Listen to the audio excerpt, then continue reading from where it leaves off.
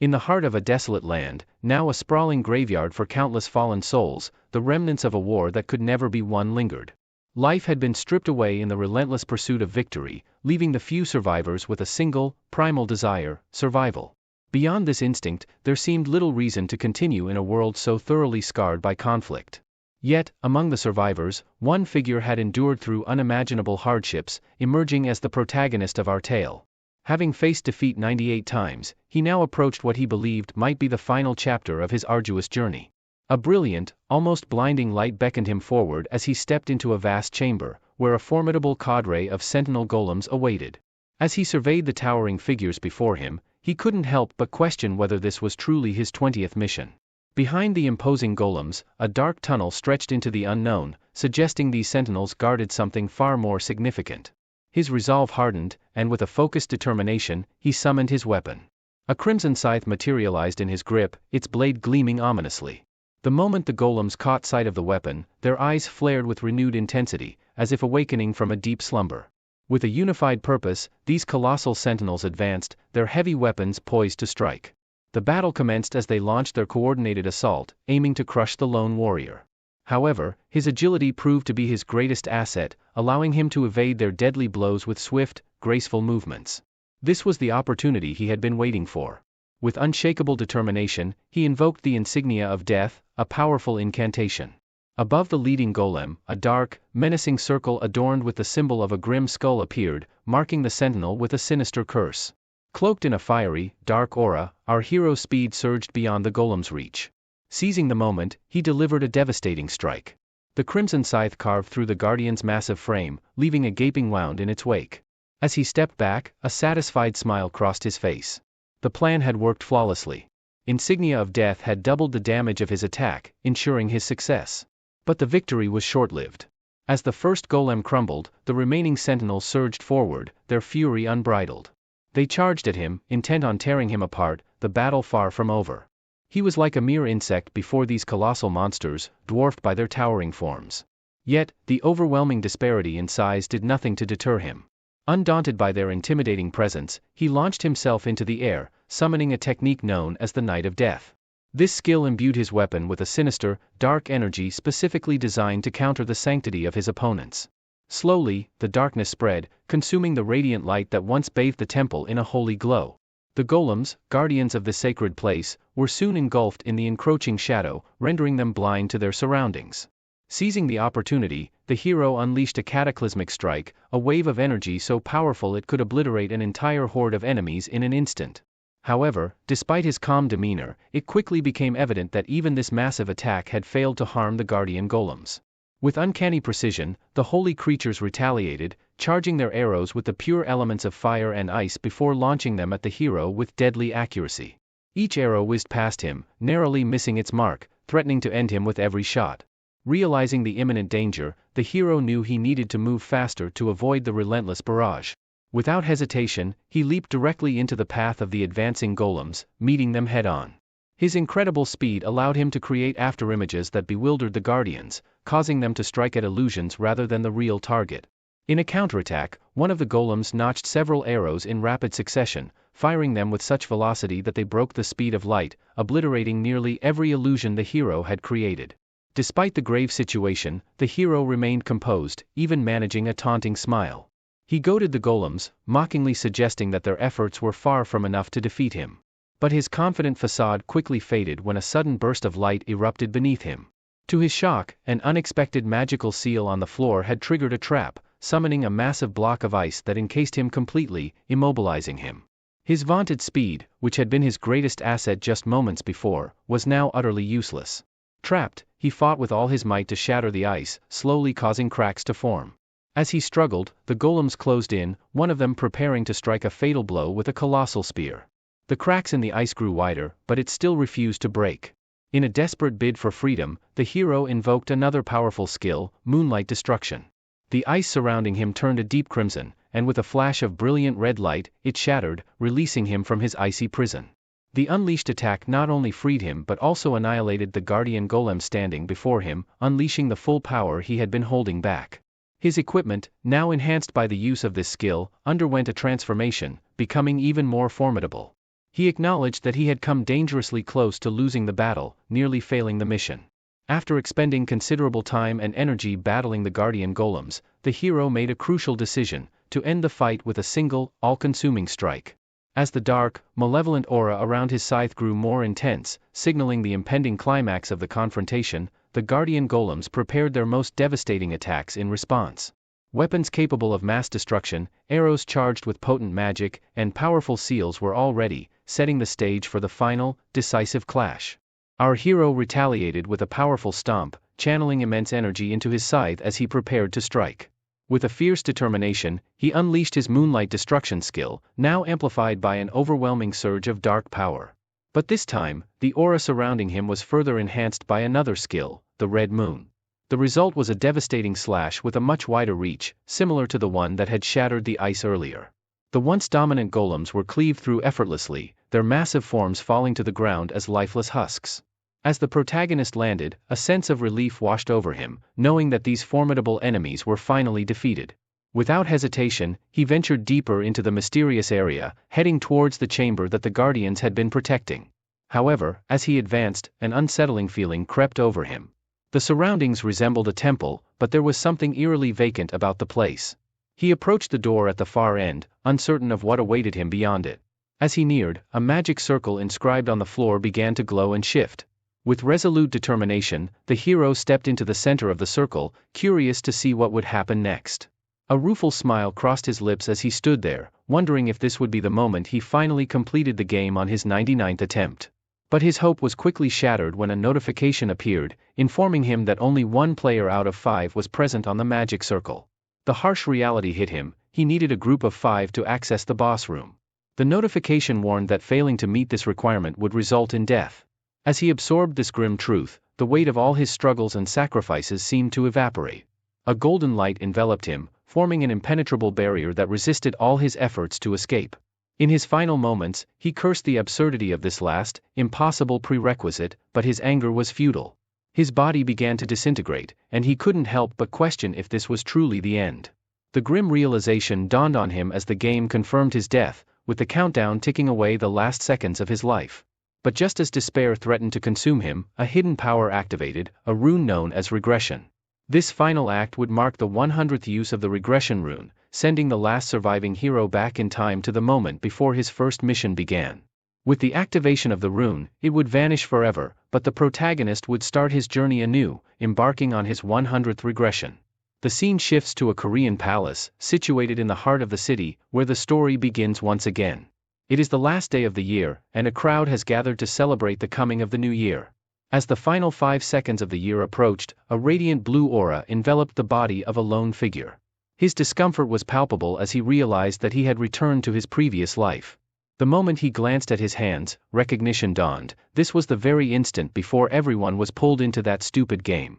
Clenching his fists, the man recalled how close he had come to winning, vowing to change his fate as he prepared to face the challenge once more. He was in the 20th round, teetering on the brink of another failure. As the clock ticked down to the final 2 seconds before disaster struck, he fantasized about freezing time, longing for just a moment more to find a way out. His mind flashed back to the message he received from the system after his last death. This was his 100th use of the regression rune. The stakes were higher than ever, and he knew this might be his final chance to win. As the year's last seconds approached, the man who would be our protagonist steeled himself, determined to finish the game once and for all. He couldn't forget the critical requirement he failed to meet during the 20th round, the need to recruit 4 additional players. Now, as he prepared for what was to come, he began scanning the crowd, searching for the right people to join him. Just moments before the countdown to the new year, another figure came into view, an acquaintance of the protagonist, standing with a group of friends in the bustling city center, ready to welcome the new year. Among them was a bald man who, in the midst of the festivities, wondered aloud about his future after graduation. He jokingly asked his friend if he should take up a job as a delivery driver.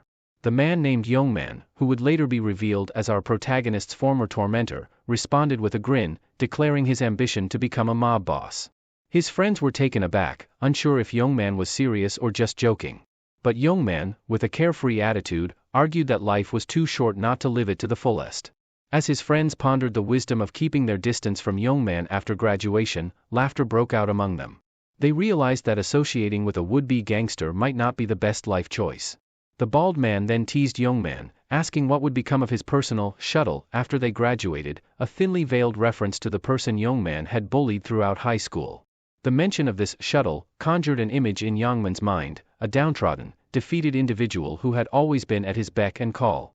Laughing, Youngman assured his friends that he had no intention of letting go of his shuttle, even after graduation. The group found this hilarious, and one of them mentioned that he had recently seen the shuttle nearby. At that exact moment, our protagonist was enveloped in a radiant light, regressing back to his 100th and possibly final attempt. As he reappeared, his expression was calm yet resolute, a stark contrast to the timid demeanor Youngman had come to expect.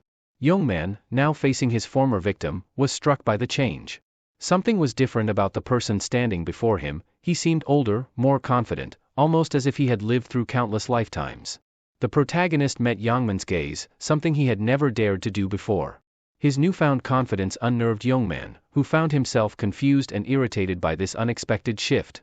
Just as Youngman was about to react, his friends intervened, reminding him that there would be plenty of time to settle scores later.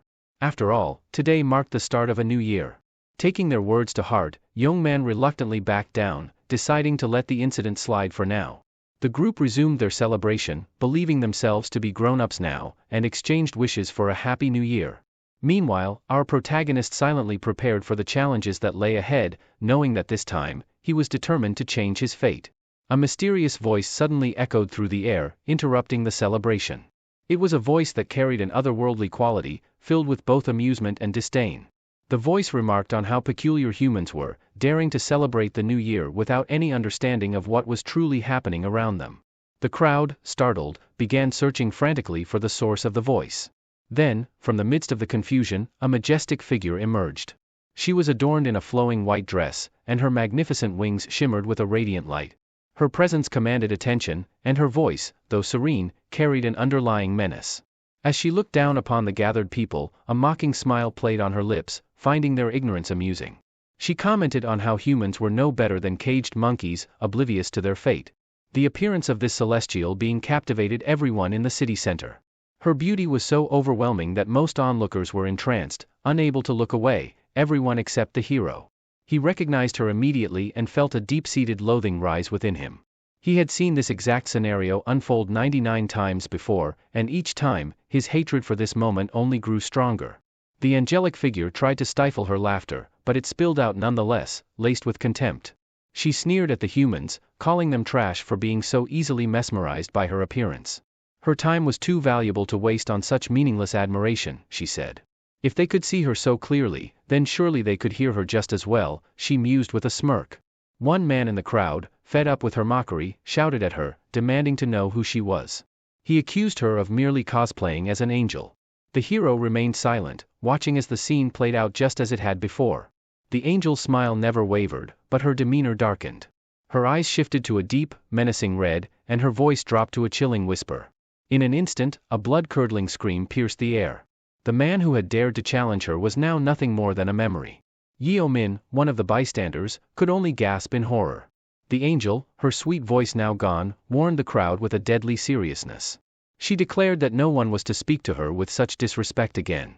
Humans, she said, were far too insignificant to question her or act with any semblance of arrogance in her presence. Those who dared would meet the same fate as the fool who had just perished. She went on, her tone laced with condescension, explaining that humanity had fallen to a pitifully low status. As she prepared to reveal the reason for their current predicament, the hero could only sigh, knowing what was to come. With a twisted smile, the angel announced that they were all now part of a game. From this moment forward, on the first of every month, their souls would be transported to another dimension to compete in 20 rounds of this cruel game. This, she declared, was the only way humans would now exist, playing her game, trapped in a cycle of survival and despair. For the next few days, they would be consumed by the tasks they were given, focusing entirely on completing each one. If they succeeded, they would be rewarded and returned to their normal lives. But confusion spread among the crowd as the angel spoke. Many believed that simply finishing the tasks would guarantee their survival, but the reality was far harsher. Even with the completion of every quest, survival was not guaranteed for everyone. The angel, noticing their naive thoughts, laughed softly, her voice tinged with amusement. She explained that only half of them would be allowed to live, reading the unspoken fears in their minds. Our hero remained calm and collected amidst the growing panic, his expression betraying no fear. It was clear to him that most of those around him were terrified, sensing that their lives were hanging by a thread. With a sinister smile, the angel assured them that not all would be taken, only a select few. The MC sighed inwardly, having heard these same words 99 times before. It was then revealed that only those between the ages of 15 and 29 would be forced to participate in this twisted game. As he listened, the hero couldn't help but reflect on how he never imagined he'd be trapped in this cycle, repeating the same game over and over. An older man in the crowd, realizing he was safe from the age requirement, smirked in relief. His smug reaction only fueled the anger of those who were not so lucky, escalating tensions. But before any conflict could erupt, Youngmin warned the crowd not to act rashly, lest they meet the same fate as the man who had defied the angel earlier. Spreading her wings wide, the angel announced that the time had come to begin. She revealed that approximately 1.9 billion people would be participating in this game. Her excitement grew as she declared that the explanation was over, and they would now move on to the actual game. A blinding white light enveloped everything, and the world around them vanished, leaving only the bodies of the participants. The hero was nowhere to be seen, and the angel explained that each participant had entered a space unique to them, a place visible only to the individual.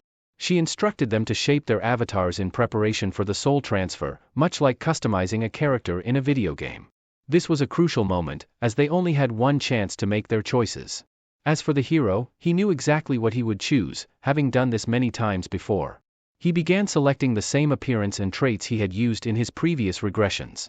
His in-game name, Black Scythe, just like before, the same ominous nickname. Moments after finishing the customization, the participants found themselves in a completely different setting, an open field where their avatars slowly came to life. The hero's chosen look was one he had favored time and again. His avatar now had jet black hair and piercing crimson eyes, with a taller, more imposing build than his real self. This form had become familiar to him, the embodiment of the hero he had tried to become in every cycle. This was his 100th appearance in the game. The body he now inhabited felt more like his true form, a mirror of the ones he had used in previous regressions. There was no need for him to acclimate, he knew this body as well as his own. As the avatars of the other players materialized into this new reality, many were visibly stunned by their own customizations. The MC noticed that several had designed their avatars to be strikingly attractive. But he knew all too well that this was one of the first mistakes a player could make. In this brutal world, the strong preyed on the weak, and drawing too much attention made one an easy target. The cost of such a mistake was high, death in the game meant death in real life. Just then, his gaze fixed on someone he had been anticipating, Hwang Youngmin, the high school bully who had tormented him relentlessly. As the Black Scythe, the MC felt a twinge of disappointment. He had hoped that Youngmin might show some growth in the game, but it seemed unlikely. The angel reappeared, greeting the players now that they had all been transported. She noticed how attached they seemed to their new appearances and mused aloud, her excitement barely contained, about how these pretty faces would fare when faced with true terror and despair. The humans from Seoul had been gathered here, a staggering 1.8 million participants, though some wondered why they only saw a fraction of that number. The angel laughed, delighting in the confusion. She revealed that the participants were spread across multiple spaces, with other angels overseeing different groups. Without further delay, the angel began to unveil more about the game. She explained that players could access a special kind of status window simply by imagining it. She gave an example, and before the MC appeared the familiar Black Scythe status window. But as he scanned it, he sighed in frustration. All his maxed out stats from his previous life had been wiped clean, leaving him at square one. Has everyone seen their status windows? The angel asked, her tone laced with mockery. A reminder of just how worthless you all are, she added with a smirk. The only way to survive and complete the 20 rounds, she told them, was to grow stronger. She then revealed the reward for completing this monumental task, a single wish, anything they desired. And, she added, they wouldn't have to pay any price for winning the game. The promise of such a reward set the players' minds racing, each contemplating their deepest desires. Sensing their eagerness, the angel's smile widened. To get things started, she announced, I've prepared a little gift for each of you today. When the players checked their inventories, they discovered something unexpected, a single item had been added. It was a random rune. The angel explained that this rune could be used only once and was usable even by those who were still at level 1. For now, it was the only item they would receive. The players quickly grasped that they could consume this rune just by thinking about the word use.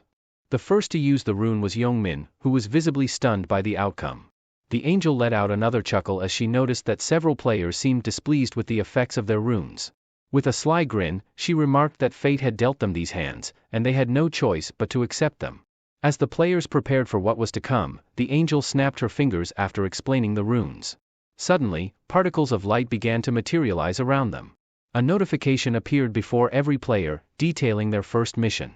As expected, the task seemed straightforward. Each player had to kill 100 goblins. However, the stakes were high. After this round, only half of the participants would be allowed to continue. Before long, the first goblin materialized. Some players, seeing the creature, remarked that it felt like they were inside a virtual reality game. But the angel quickly warned them not to get too comfortable. With a darkening expression and a menacing aura, she announced that she had summoned not just a few goblins, but a massive horde. The air filled with beams of light as more goblins appeared, and the initial calm on the players' faces quickly turned to panic. The angel declared that 10,000 humans would face off against 50,000 goblins in a brutal fight to the death. As the goblin horde surged forward, moving with terrifying speed, many players were paralyzed with fear, unsure how to react. Others began to retreat, their footsteps echoing in the tense silence. But not Black Scythe. With a determined expression, he charged headlong into the fray, showing no trace of fear. The players behind him watched in disbelief, wondering what he could possibly be thinking.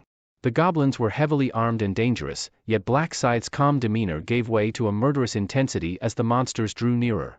He lunged at the closest goblin, delivering a powerful kick that sent the creature flying several meters away. Black Scythe knew the importance of making a strong first impression, especially in a new group. He wanted to burn the image of his strength into the minds of those around him, and taking down the first goblin was the perfect way to do it. With the goblin down, he quickly snatched the dagger from its hand, knowing there was something even more important he needed to acquire. In his mind, it was crucial to demonstrate his power early on, to keep the other players from underestimating him or becoming a nuisance. The angel overseeing their group watched with growing interest, clearly amused by Black Scythe's display of skill. Realizing that all eyes were on him, Black Scythe knew he had to keep up the act. In a flash, he slashed through 2 more goblins that rushed him, leaving the onlookers in awe of his prowess. Other players began to wonder if Black Scythe was some kind of secret agent. His impressive nickname only added to their curiosity.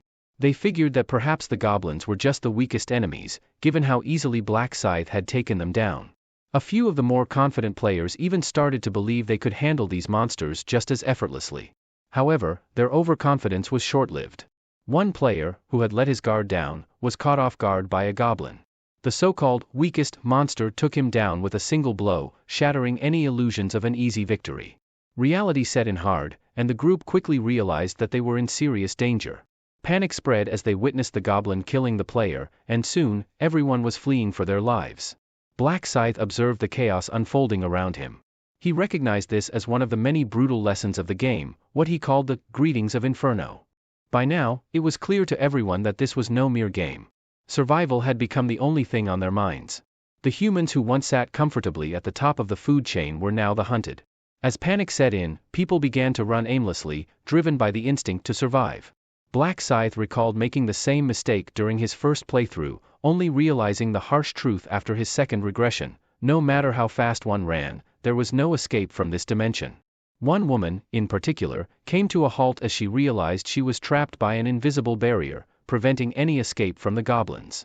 This situation served as a stark wake-up call for the modern humans, whose lives had been made easy by technology. The natural instinct to kill for survival had long been dormant in most of them, making it difficult for some to take their first life in the game. But hesitation could be deadly, as any moment of doubt could give the monsters the opening they needed to strike back. As the battle continued, some players managed to push past their limits, but the situation remained grim. The angel overseeing the scene found it all highly amusing. She remarked that despite goblins being only slightly larger than children, the players were struggling to defeat them, especially since the goblins attacked in groups and wielded daggers. Yet, amidst the chaos, one person caught the angel's attention: Black Scythe. She couldn't understand why this human was so different from the others. When she checked his progress, she discovered that he had already slain 70 goblins.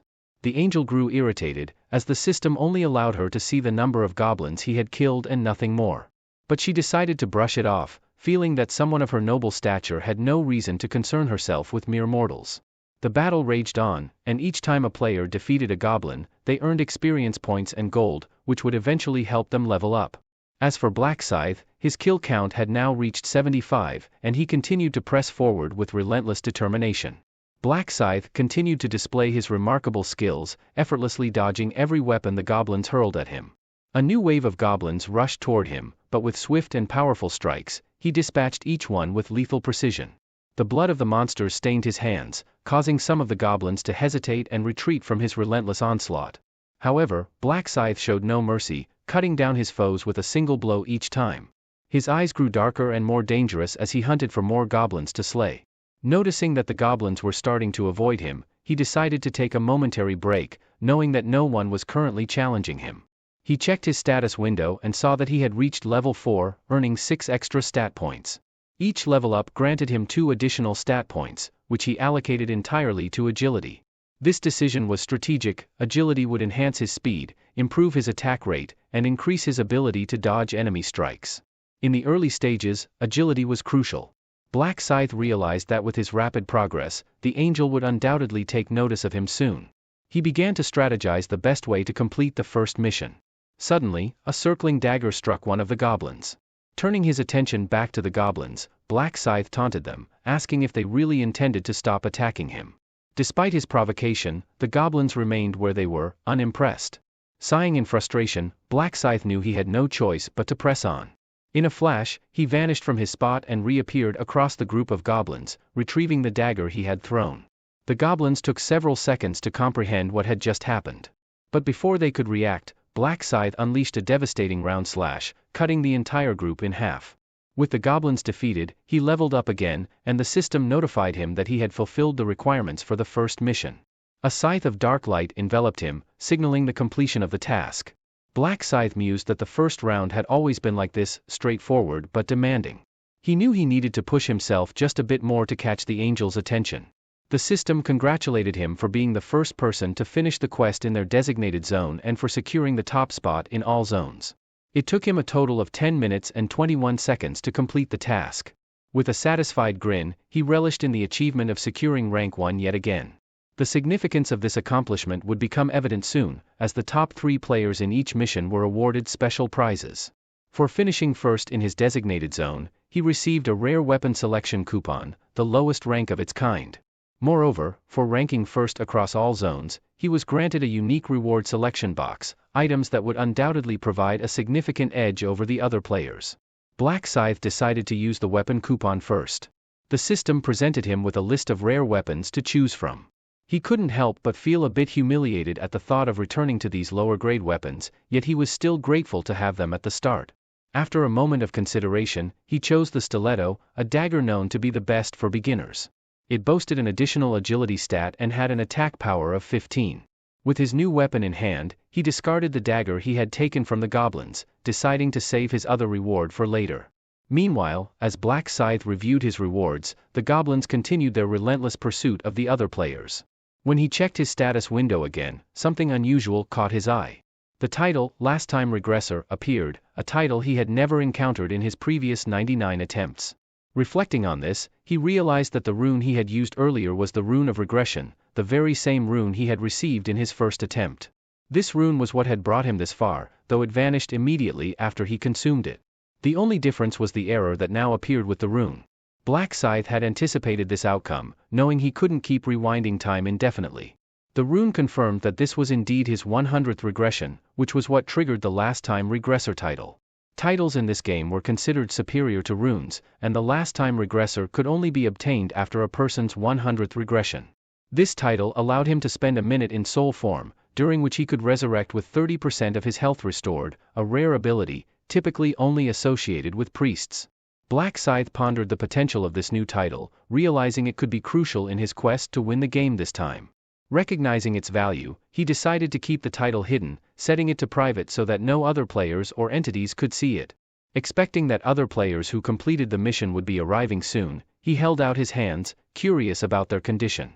His thoughts drifted to Youngmin, and as he scanned the area, he was relieved to see the guy still holding on, managing to survive the ordeal. Black Scythe anticipated that Youngmin would likely survive this round as well. A few moments later, golden lights began to illuminate the entire area. The angel continued to watch with a sly grin, realizing why she found the battlefield a bit dull. As more players managed to kill 100 goblins, the overall goblin population had actually decreased, diminishing the thrill of facing a horde of monsters. Acknowledging her mistake, the angel apologized, assuring everyone that she would restore the excitement. Her mocking words sent shivers down the spines of the remaining survivors, who understood the gravity of the situation. Meanwhile, the bodies of fallen players began to vanish, which caught the attention of those still alive. They wondered why this was happening, and their concerns grew as another brilliant light appeared. This time, the sight of golden light offered no comfort, only dread. A new wave of goblins had been summoned, charging toward the weary players. Fear was etched on their faces as they faced this fresh onslaught, already exhausted from the previous battle. The angel, her face twisted with madness, gleefully informed them that she had summoned an additional 50,000 goblins to keep the feast going. With no other choice, the players braced themselves for the fight, and the once peaceful fields quickly descended into chaos. The goblins fought with relentless ferocity, while the players, driven by sheer will, managed to hang on. As time passed, more players completed the mission. Yongmin was among them, though he resorted to using others as shields to defend himself from the goblins' attacks, a desperate measure for desperate times. Eventually, only 1,000 participants remained. Black Scythe, however, simply sat with his eyes closed, bored by the scene. Having played this game 100 times, he had grown numb to the sight of death. Former participants like him were forbidden from assisting those still struggling to complete the mission, and the angel continued to watch the carnage as if it were mere entertainment. After a while, Black Scythe reopened his eyes, prompted by the notification that all 5,143 participants had completed the mission. Although these survivors had managed to stay alive, they had failed to eliminate 1,000 goblins. As they looked around in confusion, they wondered where all the monsters had gone. As the angel declared the mission over, she captured everyone's attention. With a voice full of mock sympathy, she addressed those who had failed, explaining that their fates were simply a matter of the game's rules. Their bodies began to fade, signaling their inevitable demise. Some, realizing they were only a few goblins away from survival, pleaded desperately for another chance. But their cries fell on deaf ears. The angel, now with a satisfied smile, clapped her hands and congratulated the survivors, urging them to be thankful for making it through the first round. She laughed as she praised the remaining humans, wishing them luck on their upcoming challenges. Before the players were sent away, the results of the mission were displayed. Black Scythe, as expected, had claimed the top spot. Each of the other players was also identified by unique nicknames. The system announced that Black Scythe's victory had earned him 1,000 gold, in addition to his previous rewards.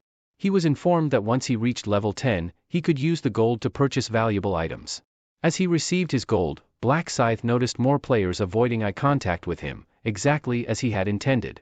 His goal was to establish himself as the strongest, and he had succeeded.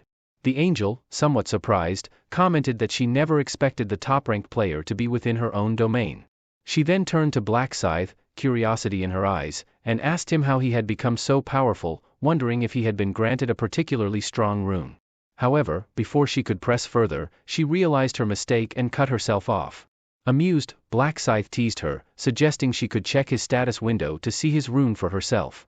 The angel, trying to maintain her composure, pretended that she could indeed see his rune. But only Black Scythe knew that she was bluffing. To further unsettle her, Black Scythe stepped closer and made a bold request. The angel's demeanor became increasingly unstable as she listened, unaware that this man had already spent 99 lifetimes in this exact scenario. With a calm but firm tone, Black Scythe expressed his dissatisfaction with the reward he had received for finishing first. He accused the angel of being stingy, a statement that shocked those around him. They couldn't believe someone would dare to demand more from such a ruthless entity. As expected, the angel's mood darkened, and she questioned him sharply about his audacity. But Black Scythe remained unfazed, repeating his request without hesitation. His unwavering confidence left the others in awe, realizing that this was no ordinary player. He desired greater rewards. The angel's irritation with Black Scythe's audacity was growing, but they locked eyes in a tense standoff.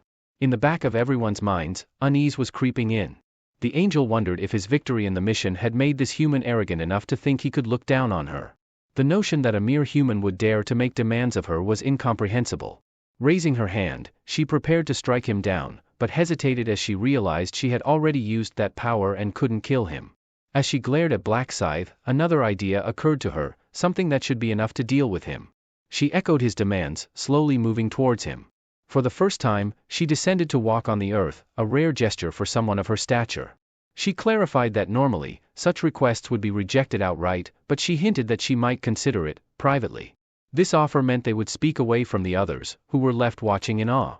Some of the remaining players admired Black Scythe as they moved away, intrigued by what kind of rewards he might receive next. Among them was Yongmin, who watched him cease back with a puzzled expression, unsure of what he was missing. Black Scythe noticed the glance and returned it, leaving Yongmin more confused than before. With a slight smile, Black Scythe continued walking. By now, they had distanced themselves from the other players, venturing deep into the forest. The angel, growing impatient, ordered Black Scythe to come closer. Inwardly, she mocked humanity, thinking they needed to be punished to understand their place. She considered them foolish and greedy, and as she walked, she rationalized that the rewards were beyond her control. However, she was determined to discipline Black Scythe for what she saw as his excessive greed.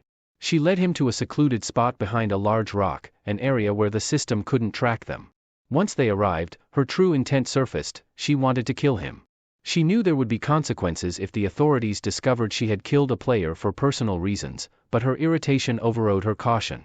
The angel had planned this meticulously, ensuring there would be no witnesses to what she was about to do, believing it to be the perfect plan. The angel's grin twisted into a maniacal smile, convinced that this human should have just stayed silent. She turned to face Black Scythe, asking what kind of rewards he was hoping to receive. But before she could react, she was met with a swift fist aimed directly at her face. The punch landed with a satisfying impact. In that moment, the so-called holy being was reduced to something far less formidable. Her expression darkened as she realized that she wasn't as invincible as she believed. Seeing the golden blood oozing from her wound, she was shocked that anyone dared to strike her. She quickly turned to flee, but when she looked back, Black Scythe had vanished from sight. Her heart raced in panic. Suddenly, she felt a sharp tug as Black Scythe reappeared and grabbed one of her wings. Fear surged through her as she realized what was coming. She cried out, demanding to know what he planned to do and begging him to stop. But Black Scythe was merciless. He snapped the wing as if it were nothing, showing no concern for her pleas. The angel screamed in agony, nearly losing consciousness as golden blood sprayed from the torn wing. Our protagonist looked at her coldly, telling her to stop whining. He then seized her other wing, ripping it apart with the same ruthless efficiency. As the final wing was destroyed, Black Scythe remarked that she wouldn't be able to run anymore. He then asked her if she was in pain. Her answer was an obvious yes. She felt as if she had lost a part of herself. Black Scythe then revealed that if her plan had succeeded, she would have been the one asking these questions, laughing at his suffering. The angel, desperate, tried to deny his accusations, insisting that he had lost his mind. But Black Scythe exposed a hidden dagger that had been concealed beneath her wings, confirming her true intentions. The angel fell silent, knowing she had been caught. Still, she attempted to talk her way out of the situation, but Black Scythe simply smiled and told her that her face had already betrayed her lies. He then called her by the name Beryl, which caught her off guard. She stared at him in confusion, asking how he knew her name. But Black Scythe merely smirked, dismissing her question. He pulled out his newly acquired dagger from his inventory, and Beryl's face twisted in panic. Her eyes widened as she demanded to know why he'd drawn his weapon. Desperation laced her voice as she threatened to obliterate him with a snap of her fingers, claiming she could end him in an instant. However, Black Scythe knew better. He was well aware that Beryl had already expended her power earlier, rendering her threat empty. This knowledge bolstered his confidence, leaving Beryl with no options. Clenching her teeth in frustration, she tried one last time to bargain for her life. She warned him that if he killed her, other angels would hunt him down for revenge. But Black Scythe wasn't fooled. He knew that angels were self-centered and indifferent to the fate of others, even their own kind. Realizing her threats were useless, Beryl switched tactics, pleading for her life. She insisted that sparing her wouldn't cost him anything, and that killing her wouldn't bring him any real benefit. She even tried to tempt him with the promise of valuable information that could help him succeed in future missions. But Black Scythe had already lived through this scenario 99 times before. He knew all the tricks and traps by heart. If he really needed information, he could have just tortured it out of her. Without hesitation, Black Scythe drove the dagger into Beryl's chest. The angel gasped in shock, realizing too late that she had underestimated her opponent. As the dagger was pulled from her chest, she collapsed to the ground, lifeless. A system notification flashed before Black Scythe's eyes, congratulating him for being the first player to defeat an angel. The title Angel Slayer was bestowed upon him, and 2 items materialized in his hands. One of these items was a vial labeled Angel's Blood, while the other was a crimson rune known as the Rune of the Slaughterer. Without wasting a moment, Black Scythe activated the rune, feeling its power etch itself into his body. The Angel Slayer title doubled all his stats, a reward that far exceeded his expectations. He recalled that during his 13th regression, he had first discovered the rewards for killing angels, knowledge that had served him well. The Rune of the Slaughterer had a unique effect. With each kill, it would boost all his stats by 1%, up to a maximum of 100%. As he surveyed his newfound gains, Black Scythe couldn't help but grin. These rewards were as good as an entire treasure trove. He knew that the other angels would be stunned when they learned he had claimed yet another powerful rune. But then, his expression darkened as he remembered there was one more reason he had killed Beryl, a reason that lay glowing faintly on the ground. It was the vial of Angel's Blood, a rare consumable that held the potential to transform its user into a Reaper. The only requirement was reaching level 10, the threshold at which players could choose their class in this deadly game. There are 30 different classes available to players, and changing classes is a straightforward process. All a player needs to do is acquire a class change item, typically obtained naturally through hunting or meeting simple requirements. However, special classes, which are available only under specific circumstances and to a single player, are exceptions to this rule. The Angel's Blood, which transforms a player into a Reaper, is a prime example of such a special class. Special classes operate on a completely different level from standard ones, offering extra stats, unique progression runes, skill combinations, and numerous other benefits. Although the first mission was still incomplete, Black Scythe felt a deep sense of relief, knowing that he had secured these powerful rewards. He opened his status window using the special prize he received for being ranked first in his zone. Among the options available, he only needed to choose the one that would enable him to reach level 10 as quickly as possible, allowing him to switch classes. The experience buff, which offered triple experience points, was the clear choice. This bonus would automatically take effect in the second mission. Things were finally falling into place for him. As Black Scythe glanced down at the fallen angel, he realized that this might be his last chance to win the game. He was prepared to do whatever it took to grow stronger and achieve his goal. The first round of the mission finally concluded after a brief delay. Across all regions, around 900 million survivors remained, with roughly 5,000 in Black Scythe's zone. The system then announced that the survivors would be returned to their original bodies in another dimension. The next mission was scheduled for February 1, 2023. When Youngmin woke up, he gasped for breath, instantly looking around in confusion. He had fallen asleep during the New Year's Bell event in the middle of the city and had just experienced what felt like an extremely vivid dream. His expression grew puzzled as he tried to process what had happened. The people around him were waking up as well, all of them complaining of body and head pains. They quickly realized that everyone had shared the same dream, which left them feeling unnerved and confused. As they discussed their experiences, it became clear that this was not merely a dream. More and more people began to realize this unsettling fact, leading them to wonder if they would be transported back to another dimension on the 1st of February. However, some also noticed that not everyone around them was waking up. Youngmin's friend, Taeshik, remained still, unresponsive. The sight of their unmoving friend sent a chill through the group, making them question what they had really experienced and what was yet to come. The man approached his friend, calling out his name. When Taeshik's face finally came into view, it was already pale, the unmistakable sign of death etched upon it. At that moment, denial set in among the group. They couldn't accept what they were seeing. But as the realization sank in, they began to tremble uncontrollably. One of them checked Taeshik for a pulse and confirmed that he wasn't breathing. Youngmin was shocked, unable to process the loss. The thought struck them that perhaps Taeshik hadn't survived the goblin mission.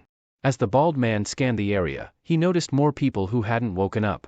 The horrifying truth dawned on them: everyone lying on the ground was now a corpse. Fear gripped the group as they realized that only half of them had made it through the assault. Youngmin was visibly shaken, beads of sweat forming on his brow as he grappled with the surreal situation. He understood that, from now on, everyone would be equal, regardless of their social standing or background. The game had erased the distinctions that once defined their lives, leaving no room for complaints about life's unfairness. Youngmin tried to comfort his friends, telling them that their only task was to survive each mission. He reasoned that since they had all gone through the same ordeal, there was no need to feel so disturbed by it. His friends, however, thought he was out of his mind, finding his words bizarre and unsettling. The bald man sighed, explaining that Youngmin seemed unbothered because he was now living out his dream of being a thug, while the others had different aspirations. Despite the bald man's words, Youngmin's mind was elsewhere. He was scanning the crowd, looking for someone in particular, MC, his errand boy. He was certain the boy had been standing near them earlier, but now he was nowhere to be found. This led Youngmin to suspect that the errand boy hadn't survived the mission. He smirked, thinking it was only fitting since the boy had always been too weak to take on 100 goblins. But then something caught his attention. Youngmin noticed a man nearby, carrying strange gear slung over his shoulder. He wondered where on earth the man had gotten those gaudy clothes and what the deal was with him. As the thought crossed his mind, he swallowed hard. Youngmin decided to try using the status window, and to his amazement, it appeared before him just like it had in the game. He discovered that he had reached level 5, with all his stat points allocated to strength. The realization that he could access this feature outside of the game was mind-blowing. After hearing him mention it, his friends attempted to access their own status windows as well. Their faces reflected the same shock and disbelief, just like everyone else who had made it through the mission. They were beginning to understand that these bizarre phenomena could happen in real life too. To test his newfound strength, Youngmin picked up a stone from the ground and, with a simple clench of his fist, crushed the solid rock into dust. The sheer power he now possessed was thrilling, almost surreal, as if he were dreaming. But soon, his fascination with this power began to give way to something darker, an intoxicating sense of superiority. "This is too awesome," he muttered to himself. News outlets across Korea quickly caught wind of the strange events. Reports flooded in about over 10,000 civilians mysteriously collapsing simultaneously. A video clip went viral, showing the moment when the angelic being appeared in the city. It also captured the horrifying instant when a man's head suddenly exploded without warning. As the footage continued, the angel was seen reaching out to embrace bystanders, who then seemed to fall asleep on the spot. According to police reports, most of the collapsed individuals were between 15 and 29 years old. And it wasn't just Korea, this phenomenon was global. Social media was abuzz with panic and speculation. People who hadn't been part of the game were confused and scared, with many demanding answers. Some skeptics dismissed the footage as computer-generated imagery, but there was one person who knew the truth: the events that had just transpired were only the beginning. The MC understood that more was coming, and that the world was about to change forever. This was just the first mission. Soon, death would become a regular occurrence. In just one night, 11% of the population had perished. As he made his way home, the MC realized that the real danger lay ahead. Those who had survived the mission were now known as players, and authorities were scrambling to understand the cause of this phenomenon. What made it even more alarming was that the players' in-game abilities had transferred to the real world. Fortunately, none of the players had yet reached a level where they could drastically alter reality. But as time went on, some of them would grow stronger, potentially becoming transcendent beings. No amount of advanced weaponry would be able to stand against these human weapons. As for the MC, he had no intention of letting the world descend into chaos. He knew that if things continued on this path, the Earth wouldn't last beyond the 20th cycle. His mind was set: he needed to control the players, using overwhelming force if necessary. By the time he reached his 99th attempt, he had already amassed the immense power required to do so. However, the reason Ryu Min failed in his previous attempts was that he fought every battle alone. The final challenge required the help of 4 additional players to succeed. With a renewed sense of determination, he began to consider potential allies, individuals who might prove invaluable in the coming trials. Although he had a few candidates in mind, Ryu Min knew that the timing wasn't right to act. The game had only just begun, and there were more immediate concerns that required his attention. It's also important to note that in this reality, our protagonist goes by the name Ryu Min, and from this point on, that's how we'll refer to him. With his thoughts in order, Ryu Min headed toward his apartment complex. Once there, he unlocked the door to his unit and entered one of the rooms. The first thing that caught his eye was an empty cup of ramen sitting on the table. Shaking his head, he muttered to himself about how someone had eaten that unhealthy food again. Ryu Min walked over to another door and quietly peeked inside. There, he saw a young man who bore a striking resemblance to him, fast asleep. The only noticeable difference between them was their hair. Despite being away from home for so long, Ryu Min smiled softly, feeling a sense of relief that his younger brother was resting peacefully. The sleeping figure was Ruan, Ryu Min's younger brother, who was about to start his 3rd year of middle school. Their family had once been ordinary, but everything changed after their parents died in a car accident. Since then, it had been just the two of them, with Ryu Min taking on the role of guardian at a young age. As Ryu Min looked at Ruan, he noticed the bruises and bandages on his brother's body, something he had been oblivious to before his regression. Determined to change things, Ryu Min turned on the lights, gently waking his brother. "Time to get up," Ryu Min said, greeting him with a smile. Ruan groggily checked his phone and saw that it was only 6 in the morning. He tried to burrow back under the covers, but Ryu Min wasn't having it. He pulled the mattress from beneath his brother, making it clear that going back to sleep wasn't an option. "I'll explain everything on the way, but we don't have much time," Ryu Min said firmly.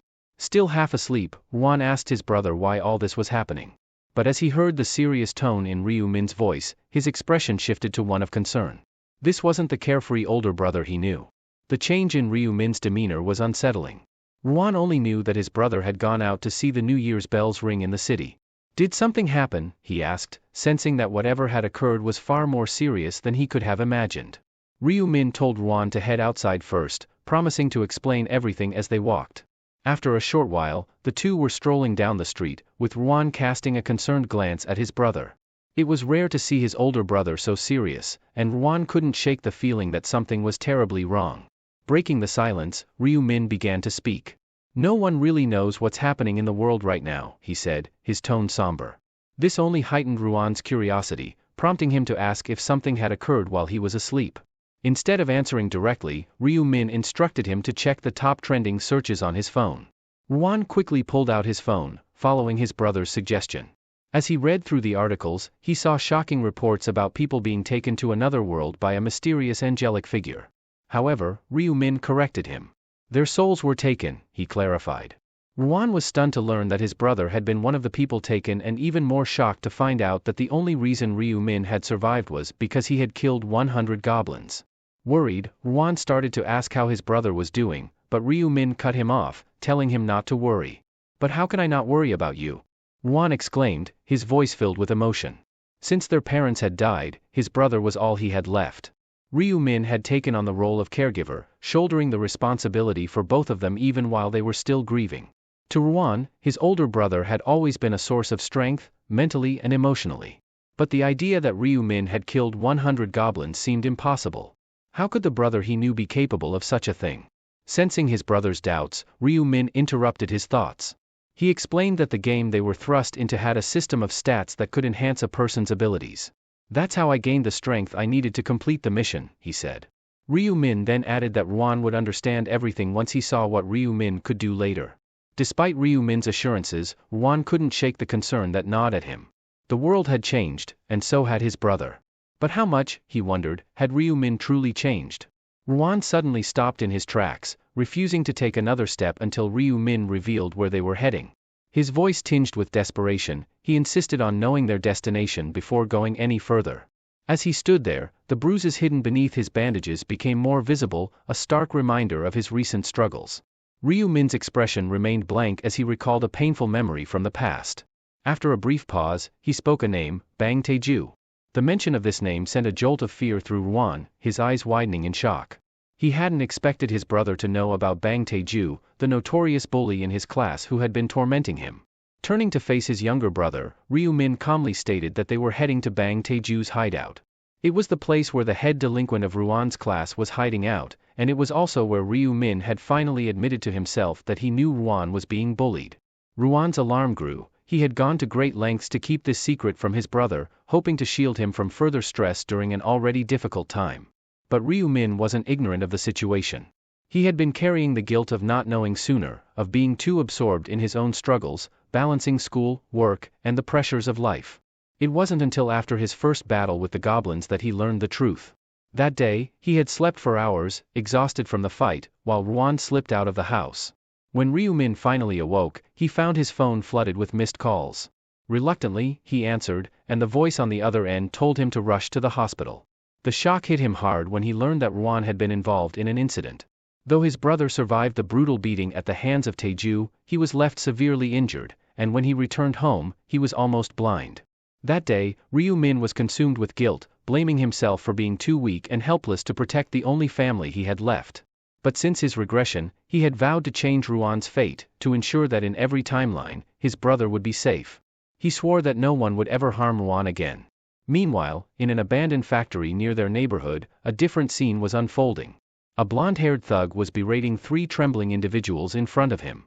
They had failed to bring him the $200,001 he had demanded from each of them, and the tension in the air was palpable as they awaited their punishment. The battered trio lacked the strength to voice their excuses, their bodies racked with pain from the beating. Taeju, undeterred, continued his assault, showing no signs of letting up. A few others stood by, simply watching as their friend taught a lesson. They knew Taeju's reputation all too well. He was notorious for his ruthlessness. Even the older students at school were wary of crossing him, and they had no desire to provoke his wrath. These guys are worthless, Taeju sneered, frustrated by their failure to meet his demands. He had been counting on the money to buy the motorcycle he had been eyeing for weeks. Turning his attention to the others, he demanded to know if they had any ideas on how to come up with the cash. The three standing by exchanged nervous glances, racking their brains for a solution. But thinking of a quick and easy way to make money wasn't simple, and they struggled to come up with anything worthwhile. Then, one of them had a sudden idea. He suggested Taeju try hitting up his personal errand boy, Ryewon, for some cash. Taeju's face lit up at the mention of the tall, curly-haired boy. He had already been planning to contact Ryewon, figuring he could squeeze some money out of him while spending the new year together. The others chuckled, encouraging Taeju to just rob Ryewon outright. But Taeju shook his head, revealing that Ryewon was practically penniless. Even if he beat him up, Ryewon wouldn't be able to bring him much money. His house looks like it's about to fall apart, Taeju added, his voice dripping with disdain. Hearing this, the others felt a twinge of pity for Ryewon. They knew he had no parents and that he lived with his older brother, the only family he had left. But their thoughts were interrupted when Taeju suddenly stopped talking, his gaze fixed on something in the distance. Ryewon and Ryu-min had finally arrived at the abandoned warehouse. Seeing Ryewon, Taeju's initial confidence returned, thinking that with Ryewon around, there was nothing to worry about. A sly smile spread across his face as he approached Ryewon, saying, "We were just talking about you." But the moment he noticed Ryu-min standing beside Ryewon, Taeju's demeanor shifted. He tried to intimidate Ryewon, but the presence of Ryu-min made him falter. Apologizing quickly, he turned to Ryu-min, eyeing him with suspicion. Something about Ryu-min's face bothered him, though he couldn't quite put his finger on it. Taeju turned to Ryewon, his gaze sharp, and asked who the newcomer was. Ryewon hesitated, fear evident in his eyes, and couldn't muster a reply. Sensing his brother's discomfort, Ryu-min stepped in, introducing himself as Ryewon's elder brother. Taeju's expression darkened at the revelation, clearly annoyed. He had made it very clear to Ryewon that betrayal wouldn't be tolerated, and now it seemed like Ryewon had brought someone else into their business. Irritated, Taeju warned Ryu-min that he was about to teach him a lesson as well. He gave a nod to one of his henchmen, signaling them to move in. The three thugs approached Ryu-min, smirking as they sized him up. One of them even mocked Ryu-min for being shorter than his younger brother. But their laughter quickly died down when the first thug got close enough and was met with a powerful punch from Ryu-min. The thug dropped instantly, leaving his companions in shock. One of the others rushed forward, eager to avenge his fallen friend. But before he could even launch an attack, Ryu-min countered with a precise strike, sending the thug flying into a stack of metal drums. The final thug, undeterred, also tried his luck, only to be floored by a swift blow to the face. Now, all three of Taeju's lackeys were sprawled on the ground, struggling to get up. Despite the situation, Taeju maintained his menacing grin. He muttered that the display was impressive, assuming Ryu-min had picked up some boxing skills. However, he doubted those skills would be enough to take him down. Taeju moved closer, sarcastically complimenting Ryu-min on his boxing techniques, but also pointed out that he seemed to forget how crucial physical strength was in a fight. Ryu-min only smiled, knowing Taeju was still clueless about the recent global changes. Taeju, sensing something off, asked what Ryu-min found so amusing. But when Ryu-min just chuckled dismissively, Taeju's anger flared. Frustrated by the lack of respect, Taeju lunged at Ryu-min, throwing a punch. Unfortunately for Taeju, his standard attacks were no match for Ryu-min, who had gained abilities far beyond those of an ordinary person. Taeju kept swinging, his frustration mounting as none of his punches connected. The more he tried, the angrier he became, realizing he was completely outmatched. Taeju's vision was starting to blur from exhaustion, and with each swing, he missed his target entirely. He couldn't understand why his punches weren't landing. Meanwhile, Ryu-min calmly gathered a blue aura around his fist, remarking that if Taeju had been paying attention to the news, he wouldn't have dared to challenge him. Before Taeju could react, Ryu-min's fist connected with his face, sending the bulky man stumbling back several meters. Despite his size, Taeju managed to stay on his feet, though it was clear the hit had rattled him. Furious, he charged at Ryu Min, intent on landing a counterattack, but his fist found only empty air. Confused, Taeju scanned the area, only to be blindsided by another powerful punch that lit up the side of his face. Unable to comprehend what was happening, Taeju stubbornly insisted that Ryu Min was no match for him, even as he spat out blood and felt a tooth come loose. Enraged, he screamed that he would make sure Ryu Min paid with his life. He swung again, but Ryu Min effortlessly dodged, grabbing Taeju's arm and twisting it aside, throwing him off balance and leaving him open to another barrage of blows. The other guys, who had been beaten down by Taeju earlier, watched in disbelief as their leader was systematically dismantled. Taeju couldn't help but notice the self-satisfied expression on Ryu Min's face, and it only fueled his desire to land at least one solid hit. Desperate, he lunged at Ryu Min again, but before he could connect, a powerful kick sent him flying into a nearby wall. Taeju was done. He didn't have the stamina to continue, nor could he withstand the relentless attacks any longer.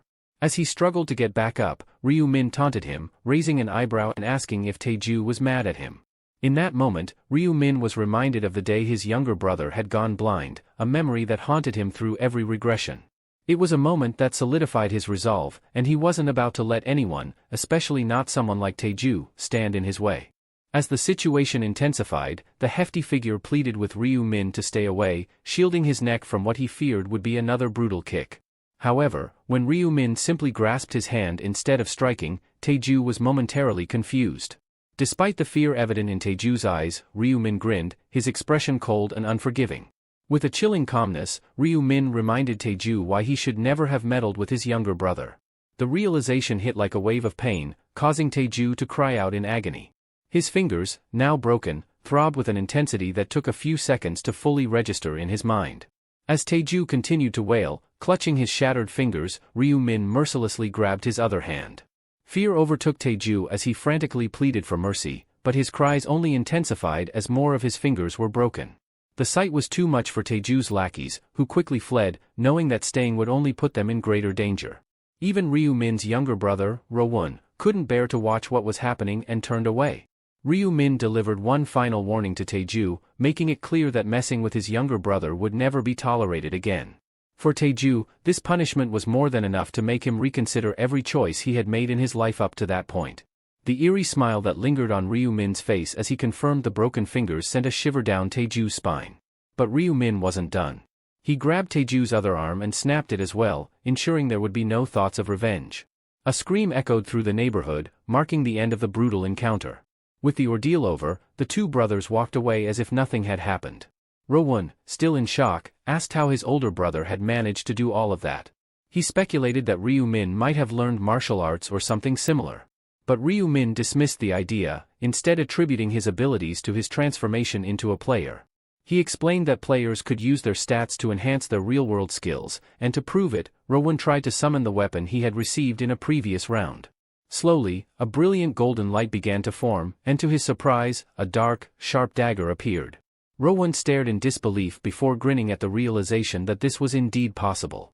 Ryu Min then explained that all players could summon their weapons in this way. It was at that moment that Ro-won understood the true source of his brother's incredible speed. Dodging all those attacks had been effortless because Ryu Min's dexterity stat was around 11, a number far above the average person's 3, and even higher than an athlete's 10.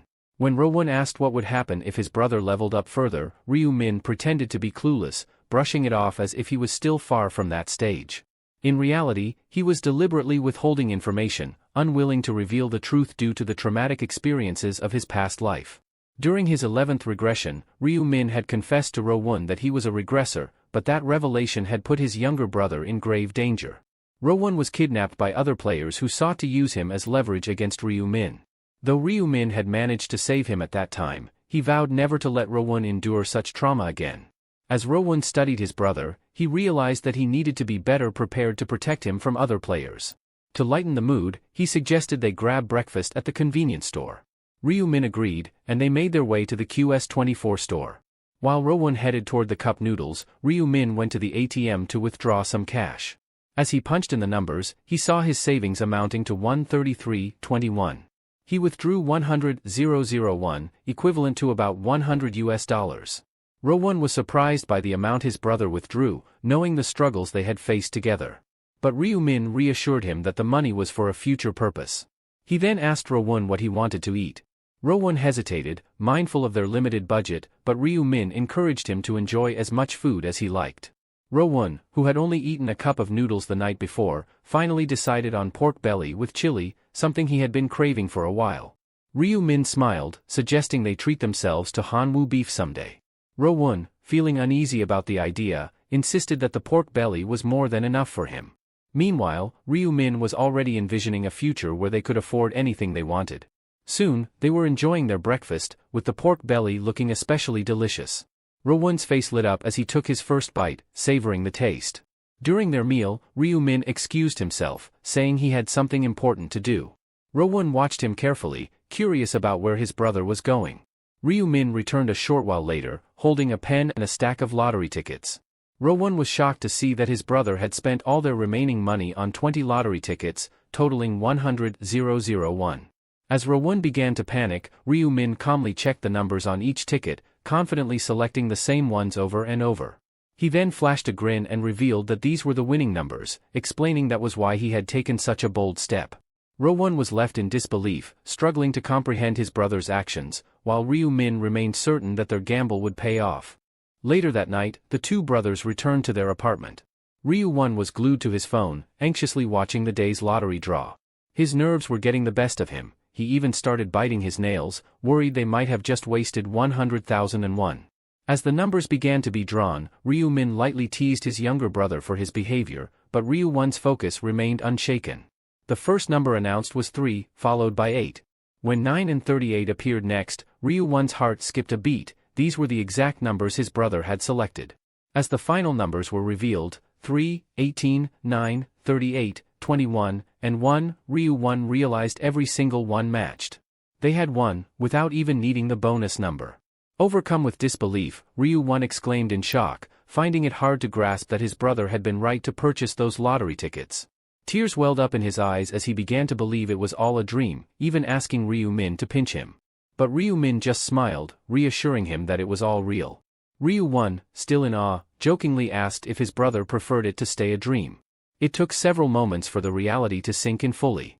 When it finally did, he jumped up, holding the winning tickets high, and let out a loud shout of joy. His celebration was cut short when Ryu-min urged him to quiet down, concerned that the neighbors might hear. Seeing his brother's excitement brought back memories for Ryu-min. The first time he won the lottery, he had reacted just like Ryu-won, cheering and shouting all night. But after experiencing multiple regressions, it had become a routine event for him. This was all part of a bigger plan. With 11% of the world's population disappearing overnight, global economies had been thrown into chaos. And with the imminent introduction of player-to-player item trading, which would be conducted entirely in cash, Ryu-min knew he needed a substantial amount of money. The next day, after exchanging the tickets, Ryu-won asked his brother how much they would receive. Ryu-min's response was cryptic. His only concern was whether this sum would be enough to shake the world. Later, Ryu-min stood in front of the Manhwa bank building, calm and composed. He had done this many times before. As he approached the teller, he casually mentioned that he was there to collect the first-place prize. The teller congratulated him but grew increasingly curious as he noticed how young Ryu-min appeared, almost like a high school student. The teller then asked where Ryu-min had purchased the winning ticket, and Ryu-min's nonchalant response took the man by surprise. The bank teller suddenly remembered something his colleague had mentioned earlier about the unusually high number of winning tickets in this particular draw, 115 in total. What made it even stranger was that 100 of these tickets had been purchased from a single store, and all on the same day by just one person. The teller recalled that his colleague had told him to treat anyone coming to claim these winnings as a VIP, regardless of the situation. As he stood there, lost in thought, Ryu-min interrupted his reverie. The teller quickly apologized and asked Ryu-min to wait for a moment. Soon after, a man entered the room, introducing himself as Kwon Junho, the president of Manhwa Bank. Recognizing Ryu-min as the winner of multiple lottery tickets, President Junho personally greeted him and extended his congratulations. He then invited Ryu-min to follow him to a more private area.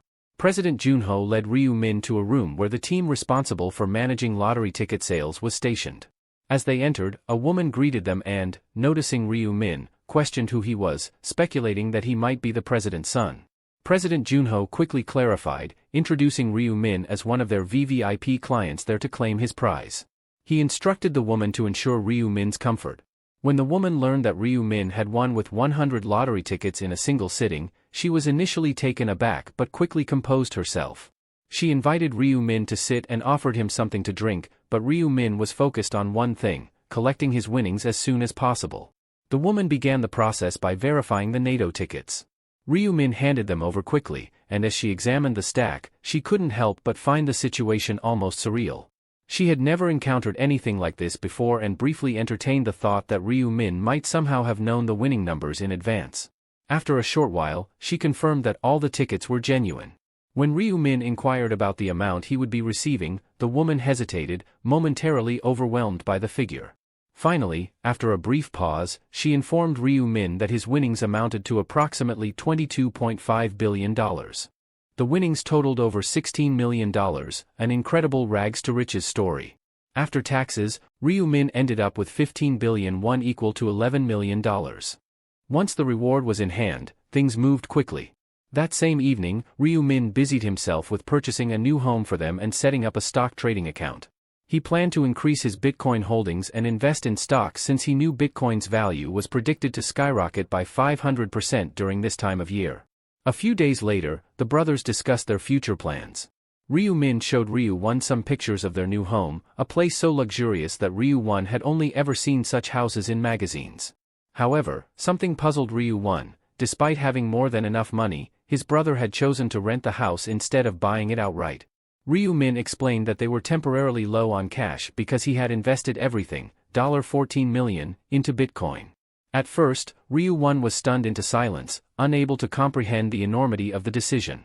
But Ryu Min, confident in his knowledge of future events, assured his brother that this was the right move. He even had a backup plan in case things went wrong, revealing that he still remembered 4 sets of winning lottery numbers from a dream. If necessary, he could simply buy more tickets. Ryu Won's eyes widened in disbelief. He had only seen people dream about winning numbers on TV and had never taken them seriously. He shook his brother, urging him not to forget those numbers. Given the importance of the situation, Ryu Min reassured him that he wouldn't forget. He had already memorized them after all the times he had been through this. Afterward, Ryu Min told his brother it was time to get ready to move into their new home. Ryu Won, still confused, asked where they were going. With a smile, Ryu Min revealed that they were moving in today. Meanwhile, in a distant, isolated location, a powerful punch struck a wall, shattering the point of impact. The one responsible was a man named Yong Min. He grinned with satisfaction, knowing that his decision to allocate all his stat points to strength was paying off. The angel had bestowed upon him the rune of strength, which doubled his strength stat, granting him this immense power. As he observed the deep fissures he had caused in the wall, Yong Min felt a surge of pride. He believed that even the best fighters would be envious of such a powerful punch. The thought of testing his newfound strength in a real battle excited him, and he couldn't wait to unleash it. Later that day, a young man, seething with anger, knocked on the door of Ryu Min's old home. He was the same person who had a vendetta against Ryu Min, intending to become a fearsome underworld boss. The silence from within the house only fueled his frustration, especially since none of his calls were answered. He had a hunch that Ryu Min had survived their last encounter, and the memory of being looked down upon by Ryu Min, as if he were nothing more than an insect, filled him with rage. He was determined to finish what he had started and kill Ryu Min. The young man assumed that Ryu Min would be hiding inside the house, but despite his aggressive knocking, there was no response. Suddenly, he paused and devised a plan. He loudly declared that he was leaving since no one was inside, hoping to lure someone out by pretending to depart. He waited, listening for even the slightest sound from within, ready to blow the door apart. However, before he could act, an elderly man approached and asked what he was doing in front of his neighbor's door. The young man, annoyed, asked why the old man cared. The elderly man, who turned out to be the landlord, inquired if the young man was there to see a friend. Seizing the opportunity, the young man lied, claiming to be a friend of Ryu Min, and asked the landlord to open the door so he could check on his friend after losing contact. However, the landlord revealed that Ryu Min had moved out, leaving the young man infuriated. He believed Ryu Min had run away without a word, fueling his anger even further. Meanwhile, Ryu Min and Ryu Won stood in awe before a towering, sophisticated skyscraper. "This place is just too tall," Ryu Won remarked, amazed as they walked through the revolving doors. His amazement only grew as he watched his elder brother receive special access passes, reserved for the building's owners. Seeing the security guard verify their identities added to his sense of wonder. It was all so new to him. As they entered the elevator, Ryu-min couldn't help but express how incredible the place was. They were heading to the 43rd floor, where they would be staying. When the elevator doors opened, they were greeted by a spacious and luxurious apartment, a far cry from their previous living conditions. The contrast between their old life and this new beginning was stark, and Ryu-1 could hardly believe they were really here. Inside their new apartment, everything was pristine and brand new. Ryu-1 marveled at the sheer size of the place, realizing it spanned over 330 square meters. As they explored every corner, Ryu-1 couldn't help but comment, "This place might be a bit too large for just the two of us." The terms of the lease were steep, requiring a deposit of 500 million won and a monthly rent of 22 million won, over $16,000. Ryu-1 felt a wave of exhaustion wash over him upon hearing the cost, especially when he recalled how they used to worry about paying as little as 5,001 won at a convenience store. He suggested they consider a smaller, more affordable home, but Ryu-min wasn't swayed. He explained that higher expenditure came with enhanced security, and at this stage, safety was paramount. He revealed that on the first of every month, players suffered from a condition akin to narcolepsy, making them extremely vulnerable. Natural disasters would only heighten the risk, and there were even instances of players hiring assassins. Thus, they needed to be in a secure location when the time came. As Ryu-1 absorbed this information, Ryu-min turned to his younger brother with a warm smile and asked, "So, do you like the house?" Ryu-1 nodded enthusiastically, "Yes, it's amazing." However, despite his words, a shadow of sadness crossed his face. The thought that his brother would soon have to enter the game again, fighting for survival, weighed heavily on his heart. Noticing the change in his brother's demeanor, Ryu-min placed a reassuring hand on his shoulder. "Don't worry about that," he said with a confident grin. "I'm strong. I can handle it." Trying to lighten the mood, Ryu-min suggested, "How about we grab something to eat at that Korean restaurant in the building? I heard it's pretty good." As they were preparing to leave, Ryu-min's phone rang. Glancing at the screen, he saw it was Young-min calling, but he chose not to answer. Instead, he slipped the phone back into his pocket, focusing on spending the evening with his brother. The next day, Ryu-1 came up with an idea to introduce themselves to their new neighbors by handing out rice cakes, a traditional gesture of goodwill. Ryu-min agreed, and the two brothers set out with a box of freshly prepared rice cakes, knocking on doors and offering the sweet treats to their neighbors. As they made their way through the building, they exchanged pleasantries with the residents, who were all pleasantly surprised by the kind gesture. The brothers' warmth and friendliness were met with smiles and thanks from everyone they encountered. Finally, they arrived at the last flat on their list. Unlike the others, this one stood out with its luxurious appearance. Curious about who might live there, Ryu-min and Ryu-1 exchanged glances before Ryu-1 stepped forward and rang the bell. They waited for a moment, and when the door finally opened, they were greeted by an aura of elegance and refinement. A well-dressed woman stood before them, her posture and demeanor exuding an air of importance. He was momentarily distracted when an incredibly stunning woman appeared before them. Blushing, he couldn't help but think her beauty was angelic. Before he could react further, a bodyguard swiftly blocked their view and began questioning their identities, suspecting they were fans. Ryu-1 casually explained that they were Co Aaron's new neighbors, living one floor below. The bodyguard, noticing the rice cakes in Ryu-1's hands, seemed momentarily confused before realizing that the brothers were trying to introduce themselves. With a cheerful demeanor, Ryu-1 offered the rice cakes, but the bodyguard brusquely informed him that Co Aaron didn't eat such things. Swiping a card to access the elevator, the bodyguard escorted Co Aaron, who cast one last glance at the brothers before stepping into the elevator. After they left, Ryu-min expressed his disapproval of their impolite behavior, but Ryu-1 simply stared at the elevator, his thoughts elsewhere. "Don't worry about people like them," Ryu-min said quietly, still watching the closed doors. Ryu-1, coming out of his reverie, gushed about how amazing the experience had been, but it was clear that his brother hadn't grasped what he was talking about. Confused by Ryu-1's reaction, Ryu-min asked what he meant. Placing a hand on his brother's shoulder, Ryu-1 clarified, "I was talking about Co Aaron." "Who is Co Aaron?" Ryu-min asked, genuinely puzzled. Meanwhile, in the elevator, Co Aaron was absorbed in the news on her phone. Headlines about several well-known celebrities passing away flashed across the screen, causing her to frown with concern. As she read about actor Gwang Min-ho taking a leave from his show Criminal Land due to anxiety, her phone buzzed with a text asking if she had seen the story. Opening the message thread, she noticed another text from Gung Se-ho-jin regarding their recently deceased son. With a heavy heart, she replied with a simple, yes. After their conversation, the individual asked if she planned to attend the funeral the next day. She replied that since their sunbae had always taken such good care of them, it was only right for her to be there. Agreeing to join the chatterbox user who had invited her along, she added, "Those sunbaes, far more famous than I ever was, couldn't even make it past the first round." With a sigh, she set down her phone and took a deep breath, recalling how her rune had saved her life. If not for that, she might have ended up as another tragic headline in the news. As she exhaled, she became aware of how much she had begun to see herself as a celebrity, and the thought of her death making headlines troubled her. Lost in her thoughts, she pondered whether she would have gotten as far as she had without the sponsorships, especially since even her luxurious penthouse had been a gift. Unbeknownst to her, a bodyguard had already been trailing her. The bodyguard approached and asked what was on her mind. Startled by his sudden presence, she quickly responded that it was nothing. He took a seat beside her on the couch, offering to lend an ear if she needed to talk. Eerie hesitated but eventually confessed her worries about not making it through the next round and her growing concern about how chaotic the world had become. The bodyguard, in a calm and reassuring tone, told her not to worry because he was there to protect her. "You can trust me with your worries," he advised. Her lips curved into a smile as she assured him that she did trust him. Their eyes locked, and Eerie was reminded of the day the company had assigned him as her personal bodyguard. She knew she would have failed in the first round if it hadn't been for him, yet she couldn't help but feel wary, suspecting he was there to monitor her as much as to protect her. Sensing her unease, the bodyguard promised that he would protect her no matter what.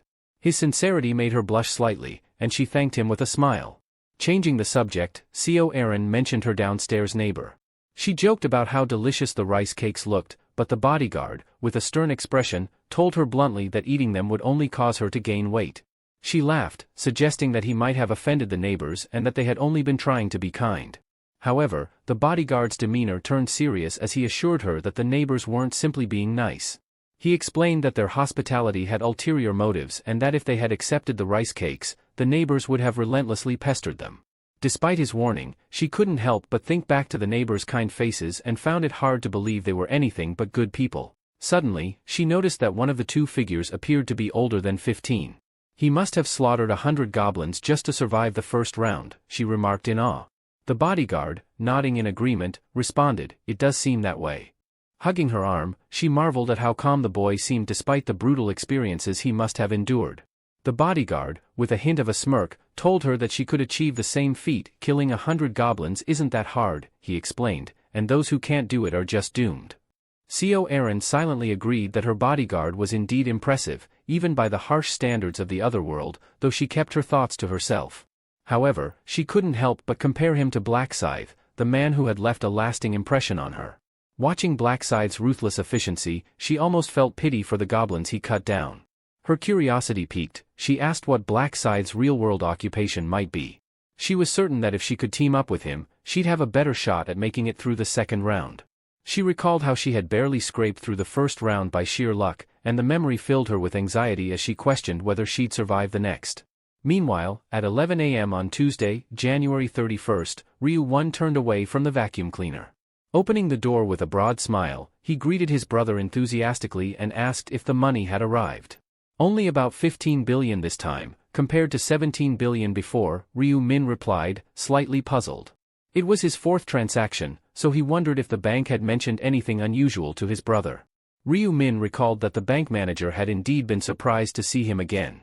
The manager had cautiously inquired about his secret to winning the lottery, gently reminding him that just last week, Ryu-min had told him the strategy had come to him in a dream. Seemingly convinced, the manager had even expressed a hope that he would have similar dreams in the future. Ryu-1 was taken aback by the story. He then asked his brother if he planned to reinvest in Bitcoin. Yes, Ryu-min affirmed, noting that their initial investment had already grown to 150 billion. With a bit of concern, Ryu-1 wondered aloud if they should consider selling their Bitcoin, suspecting that the value might soon drop. But Ryu-min, confident as ever, assured his brother that it wasn't the right time to sell just yet. He gave Ryu-1 a reassuring smile, promising to handle everything. Afterward, Ryu-min suggested they grab something to eat. They walked down the streets with grocery bags in hand, their spirits lifted as they enjoyed a meal of pasta at a nearby restaurant. On Tuesday, January 31st, at 11:55 p.m., Ryu-1 remained at his brother's side, holding his hand tightly as they sat together. Though Ryu-1 was still awake, worry crept into his thoughts. Squeezing his brother's hand, he urged him to come back alive. Ryu Min, with a confident smile, reassured his brother that there was no need to worry, reminding him of the power he had unleashed on someone known as Bang Taeju. Despite knowing his brother's strength, Ryu Min couldn't help but feel concerned. Patting his brother gently on the head, Ryu Min advised him to stop worrying and get some rest. He promised that they would see each other later, assuring him that by the time he woke up, he would have already returned from the other world. Just in time, Ryu Min was transported to another realm, his soul glowing with a radiant light.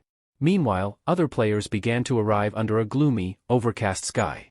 One player asked if they had arrived successfully, while another remarked with amusement at the speed of their travel. While some players cowered in fear, others took a moment to assess their surroundings, realizing that they were in a new location. One of the players, who had achieved the highest rank in the previous round, noticed a black sign and paused. As Ryu Min scanned the area, he saw that many people recognized him and deliberately kept their distance. Among the players, he spotted Yongmin, which made him grow impatient, wondering when the angel would make her appearance. Suddenly, the angel descended from the sky, her gaze fixed on Ryu Min, who stood with a fierce expression. She asked if everyone had arrived, her presence causing a stir among the players. The players quickly realized that this was not the same angel they had encountered before, and a wave of anxiety spread among them as they questioned what might have happened. The angel explained that the angel who had overseen the first round had been involved in an accident and couldn't make it. She urged everyone to remain calm. With a menacing expression, she announced that she would be their guide for the second round. As the details of the second round's quest appeared on the screen, the players focused intently. Their task was to choose a zone representative within the next 3 hours. However, the instructions seemed vague, and the players began to discuss various interpretations while staring at their screens. One player suggested that they might have to battle monsters again, but the uncertainty lingered among them. One player speculated that perhaps everyone could survive this round, while another expressed surprise at the number of people who had failed before. Sensing the players' confusion, the angel decided to provide some clarity. She explained that in the second round, all they needed to do was choose a zone representative. It wasn't a combat round. The chosen representative would hold significant power, able to command others to perform tasks or even order their deaths. She reiterated that they had 3 hours to select their representative. The players were impressed by the authority granted in this round. Curious, one player asked if that was all there was to it. The angel confirmed that since this round was more of a rest period, once they voted, they would be marked as having passed and sent home. The players felt a wave of relief at the prospect of completing such a simple task without facing any life-threatening danger. As the timer started, the angel urged them to discuss and decide who they wanted as their zone representative. The players, grinning, joked with one another, wondering if they'd all still be alive after voting in 3 hours. They found humor in the easy task and the potential power the representative would wield. However, Hwang Yongmin felt disappointed that he wouldn't get to use his combat skills this round. One of his friends tried to console him, suggesting he let it go since they would all survive after voting. But Yongmin couldn't shake his frustration. He had invested heavily in his strength stat, and now it seemed wasted. Overhearing the conversation, Ryu Min quickly realized that Yongmin must have obtained the rune of strength. He surveyed the situation, noting how Yongmin's rune and the current circumstances were unfolding just as they always had. Deciding that the debate over who to support wasn't his priority, Ryu Min moved away from the group. He knew that if there was a main quest, there had to be a side mission as well. He recalled that the hidden quest for the second round involved obtaining a class. Tightening his grip on his dagger, Ryu Min was eager to level up quickly, knowing this was essential for class enrollment. When a goblin appeared, he lunged forward, and with a loud, unsettling noise, the creature moved to attack. Ryu Min swiftly countered, managing to decapitate the goblin. A notification screen appeared, informing him that he had defeated a hobgoblin. His triple XP buff was active, and he had 1 kill out of 100. Additional notifications revealed that his experience level had increased to 9%, and he had earned 15 gold. The Rune of Slaughter also boosted all his stats by 1%. Ryu Min decided that venturing into the forest to hunt was a smart choice. He knew that where there was one goblin, there would surely be more, and he was right. Soon enough, a group of sinister-looking goblins emerged from the shadows, causing a grin to spread across his face. Standing confidently in the center of the forest, he waited for the goblins to make their move. With a swift and precise strike, he smashed one goblin in the head and swiftly followed up with a slash of his dagger, maintaining his calm demeanor throughout. A notification flashed on his screen, informing him that he had slain another hobgoblin, bringing his total to 5 out of the 100 required kills. The bodies of the fallen goblins were scattered across the forest floor. Another notification indicated that the rune of slaughter was now enhancing all his stats by 50%. He had leveled up again. The countdown displayed that there were still 2 hours, 29 minutes, and 24 seconds left before voting closed. Wiping his chin, Ryu-min opened his stat window, curious if only 30 minutes had passed. It showed that he had reached level 9. He decided to focus on increasing his agility. While Hwang Yongmin's rune of strength was advantageous in boosting power, Ryu-min understood that it wouldn't be effective in every situation. His agility stat rose from 18 to 24. He knew that no matter how strong a player was, they would be vulnerable if they couldn't dodge a critical attack quickly enough. The game's stats were divided into 4 key categories: strength, intelligence, agility, and luck. Strength affected defense power, endurance, and physical damage, while intelligence influenced mental fortitude, calculation speed, and magical damage. After another glance at his stat window, he saw that his agility had now increased to 30. Agility improved both movement and attack speed and enhanced the ability to dodge. Luck influenced critical damage, item drops, and additional gold rewards. As a Grim Reaper class that dealt both magical and physical damage, Ryu-min knew that balancing all his stats was crucial. Each one was important in its own way. Just then, he sensed something behind him. Pivoting swiftly, he scanned his surroundings to identify who or what was there. He was startled that someone had been following him. He had been so engrossed in the battle that he hadn't noticed earlier. This situation was unsettling. It had never happened before. Raising his dagger, he demanded that the person reveal themselves and state their intentions. If they failed to comply, they would need to be prepared to face the consequences. A single footstep echoed slowly before a woman emerged from the shadows. Ryu-min recognized her instantly. It was the actress he had encountered before. He couldn't help but question whether she had truly been the one following him. Apologetically, she admitted to trailing him. Just then, another figure appeared, a man who also offered an apology. He urged Ryu-min to calm down, insisting that their intentions were not hostile. The man introduced himself as Sang-chul. Ryu-min's expression darkened when he realized who Sang-chul was, Ma Jianrock's right-hand man. Ma Jianrock, also known as the Heavenly Demon, was the eldest son of the country's most powerful corporate dynasty. He was someone Ryu-min had been targeting for a while.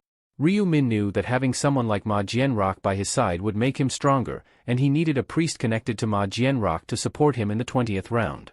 Ryu-min was taken aback by the unexpected encounter with Ma Jianrock's right-hand man so soon.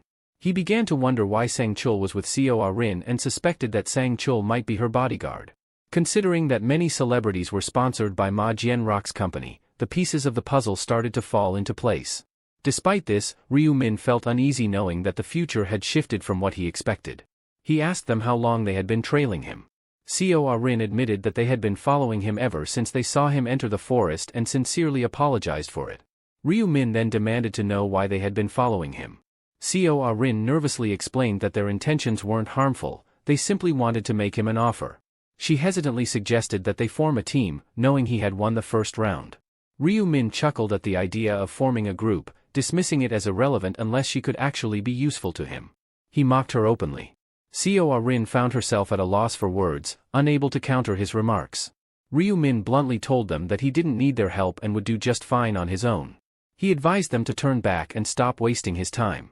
Turning away, he made it clear that he had no interest in joining a team. They stared at him in disbelief. Seo Rin let out a deep sigh and sank to her knees as Sang-chul muttered under his breath, commenting on how arrogant Ryu-min was. Seo Rin tried to explain that there was a reason for Ryu-min's existence, but his overwhelming aura made her uneasy. Sang-chul remarked that even if someone had a knife to their face, they wouldn't be as intimidating as Ryu-min. Seo Rin felt a pang of disappointment that her plan to team up with him had fallen apart, and Sang-chul reiterated his earlier point, that people with egos as large as Ryu-min's never work well in groups. It was an unfortunate turn of events.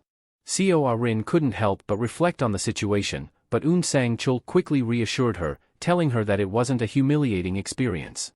He felt that their time following Ryu-min had been wasted. Seo Rin, trying to shift the conversation, admitted that she hadn't expected to encounter monsters in the forest. She suggested that they spend the rest of their time hunting them instead. Sang-chul agreed that it wasn't a bad idea, and they set off to carry out the plan. The forest was dense with towering trees and thick underbrush. Meanwhile, Ryu-min, hearing noises from the bushes, instinctively attacked a goblin that emerged. He found it infuriating that, despite his tight schedule, they had the audacity to ask him to collaborate. With swift precision, his dagger sliced through the goblin's flesh as he remained focused on his primary goal, leveling up. A notification popped up, confirming that he had defeated another hobgoblin. His current kill count stood at 60 out of 100, and the effects of the Rune of Slaughter had boosted all his stats by 60%. Suddenly, a pack of wolf-like creatures, gnolls, appeared. Ryu Min felt a rush of satisfaction at the sight of so many gnolls approaching at once. They lunged at him in unison, weapons poised for attack. Ryu Min stood his ground confidently, gripping his dagger tightly. Using both the fallen bodies of the gnolls and his dagger, he quickly dealt successive blows to the advancing creatures. Another notification confirmed the defeat of a gnoll, bringing his kill count to 65 and raising his stats by 65% thanks to the Rune of Slaughter. He had now reached level 10. His hard work paid off as a series of notifications informed him that he had met the requirements for class advancement. With his newfound level, Ryu Min could now access the store and a hidden subquest. The subquest window indicated that in order to obtain a class and advancement items, players needed to level up before the voting period ended. Success in this quest would also reward them with a daily item sale ticket, offering a 50% discount. Many players who were unaware of the subquest often found themselves confused, not knowing how to select a class or where to find the necessary advancement items. While everyone agreed that obtaining a class was crucial, the challenge lay in understanding the specific requirements to acquire the advancement item. For example, warriors needed to defeat monsters within an hour and increase their strength stat to at least 10. Berserkers had to hunt while sustaining injuries for a certain period. Assassins needed to successfully deceive monsters multiple times. Quick advancement was key, otherwise, players risked remaining beginners indefinitely. Ryu Min activated the Angel's Blood, and immediately, a status window appeared before him, offering a choice: do you want to select the Reaper profession? Without hesitation, he clicked yes. As a reward for his decision, he received the Reaper's Rune, a powerful artifact that significantly reduces the chances of being detected by enemies during the night. Wasting no time, Ryu Min activated the Reaper's Rune. In the world of the game, where there are 6 ranks from beginner to grandmaster, players can unlock new skills as they level up. The use of the Reaper's Rune granted Ryu Min the skill Seal of Death, a formidable ability that would serve him well in future battles. In addition to this, he was rewarded with a weapon befitting his new profession, the Reaper's Scythe.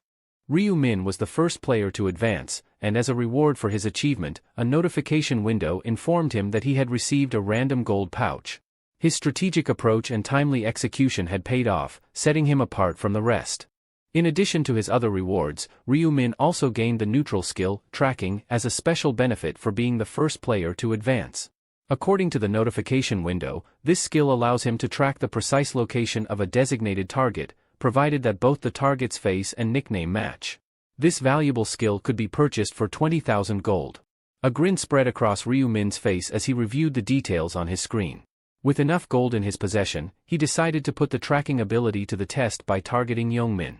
The tracking system confirmed a match between Youngmin's face and nickname, indicating his exact location as 190 meters away from Ryu Min. Following the instructions on the notification window, Ryu Min saw a glowing line appear on the ground, guiding him directly to Youngmin's location. He deduced that Youngmin must have also entered the forest, considering how much closer he was now compared to their last encounter, where Youngmin was 2 kilometers away. This piqued Ryu Min's curiosity as he contemplated whether or not to confront Youngmin. Elsewhere in the forest, Seo Rin and Un Sang Chul were struggling, their breath coming in ragged gasps. Suddenly, Seo Rin cried out in pain and collapsed face-first onto the ground. She informed Sang Chul that she had injured her leg and couldn't continue running. Sang Chul, with urgency in his voice, reminded her that they had to keep moving or risk being discovered. Despite the pain, he urged her to stand up. Seo Rin apologized, describing the searing pain where an arrow had struck her earlier. Sang Chul's face darkened as he considered the possibility that injuries sustained in this world might affect their real bodies. Nevertheless, he tried to encourage her, assuring her that if they could survive this, they would be able to return home. Seo Rin, gritting her teeth, resolved to push through the pain. Suddenly, a voice interrupted them, asking, "Where do you think you're going with an injury like that?" Startled, they quickly turned to face the source. It was Youngmin, standing with 3 menacing figures behind him, all wearing sinister smiles. Youngmin mocked Seo Rin, sarcastically commenting that her injury didn't seem to be painful enough yet. Un Sang Chul felt trapped and fury welled up inside him. He clenched his teeth, cursing under his breath at the situation, especially at the acquaintance he bitterly referred to as a stupid woman in his mind. Realizing that they might have no choice but to fight, he drew his weapon and assumed a battle stance. His readiness to fight seemed to catch Youngmin off guard, momentarily impressing him. A sly grin spread across Youngmin's face, mirrored by his lackeys. With a mocking tone, he addressed Sangchul as old man and asked if he was actually thinking about fighting them. The four men wore expressions of arrogant confidence. Youngmin then told Sangchul to use his eyes and count how many of them there were, clearly enjoying the intimidation. Sangchul's anger flared as he demanded to know why they were being treated this way when they hadn't done anything to provoke him. Youngmin, maintaining his taunting demeanor, denied any wrongdoing. Confusion etched across Sangchul's face as he questioned why they had suddenly decided to attack. Youngmin, still smirking, revealed that they needed something only Seo Rin could provide. Seo Rin and Sangchul exchanged bewildered glances. Youngmin then admitted that his interest lay solely in the girl standing next to Sangchul. He made it clear that they had no interest in Sangchul himself, emphasizing that their attention was focused entirely on Seo Rin. As they conversed, the three men with Youngmin speculated whether the girl was indeed the famous Seo Rin. One of them noted that her face and nickname confirmed it was her. Another suggested that perhaps someone was merely imitating her, trying to take on her identity. They continued discussing how little it mattered to them, given that appearances could be so deceiving. Seo Rin's face paled in horror as she listened to their conversation. Meanwhile, Youngmin turned back to Sangchul and offered him a deal: leave Seo Rin behind, and he could walk away unharmed. This only fueled Sangchul's rage. In his mind, Youngmin should have made that clear from the beginning. If he had, Sangchul might have left Seo Rin without a second thought. He glanced sideways at her, inwardly cursing the situation. He had no intention of risking his life for her, yet he was faced with a significant dilemma. If he failed to protect Seo Rin, he would surely disappoint his employer, Director Ma Jiangak. Determined not to back down, Sangchul assumed a fighting stance, signaling that he had no intention of abandoning Seo Rin. Youngmin, visibly entertained, asked if Sangchul was seriously considering a fight. Sangchul, gritting his teeth, warned them that what they were doing was against the law. Youngmin burst out laughing at this, finding it utterly ridiculous. He sarcastically asked what laws applied in this world and whether Sangchul planned to report him once they returned to reality. Youngmin taunted him further, questioning what evidence Sangchul could possibly provide and daring him to try. He even joked that their appearances in this world might be entirely different from their real-life selves. Sangchul, seething with frustration, couldn't deny that Youngmin had a point. He knew that reasoning with Youngmin wouldn't work and that, despite his injuries, he had no choice but to fight. Youngmin wasn't going to be swayed by words alone. Just then, Youngmin's attention shifted. He was startled to see an old acquaintance, Black Scythe. The figure was casually leaning against a tree, observing the scene with a calm demeanor. Youngmin was visibly taken aback by Black Scythe's unexpected appearance. "What's going on here?" Black Scythe asked, his voice cutting through the tension. His gaze fixed directly on Sangchul, and he interrupted Youngmin before he could respond. "I wasn't talking to you," he said, dismissing Youngmin's attempt to interject. Annoyed, Youngmin told him to mind his own business and leave them alone. Ignoring Youngmin, Black Scythe turned his attention back to Sangchul. "Tell me what's happening," he demanded. Without hesitation, Sangchul explained the situation, revealing how they were ambushed by Youngmin and his men, who were after Seo Rin.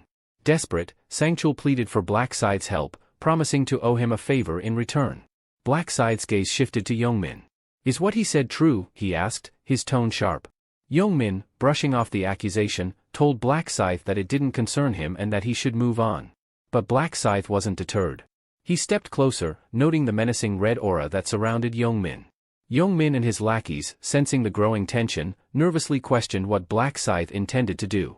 As his weapon began to materialize in his hand, Black Scythe coldly informed them that he wouldn't abandon someone who was injured. Seo Rin and Sangchul felt a wave of relief, while Youngmin's anger flared. Black Scythe knew that helping them wasn't just an act of kindness. He calculated that by assisting Sangchul, he could gain favor with Ma Jiangak, and having someone like Ma Jiangak indebted to him would be a valuable asset. Moreover, he simply didn't like Youngmin. Youngmin and his men grew increasingly anxious as Black Scythe's intentions became clear. In a desperate attempt to regain control, Youngmin ordered Black Scythe to back off, threatening to kill him if he continued. But Black Scythe only smiled, taunting them with the question, "Do you really want to fight me? What's the problem?"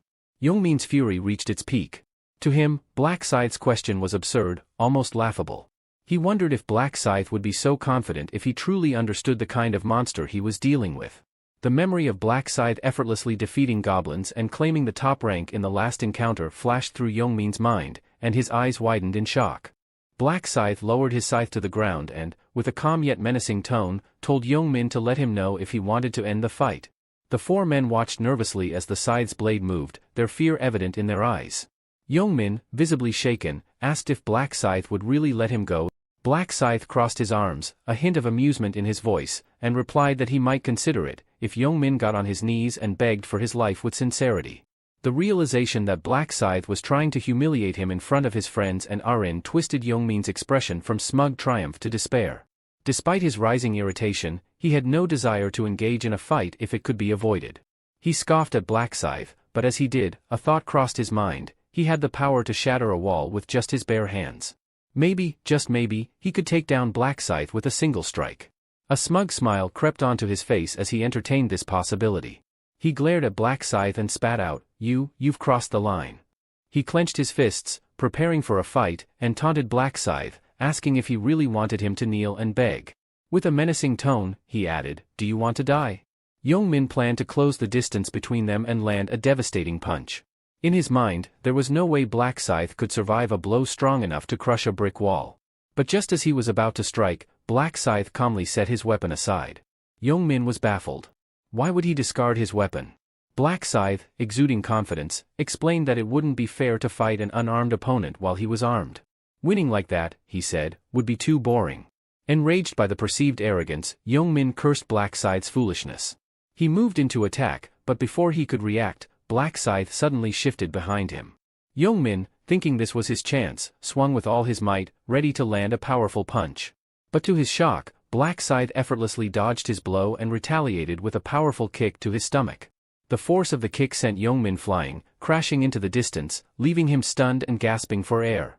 Black Scythe watched impassively as Youngmin's body sailed through the air, one foot still raised from the powerful kick. Youngmin landed with a thud, groaning in pain as he knelt on the ground, his curses directed at Black Scythe. With a cold expression, Black Scythe warned him to stop cursing, saying, "Your foul mouth will rot my ears," before delivering another brutal kick. Youngmin gasped as the force of the blow sent him sprawling, his hand instinctively reaching up to soothe his aching face. Without hesitation, Black Scythe grabbed Youngmin by the collar, hoisting him up with one hand while keeping him at arm's length. He then began to rain down punches with his other hand, each blow landing with a bone-crunching impact. Youngmin, dazed and reeling from the assault, thought to himself that it didn't feel like a fist hitting him, it felt more like being struck by a sledgehammer. He couldn't comprehend how Black Scythe could be this strong. Is he as powerful as me? Youngmin wondered, unable to fathom how Black Scythe could possess such strength without a rune to enhance it. As he looked up at Black Scythe's calm yet focused face, one of his friends shouted his name, while another urged the archer to take action. The archer, maintaining perfect form, quickly drew his bow and loosed a lightning-fast arrow aimed directly at Black Scythe. Aaron, sensing the danger, screamed for Black Scythe to dodge. With reflexes as sharp as his blade, Black Scythe sidestepped the arrow just in time. Despite the fear etched on his face, the archer fired another arrow. But Black Scythe was already moving, zigzagging toward him with unnerving speed, effortlessly dodging each shot. As he closed the distance, Black Scythe remarked, "You must have been lucky to find a bow while hunting. Too bad you crossed my path during a fight." With a swift motion, Black Scythe drew his weapon, and in one fluid strike, he slashed at the archer. Blood sprayed through the air as the archer let out a cry of agony, his face contorted in terror. The sight of their comrade falling only deepened the fear in the remaining two men, yet they still tried to muster their courage. They took up defensive stances, shouting at Black Scythe to back off and leave them alone. One of the men charged at Black Scythe, dagger in hand, cursing as he lunged forward. Black Scythe responded with a mocking smile, his expression almost amused. In an instant, he activated the seal of death. Above the man's head, a red mark appeared, resembling an eye with a skull at its center, a symbol of impending doom. Gripping his scythe tightly, Black Scythe unleashed a devastating swing. The red-hued blades of wind that followed tore through the air, slashing the man's shins with such force that he collapsed to the ground, screaming in agony as blood splattered everywhere. The remaining man, witnessing this horrific scene, was paralyzed with fear, his confidence shattered. Black Scythe lunged at the man with blinding speed, noting that the mere fact they dared to use weapons against him showed some level of resolve. With a powerful swing, his scythe sliced through the man's arm, eliciting a piercing scream. The ominous seal of death hovered above the man's head, a clear sign that the next strike would be even more devastating. As expected, the scythe cut through the armor with ease, doubling the damage and leaving the man clutching his deep wound in sheer agony. As the men writhed on the ground, their faces contorted in pain, Black Scythe observed them coldly. This can't be it, he thought. He knew he had to instill fear so deep they would never dare to cross his path again. When he approached, they whimpered and pleaded for mercy, begging him to spare them. Without a word, Black Scythe flicked his scythe, sending blood splattering with the movement. Another scream tore through the air.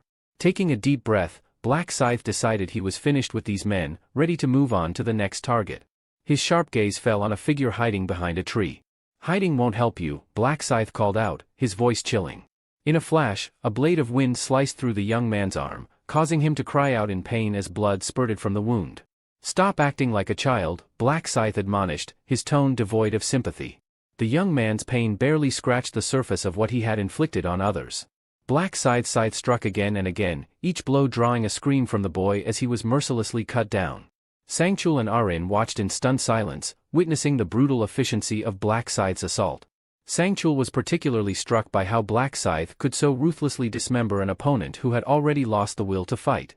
As Black Scythe severed the boy's arms and moved on to his leg, Sangchul couldn't help but admire the cold precision. It might seem extreme, Sangchul thought, but I appreciate that level of decisiveness. In his mind, Black Scythe rivaled even his director. Finally, Black Scythe turned to Sangchul and Arin. "Are you two all right?" he asked, his voice steady. Sangchul nodded, acknowledging that they were safe because of him. "You don't have to worry about Yongmin and his crew anymore," Black Scythe assured them, his tone leaving no room for doubt. Black Scythe suggested they should go and vote, seeing as the four men were too battered to move. In unison, Sangchul and Arin bowed deeply, expressing their gratitude. Arin hesitated, then asked, "Will they die?" Black Scythe shrugged. "Does it matter if they die? They aren't even worth calling animals," he replied coldly, his bluntness catching Arin off guard. Observing her troubled expression, he realized she was far too sensitive. He wondered why she seemed to care so much about the lives of these men as if she were some saint. Perhaps she was concerned about her public image as a celebrity, he thought. Turning to Sangchul, Black Scythe asked, "Do you have a question?" "Yeah," Sangchul responded confidently. "Why did you decide to spare them? Even if you killed them, there wouldn't be any repercussions in the real world." The young man's face paled at the question. Black Scythe replied calmly, "If you're asking whether there was a specific reason I let them live, there wasn't." He continued, "But the real reason I didn't finish them off is simple, there's nothing to gain from killing them." Sangchul was puzzled by the notion of there being no benefit. "But even so," he insisted, "it's not wise to leave any potential threats alive." "Threats?" Black Scythe echoed, glancing at the trembling men. "If these guys are still capable of causing trouble, then I'd say the game's already in a poor state. Besides, reducing the number of players doesn't benefit anyone. The more, the merrier." After a moment, Sangchul nodded, understanding his reasoning. "Makes sense," he admitted. Sangchul considered that fewer players meant fewer available spots for those who completed each round. He found himself admiring Black Scythe's unique perspective on the game's mechanics, realizing that Black Scythe saw things differently from most players. "I get it," Sangchul nodded. "From now on, we'll stop thinking about the humanity of this game." With that, Black Scythe turned to leave, but Sangchul quickly called out, "Wait. Give me your account number, and I'll make sure you're compensated in the real world." Black Scythe waved it off. "Forget about it," he said, continuing on his way. Sangchul was stunned by his refusal to accept any reward. Helping without any expectation of payment was rare in their world. He resolved to report the encounter to the president as soon as he returned to reality. A groan from behind caught his attention. It was one of the young men they had fought. Sangchul felt a surge of anger, his gaze turning lethal. But he remembered Black Scythe's words, it wouldn't benefit them to finish them off. Holding back, he spat in their direction and urged Arin to leave with him. Back in the main field, the atmosphere was tense. Players were campaigning fiercely to be chosen as the region's representative, each claiming they were the best choice. The heated arguments escalated into a physical altercation, with one player grabbing another by the collar. As the crowd tried to intervene, another participant stepped forward, declaring that anyone with such a quick temper shouldn't be representing them and offering herself as a better candidate. Then, a young man joined the fray, boasting about his father being a congressman and insisting he deserved the position. Many in the crowd eyed him with skepticism, doubting the truth of his claims. Amid the chaos, a voice rose from the crowd, commanding everyone's attention and halting the argument. The speaker, known by the nickname Mint Chocolate Boy, grabbed everyone's attention and reminded them that the voting would end in just 2 hours.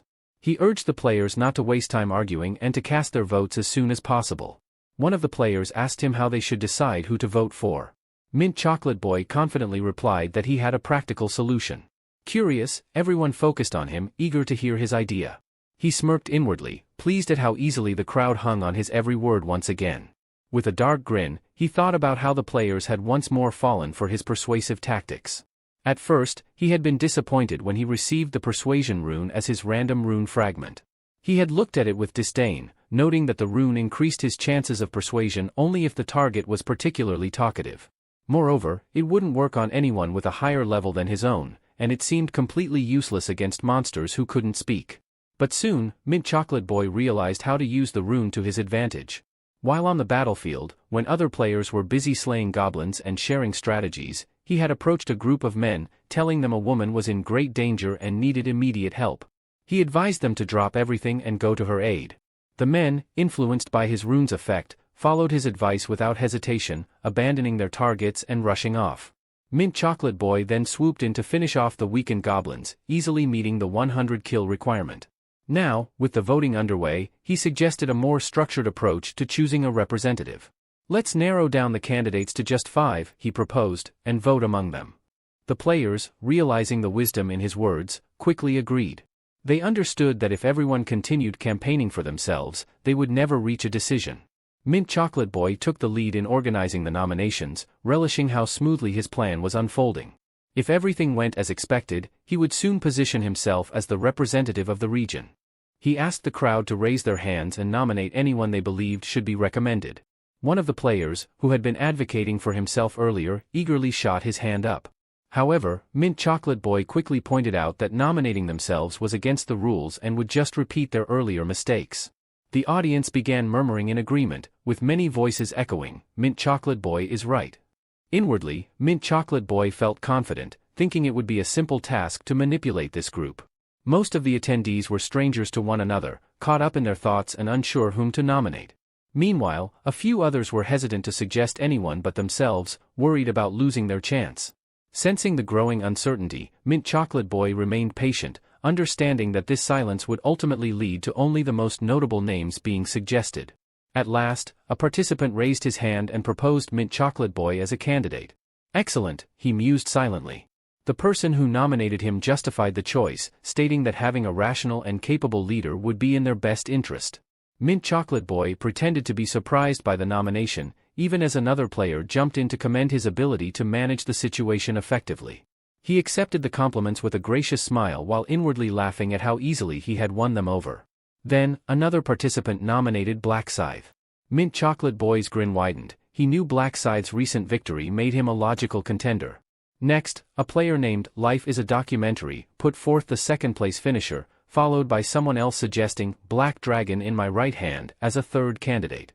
Mint Chocolate Boy tallied 4 names and asked the crowd if there were any more nominations for the 5th spot. When no one else volunteered, he announced that the 4 candidates were confirmed.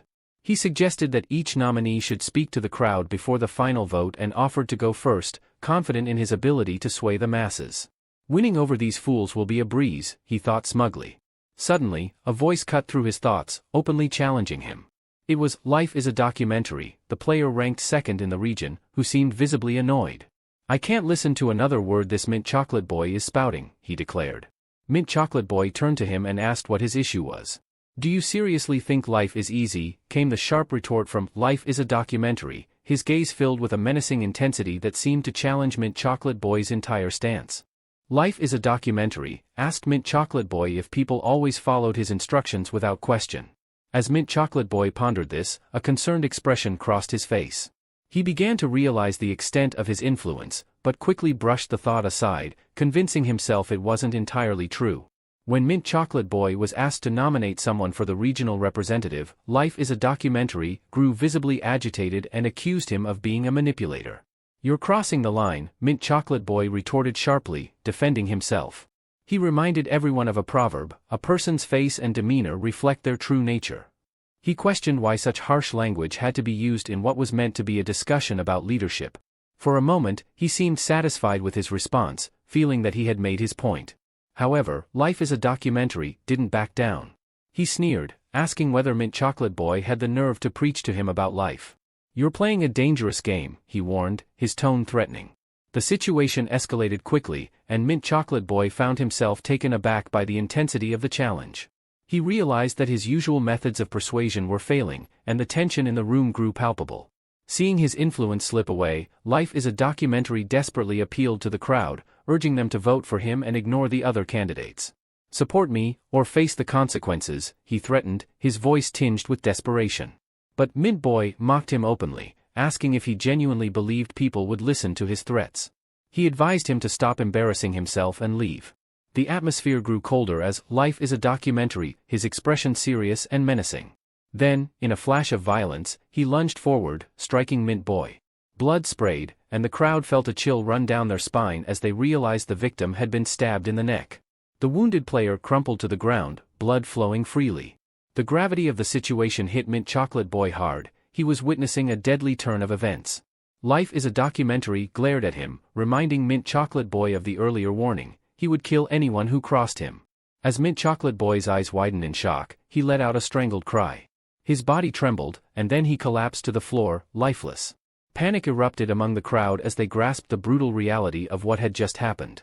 The label of killer seemed to hang in the air around Life is a Documentary, whose weapon still dripped with the blood of Mint Chocolate Boy. He turned to the crowd, his eyes cold, his voice challenging. "So what?" he snarled. "If anyone has a problem, step forward." A player, terrified, called him insane, pointing a trembling finger. Life is a Documentary only grinned wider, declaring that if no one confronted him, he would come to them instead. He moved like a blur, cutting down everyone in his path with swift, ruthless precision, as if fueled by some dark, burning passion. With each strike, he seemed more exhilarated, shouting that this was the best scenario: no cameras, no reporters, no restrictions. He reveled in the violence, delighted that he could kill as many as he wished without consequence. The blood of those he slaughtered stained his clothes, and he turned his blood-soaked dagger on the remaining players who have yet to cast their votes. "Support me," he demanded, "or face death." Fear gripped everyone's faces, their expressions twisted in horror.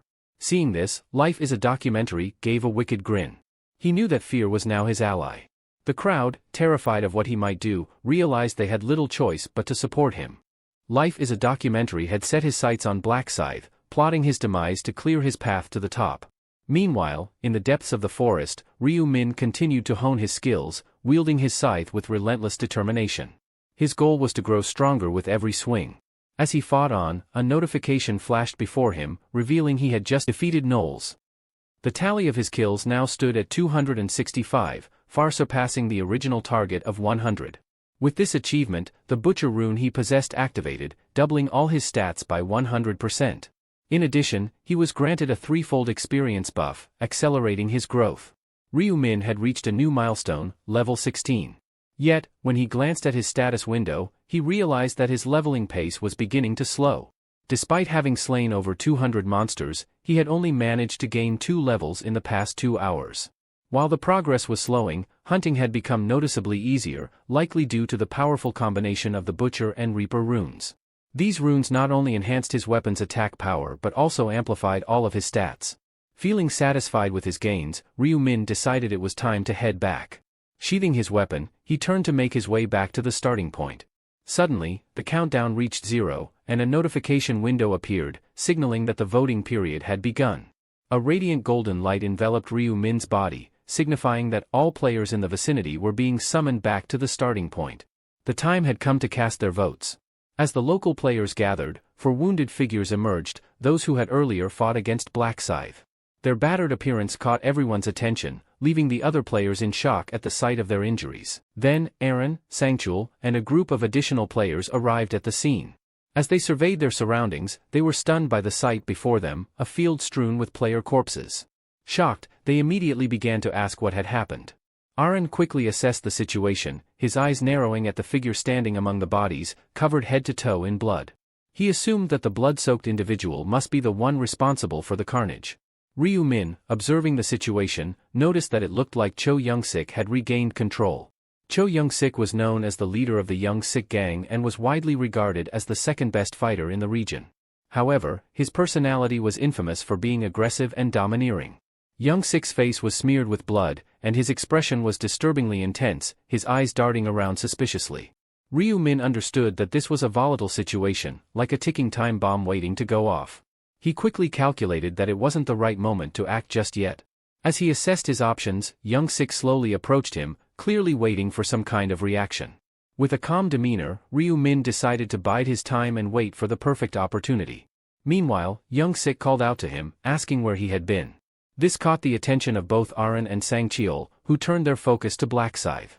Ryu Min, maintaining his composure, responded to Young Sik's question with a steady gaze, asking what he wanted. Young Sik, with a haughty smirk, stated his demand outright. He wanted Black Scythe to serve him as a subordinate. Ryu Min, known as Black Scythe, replied with a cold, "And why would I do that?" Undeterred, Young Sik spun his dagger in a menacing manner, threatening to spare Black Scythe's life only if he submitted to him. Instead of fear, Young Sik was met with the sound of Ryu Min's laughter. Amused by the audacity of the demand, Ryu Min asked if Young Sik intended to start a fight immediately. Still smiling, he added, "If you want me to spare you, you'll have to kneel before me."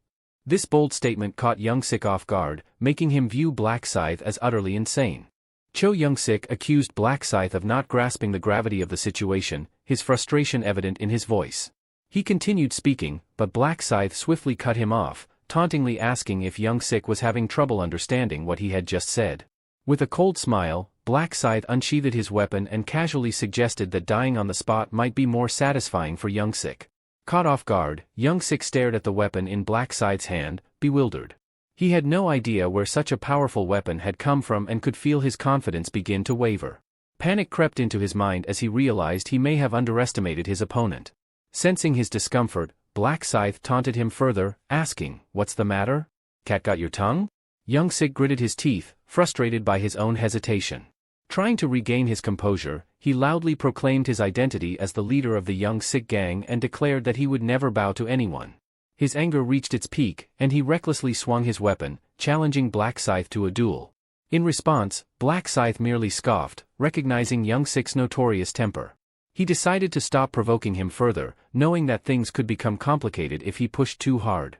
Black Scythe had a strategy in mind. Displaying his strength to win the votes of the players wasn't his intention. Young Sik could be useful for his plan during the third round as a representative. Additionally, he sensed that the angel would appear any moment. As if on cue, the angel materialized, calling for all players to gather. Young Sik, momentarily distracted by the sudden arrival, shifted his focus away from Black Scythe. Seizing the moment, Black Scythe remarked on Young Sik's good fortune and calmly advised him to choose his battles more wisely next time if he wished to avoid an untimely end. With that, Black Scythe turned to leave, leaving Young Sik standing there, his anger simmering just beneath the surface. Young Sik stood frozen in place, his face a mask of rage, but beneath the surface, he felt a wave of relief. Though he appeared fierce and resolute, a part of him was worried that the tension might trigger a heart attack. Still, he silently vowed that Black Scythe would one day witness his true power. For now, he would let him go, but if chosen as the representative, he would make sure to avenge the humiliation he had suffered. The angel, her voice echoing across the battlefield, asked the players if they had selected their delegates. Glancing at the scattered bodies, she dryly noted that they had accomplished more than just talk in the 3 hours they had spent together. With a dismissive tone, she reminded them that whether they lived or died was of no concern to her. Then, she called for the voting process to begin. A screen appeared in front of each player, announcing the start of the election for the region's representative. Every player had one vote, and the candidate with the most votes would assume the role. To cast their vote, they simply needed to focus on the player they wished to support. The angel warned that anyone failing to vote within the 5-minute window would automatically lose and be eliminated from the next round. The countdown began. Some players murmured the instruction to themselves, "Look at who I want to vote for," as they scanned the crowd to decide on their choice. Most of them fixed their gaze on Young Sik, who wore a confident, smug grin, assuming all eyes were on him. Then, unexpectedly, his expression shifted. He turned his attention to a woman with round cheeks and demanded why she wasn't looking directly at him. Startled, the woman seemed unsure of how to respond. Seeing her hesitation, Young Sik grew increasingly agitated and threatened to kill her. Stammering, she quickly defended herself, insisting that she had voted for him. Frustrated, Young Sik continued to shout threats, demanding everyone's attention. He scanned the crowd, threatening anyone who dared to avert their gaze. Finally, the voting time ran out. The angel clapped her hands, announcing that the voting period had ended and instructed them to tally the votes. A large screen materialized above, revealing the results. In fifth place was Cute Baby Bird with 5 votes, and Chubby Cheek Steamed Bun came in fourth with 6 votes. With 249 votes, Black Dragon secured third place, while Black Scythe came in second with 2,077 votes. Topping the leaderboard with 2,412 votes was Life is a Documentary. Although Young Sik, who went by Life is a Documentary, received the highest number of votes, he wasn't pleased. His irritation deepened as he saw that Black Scythe had garnered significant support. Young Sik glared at the players who had voted against him, and many of them avoided meeting his gaze, aware of his anger. After the voting concluded, the angel announced that Life is a Documentary had been chosen as the region's representative. A window screen appeared, indicating that Young Sik had gained the power of command, allowing him to issue directives to other players. His blood-stained face broke into a wide grin. He immediately planned to use this newfound authority to rally the players against Black Scythe, determined to make him regret not killing him earlier. As Young Sik examined the details of his command ability on the screen, he realized its limitations. He could give direct orders to players, but only those without a class, and he could only control one player at a time, up to a maximum of 10 uses. Discontent flickered across his face at the restrictions, especially the fact that players with a class could resist his commands. The angel's voice cut through the tension, asking the players if they believed this was the end. However, she hinted that a hidden mission still remained for this round. Her cryptic words puzzled the players, who couldn't quite grasp what she meant. A window screen then appeared, revealing that the second round contained a side quest. If they completed it, they would receive a class advancement item and a coupon for 50% off today's item.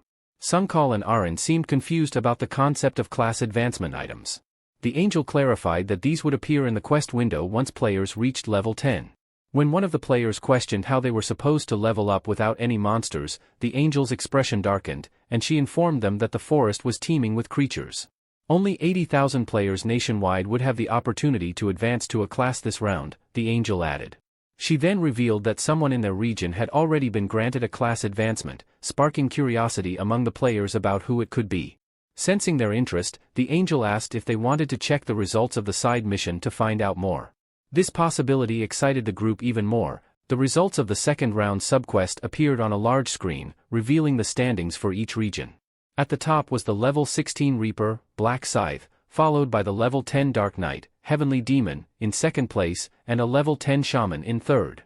It quickly became evident that Black Scythe was the only player in their area to have advanced to a class.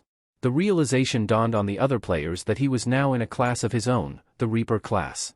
This knowledge brought a mix of fear and respect, as they murmured among themselves, connecting his class to the scythe he wielded.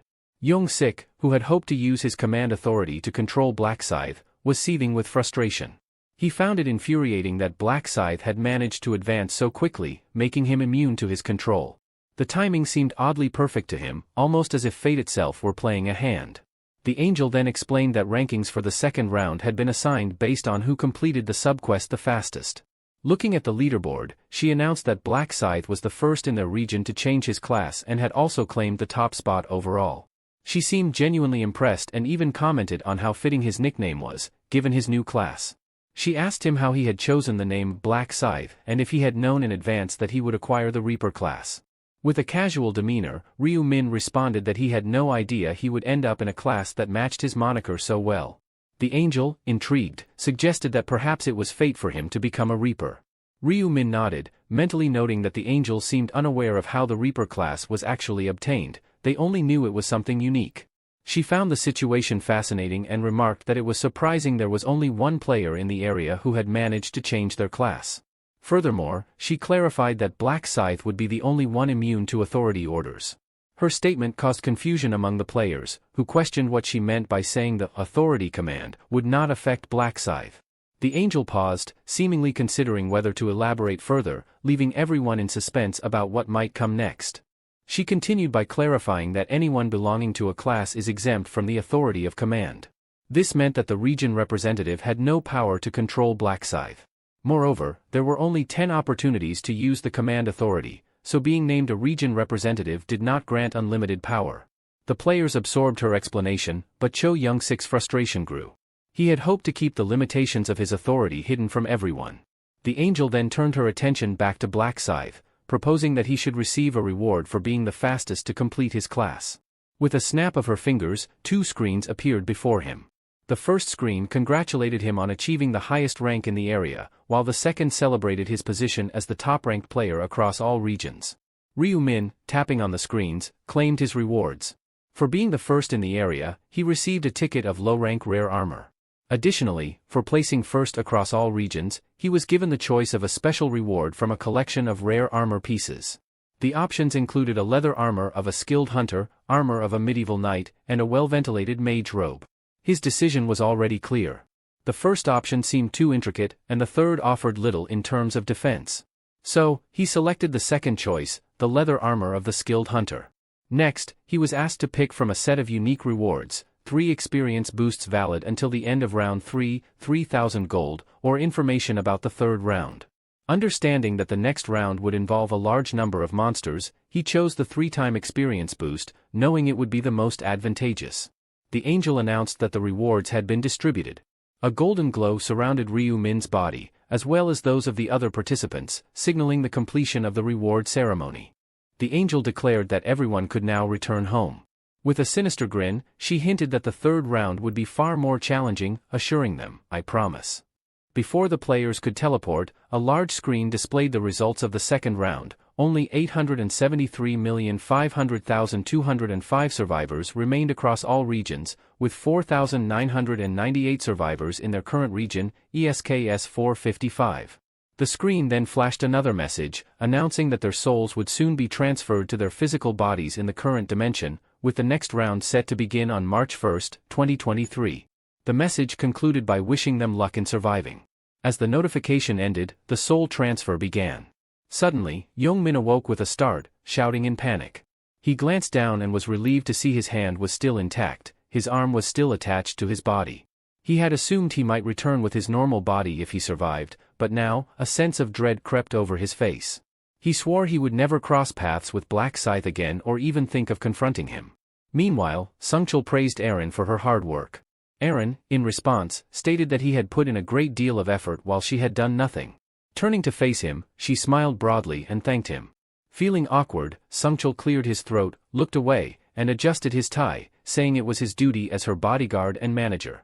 Aaron expressed her desire to thank Black Scythe again and asked if there was any way to do so. Sungchul explained that they had no way of finding him, as they had no idea what he really looked like. He also mentioned that Black Scythe seemed to prefer remaining anonymous. Aaron acknowledged this, though it didn't please her. Sun Chul added that when he had asked Black Scythe for his account number to provide compensation, he had initially refused, suggesting that he didn't want anyone to discover his identity. Aaron understood, but the realization left her feeling unsatisfied. Seeing her disappointment, Sun Chul suggested that if she truly wanted to express her gratitude, she could try to find him in the next round and give him something then. Aaron's face brightened at the idea. Aaron thought it was a clever idea. She began to contemplate how to properly show her gratitude to Black Scythe. As their conversation wrapped up, Sun Chul suggested she get some rest, promising they could discuss it further in the morning. Aaron nodded and advised him to be careful. Just as Sun Chul was about to step into the elevator, his phone buzzed. He answered the call from President Ma while stepping inside. Noting that the president was still awake, Sun Chul heard him mention that he had just started sipping on whiskey after his return. Sun Chul congratulated President Ma on advancing to the Dark Knight class. The president asked about their experience in their region. Sun Chul explained that both he and Aaron had only managed to reach level 8 before getting injured halfway through, which prevented them from continuing their hunt. President Ma sounded disappointed by this news. As Sun Chul reached the parking lot, he asked if it was a good time to discuss the matter, indicating he had something important to report. He revealed it concerned Black Scythe. President Ma immediately instructed him to come to the hotel so they could talk in person. Sun Chul agreed, saying he would be there in 20 minutes. He started driving, unaware that someone was watching him. From the shadows, a man observed Sun Chul's car as it exited the parking lot. It was Ryu Min, quietly tailing him. Ryu Min wondered if Sun Chul was heading towards Ma Kyungrak.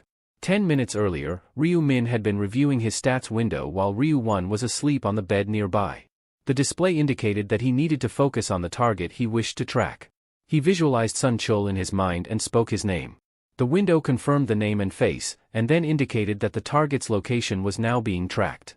The screen showed the target was just 9 meters away. As the distance on the display suddenly shifted to 23 meters, then 56 meters, Ryu Min realized Sun Chul had likely taken the elevator, based on how quickly the numbers were changing. Ryu Min grew curious about Sun Chul's early morning destination, suspecting he might be heading toward Ma Jiangrok. Not wasting a moment, he quickly slipped into his jacket and dashed out the door, determined to confirm his hunch. He felt fortunate that he had decided to track Sun Chul down right after his return. Overhead, thick clouds obscured the full moon, blocking its light from piercing through. Ma Jiangrok, meanwhile, was gazing up at the overcast sky, thinking it was an ideal night for a pursuit. However, he chose to remain still for the moment, as he needed to receive Sun Chul's report. He mulled over how Black Scythe had clinched first place in both the initial and second rounds, wondering what kind of player could stay so enigmatic and yet so dominant. His fingers drummed restlessly on the arm of the couch. The thought of Black Scythe's ranking clearly unsettled him. He began to speculate whether Black Scythe would have targeted his subordinate. If so, Ma Jiangrok knew that such a move would be a direct challenge to him. And he was not the type to tolerate such defiance lightly. His expression remained stern and focused. He had no intention of allowing anyone, not even the player ranked first, to stand in his way. A sense of tension filled the room as he considered the possibilities. Outside, a figure stood by the door, finally knocking. Sun Chul's voice came through, asking if he could enter. Ma Jiangrok gave a nod of assent, inviting him in. Rising to his feet, Ma Jiangrok greeted Sun Chul, who immediately expressed his gratitude. "It's all thanks to you, President Ma, that we're even meeting again," Sun Chul said respectfully. President Ma, wearing a faint smile, replied, "I've done nothing, we weren't even in the same region." Sun Chul bowed slightly, his tone earnest as he added, "Just knowing you're out there inspires me." President Ma chuckled softly, amused by Sun Chul's flattery. "You have a talent for saying the right things," he observed.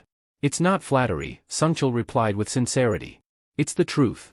He then congratulated Ma on making it through the round. President Ma shrugged, brushing it off. "Round 2 was a breeze, a walk in the park," he said. Sun Chul, however, continued to praise him, this time for his advancement to a new class. Ma responded humbly, "Just luck, that's all." But Sun Chul insisted, securing second or third place is no small feat, even luck is a skill in itself. He concluded with admiration, saying, "To serve someone like you, President Ma, is the greatest privilege I could ever have." President Ma set his glass down and, with a slight grin, remarked that Sun Chul's flattery was too obvious. He guessed that Sun Chul needed something from him.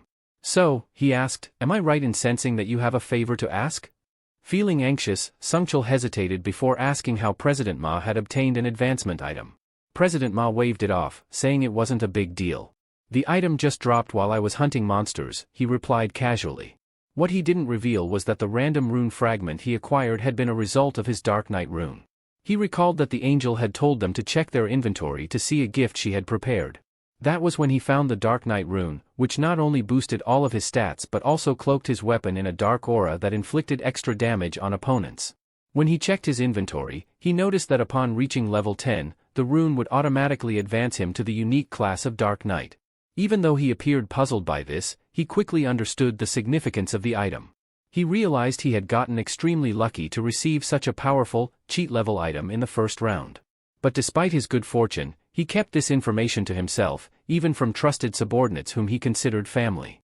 He knew well how quickly people could change when it came to matters of power and advantage. Shifting the conversation, President Ma's tone turned serious as he asked directly, "Who injured you? Was it Black Scythe?"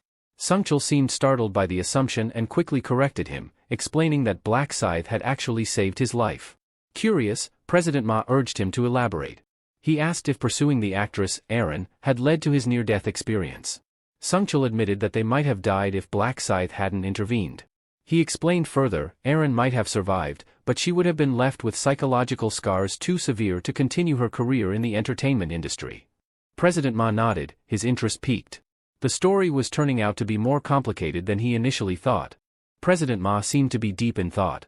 He had nearly lost a valuable subordinate, and it had almost jeopardized his business interests. Breaking the silence, President Ma asked about the fate of the thugs involved, assuming they had been killed. Sun Chul clarified that while Black Scythe had inflicted agonizing pain on them, it wasn't fatal. Curious, President Ma asked why Black Scythe had spared them. Sun Chul explained that, according to Black Scythe, there was no point in killing them. His logic was simple: as the overall population dwindles, so does the pool of those who survive. President Ma acknowledged that the reasoning made sense, though he remained concerned about what these individuals might do in the future. Taking a thoughtful sip of his whiskey, he reflected that both his assets and subordinates were only alive because of Black Scythe. He felt indebted to him for that and remarked that he should offer some financial compensation. Sungchul mentioned that he had already brought up the topic, but Black Scythe had refused and left immediately afterward. President Ma was slightly surprised to hear that the offer of compensation had been declined. He speculated that perhaps Black Scythe wanted to avoid revealing his identity. With the conversation seemingly drawing to a close, both men stood up. President Ma described Black Scythe as a cautious individual. He instructed Sungchul to express his gratitude if he encountered Black Scythe in the next round, genuinely appreciating the man who had kept both Aaron and Sungchul alive. Sungchul promised he would convey the message. Moreover, President Ma ordered Sungchul to keep an eye on Black Scythe and offer assistance if needed, stating his philosophy of never leaving debts unpaid. "As you wish, sir," Sungchul replied.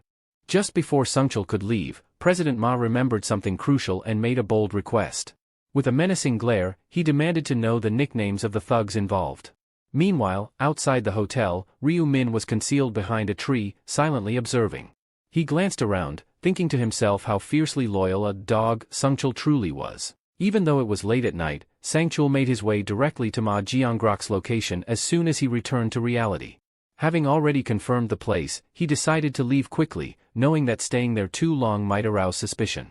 He called a cab and, while waiting, couldn't help but notice a peculiar coincidence. CO Aaron, a celebrity backed by Jiangrok, happened to live in the same apartment complex as he did. He recalled to himself that he needed to thank his younger brother. If they hadn't handed out rice cakes, he would never have crossed paths with Aaron or uncovered the connection between Sungchul and her.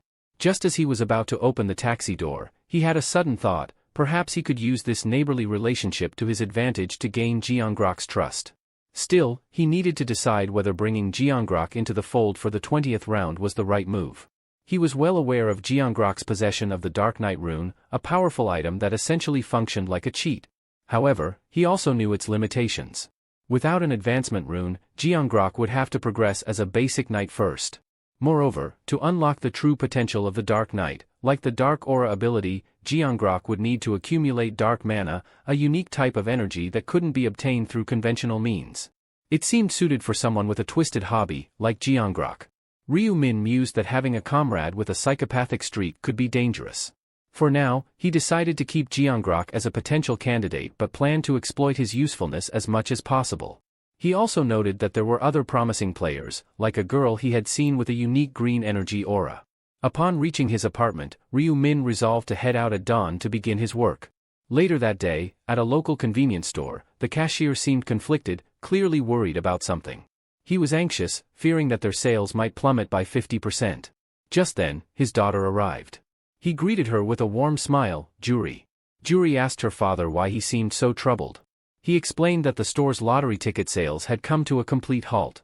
Curious, Julie asked why this had happened so suddenly. Her father sighed and told her that while the government had provided a reasonable-sounding explanation, it seemed like they were blaming the players for the downturn. The government admitted that they had no way of gauging the skill levels of the players. Julie recalled reading about a man who had won the lottery 4 times in a row. Her father sighed and added that rising labor costs and rent were already making things tough, and now he wasn't sure how to manage. Julie tried to reassure him, saying she would help out as soon as she graduated. She even wondered aloud whether taking on a part-time job would help them make ends meet. Her father quickly dismissed the idea, urging her to focus on her studies instead. He promised to handle the financial worries himself, reminding her that her goal of becoming a doctor was more important. Praising her for her good grades, he asked if she still planned to go to college. Julie hesitated, then confessed that she had given up on that dream. She explained that, in light of the current situation, education seemed pointless. Her father, seeing her determination, gave in. He admitted that the uncertainty of the next round was weighing heavily on him and that money was not the main concern. Apologizing for being so distracted lately, he admitted he had a lot on his mind. Julie squeezed his hand and assured him there was no need to apologize. She smiled warmly and told him she was okay, saying, "Guess what? I made it through the second round and even got myself a class."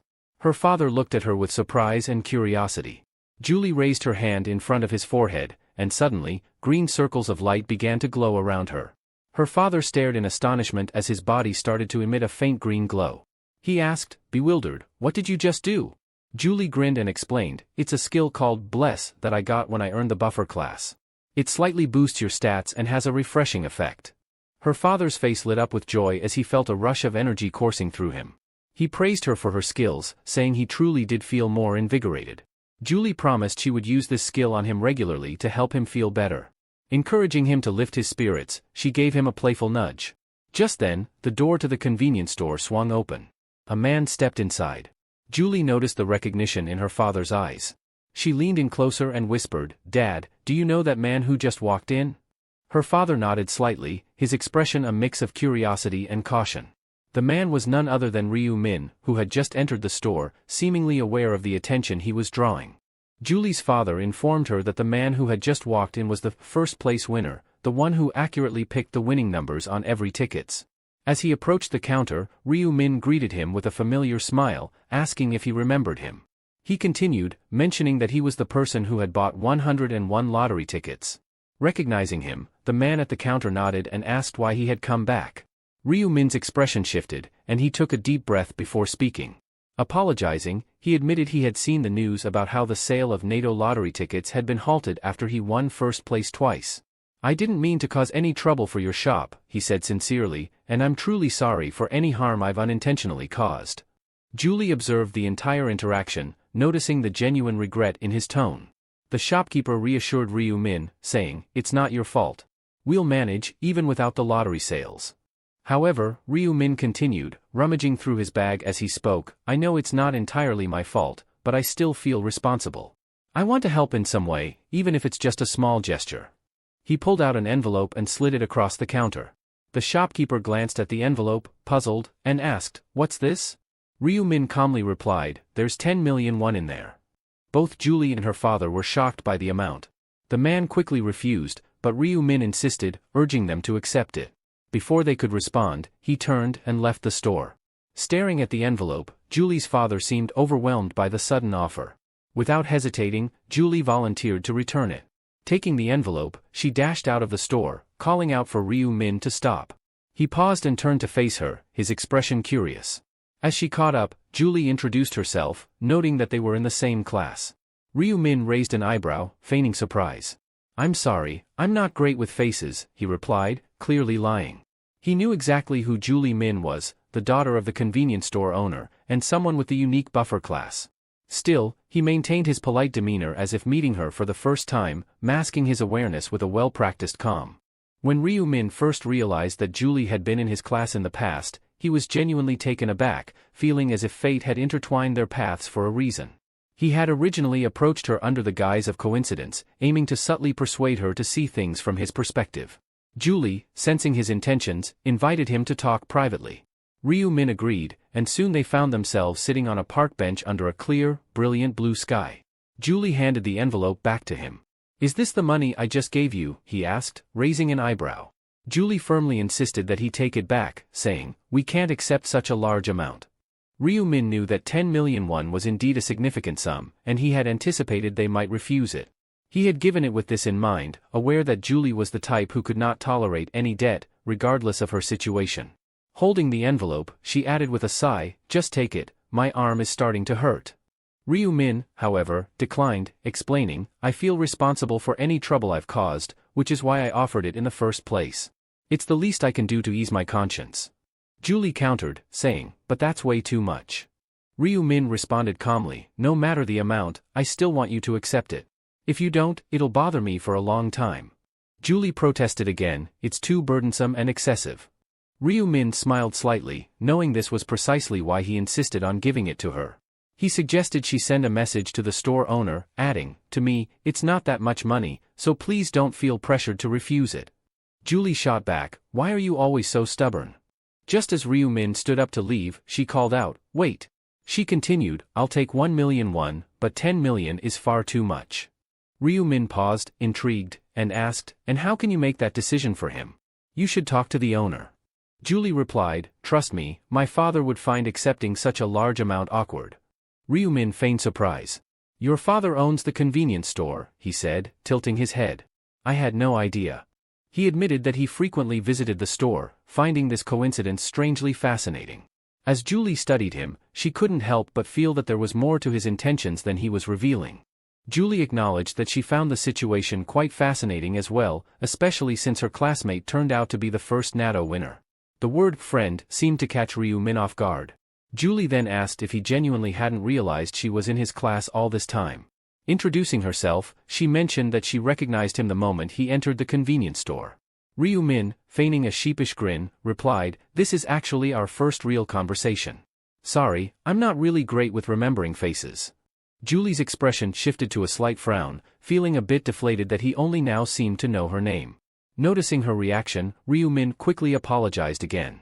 Julie blushed, remaining silent, while Ryu-min felt a twinge of guilt for pretending not to know her, though he knew he needed to act this way to keep her intrigued. Julie stood up and firmly reintroduced herself as Julie Min, stepping closer to him. "That's my face," she stated, her eyes meeting his. "Will you remember it now?" Ryu-min smiled warmly and nodded, his expression sincere.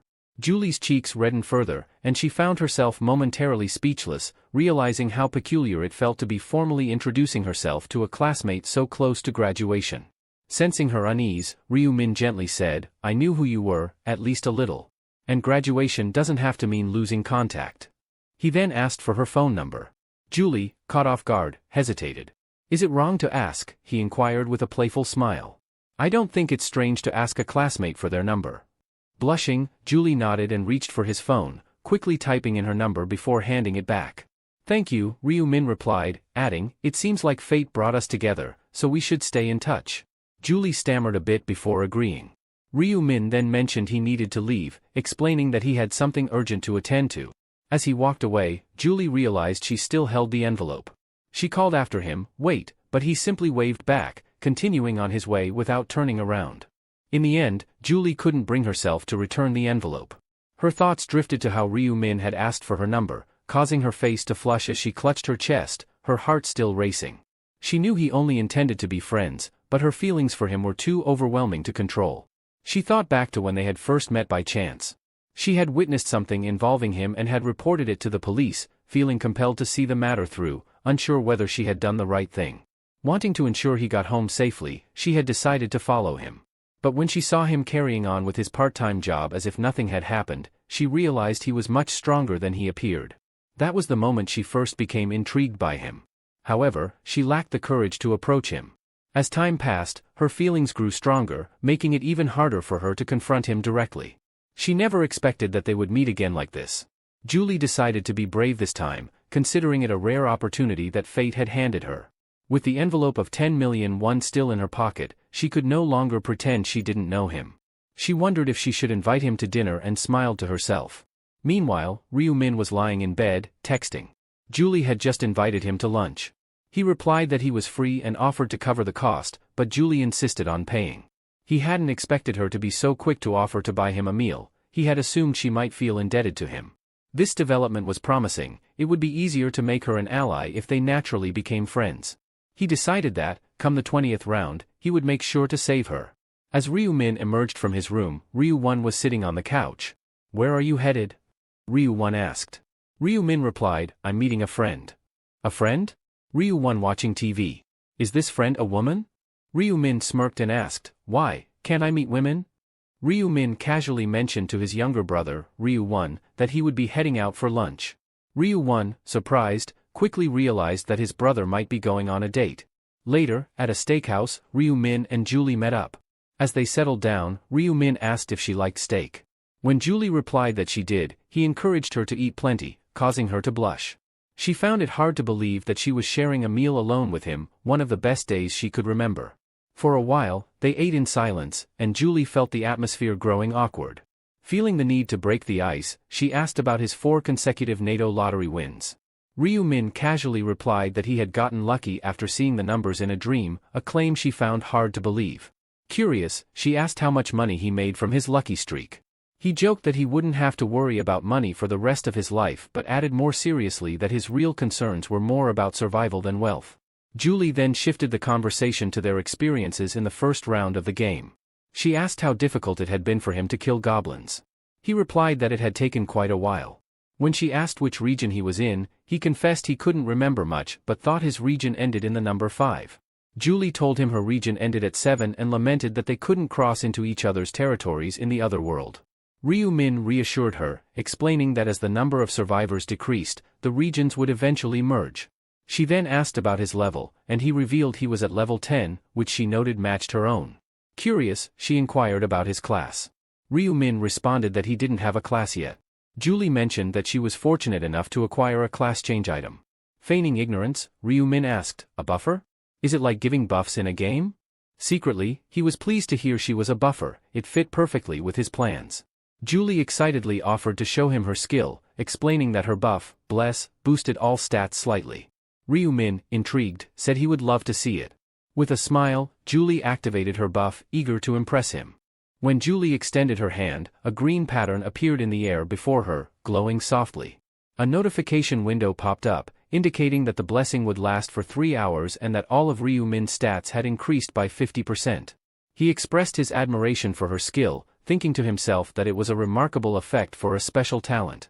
He also realized that once Julie reached her maximum level, the effectiveness of her ability could double, enhancing the buff to a total of 100%. That is, of course, if she managed to level up to the highest point. Regardless, he was pleased to have the buff, especially since meeting her had served that exact purpose. Ryu Min remembered the random gold pouch he had won as a reward for completing his first-class change subquest. The pouch contained a random amount of gold, determined by his luck stat. The higher his luck, the more gold he would receive. He thanked her, stating that the effects of the buff were impressive. Julie beamed and said he only had to ask if he ever needed another buff, reassuring him that casting it was effortless for her. Sensing there was more she wanted to say, he asked what else she had on her mind. Julie hesitated briefly before thanking him again for the 10 million won he had offered. She added that her father was also grateful and wanted to convey his thanks. However, Ryu Min sensed there was something more, so he probed gently, "Is that really all you wanted to say?" She shook her head slightly and explained that she had been thinking of something else. Reaching into her bag, she pulled out a glowing object. Curious, Ryu Min asked what it was. Julie explained that she had found the item while hunting, and since he refused the money, she wanted him to at least accept this as a token of her appreciation. She insisted he take it, making it clear that she was sincere and wouldn't take "no" for an answer. They finished their meal, and Julie suggested they meet again sometime. Ryu Min nodded in agreement, advising her to stay safe in the upcoming round. She eagerly agreed, saying they should continue surviving and meeting at the park. After she left, Ryu Min was alone. He pulled up his inventory screen and inspected the object Julie had given him. It was a low-quality purple magic crystal, not particularly valuable but potentially useful. The crystal Julie gave him was a delicate, stunning purple stone with a faint mana aura. Ryu Min hadn't expected her to gift him something like this. When he removed it from his inventory, he noted the brief description, which didn't offer much insight into its properties. He had no idea what the crystal could actually do. However, he knew that at level 20, the combination function would unlock, allowing players to fuse magic crystals with weapons, and he suspected that this particular item would be of great value at that point. The combination feature would not only allow him to merge the crystal with a weapon, but also grant additional enhancements. There were 7 types of magic crystals, each with a different color representing a specific attribute: red for damage, orange for strength, yellow for luck, green for dexterity, blue for intelligence, dark blue for damage reduction, and purple, the rarest of all, for boosting all stats. The purple crystal had the lowest chance of appearing, making it incredibly valuable. Ryu Min felt fortunate to have acquired the crystal so easily. It was a testament to his high luck stat in real life. He decided he would save it until he reached level 20, when he could truly unlock its potential. Glancing at his screen, he noticed the Bless effect still had 30 minutes left. He debated whether to open the gold pouch before the buff expired but realized he first needed to make use of his Butcher rune to maximize his stats. The rune had a unique function: every time it killed a living entity, including something as small as an insect, it would increase all his stats by 1%. Since there were no insects to hunt in the alternate world, he had to kill monsters there, but the real world had no such restriction. He opened his bag and pulled out a plastic packet filled with 100 mealworms. Feeling a bit guilty, he placed the packet on the floor and apologized to the small creatures before raising his foot to crush them. A notification appeared, displaying a kill count of 45 out of 100, which resulted in a 45% boost to all his stats from the Butcher rune. Moments later, another window popped up showing the kill count had reached 67, raising his stat boost to 67%. Each update confirmed the rune's effects, steadily enhancing his abilities as he continued. Ryu Min continued using the Butcher rune until his kill count surpassed 100. With that, the rune's effect maximized, boosting all his stats by 100%. Opening his status window, he noticed his luck stat had climbed to 45 points. Feeling confident about his chances, he decided it was the perfect time to use the random gold pouch he had stored in his inventory. The random gold pouch was a rare consumable item, capable of yielding anywhere from 1 to 9,999 gold, but it had to be used before the next round. The amount received was directly influenced by the user's luck stat, so with his current luck boost, Ryu Min felt optimistic. He had used similar pouches before, and his luck had usually netted him between 300 to 600 gold. This time, however, he hoped for an even better outcome. He held his breath and used the pouch, his eyes locked on the notification window that appeared. To his shock and delight, the alert showed he had received the maximum amount, 9,999 gold. A wide grin spread across his face, the bless effect had indeed paid off. Checking his total gold, he now had 16,249, a substantial amount, more than enough to purchase an epic item. However, since the specific item he wanted wouldn't be available for another 2 weeks, he decided to save the gold for now. Back at the apartment, Ryu Min announced his return. His younger brother, Ryu 1, looked up from his smartphone and eagerly approached him. "So, how did your date go?" Ryu 1 asked, a mischievous glint in his eyes. Ryu Min gave him a puzzled look. "What date?" he replied, pretending not to understand. "You know, with that girl you were meeting," Ryu 1 teased. Ryu Min waved him off. "Stop talking nonsense. What did you have for lunch?" Ryu 1 shrugged. "Just ordered black bean noodles." Ryu Min chuckled. "You should have treated yourself to something better." Ryu 1 frowned, confused. "What's wrong with noodles? I felt like eating them." Ryu Min nodded thoughtfully, remembering that just a month ago, they could barely afford such small luxuries. It was a reminder of how quickly things could change. As Ryu Min reflected, he remembered his recent investment of $150 million in Bitcoin. Predicting a market crash in 2 weeks, he planned to cash out just in time, similar to his past financial maneuvers. His attention shifted when a sleek car on television caught his eye, prompting him to realize he needed a driver's license. He decided to take the written exam, wondering how many times he'd attempted it in the past. Approaching it with a casual attitude, he completed it quickly. The proctor, puzzled by the speed, checked the computer and was surprised to see that Ryu Min had scored a 95.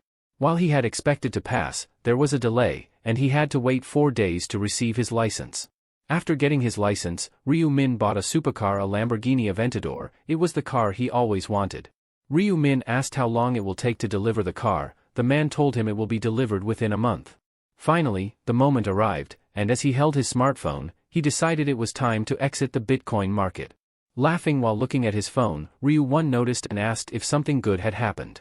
Ryu Min replied that he had just sold all of his Bitcoin. When Ryu 1 asked how much it had grown, Ryu Min casually mentioned that the value had increased by $300 million. Ryu 1 nearly choked on his coffee, stunned by the massive profit. He could hardly believe it. His brother's initial investment of $60 million had multiplied so dramatically. Just a month ago, he had tried to discourage him, and now the return was beyond his imagination. Ryu Min admitted he hadn't expected it to grow so large, though he had estimated it might reach around $280 million, based on his previous experience. When Ryu 1 asked if he was withdrawing everything, Ryu Min confidently confirmed his decision. Ryu 1 agreed that it was a wise move, though he seemed to anticipate something else. But then Ryu Min revealed it was time to start investing in stocks. Ryu 1's face fell, as he felt uneasy about his brother's new plan. He asked what his strategy was, given his lack of knowledge about the stock market. Ryu Min reassured him not to worry, saying he had seen it in a dream. Doubtful, Ryu 1 asked if his brother had experienced another premonition, this time about stocks. Ryu Min described how his dream showed him that investing immediately would yield great returns. With no choice but to trust his brother's instincts, Ryu 1 reluctantly agreed to support him. Although Ryu Min felt confident in his predictive abilities, he couldn't help but feel slightly annoyed by his brother's constant nervousness. Determined to proceed, Ryu Min decided to venture into the stock market. He chose a company valued at around $900 million, ranked 85th on the Kostak Index, Heavenly Demon Consulting Corporation, a subsidiary of Gyeongrok. Despite its current obscurity, he knew that by the fourth round, the company would develop a unique system and experience rapid growth. Ryu Min reasoned that with such a high chance of success, there was no reason not to invest. He figured that securing shares and potentially gaining operational control as a major shareholder would allow him to exert significant influence. Confident in his strategy, he decided to invest $280 million to acquire a 31% stake in the company. Just as he was about to finalize the transaction, he heard his brother muttering a prayer, hoping the dream would come true. Amused by the sight, Ryu Min proceeded and completed the investment with a smile. As the sun had already set, Ryu Min realized he needed to go shopping. Even though it was past midnight, he opened the storefront window from his bed and began scrolling through the available items. Knowing he had some gold set aside for this purpose, he navigated to the equipment tab. He remarked on the convenience of using gold to purchase common skills and items. While most of the skills and items listed were of normal rank, he knew there was a way to obtain rare and epic items. The Today's Item feature allowed players to purchase a randomly rotating item daily. Typically, this unpredictability made it hard to get what one wanted, but Ryu Min's unique knowledge of the future gave him an advantage. He was aware that the legendary item he sought, the skeletal necklace, would be available that day. The skeletal necklace would remain active until the end of the round, providing a 3% boost to intelligence and a 1% increase in attack speed per enemy defeated, with a maximum of 25%. Priced at 4,600 gold, the item offered excellent benefits at a reasonable cost. Feeling a surge of excitement, Ryu Min quickly made the purchase, satisfied with its ability to enhance his attack speed. After confirming that the item he wanted was indeed available, Ryu Min decided to use it after completing his advancement quest. He retrieved a 50% discount voucher from his inventory, planning to use it on the purchase of the skeletal necklace. Upon clicking buy, he was stunned to find that his remaining balance was still 13,949 gold. Sitting up in surprise, he realized he had far more gold left than anticipated and started planning his next purchase. Initially, he had intended to use the leftover gold to buy a set of standard equipment, but then he considered a better option, purchasing another common skill with the extra 6,000 gold he had saved. After all, common skills were more useful than basic equipment. Motivated by this new goal, he resolved to quickly gather the 6,000 gold needed. Fortunately for him, the third round promised to be filled with plenty of monsters. As time passed, March 1, 2023, arrived. The moment had come when all players were transported back to the alternate world. Their bodies began to emit a yellow glow as their souls were pulled into the other realm. As expected, the day had finally come. Upon arrival, the players found themselves not in the familiar forest, but in a desolate village area. One player voiced their frustration at being drawn back into the strange world. Looking around, they noticed the village was in ruins, its structures reduced to rubble. Another player pointed out that this wasn't just a village but rather the remains of one. In the center, they noticed a glowing purple crystal surrounded by fortress-like walls, sparking curiosity and speculation about the nature of the third round. Ryu Min observed the tense atmosphere around him. Everyone seemed uneasy, sensing the strangeness of this place. He mused that at least one person, Cho Young-sik, would probably stay calm under these circumstances. Soon, murmurs about Young-sik started to spread among the players. They talked about their regional representative, a notorious gang leader known as Life is a Documentary. They recalled how he had intimidated everyone in the region into voting for him, waving a dagger to ensure no one dared to oppose him. Another player spoke up boldly, saying that instead of that murderer, Black Scythe should have been chosen as the representative. The player next to him quickly warned him to keep his voice down, pointing out that if Life is a Documentary overheard, he could use his authority to command. But the bold player shrugged it off, feeling there was nothing to fear since the authority of command could only be used 10 times. Life is a Documentary heard the remark and began shouting curses at them. The other players mocked him, saying he was acting as if swearing was prohibited and questioning why he was so upset. This only aggravated Life is a Documentary more. He waved his hands furiously, demanding that the crowd listen to him, but the players continued to talk over him, pretending not to notice his rage. His anger grew, knowing that the angel had revealed the power of command to everyone, and the events he had hoped to control were slipping from his grasp. Suddenly, a figure bowed and said, "Nice to meet you, sir," with polite gesture toward him. Recognizing the person, Life is Documentary asked Hwang Yong-min what he was up to. Yong-min addressed Life is a Documentary enthusiastically, but then called him by his real name, Jangsik, leader of the Jangsik gang. Jangsik, confused, asked Yong-min about his intentions. Youngmin responded cheerfully that he do not belong to any gang yet. He introduced himself as a young man in his 20s with dreams of becoming a mob boss. What did you say? Jangsik asked, bewildered by Youngmin's bizarre declaration. But before Jangsik could fully process it, Youngmin passionately proclaimed that he admired Jangsik and truly wanted to join his gang. Just as Jangsik was about to ask him why, Youngmin suddenly bowed deeply, pledging his lifelong loyalty and begging to be taken in. Jangsik smirked, amused. He had encountered many kinds of lunatics in his time, but this one was new to him. He appreciated Youngmin's spirit, so he ordered him to stand up. Then, with a hint of mockery, he asked if Youngmin was sure he still wanted to serve him, even knowing his reputation was tarnished. Youngmin responded with unwavering respect, saying that he didn't care about any of that. He declared that he wouldn't give a damn what others thought, as long as Jangsik accepted him into the gang. Jangsik, looking quite pleased, decided to take responsibility for the young man and raise him as his own. Youngmin, full of anticipation, bowed deeply, expressing his gratitude and sense of honor at the acceptance. Observing this unexpected alliance, people began murmuring among themselves, shocked that Youngmin had joined Life is a Documentary.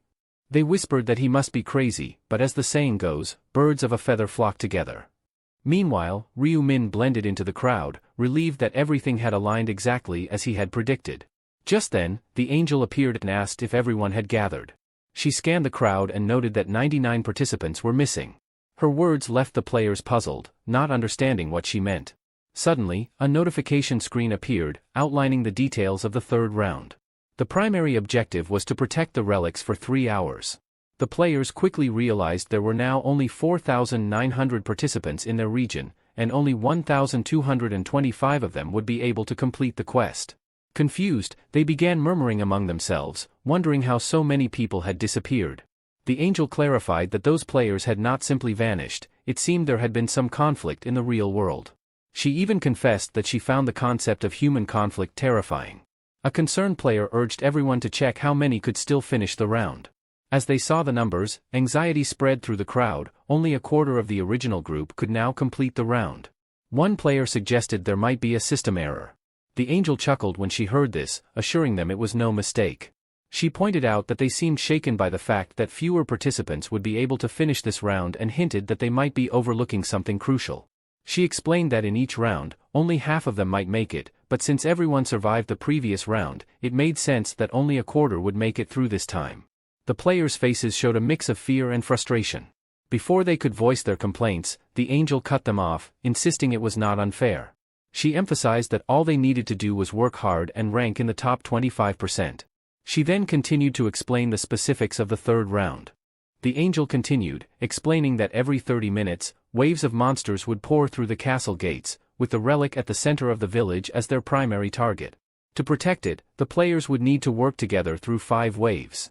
If they successfully defended the relic for the full 3 hours, they would receive an additional reward. However, failure would result in severe penalties. Regardless of whether the relic was protected, each player would be ranked based on the number of monsters they defeated.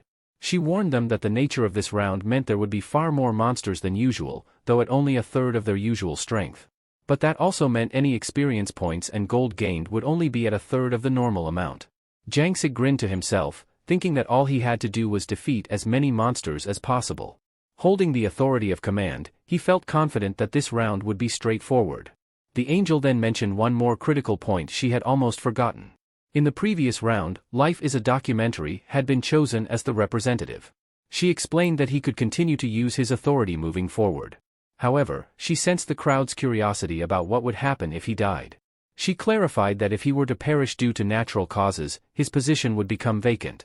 But what if another player were to kill him? She paused, letting the question linger. With a sly smile, the angel revealed that in such a case, the player who killed him would immediately become the region's new representative, inheriting his full command authority. At this revelation, several players began eyeing Jangsik with open hostility, their true intentions becoming clear. The angel clapped her hands, announcing that the first wave of monsters would arrive in 10 minutes. She encouraged the players to cooperate if they hoped to survive for 3 hours, adding with a grin, "Though I'm not sure if any of you will make it." Jangsik cursed loudly, feeling the threat of enemies lurking behind him. He was furious that the angel had exposed his precarious position. Sensing danger all around, he shouted for anyone loyal to him to get ready for battle. Jangsik pulled out his dagger, daring anyone to come at him. "I'll face you all head-on," he shouted defiantly. The players around him seemed ready to attack. But one of them pointed out, "He can only use the command authority 10 times. He's not as powerful as he thinks." Another player added, "If I understood the angel correctly, the person who kills him takes his place as the representative." A third player argued that maybe keeping him as their leader would be more beneficial, and the group hesitated. Then, they noticed Black Scythe stepping forward boldly. Jangsik, feeling uneasy, demanded, "What do you want, Black Scythe?" Black Scythe approached calmly, "Relax, I'm just here to talk. No need to be afraid." Jangsik scoffed, "I'm not afraid. Say what you came to say, but don't think I'll bow my head to you." Black Scythe nodded. "I have a proposal for you," he began. "I understand you're in a tight spot right now. Let me protect you." Jangsik was confused. "Protect me?" Black Scythe clarified, "I'll guard you, stop anyone who tries to kill you. Consider it a personal escort service, one-on-one." The players around them began to murmur, realizing that to take down Jangsik, they'd now have to face Black Scythe too. It left them unsure of their next move. Jangsik, noticing the change in their demeanor, was tempted to accept the offer. He knew the reputation of Black Scythe alone could make people think twice. However, he was aware that there was always a price. "What do you want in return?" he asked cautiously. Black Scythe smiled slightly. "Nothing much. Just that you follow my orders, all of them." The demand stunned Jangsik. "You want me to be your subordinate?" "Think of it as a partnership," Black Scythe replied, his tone even. Jangsik, still suspicious, questioned, "Why are you offering me this deal? What's in it for you?" Black Scythe gave a shrug. "I can't say.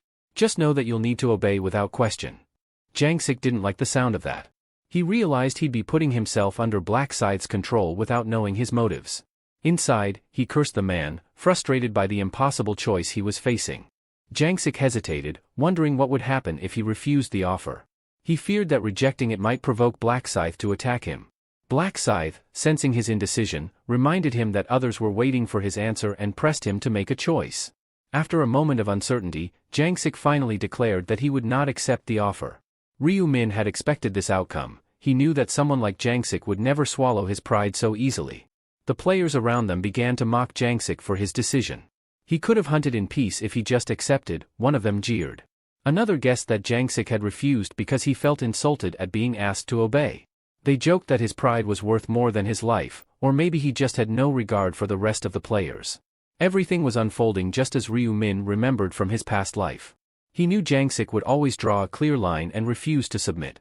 Black Scythe, appearing indifferent, replied, "Very well, your choice is made. I won't concern myself with whether you live or die."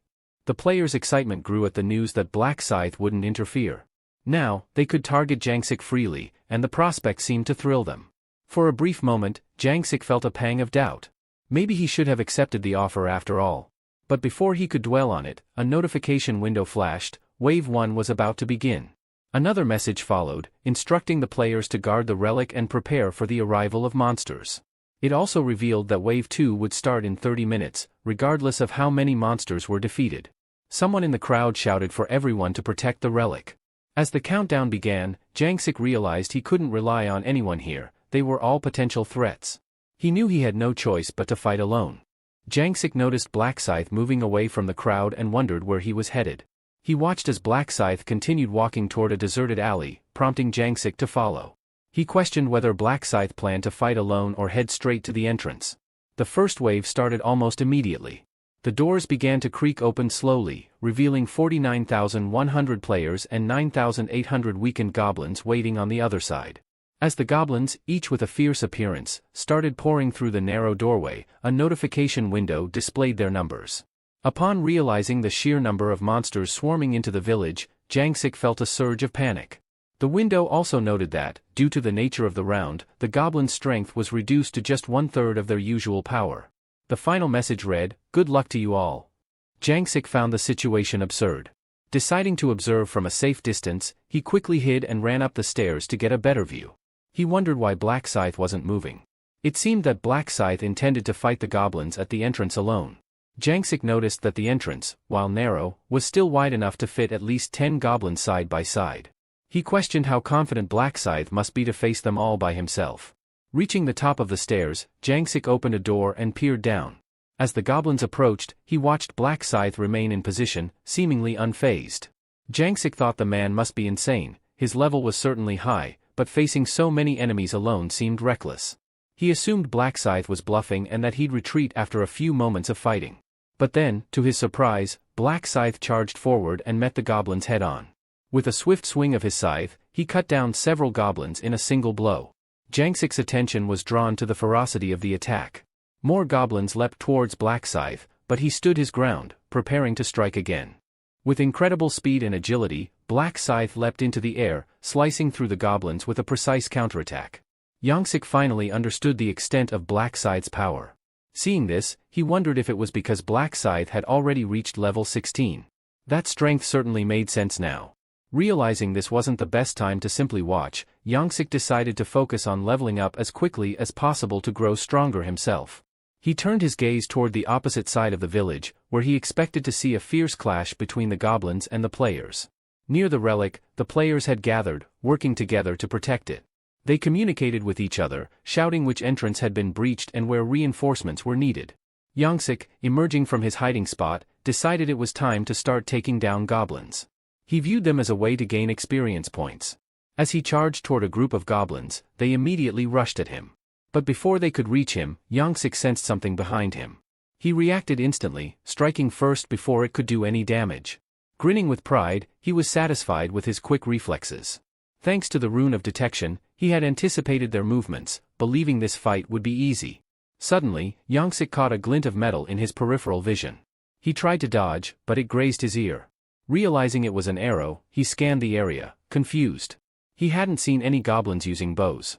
Furious, he searched for whoever fired it. Though he didn't know who it was yet, he swore to get revenge if he found out. Just then, he felt a sharp pain as another player stabbed him in the side. He groaned as the attacker shouted in triumph. Anger flared within him. Gritting his teeth, Jangsik grabbed the spear embedded in his body, yanking it to pull the player closer. With a swift motion, he plunged his dagger into the attacker's chest. "Die, you son of," he shouted, withdrawing the blade with a fierce snarl. Suddenly, Jangsik saw another arrow whizzing toward him. He froze momentarily, then turned to spot the archer who had fired it. The archer was positioned at a distance, preparing to launch another shot. Without hesitation, Jangsik grabbed the spear that had been used to stab him and hurled it with all his might. Before the archer could release the arrow, the spear struck him directly in the skull, causing blood to gush out. Clutching his wound, Jangsik realized that he needed to be far more concerned about the other players than the goblins. Regret washed over him for being chosen as the representative of his region. He hated the responsibility and would gladly relinquish the position if given a chance. He began to wonder if refusing Black Scythe's offer had been the right choice, but his pride wouldn't let him become anyone's subordinate. As he wandered around, trying to devise a way to hunt without worrying about the other players, he noticed a goblin being brutally slain nearby. He quickly recognized the attacker. It was the current regional rank 3, known as Black Dragon. Jangsik smiled when he realized who it was and approached him. "Who are you?" Black Dragon asked, noticing Jangsik coming closer with a dagger pointed in his direction.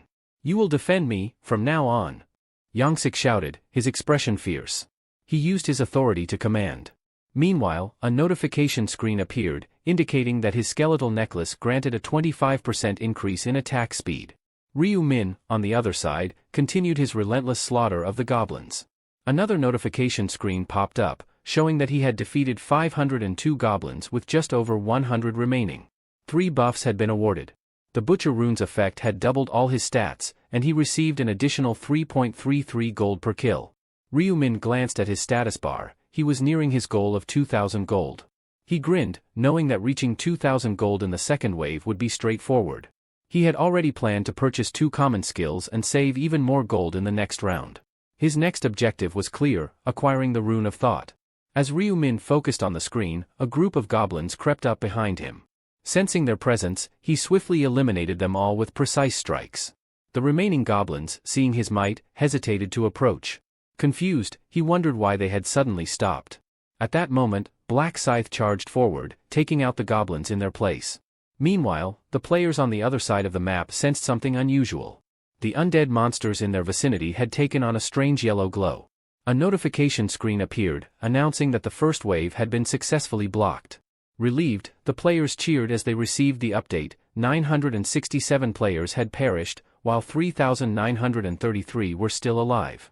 As a reward for surviving the first wave, each of them was given 500 gold.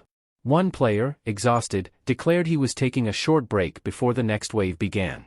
However, Ryu Min knew better. He understood that even though the goblins had been weakened, they were still a serious threat, evidenced by the high number of casualties. He decided to find an ally and soon spotted Young-sik, who looked severely wounded. Ryu Min doubted whether Young-sik would make it through the next wave in his current state. Young-sik was struggling. Surrounded by players who had abandoned fighting the goblins, he realized they were all focused on him. One bold player lunged at him, but before he could strike, Black Dragon intervened, crushing the attacker. Grateful, Young-sik appreciated the command authority that allowed those under his charge to protect him. It was their assistance that had helped him survive the first wave. "Are you all right?" Young Min asked, concerned. Even though he hadn't used his command authority on Young Min, the latter had chosen to follow him anyway. Clutching his wound, Young-sik groaned in pain. Blood continued to pour out, and he began to question whether he could make it through in his weakened state. But he gritted his teeth, determined to endure. He wanted to survive this round, to prove his worth. Turning towards the entrance, they saw the warning: the second wave was imminent. It would bring 7,886 weakened goblins and hobgoblins against the remaining 3,933 players. The goblins, weakened to just a third of their normal strength due to the nature of the round, charged toward Black Scythe with relentless speed. Maintaining a serious expression, he swung his scythe without hesitation, cutting down several goblins at once. Their lifeless bodies piled up on the ground around him. A notification flashed on his screen: he had reached level 20. No longer an apprentice, he had become a regular, unlocking the combination function. He wiped the sweat from his brow, pleased with his progress. With the combination function now available, he knew he could craft exclusive items that were otherwise unavailable in the store. Another notification appeared, announcing that his death insignia had been enhanced due to his rank advancement. Its power had increased from 100 to 120. Additionally, he had learned a new skill unique to Reapers, the Night of Death. The skill allowed him to cast darkness energy, summoning an artificial night within a 500-meter radius. He noted that another skill would be unlocked at level 40. Ryu Min was delighted with the additional damage from the Death Emblem and intrigued by the synergy between the Night of Death and his Reaper rune, which became more potent at night. The Reaper rune doubled weapon attack during the day and increased attack speed by 50% at night. It also reduced the chance of detection by enemies if he remained motionless after dark. As he finished reviewing the new abilities, the goblins launched themselves at him again. Grinning, he welcomed the opportunity to test his newfound powers. He quickly cast the Night of Death, enveloping the area in darkness and halting the goblins in their tracks. They staggered, unable to see or understand what had attacked them. One by one, he dispatched them with rapid, lethal strikes. By the time they realized what had happened, it was too late. Ryu Min's foot touched the ground with a graceful landing after a series of swift and calculated blows. The ground was littered with the bodies of dead goblins, stacked one atop another. A notification appeared on the players' screens, confirming they had successfully repelled the second wave. Out of the initial group, 590 players had perished, leaving 3,343 survivors. Those who remained were awarded 500 gold each. As Ryu Min rested, he contemplated acquiring some common skills to better prepare himself for the coming waves. He opened the shop interface and searched for a particular skill: presence detection. This skill allowed a player to detect any target within a 30-kilometer radius. Upon activating it, he confirmed that only he and the goblin corpses were left in the vicinity. He also considered saving an additional 20,000 gold for future purchases. Soon, the third wave began: 3,343 players versus 6,686 weakened hobgoblins. The battle was intense, but the players managed to fend off the onslaught, and a notification announced their victory. Immediately following, the fourth wave commenced with 3,001 players facing 6,002 hobgoblins. Ryu Min continued to fight with all his might, as did the other players, until another notification confirmed they had successfully repelled the fourth wave. Young-sik appeared exhausted, but he knew only 1 hour remained. He was confident he could survive that long. He issued every command under his authority, trusting that those still loyal to him would keep a watchful eye. Then, the fifth wave began: 10,800 gnolls against 2,700 players. When Young-sik saw the sheer number of gnolls, he was stunned and wondered why there were so many. Due to the round's nature, the gnolls were only at 1/3 of their usual strength, but even so, the battle was fierce. Young-sik seized this opportunity to break the previous records. He vowed to become stronger and tear apart those who had disregarded him once he did. Suddenly, the anguished cries of the wounded caught his attention. He noticed that other players were attacking the very ones he had commanded to protect him, trying to break through and reach him. He quickly gathered his remaining guards in front of him, issuing a desperate command to hold off the attacking players. The guards rushed forward, but their numbers were dwindling fast. Feeling cornered and overwhelmed, Yongsik cursed under his breath and took off running. The players gave chase, and he pushed himself to run as fast as he could, knowing he only needed to survive until the wave ended. He reached the gate where Black Scythe stood, waiting for the gnolls. In a panic, he hurried over, shouting that he had accepted Black Scythe's offer. He swore he would keep his promise if Black Scythe protected him. But Black Scythe remained silent, unmoved. Frustrated, Yongsik shouted again, "I'm accepting the offer," but Black Scythe cut him off with a cold look. "I told you," Black Scythe said, "I'm not interested anymore." He made it clear that Yongsik was on his own, regardless of whether he survived or not. Yongsik, desperate, insisted he was willing to become Black Scythe's subordinate, bewildered at the refusal. Black Scythe simply replied, "I don't need an underling with no real command power." The realization hit Yongsik like a punch to the gut. Black Scythe was implying that he was worthless. Regret flooded through him for having rejected the offer earlier. Nearby, a player remarked, "Did you see Black Scythe just turn him down?" Another one laughed, relieved. "Good. I was worried he might keep him alive for some documentary nonsense." A third player chimed in, "Now, we can kill him whenever we want." Enraged, Yongsik vowed to take down at least one of the players who had turned against him. Suddenly Yongmin came to help him. Yongsik was happy to see Yongmin. But before he could act, a sudden blow struck his face. It was Yongmin. Yongmin looked at him with a cruel smile. "Are you tired?" he asked mockingly. "I'll make sure to help you." Yongsik, trying to shake off the blow, mumbled that he didn't need his help, but Yongmin's expression only grew darker. With a devilish grin, Yongmin taunted, "I'll kill you myself, make it easier for you." He delivered another harsh punch, sending Yongsik sprawling to the ground. Yongsik groaned in pain, clutching his cheek. Before Yongsik could utter a curse, Yongmin grabbed him by the collar, striking him repeatedly. Each punch came harder than the last, as Yongmin's presence loomed over him, dominating and relentless. Blood streamed from his nose, and one of his eyes was swollen shut. Yongsik could barely comprehend what was happening. His pride shattered as he realized he was being betrayed, unable to make the final move against Yongmin. Then, with a brutal kick, Yongmin delivered the finishing blow. A notification appeared, announcing the death of the region's representative. The message declared Yongmin as the new representative, having claimed the title by assassinating his predecessor. A grin spread across Yongmin's face as he basked in his victory. With this newfound authority, he relished the idea of exercising complete control over his fellow players. Looking down at Yongsik's lifeless body, Yongmin vowed to assert his power to its fullest. He remarked that Yongsik's downfall was due to his constant fleeing, branding him an embarrassment. His grin widened, knowing the other players had witnessed his ruthless display and would now recognize his strength. Turning to address the local players, Yongmin noticed that the crowd seemed hesitant, almost fearful. Whispers filled the air. One player, still in shock, muttered about how he had killed someone with his bare hands, leaving others covered in goosebumps. Another asked what had led up to this moment, recalling how Yongmin had previously seemed to defer to the gang leader. They wondered if he had planned to betray him all along. Skepticism and disbelief spread among the crowd. Some found it hard to accept that someone like him could now be their regional representative. A voice from the crowd finally declared that the representative had changed. Yongmin smirked, fully aware that the tides had turned in his favor. Though he felt a pang of regret, he had already devised a plan to handle the situation. Without hesitation, he sprinted off, heading straight for Black Scythe. When he arrived, Black Scythe eyed him suspiciously. "What's the matter?" he asked, his tone blunt. "Did you get the message?"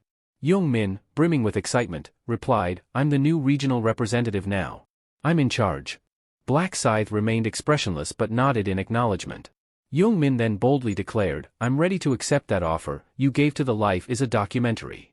Simply put, Yongmin agreed to comply with all of Black Scythe's demands in exchange for his safety. He felt confident his plan would work. After all, he was now the new regional representative, unlike Yongsik, who had failed because he lacked command authority. Yongmin was certain that Black Scythe wouldn't turn him down now, especially since he hadn't yet used his newfound authority. However, Black Scythe's expression remained stern. "Your attitude isn't exactly winning me over," he said flatly. He then added, "If you want me to consider your offer, get on your knees." Yongmin blinked in confusion, not fully grasping what Black Scythe meant.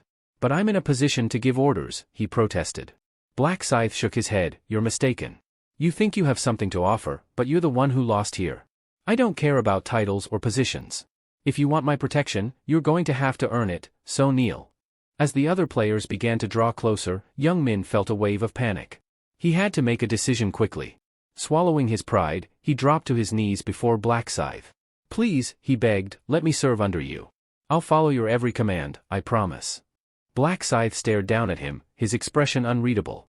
Deep down, he was tired of this pitiful display. He had seen it too many times before.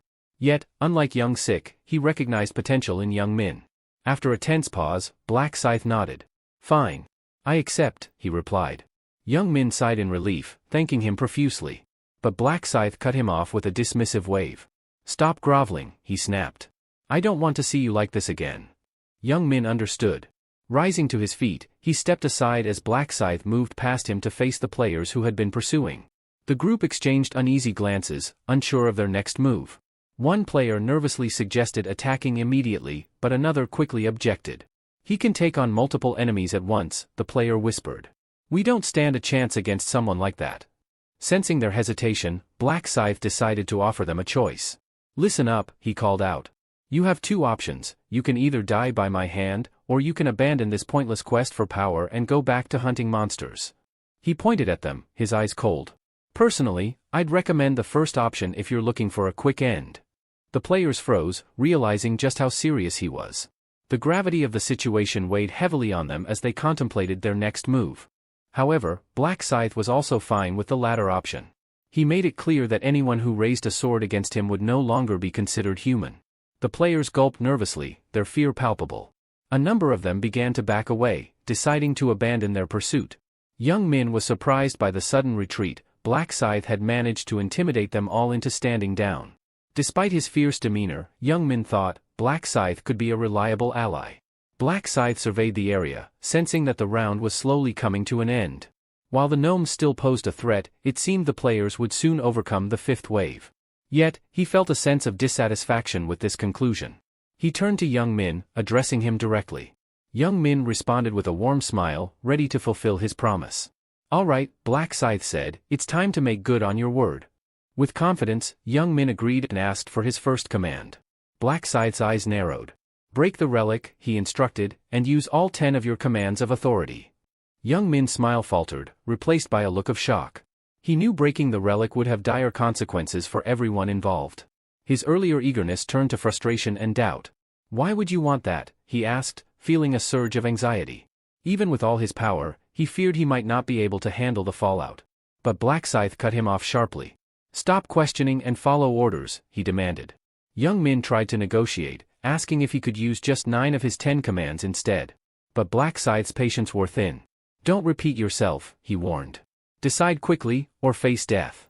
Reluctantly, Young Min nodded. I'll do it, he conceded. Black Scythe began to list the names of the individuals on whom Young Min was to use his authority: Shim Sung Yu, Little Chili Pepper, Spring, Summer, Autumn, and Don't Bother Me. He ordered Young Min to command these 10 people to destroy the relic. Young Min's eyes widened in disbelief. The list was full of his closest friends. Was Black Scythe doing this on purpose? His friends begged him not to go through with it, but he could only shrug and offer a quiet apology. I'm sorry, he said, but it's Black Scythe's orders. With a heavy heart, Young Min gave the command to his friends: destroy the relic. After Young Min called out the names given by Black Scythe, a notification blared across all screens, alerting every player that the relic was under attack. Instantly, all eyes turned to the relic, and disbelief rippled through the crowd as they saw 10 players relentlessly striking it. Panic erupted, and frantic shouts filled the air, urging them to stop. A surge of players rushed forward, desperate to prevent the destruction of the relic, fearing the severe penalty that awaited if it shattered. One player screamed orders to halt the attackers, while another tried to physically pull away a player hitting the relic. A third suggested taking extreme measures, even killing the attackers if necessary. But before anyone could intervene, the relic cracked wide open and shattered completely. A notification flashed: relic destroyed. Primary mission failed. A new message announced that in 30 minutes, a divine retribution proxy would be summoned. Another screen popped up with urgent instructions for all players to survive the impending divine retribution. The round would continue until the countdown ended. The players glanced at each other in confusion, wondering if they were about to face a new kind of boss battle. Then, a notification for a subquest appeared, and Ryu Min's grin widened. The subquest's objective was to survive the Divine Retribution proxy, with a timer counting down and a prize of 3,000 gold for those who succeeded. The sight of the prize seemed to change the mood among the players. Although the primary quest only offered 2,000 gold, many began to calculate that completing the subquest would net them even more, an additional 3,000 gold. Suddenly, what seemed like a failure now offered a more lucrative opportunity. Black Scythe had anticipated this turn of events. He had instructed young Min to destroy the relic, knowing full well that he didn't want to do it himself. As the notification confirmed the relic's destruction, another message appeared, confirmed, relic was broken by the players who attacked it. A penalty was immediately imposed on those 10 players, a permanent 50% reduction in all their stats. The 10 players, who had only followed young Min's orders, stood in shock and disbelief, unable to accept the harsh consequences for their actions. The 10 players, furious at young Min, turned on him. Young Min, visibly shaken, stammered out an apology, insisting he had no idea about the punishment. But before he could finish, another notification flashed across their screens: region representative penalized, stats permanently reduced by 50% for failing to protect the relic. The reality sank in hard. Young Min let out a scream of rage, cursing loudly and kicking the wall in frustration. Meanwhile, Ryu Min watched them closely.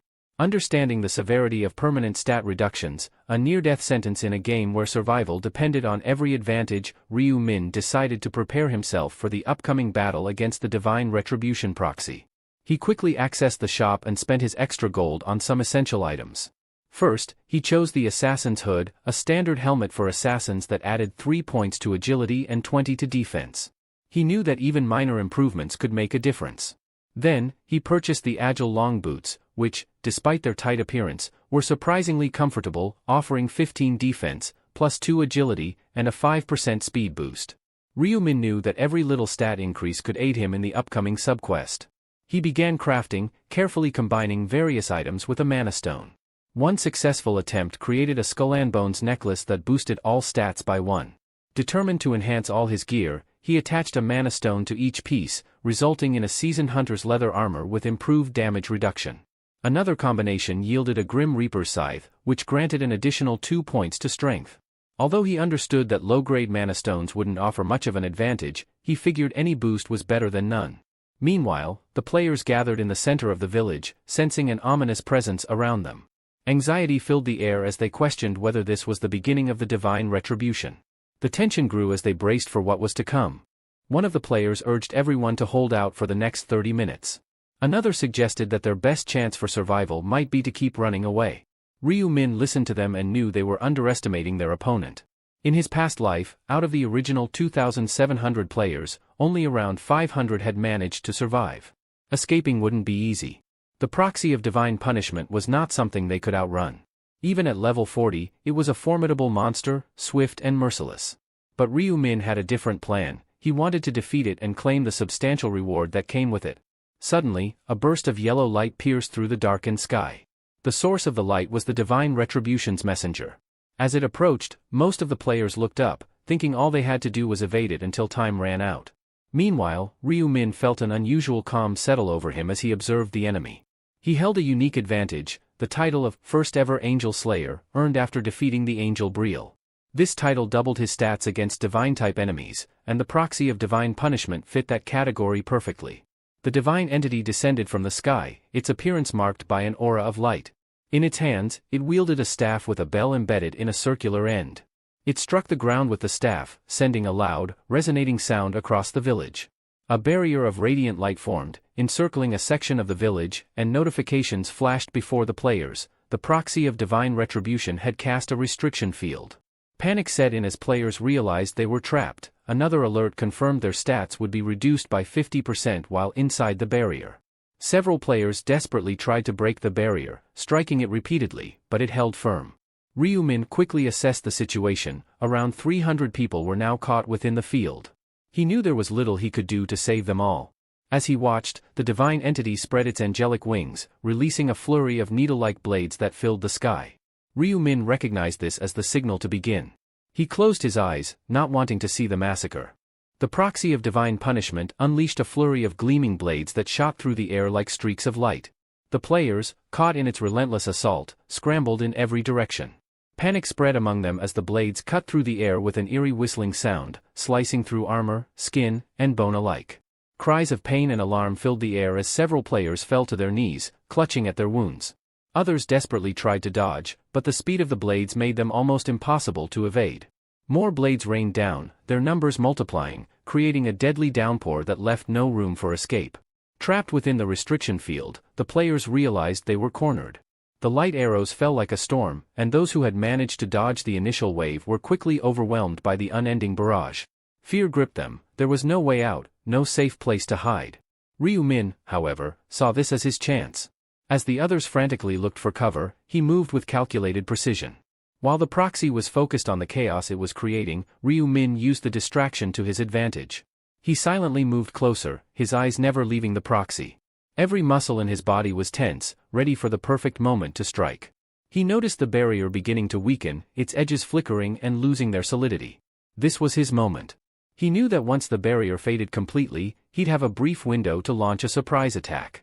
The proxy of divine punishment was still targeting the scattered players, its attention solely on its targets. Confident that it hadn't noticed him yet, Ryu-min crept closer, stopping just 5 meters away. His heart pounded in his chest, but his movements were steady, every step silent on the ground. He activated the death emblem on his scythe, feeling its dark energy surge through the weapon, making it hum with power. This was going to be a decisive blow, he needed it to count. The proxy's senses seemed to flicker with awareness, but it was already too late. With a swift, powerful motion, Ryu-min swung his scythe, the blade glinting with a deadly light. It cut through the air with a sharp whistle and struck the proxy directly in its face. The blade dug deep into its eye, and a violent scream erupted from the proxy, echoing across the battlefield. The impact was brutal. The proxy staggered back, clutching its wounded eye as dark energy crackled around it. Its health bar dropped significantly, the single blow reducing it by a staggering 40%. For a moment, the battlefield fell silent, as if even the world itself was stunned by the attack. Ryu-min didn't waste a second. He knew the proxy would retaliate and try to trap him again. As he predicted, it began casting another restriction field, its remaining eye blazing with fury. Without waiting for it to complete, he dashed to the side, narrowly avoiding the expanding barrier. Watching for his next opening, Ryu-min noticed a gap in the proxy's defense.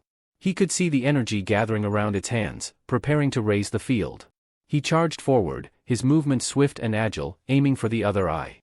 His scythe gleamed with a dark sheen as he launched himself into the air, his body twisting mid-leap. "I'll take the other eye," he muttered under his breath.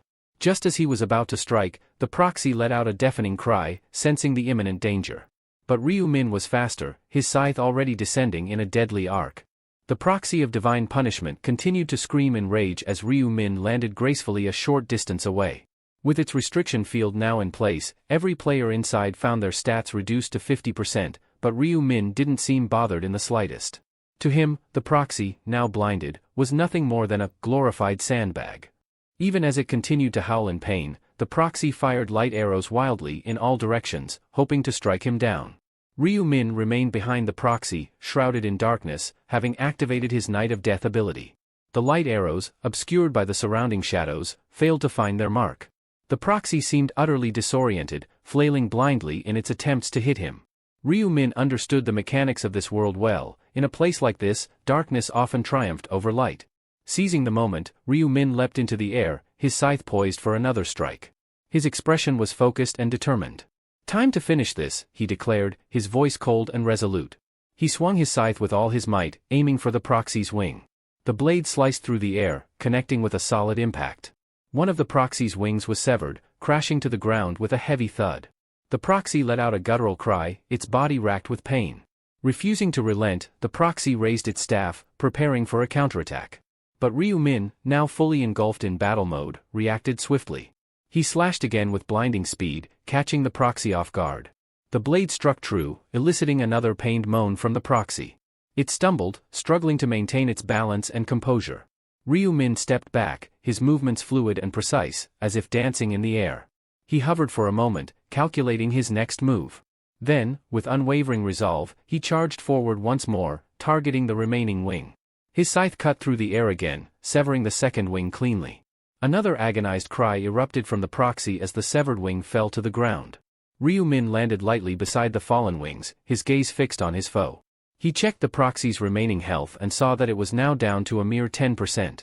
Victory was within his grasp. The proxy of divine punishment was about to play his last card, and Ryu Min knew it. Ever the strategist, he decided it was time to create some distance between himself and his divine foe. Keeping a safe gap was essential, after all. As he backed away, a new notification flashed across his screen. It was a warning about the proxy's last radiant storm, a passive skill that granted it immense strength and a temporary state of invincibility. Ryu Min watched intently as the proxy began to glow, its body radiating a brilliant yellow while its staff shimmered ominously in purple. He recalled from past experience that this was the moment when its endurance hit rock bottom. Had he rushed in earlier, the proxy would have unleashed its full might against him without hesitation. Suddenly, lightning crackled through the air, and the proxy let out a guttural roar that could rival any heavy metal band. Tiny purple warp holes started forming in the sky, raining down like celestial confetti. But Ryu Min, the patient observer, held his ground, carefully watching the spectacle unfold. This attack, known as Last Radiant Storm, came with a countdown timer that appeared on his screen. The timer ticked down from 50 seconds, adding a sense of urgency to the scene. For the first 30 seconds, the proxy was surrounded by a static field. At the 10-second mark, the staff began to crackle and flash with energy, intensifying with every moment. Ryu Min's lips curled into a knowing grin. He waited as the countdown neared its final moments. The proxy's once invincible state was finally disarmed. In that split second, Ryu Min seized the opportunity. He launched himself from behind, moving with speed and purpose. His scythe gleamed in the dim light as he lifted it high, eyes locked on his target. With a powerful downward swing, he brought the blade down with all his might. The scythe cut cleanly through the proxy's neck, severing its head in a single, decisive blow. The divine body crumpled, its head rolling away. The battle ended with a dramatic finale, just as Ryu Min had planned. After Ryu Min's triumphant showdown against the proxy of divine punishment, a flurry of notification windows filled his screen, showering him with glory and rewards. First came the confirmation of his monumental feat, proof that he had successfully vanquished the proxy. Cheers erupted, only to be followed by a wave of celebratory alerts. 3 successive notifications flashed, announcing that he had leveled up. His pockets felt heavier with 8,200 gold coins, and an extra 4,000 coins topped it off like icing on a cake. Cash truly is king, no denying that. But the real prize was the title he had earned, Nemesis of Divine Retribution. Now, that was something special. He checked out the benefits, an incredible 80% reduction in damage from divine-type attacks. Game-changing, for sure.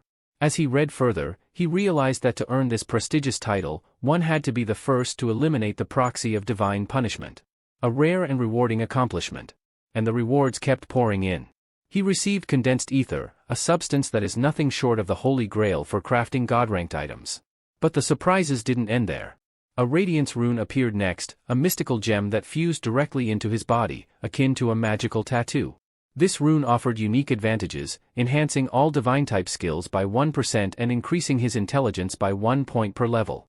Given Ryu Min's current level of 30, this meant an immediate boost of 30 intelligence points and a 30% enhancement in his divine abilities.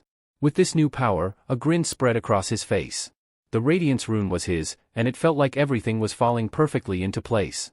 Just then, another notification flashed across the screen, breaking the tension in the central square. It announced that the subquest had been completed with perfection. With 3,000 gold pieces in hand, it was time for some well-deserved celebrations. The players were abuzz, and all eyes were on Black Scythe, the man of the hour. Whispers filled the air about how he had single-handedly defeated the proxy of divine punishment. Some marveled at his monstrous skills, while others outright called him a beast. But then, the angel named Olive cut into their chatter with a declaration. She proclaimed that Ryu Min was the first human she had ever truly acknowledged and expressed her excitement. Ryu Min, however, hardly seemed to care. He was busy scanning through his own notification screens. In a light-hearted mood, Olive suggested an interview, hoping to get his take on his spree of divine slayings. Ryu Min was less than thrilled by the idea. Without even sparing her a glance, he curtly replied that he had done it simply because he wanted to. Olive found his reasoning puzzling. After all, he could have just passed the stage and still received a reward. But no, Ryu Min had chosen a different path, going on what seemed like a relentless killing spree. He calmly explained that if he hadn't acted, there would have been a massacre of the players. The other players, who had been listening closely, began to rethink their perceptions. Maybe Ryu Min, or Black Scythe, was more than just a powerful player, perhaps he is a nice person. Even one of the players admitted that he'd expected someone like Black Scythe to be ruthless, but maybe he was different. Meanwhile, Olive, with her celestial wisdom, couldn't quite wrap her mind around a human protecting his own kind. To her, it was baffling how humans could coexist peacefully one moment and then turn on each other the next. Lost in thought, Ryu-min concluded that this was just what he expected, especially from a self-absorbed angel. Still confused but not without admiration, Olive praised the crowd for their perseverance but reminded them of a harsh reality: it was far too early to relax. The game was far from over. She then decided it was time to display the results of the third round. The massive screen lit up with the scores. Unsurprisingly, Black Scythe dominated every zone, racking up a staggering 3,631 enemy kills. He was on fire. Behind him were Level 13 Stupid Idiot and Heavenly Demon in second and third place, respectively. In Ryu-min's own zone, he reigned supreme, with Sangchul and Seo Aaron trailing behind him. Black Scythe's level and score were so unreal, it left the players in disbelief. Some even speculated he might have received some secret XP boost. In his mind, Ryu-min thought he indeed got XP buff, but no one will know until they become rank 1 in map. Meanwhile, Ryu-min's notifications took center stage. First, congratulations for topping the ranks in every zone. Next, another round of applause for winning his specific zone. But here's the big news: he received a coupon for a rare ring selection of intermediate grade and a reward selection box. The choices for the ring included the Ring of Resistance, the Ring of Azure Magic, and the Ring of Rushing Winds. Without much thought, Ryu-min chose the Ring of Resistance, unimpressed by their names. The ring offered increased durability to 450, a resistance boost of 35%, and added 4 points to luck, a decent bit of gear that might make people think twice before messing with him. Another notification followed, presenting more choices: a 50% stat boost buff for the 4th round, 4,000 gold, or information about 4th round. Ryu-min skipped over the triple experience option, knowing that round 4 wasn't exactly a free-for-all monster hunt, with 4,000 gold up for grabs. Then, Olive turned to the players, her smile taking on a menacing edge, and asked if they had checked their rankings. When she revealed that the cutoff was at rank 1,225, players erupted in shock and disbelief, accusing the system of being unfair. Many were astonished at their low placements despite their efforts in slaying monsters and demanded a recount. The drama was far from over. For those who didn't make it into the magical top 1,225, Olive coldly declared it was time to squash the bugs. With a snap of her fingers, players who failed to qualify began to fade away, screaming in panic. The screen then announced the end of round 3, showing that out of 214,007,550 total survivors, only 1,225 remained in the designated zone. Round 4 was set to kick off on April 1, 2023, at the stroke of midnight. Seo Aaron jolted awake, finding herself back in the real world. She stared at her hands in disbelief. She had actually made it through round 3. Not only had she survived, but she had also acquired a new class, Summoner. Excitedly, she summoned a small fairy, a cute, winged creature that fluttered onto her shoulder. These fairies had been instrumental in her survival during the 3rd round, serving as both bodyguards and shields. And the best part? She had clinched 3rd place. Pondering her next move, she wondered if Black Scythe might appreciate receiving a Mondstone as a gift. Meanwhile, across town, a table lamp found itself the target of some serious aggression. With a thunderous crash, it was sent flying across the room. Wang Yongmin, fuming with rage after receiving a penalty that slashed his stats by half, cursed Black Scythe vehemently. He regretted discarding a valuable artifact in his frustration. But then, his phone buzzed, and the message he read caused his mood to swing from fury to dread. This is bad, he thought, anxiety building for round 4. When Wang Yongmin saw an incoming call from Kim Song-han, his heart sank. "I'm in serious trouble," he muttered to himself. Reluctantly, he answered the phone, trying to sound composed. Song-han's voice, however, was anything but calm. "Have you lost your mind?" he shouted, his words laced with expletives. "Do you even understand the mess you've caused?" Yongmin tried to maintain his cool, but Song-han was relentless. "Don't play dumb with me," he snapped. "You know full well you're the reason we're all in this mess." Song-han's fury was unmistakable as he continued, "How could you abuse your position to manipulate your own friends?" Defensively, Yongmin retorted with a sarcastic smile, "I didn't have a choice. I was threatened with death if I didn't comply. You should have chosen death." Song-han fired back, his voice heavy with anger and disappointment. Yongmin was stunned by the harshness of the response, but Songhan didn't let up. You should have died rather than betray your friends, he insisted. Yongmin's face darkened with rage. Songhan's words had cut deep, igniting a fury within him that was hard to contain. Yongmin tried to defend himself, calling Songhan's accusations unfair.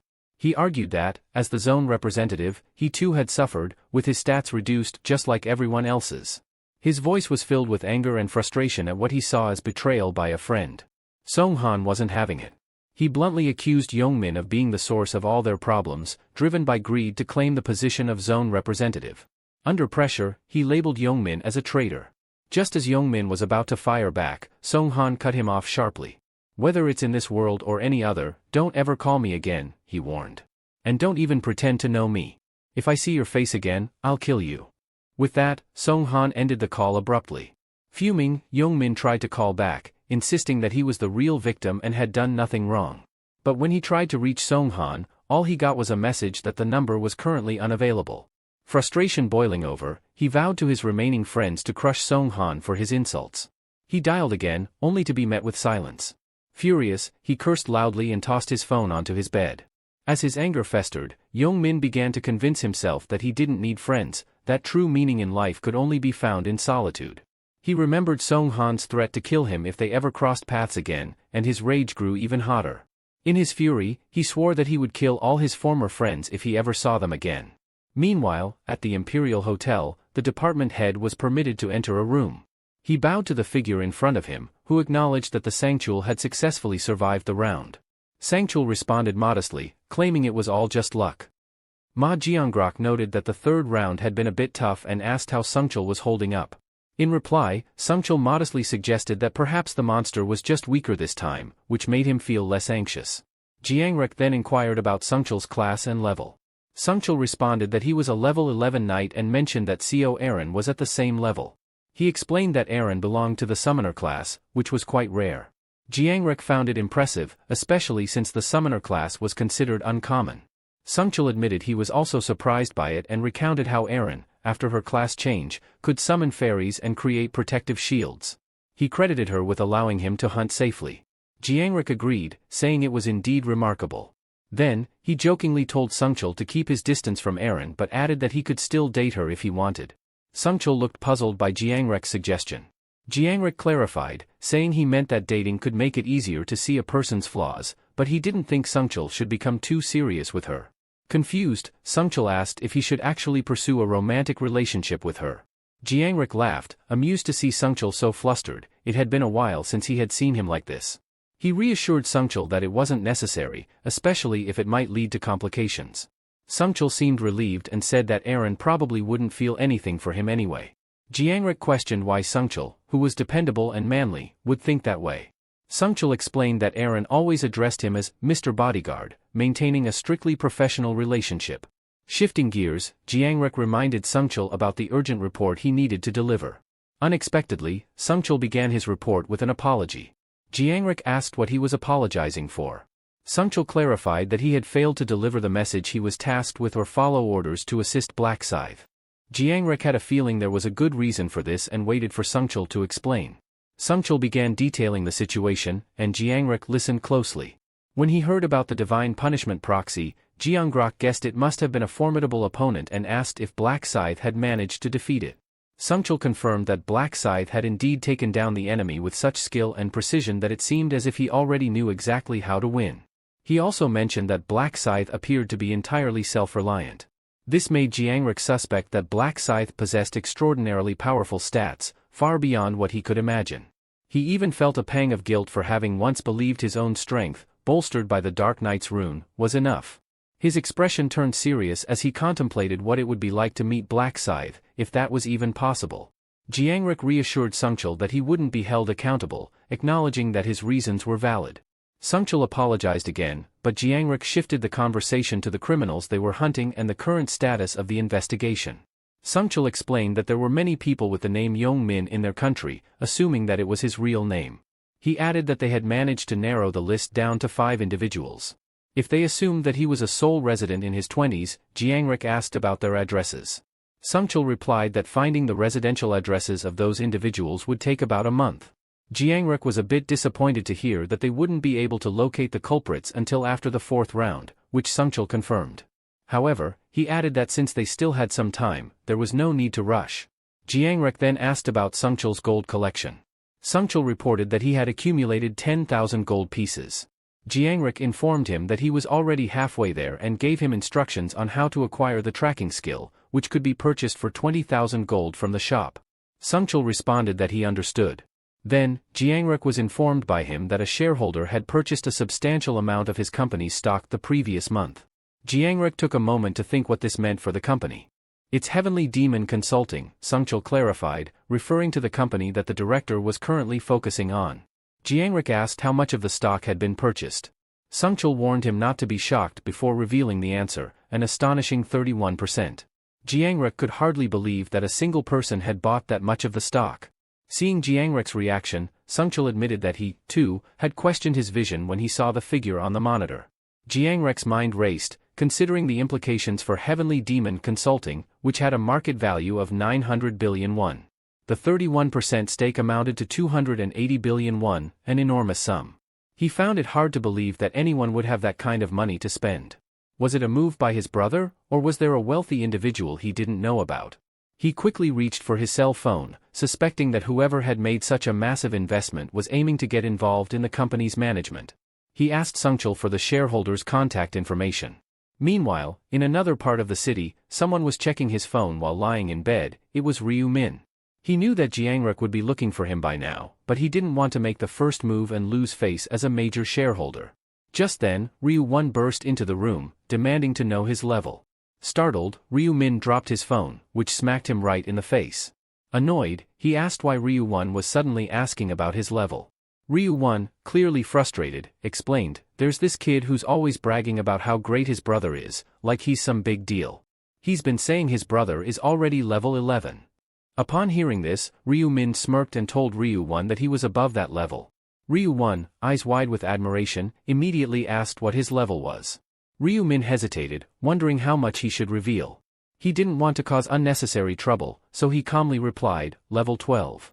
Ryu Won's face lit up with admiration, and he eagerly asked if Ryu Min had a special class. Ryu Min just responded with a nonchalant, yes. This only made Ryu Won more curious, and he pressed for more details, but Ryu Min shook his head and said, that's a trade secret. Pouting, Ryu Won remarked that there shouldn't be any secrets between brothers. Ryu Min replied with a sigh, telling his younger brother he needed to sleep and that Ryu Won should leave. With a disappointed expression, Ryu Won left the room, closing the door behind him. The moment Ryu Won was gone, Ryu Min's phone rang. It was the call he had been waiting for. He picked up, and with a calm demeanor, asked, who's calling? The caller introduced himself as Jiangrek, the CEO of Heavenly Demon Consulting. This was exactly what Ryu Min had anticipated. Playing his part, he made his voice sound innocent and slightly clueless. After all, the more naive he appeared, the more likely Jiangrek would underestimate him. Jiangrek asked if Ryu Min had indeed made a substantial investment in his company last month. Ryu Min confirmed, adding a touch of curiosity to his voice as he asked if something was wrong. Jiangrek explained that since Ryu Min had become the largest shareholder of Heavenly Demon Consulting, he wished to meet him in person. He suggested they have a meal together to discuss things further. Ryu Min agreed, but when Jiangrek proposed meeting that Friday, Ryu Min hesitated. He knew that day was essential for obtaining the rune of inner thoughts. Thinking quickly, he suggested they meet another day since he already had plans for Friday. Jiangrek agreed, and they wrapped up the conversation. Ryu Min had expected this call. He knew Jiangrek wouldn't dare act recklessly with such a significant shareholder in his company, especially when that company had been established to gain his father's favor. Smiling, Ryu Min thought to himself that he'd meet Jiangrek after securing the rune. This was a business partner he planned to exploit thoroughly.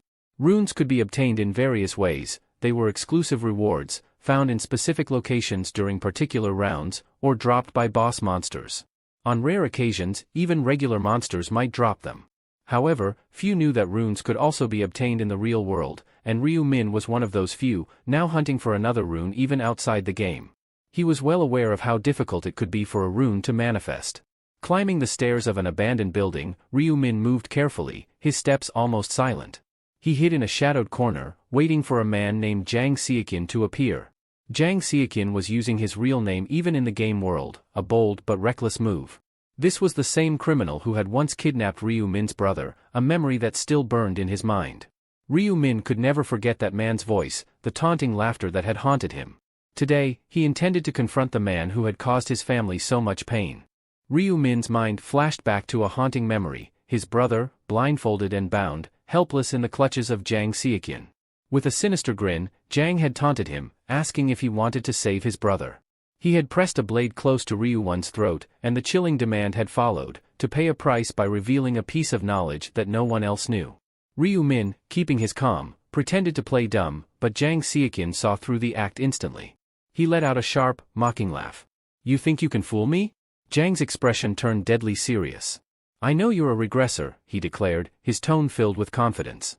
Ryu Min's eyes widened in shock. "How do you know that?" he demanded, trying to mask the fear creeping into his voice. Almost reading his thoughts, Jang smirked. "You're wondering how I know, aren't you?" he teased. "I found out using the rune of inner thoughts on your brother," he continued, savoring the look of disbelief on Ryu Min's face. "And I used it again on you, back on that stage." Ever since that fateful incident, from his 11th regression to this very moment, Ryu Min had been driven by a singular purpose: revenge against Jang Seokyeon.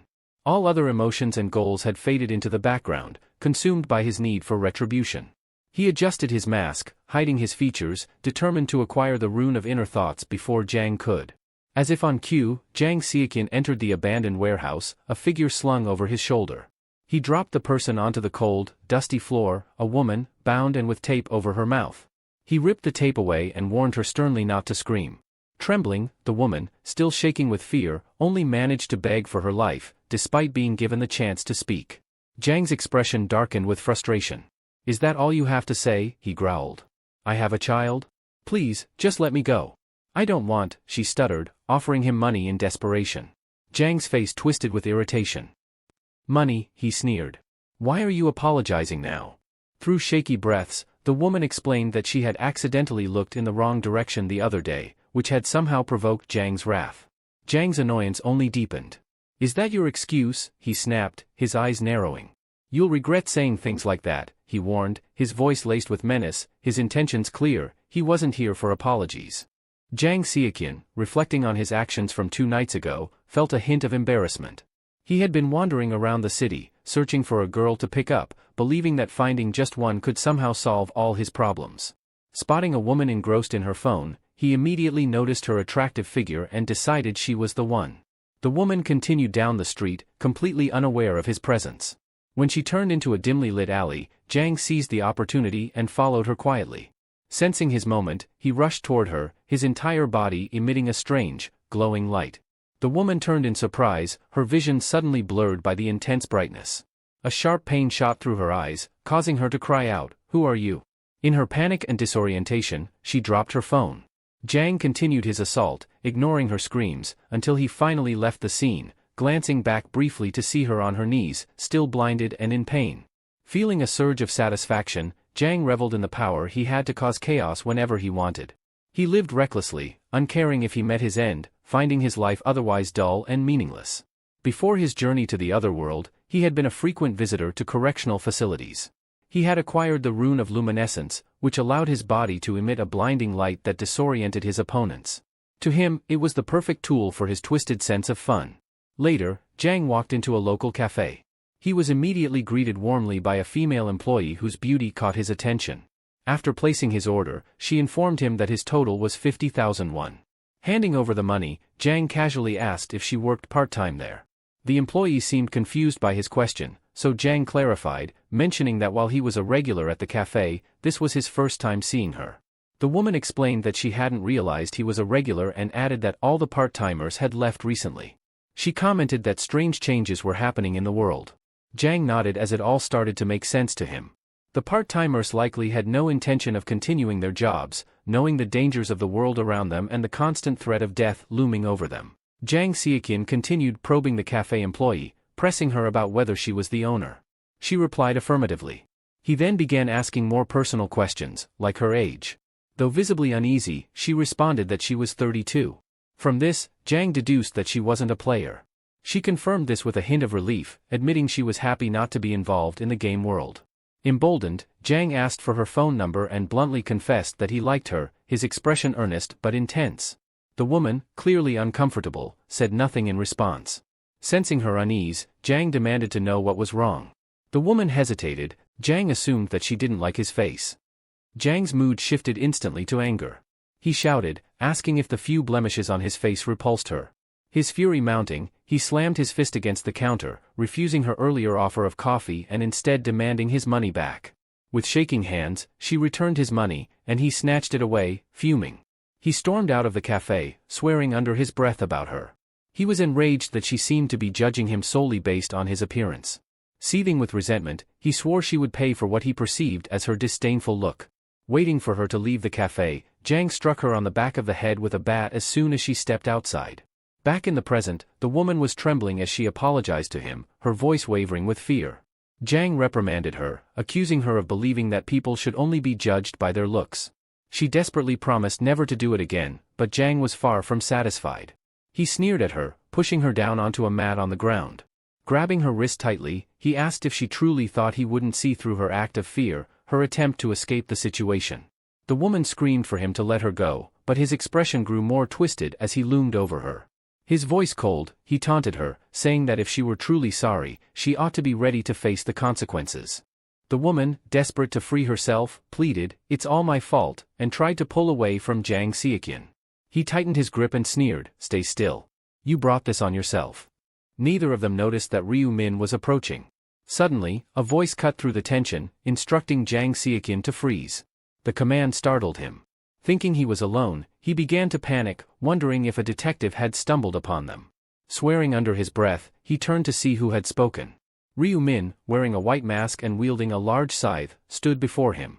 Jiang Xiaqian called him a madman, but Ryu Min calmly warned him against swearing, hinting that he'd need those curses later.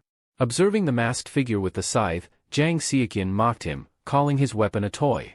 Ryu Min remained composed, pointing out that Jiang Xiaqian clearly didn't understand the situation. "Does this look like a toy to you?" he asked, lifting the scythe. Realizing the scythe was real, panic flickered in Jiang Xiaqian's eyes. "Are you a player?" he stammered. Ryu Min replied, "What does it look like to you, idiot?" Turning to the woman, Ryu Min told her, "You can leave now. This is your only chance." Jiang Xiaqian snapped his head toward her and shouted, "Who said you could go?" Terrified, the woman hesitated.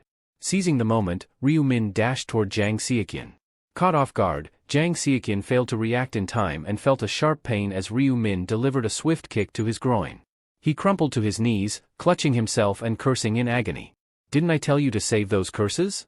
Ryu Min taunted with a grin. Turning to the woman, he calmly told her, "Go. Leave him to me." She muttered a quick "thank you" and fled towards the door. Now alone with Jiang Xiaqian, Ryu Min's face darkened. "Let's start the real game," he said menacingly. Jiang Xiaqian, still clutching his groin, seethed in pain and anger. "I'll kill you," he bellowed, his voice hoarse with rage. Ryu Min, unbothered, smiled. "I like your spirit. It wouldn't be fun if you gave up so soon." Enraged, Jiang Xiaqian hurled more curses at him, his eyes burning with fury. He lunged at Ryu Min with his blade, striking over and over, but Ryu Min dodged each attack effortlessly, moving with a fluid grace that seemed almost inhuman. Each failed attempt only fueled Jiang Xiaqian's frustration. His strikes grew more frantic, his breathing more ragged, while Ryu Min remained calm and poised, like a predator toying with his prey. Jiang Xiaqian was baffled, his frustration mounting as he struggled to comprehend how Ryu Min could evade his relentless attacks so effortlessly. Ryu Min dodged yet another swipe of the blade and glanced at the weapon, smirking. "Really? You're still swinging around a goblin's dagger," he mocked. Before Jiang Xiaqian could react, Ryu Min moved in a blur, slashing his hand with a swift, precise motion. Blood sprayed from the wound as Jiang Xiaqian screamed in agony, clutching his injured arm. Ryu Min's taunts cut deeper than his blade. "Does it hurt? And here I thought I hadn't even gotten serious yet," he sneered. Panic spread across Jiang Xiaqian's face as he tried to stanch the bleeding with his other hand. But Ryu Min gave him no time to recover. He swung his scythe again, severing Jiang Xiaqian's other hand in a swift, ruthless stroke. Another howl of pain escaped his lips as he went pale with fear. Desperation set in. He knew he was moments away from death, yet he clung to a sliver of hope. He decided his only chance was to blind Ryu Min. With a scream, he unleashed a blinding white light, hoping to disorient his foe. But something was wrong. His brilliance flickered, then dimmed, the light sputtering out. Panic and confusion seized him as sweat beaded on his brow. Why isn't it working? He muttered under his breath, terrified. Ryu Min watched with an amused expression. Oh, poor Mr. Lightbulb, he chuckled, you didn't know, did you? When the Night of Death is activated, no light can shine. Aware of Jang Seokin's desperate move, Ryu Min had cast Night of Death earlier to prevent any light from breaking through. Now, he advanced, his scythe glinting ominously. But just in case, I think I'll take a few precautions, he muttered darkly. He moved with brutal efficiency, slicing through Jang Seokin's ankles. The man crumpled to the ground, a scream of agony ripping through the air. Demon! Jang Seokin spat, crawling backward, his voice trembling with terror. Why are you doing this to me? Ryu Min looked down at him with cold disdain. Why, he echoed, almost mocking the question. Then, with a swift motion, he drove the tip of his scythe into Jang Seokin's leg. Blood spurted from the wound, and a fresh scream tore from his lips. Why do people kill bugs? Ryu Min asked rhetorically, his voice calm and measured. Without waiting for an answer, he stabbed the other leg, drawing another shriek of pain from his victim. Because leaving them alive only brings trouble, Ryu Min answered, his tone chillingly calm. Jang Seokin, his face twisted with rage, spat out the word, psychopath, at Ryu Min. In response, Ryu Min calmly taunted, let's see how long you can keep that attitude. Without hesitation, he continued his brutal assault, stabbing Jang Seokin in various parts of his body. Each strike drew out a fresh scream and a new torrent of blood. Jang Seokin could barely move now, his body trembling as he lay face down on the ground. His mind raced, struggling to understand why Ryu Min was torturing him so mercilessly. What kind of grudge did this man hold against him? He couldn't fathom it. It felt so unfair. The pain was unbearable, every nerve screaming in agony. Tears, sweat, snot, and saliva mingled on his face as he considered the only escape he could think of, death. Desperately, he decided to bite his tongue, hoping to end his suffering quickly. His expression contorted in anguish as he prepared to carry out his grim decision, but before he could act, Ryu Min's scythe brushed lightly against his chin. Startled, Jang Seokin looked up at him, his eyes wide with fear. You were thinking of biting your tongue, weren't you? Ryu Min asked, his tone cold. Did you really think I'd let you do that? With a swift motion, he stabbed Jang Seokin again, blood spurting from the new wound.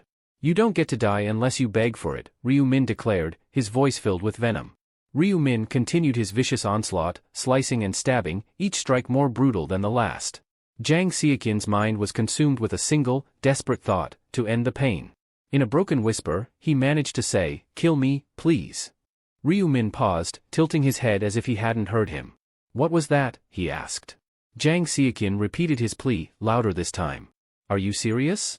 Ryu Min pressed, his voice mocking. Jang Seokin begged again, his voice hoarse with pain. But instead of delivering the final blow, Ryu Min withdrew his scythe, his expression thoughtful.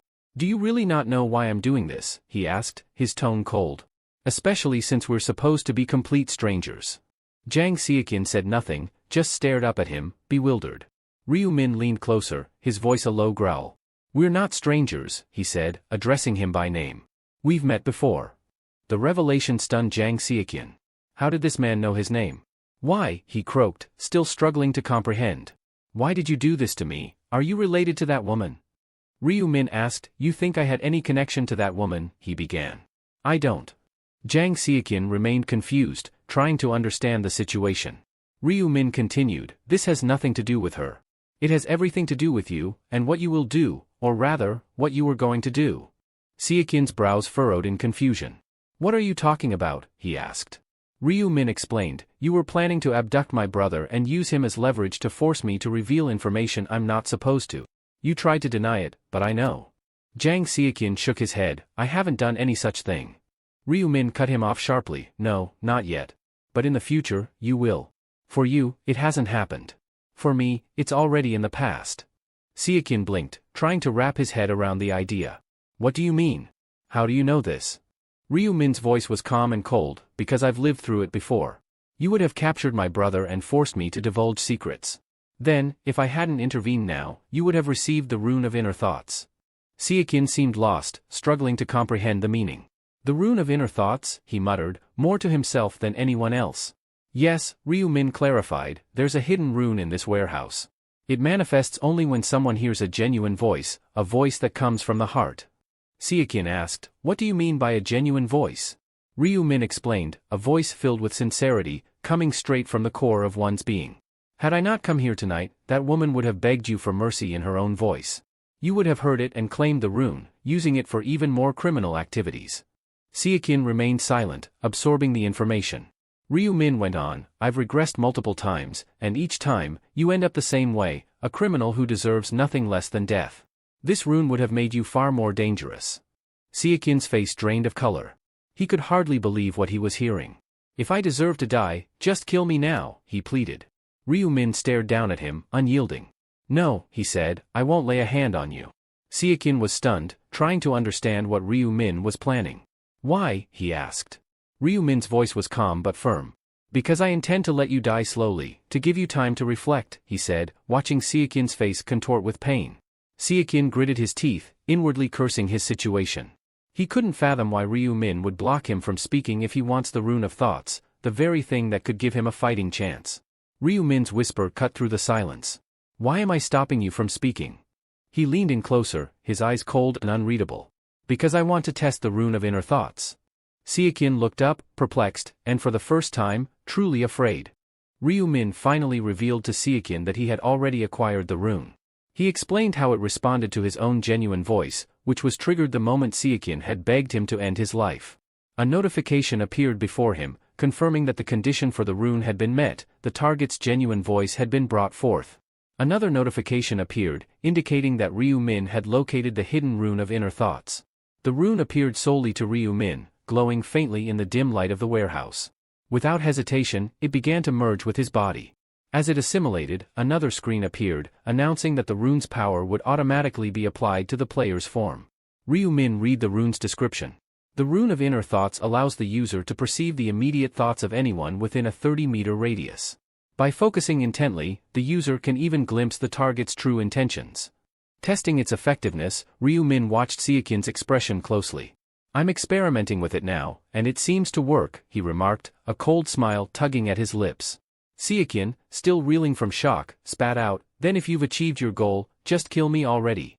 But Ryu Min refused, his voice calm and detached. That would be far too merciful, he replied, after all you've done to others. Seokin could only curse at him, calling him a demon. Eventually, he fell silent, standing frozen, unable to think of anything else to say or do. Ryu Min observed him carefully, noticing that his eyes had lost their focus. For a moment, he thought Seokin was already dead. Even though there were no other witnesses, Ryu Min knew he still had to be thorough. He activated another skill he had acquired, erase traces. Almost instantly, a faint green light enveloped the scene, wiping away every bit of evidence, blood, footprints, fingerprints, and even the body itself. When the light faded, it was as if nothing had ever happened there. Ryu Min watched the area carefully, satisfied that the skill had worked perfectly. It's always better not to leave a mess behind, he muttered to himself. He removed his mask, feeling the cool air on his face as he began to leave the warehouse. Having accomplished what he came for, Ryu Min made up his mind to pay a visit to Ma Jiangrok the next day. The next day, Ryu Min dressed in a sleek black suit, radiating sophistication and style. Wow, what's the occasion? Ryu Won asked, clearly impressed, his tone curious. Got a hot date or something? Ryu Min chuckled, shaking his head. No, nothing like that. I have an important meeting with a potential business partner. Ryu Won blinked in surprise. Business partner? Are you getting into something new? Yeah, you could say that, Ryu Min replied calmly, adjusting his cufflinks. Ryu Won's mind raced. He couldn't help but feel a twinge of concern, remembering Ryu Min's past foray into stock trading. Now, Ryu Min was diving into the business world? Ryu Won quietly worried about the possibility of his brother facing disappointment. He wondered what would happen if this venture didn't go the way Ryu Min expected. Noticing the worry etched on his younger brother's face, Ryu Min smiled. It warmed his heart to see that Ryu Won was more anxious about his emotional state than the potential financial fallout. With a confident grin, Ryu Min reassured him, don't stress. I'll tell you everything after the meeting. Just trust me, alright? One nodded, still slightly uneasy but reassured by Ryu Min's words. I trust you completely. You know that, he said sincerely. Ryu Min ruffled his brother's hair. Good. Now, just stay home and be safe. The streets are dangerous, especially with all these players running wild. I know, Ryu Won agreed, recalling recent news reports. It's getting crazy out there. Players are abusing their abilities, committing all kinds of crimes. I even heard about criminals escaping from prisons overseas. Yeah, Ryu Min acknowledged grimly. The moment someone reaches the right age, they can become a player. That's just fueling the chaos. Every month, the number of people is shrinking, and players are only getting stronger. I can see where this is headed, and it's not good. Ryu Min's thoughts drifted to the future he feared. He imagined a world where players ruled, and non-players might be persecuted, possibly even enslaved by those who had no regard for the law. Determined to avoid that dark future, Ryu Min continued, "That's why I need to build Black Side's reputation, before things fall apart completely." Concerned for his brother's safety, he added, "And remember, be extra careful when you go out, alright?" One nodded. "Okay, I will. But hey, what's your class, anyway?" he asked with a playful glint in his eye. Ryu Min smirked. "That's a secret." One pouted, his expression adorable. "Come on, I really want to know." With a playful grin, Ryu Min pinched Ryu One's cheek, teasingly promising to reveal his class soon. "Now, focus on your fancy lunch instead of craving those black bean noodles, alright?" Ryu Min joked. Ryu One, rubbing his cheek, replied with a light-hearted, "Ow, got it." Standing by the grand entrance of the building, Ryu Min reflected, knowing that Giant Rock would pick this place for their meeting. It made sense to operate on familiar turf. As he walked into the luxurious hotel, Ryu Min noted that the location, an Osang Group property, was actually owned by Giant Rock, though this was a well-guarded secret, likely known only by Giant Rock's closest circle, and now Ryu Min. Ryu Min knew he had to use this insider knowledge to his advantage, but first, he had to establish the right impression. Playing the role of an unassuming, slightly naive businessman was key. With that in mind, he approached the front desk, nervously introducing himself and explaining his meeting arrangements. The receptionist asked if he was there to meet with the CEO of Heavenly Demon Consulting. Ryu Min confirmed, and she informed him that the CEO would be arriving shortly, directing him to the lounge to wait.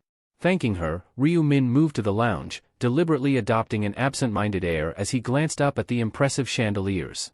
Acting as though he were new to such an extravagant setting was all part of the plan. Then, someone approached him and asked, "Are you Ryu Min?" Finally, he's here, Ryu Min thought to himself.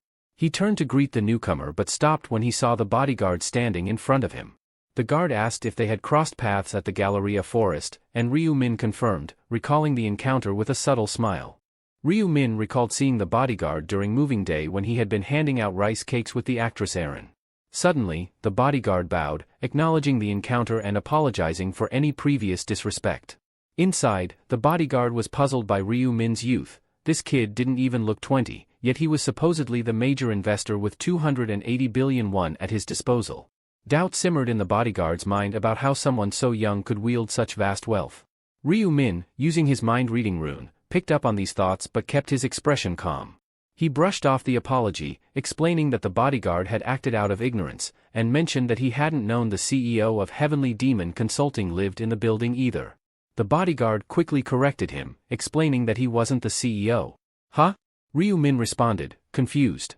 The man then formally introduced himself as On Sang-cheol, head of the department. He added that Giant Rock, the CEO, was running late, and that was why On had arrived early. On then invited Ryu Min to wait inside until Giant Rock arrived. Nodding, Ryu Min followed him into the building and sat down, settling into a comfortable chair.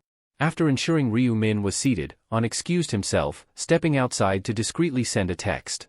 He informed Giant Rock about meeting with the shareholder but expressed doubts about whether this young man was truly the one behind the massive investment. He suspected there might be someone else pulling the strings and urged Giant Rock to be cautious. Back in the room, Ryu Min picked up on the bodyguard's suspicions, unsurprised. He knew Giant Rock was the type to send someone ahead to size up his guests.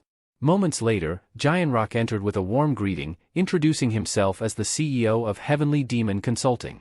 With a friendly handshake, Giant Rock met Ryu Min's gaze, his tone respectful yet guarded. Ryu Min returned the handshake as Giant Rock gestured for him to sit back down, inviting On Sang-cheol to join them as well. Ryu Min understood the subtle move. It was Giant Rock's way of taking control of the meeting while maintaining an air of hospitality. As the food arrived, Giant Rock suggested they enjoy the meal before diving into the business discussion, setting the stage for their conversation. Giant Rock mentioned that a variety of traditional Korean dishes had been prepared and hoped they suited Ryu Min's taste. The table was laden with an array of tempting dishes, meats, vegetables, fish, and chicken, all beautifully presented. He added that, with such gourmet food from a high-end hotel, it was bound to be a treat. After savoring a few bites, Ryu Min smiled and complimented the meal. This is really delicious, he remarked, clearly impressed. Giant Rock was pleased by the compliment and nodded, happy that Ryu Min was enjoying the food.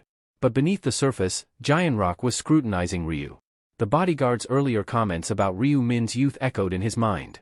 Giant Rock found it hard to believe that someone so young could be responsible for an investment as significant as 280 billion won. He wondered if there was someone behind Ryu Min, someone from my family. Like his brothers or an uncle. He was determined to find out. With a friendly grin, Giant Rock complimented Ryu Min again, saying, "It's impressive to see someone so young holding such a significant stake." Curious, he casually asked Ryu Min's age. "I'm 20, Ryu Min replied. Giant Rock paused briefly before responding, "I see, I'm 29 myself. It's refreshing to meet someone in their 20s at your level." Ryu Min smiled and simply said, "Yeah, same here." The conversation shifted as Giant Rock, not one to beat around the bush, asked how Ryu Min had managed to accumulate such wealth at such a young age. "Were you born into a wealthy family?" he inquired. Ryu Min noticed Giant Rock's straightforward approach. He smiled slightly and answered, "No, I wasn't born into wealth. I was just an average student up until recently." "Up until recently?" Giant Rock asked, clearly intrigued. Ryu Min leaned forward a bit and asked, "Have you heard about the person who won the Noto lottery 4 times in a row, becoming a billionaire practically overnight?" Giant Rock nodded, recalling the news. Ryu Min smiled and revealed, "Well, that person is me. I'm the one who caused that media frenzy a few months back." Giant Rock was visibly taken aback and asked if Ryu Min was really the one everyone had been talking about. With a calm nod, Ryu Min simply responded, "Yes." However, Giant Rock was puzzled. The article he had read mentioned that the lottery winner had only earned 60 billion won. So how had Ryu Min managed to invest a staggering 280 billion? Ryu Min explained that after his lottery win, he had invested heavily in Bitcoin, confirming what Giant Rock had suspected. Giant Rock, impressed, praised Ryu Min for making such a bold move, admitting that he himself wouldn't have had the guts to invest such a large amount. The bodyguard, who had been silently observing, suggested that Ryu Min's success must have been due to sheer luck. Ryu Min, however, shook his head. "It wasn't just luck," he said firmly. The bodyguard, unconvinced, brought up an article where Ryu Min was reported to have said he saw the lottery numbers in a dream. "If that's not luck, then what is?" he asked, sounding skeptical.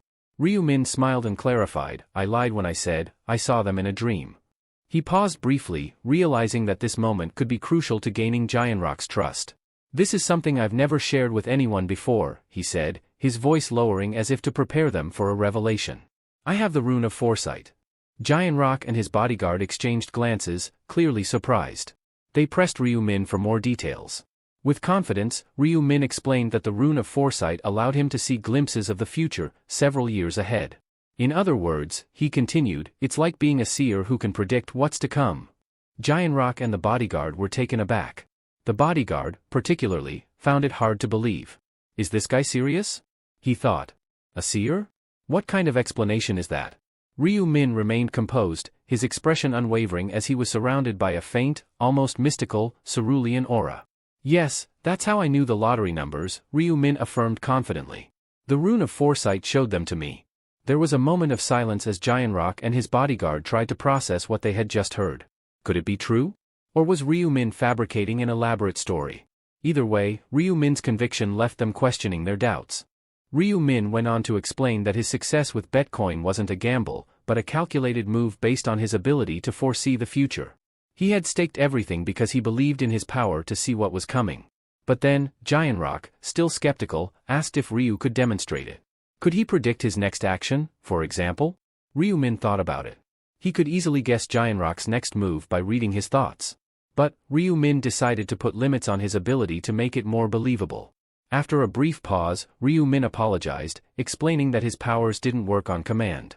"They activate randomly," he said, trying to downplay the full extent of his abilities. Giant Rock took a sip of his drink, considering the response. That makes sense, he thought. A power like seeing the future should have limits, otherwise, it would be too overpowered. "Is that so?" he muttered aloud, still processing. Then, something clicked for Giant Rock.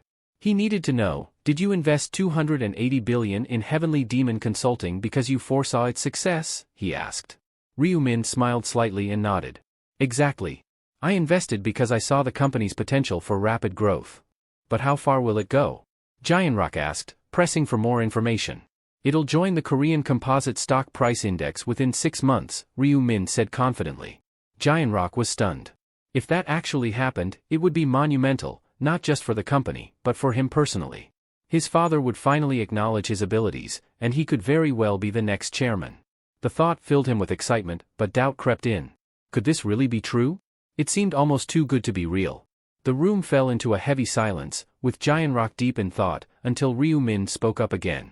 But to succeed, you'll need to completely revamp your industry. What do you mean by that? Giant Rock asked, confusion breaking through his excitement. Before Ryu Min could respond, the bodyguard stood up abruptly, visibly angry. Change the industry? Are you serious? He exclaimed. Why would we do that? You might as well be asking us to change the company's name.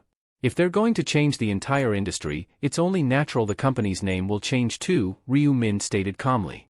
The room went silent, with everyone staring at him in disbelief. Is he serious? Giant Rock wondered. Did Ryu come all this way just to crack jokes? But Ryu wasn't joking. He was sitting firm, treating the conversation as seriously as the business at hand. In this room, everyone was a player, fully aware of the risks of casually revealing one's rune. And yet, Ryu Min had taken that risk, disclosing his ability without hesitation. Why? Because, as a major shareholder and someone intending to become a key player in the company's management, he needed them to understand the value he could bring. His 280 billion won investment wasn't just for profit, it was to push the company toward success. To make that happen, they needed to cooperate with him. The bodyguard's skepticism broke the silence. Mr. Giant Rock, you can't actually believe this, right? But Giant Rock remained quiet, his expression unreadable. Ryu sighed, realizing they still didn't trust him. Honestly, I get it, Ryu said. You don't believe in my abilities. He turned to the bodyguard. Have you ever wondered why I moved into the house on the lower floor? The bodyguard froze, caught off guard. Wait, the lower floor, the thought clicked. Wasn't that the apartment right below Aaron's penthouse? Ryu continued, it's not just some random coincidence, is it? The bodyguard blinked, suddenly piecing things together. The house below CO Aaron's? What does he mean by that? Giant Rock urged him to explain it. Reluctantly, the bodyguard admitted, about 2 months ago, Mr. Ryu Min moved into the apartment directly beneath Aaron's penthouse. Ryu nodded. That was just a few days after I acquired the Rune of Future. Giant Rock's brows furrowed. Why are you bringing this up now? He asked, confused. The bodyguard shifted uncomfortably. I only learned about it today. But, think about it. If Ryu didn't have knowledge of the future, why would he move so close to someone tied to the company he was about to invest in? Giant Rock considered this. It seemed too deliberate to be a coincidence. But then again, couldn't Ryu just be someone with inside knowledge, someone aware that Giant Rock was sponsoring Aaron? As Giant Rock mulled it over, Ryu calmly enjoyed the meal in front of him. He knew it wasn't enough to convince Giant Rock yet. The CEO's expression still carried doubt. How about this? Ryu Min said, his voice calm and measured. The hotel we're in right now. Giant Rock, you own it, don't you? You're the eldest son of the Osum Group. You founded Heavenly Demon Consulting to prove yourself and earn your father's recognition. The bodyguard shot up from his chair, enraged.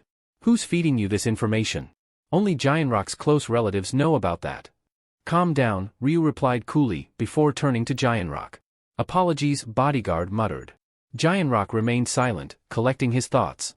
While he admitted to himself that Ryu's statements were accurate, it still wasn't enough to convince him that this so-called foresight was real. Any family member could have told him. For all Giant Rock knew, Ryu could have been hired by someone to manipulate him. The idea of shifting their entire business strategy simply because one major shareholder suggested it sounded reckless, even absurd.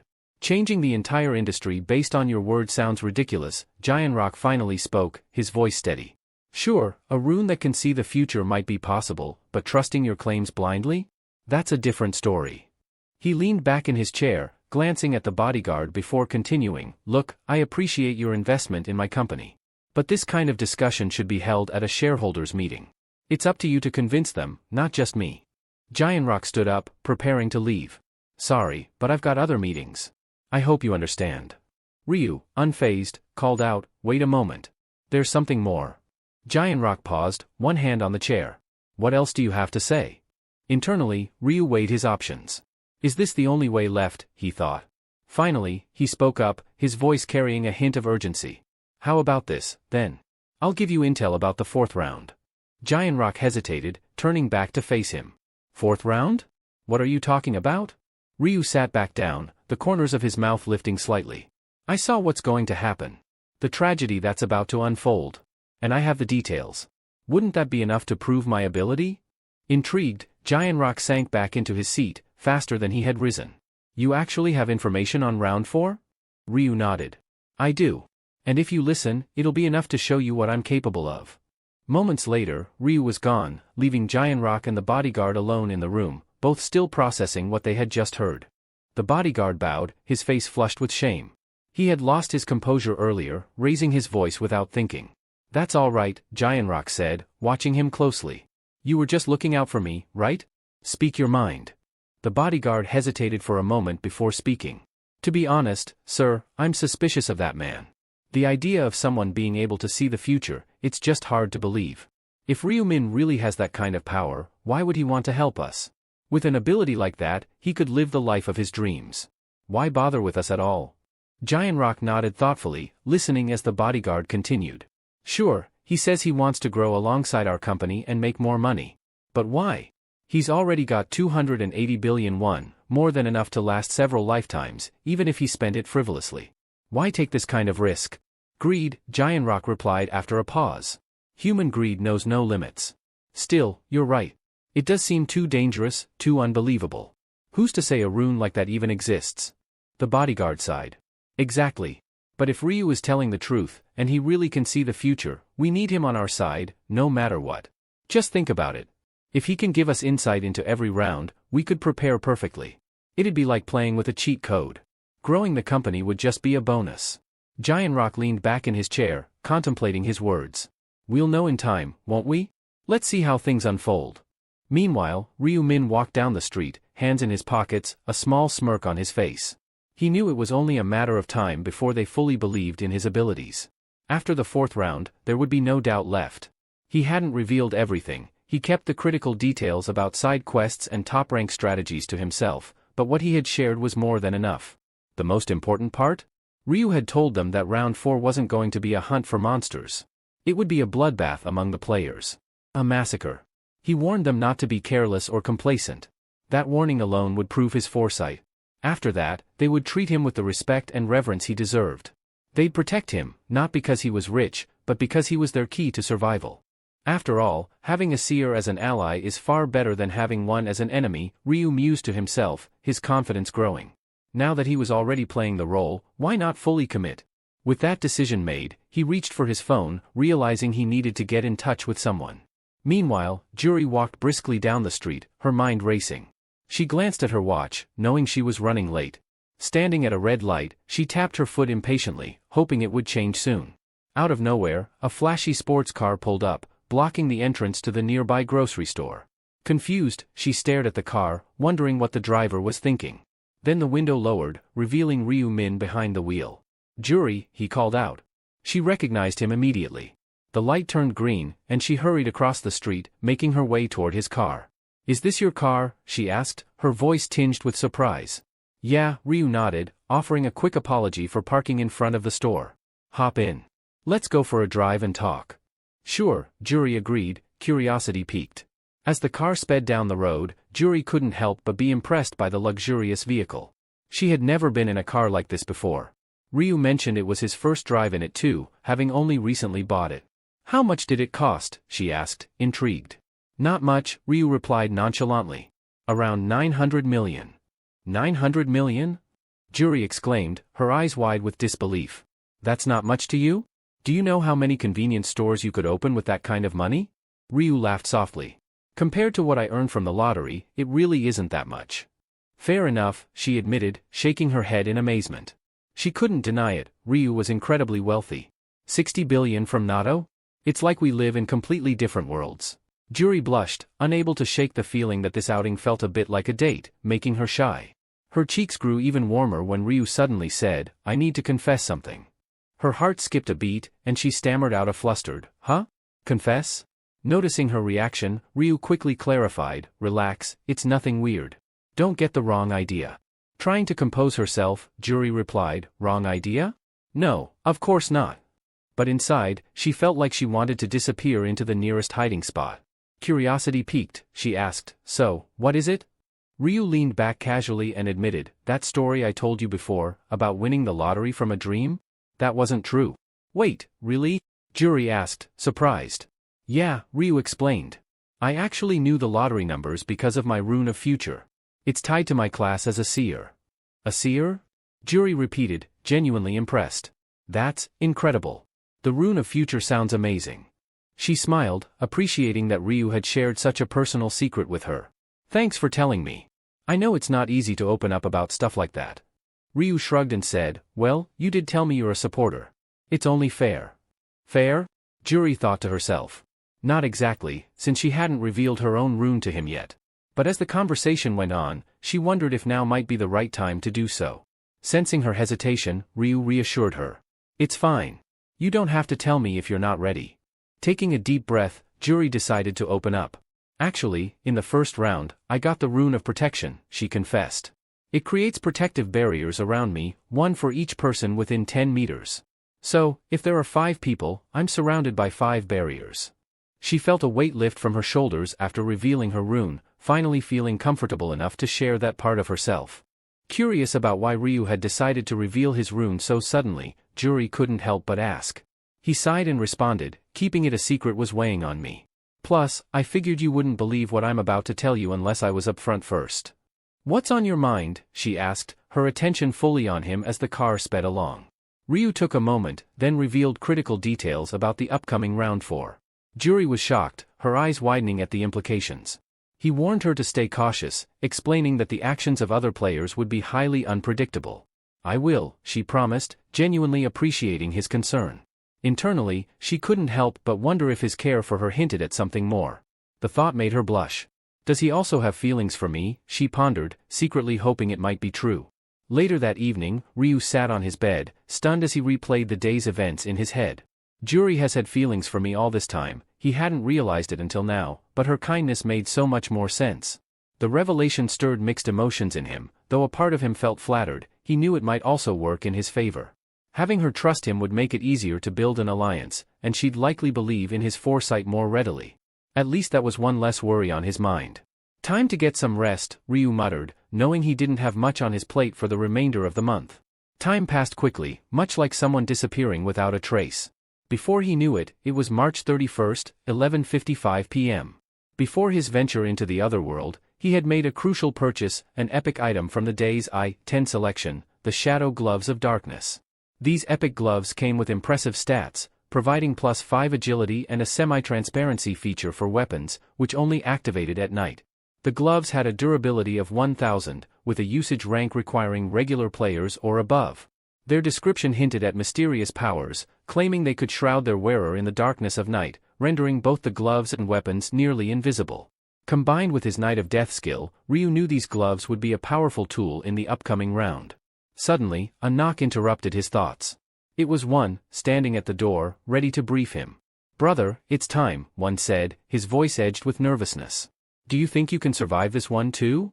Ryu shrugged, a calm confidence in his tone. I'll know once I give it a shot. You're a seer, aren't you? One stammered, nervously glancing at Ryu. You mentioned you had some intel on the 4th round.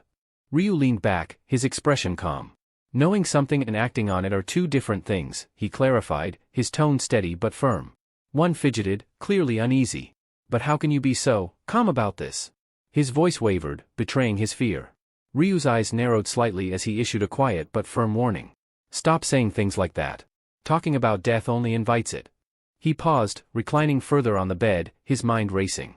While round 4 would likely be a death trap for many, it wasn't a concern for him.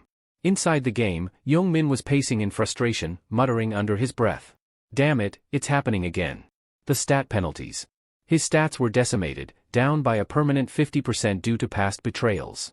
He cursed inwardly, feeling the weight of the consequences for turning on his former mentor, Cho Jong-shik. With 0 command tokens left, Young-min wondered how he'd possibly survive the upcoming challenges. Young-min reflected bitterly on the dangers ahead.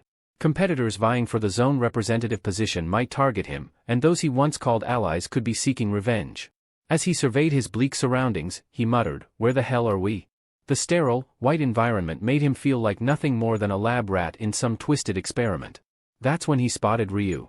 His jaw clenched in anger. To Yongmin, Ryu, Black Scythe, was no mere rival. He was a manipulator, a devil who had likely foreseen these events and pulled strings behind the scenes. Yongmin was convinced that Black Scythe had orchestrated the destruction of the relic and had been suspiciously quick in taking down the proxy of divine punishment. His fists tightened at the thought, and he longed to be strong enough to wipe the smirk off Ryu's face. But he knew better. Frustration and anger aside, Yongmin acknowledged he had no choice. If he wanted to survive, he had to accept the devil's hand. With reluctance, he approached Ryu. Black Scythe, Yongmin called out. Ryu turned toward him, unfazed. What's on your mind? Ryu asked, his tone casual, as if everything around them wasn't unraveling. Yongmin's voice held a hint of desperation as he asked, our agreement from the last round, does it still stand? Ryu raised an eyebrow, his expression unreadable. What agreement, he replied, feigning ignorance, though they both knew the truth. Unfazed by Yongmin's persistence, Ryu met his plea with a cold smile. I did promise protection if you became my subordinate, didn't I? His smirk deepened, but there was no warmth behind it. But that was then. Now, I have no need for someone like you. Yongmin's heart sank as Ryu continued, his voice sharp and dismissive. You don't have any command tokens left. Without those, what use is the title of zone representative? And with most players already locked into their classes, those tokens mean next to nothing now. He gave a mocking glance at Yongmin, who could only listen in stunned silence. Ryu's smile grew more frigid. You're nothing more than a walking target, Yongmin. Yongmin's face paled, the weight of Ryu's words crushing him. His chest tightened with dread as he darted his eyes around, expecting the judgmental gazes of other players to fall upon him. But to his surprise, no one seemed to notice. No accusing looks. No whispers.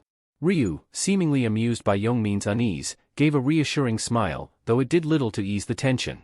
Relax. You're only a target in theory, he said smoothly. In reality, no one's paying attention to you right now. Yongmin, still confused, stammered, why aren't they? I thought. Ryu cut him off, his tone now laced with the wisdom of experience. The zone representative position isn't what it seems. People are beginning to realize that. The higher you climb, the harder you fall. He paused, his eyes narrowing. The role paints a target on your back, and with players switching classes, those command tokens won't hold much value. The risk far outweighs the reward. A bead of sweat trickled down Yongmin's temple as he absorbed Ryu's words. He couldn't deny the truth behind them. He would give up the command tokens in a heartbeat if it meant survival. Before he could dwell on the thought, something caught his attention. Erin and her bodyguard, both draped in regal armor that gleamed with authority and power, were approaching. Startled, Yongmin wondered why they were coming toward Ryu and him. The sight of them only added to his confusion and fear. As Erin and her bodyguard approached, Ryu turned to greet them. The bodyguard acknowledged Ryu first, asking if he remembered them. With a slight nod, Ryu confirmed, of course, I remember. What brings you here? The bodyguard shot a quick glance at Yongmin before casually remarking, not much. Just wanted to thank you again for saving us from those thugs last time. The word thugs was a clear jab at Yongmin, who had been the aggressor in that situation. Yongmin's face reddened with anger. Thugs, he shouted, his voice filled with indignation. But before he could say more, Ryu calmly raised a hand, silencing him instantly. The unspoken threat of Ryu's black scythe hung in the air, forcing Yongmin to hold his tongue. Turning his attention back to Erin and the bodyguard, Ryu spoke politely, there's no need to keep thanking me. Once was more than enough. However, the bodyguard wasn't ready to let it go. We really are grateful, our CEO also wants me to thank you. Before the conversation could take a different turn, Ryu cut in, clearly uninterested in prolonging it. But before he could steer it away, Erin hesitantly pulled out a purple crystal, offering it to him as a token of their gratitude. Please, take this, she urged, her voice a little shaky. Ryu's eyes narrowed slightly as he inspected the crystal. A low-grade purple mana stone, he thought, surprised by the unexpected gift. He hadn't anticipated receiving something so valuable. Erin, sensing his hesitation, added quickly, I thought a crystal would be a better way to show our thanks than just words. Ryu didn't hesitate any further. With a swift motion, he accepted the crystal, nodding in appreciation. Thank you, he said sincerely.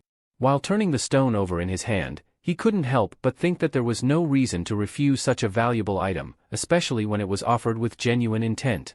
Ryu Min casually thought that once he returned to the real world, he planned to experiment with the mana stone, aiming to craft a low-ranking one from it. Erin, still looking nervous, silently wondered if Ryu genuinely appreciated the stone or if he was merely being polite, not wanting to hurt her feelings. Despite her doubts, she noticed that he didn't seem disappointed or dismissive of the seemingly insignificant stone, leaving her to question if his kindness was genuine. Inwardly, Ryu couldn't help but smirk, acknowledging that Aaron's ignorance of the stone's true value was to be expected. If she had known how valuable it truly was, there was no way she would have handed it over so easily. Standing nearby, Young-min eyed the crystal intently. In his mind, he revealed that he, too, possessed something similar. This revelation caught Ryu by surprise, his inner voice musing, "This guy has a mana stone too?" Young-min continued, unknowingly spilling more information as he mentioned that his stone was called the Black Diamond. Ryu's eyes flickered with interest at the mention. "Black Diamond," he repeated, startled. He explained aloud that a black diamond was an incredibly rare item, one that had only a slim chance of dropping after defeating a monster. Even more elusive than regular mana stones, obtaining one in this round was virtually impossible. It was clear Young-min had no idea just how precious the item he was carrying truly was. With a smirk, Ryu silently thought to himself, "Is this guy lucky, or just ridiculously unlucky to get caught with it in front of me?" Breaking the silence, Aaron's voice interrupted Ryu's thoughts. Black Scythe? "Do you need a protective barrier?" she asked hesitantly after seeing him stow the stone away in his inventory. Curious, Ryu raised an eyebrow. "Protective barrier?" Aaron nodded, explaining that she had recently switched to the summoner class and could summon a fairy that would cast a barrier around him if necessary. Ryu politely declined with a confident smile. "I appreciate the offer, but no thanks," he replied smoothly. "I don't think I'll need it. I will be fine." Aaron, feeling a slight twinge of disappointment, lowered her eyes and softly said, "Oh, I understand." She then bowed politely, adding, "We should get going now. I hope you do your best in this round." Ryu smiled in return and replied, "Thanks, you too." As Aaron and her bodyguard turned to leave, Ryu caught sight of Young-min trying to slip away as well. "Wait," he called out. Young-min hesitated, turning back. "What?" he asked. "You might want to think twice before leaving," Ryu cautioned. Puzzled, Young-min furrowed his brow. "What do you mean?" Ryu calmly reminded him, "You're a walking target. Just because no one's coming for you right now doesn't mean you're safe." Young-min frowned, unsure. "But no one's after me at the moment," he insisted. Ryu shook his head, explaining, "Maybe not right now, but there are still players out there, those who haven't chosen a class yet. They'll be looking for command tokens. And as the zone representative, you're an easy target for them." Young-min paused, considering Ryu's words. "Out of 1,000 players, who would really target me?" he asked, still skeptical. "If you want my help, I can make sure you stay out of their sights," Ryu offered. But before Young-min could even thank him, Ryu added with a sly grin, "Of course, it won't be free. Aaron paid with a mana stone. If you've got something similar, we can make a deal." Young-min quickly rummaged through his inventory, pulling out a gleaming black diamond, its surface smooth and polished like glass. "I've got this," he said, holding it out nervously. Ryu's eyes gleamed as he took the stone, tucking it away safely. "Anything else?" Ryu inquired, half joking. Young-min nervously shook his head. "I don't have anything else, unless you want my clothes, but I'm not about to walk around naked," he added with a weak laugh. Ryu smirked. "Don't worry, I'm not interested in your clothes," he reassured. With the black diamond handed over, Young-min asked anxiously, "So, you'll help me now?" Ryu nodded. "I said I'd keep my word, didn't I?" Just then, an eerie, celestial laughter echoed through the realm, as if an unseen angel was watching, amused by the shrinking number of players still left in the game. Confusion rippled through the crowd of players as they tried to process the situation. Some wondered if real-life fights had broken out once again. Standing with his arms crossed, Ryu quietly mused that it would be unusual if the players managed to stay out of trouble for an entire month. The angel, sensing the growing tension, summoned everyone's attention. A system window appeared before them, revealing the chilling objective for Round 4, kill each other for 3 hours. Only 521 survivors will remain in the zone. Shock spread like wildfire among the players. "What does she mean by kill each other?" someone muttered in disbelief. As if reading their minds, the angel's gaze swept over the crowd, her tone cold and matter-of-fact. "It's exactly as it sounds," she confirmed. "Stab the person next to you, end their life, it's that simple." Her blunt explanation struck like a blow. This round wasn't about battling monsters or facing external threats. It was about reducing the number of players, with one method: mutual slaughter. As panic set in, a flurry of questions erupted. "No monsters this round?" someone asked, confused. Another voice, tinged with fear, wondered aloud, "How are we supposed to level up then?" In the midst of the murmuring, one player speculated, "Maybe if each of us kills just one person, half of us could survive." With a playful smile, the angel raised a finger to her lips. "That's a secret," she teased. "It wouldn't be any fun if I just told you, right?" Ryu watched her, his mind racing. Wouldn't be fun, he thought, echoing her words. He knew there was more to it. The angels weren't the masterminds behind this twisted game, they were merely the enforcers. Someone higher up was pulling the strings, controlling the rules. And if the angel wasn't revealing everything, it was because the real host had ordered her to keep certain truths hidden. The angel delivered her unsettling ultimatum with chilling indifference. Surviving this round wasn't as simple as just killing another player. Only the top 521 would make it through, but the criteria for ranking remained a mystery. Quick kills wouldn't necessarily guarantee a higher position. With a cold smile, she abruptly ended the briefing, urging them all to kindly eliminate each other. The countdown started, ticking away at 2 hours, 59 minutes, and 59 seconds. Fear and confusion gripped the players. Most stood frozen, grappling with the horrific dilemma. Should they really start killing each other? They didn't bear any grudges, but this round was bound to turn chaotic.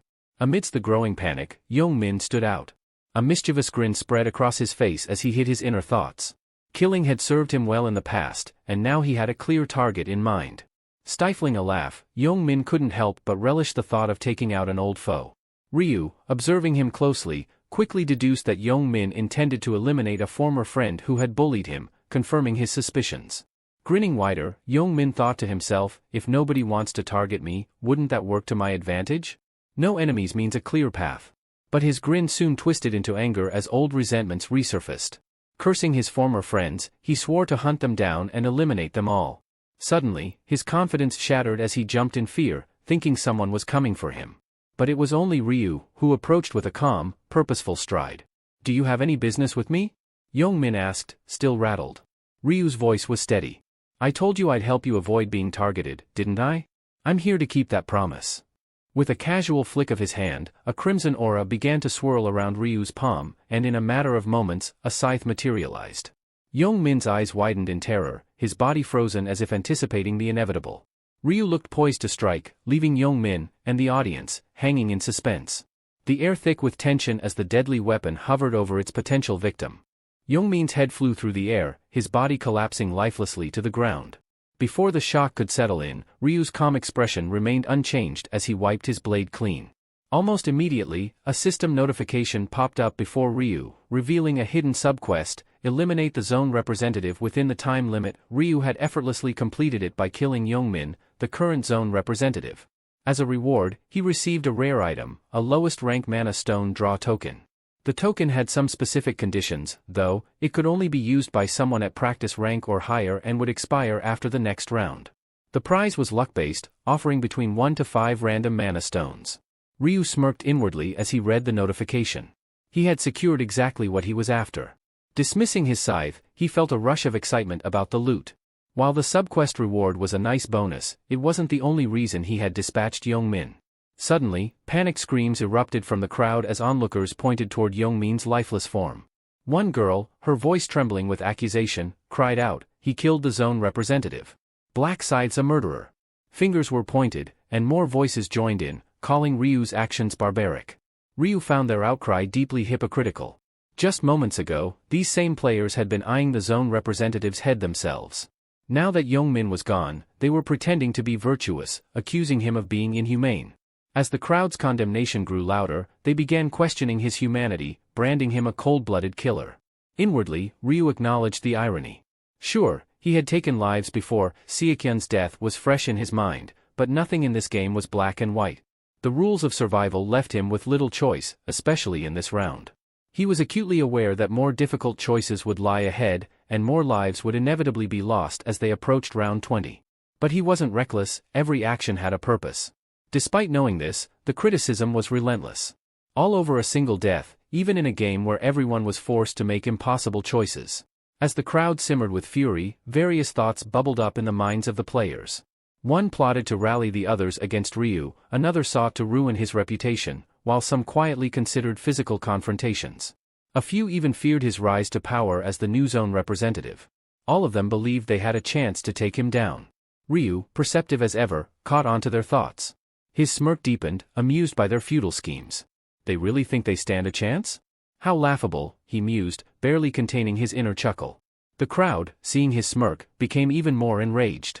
"What, you think this is funny?" one player shouted, while others hurled insults, calling him a psychopath for grinning after killing someone. The tension crackled in the air.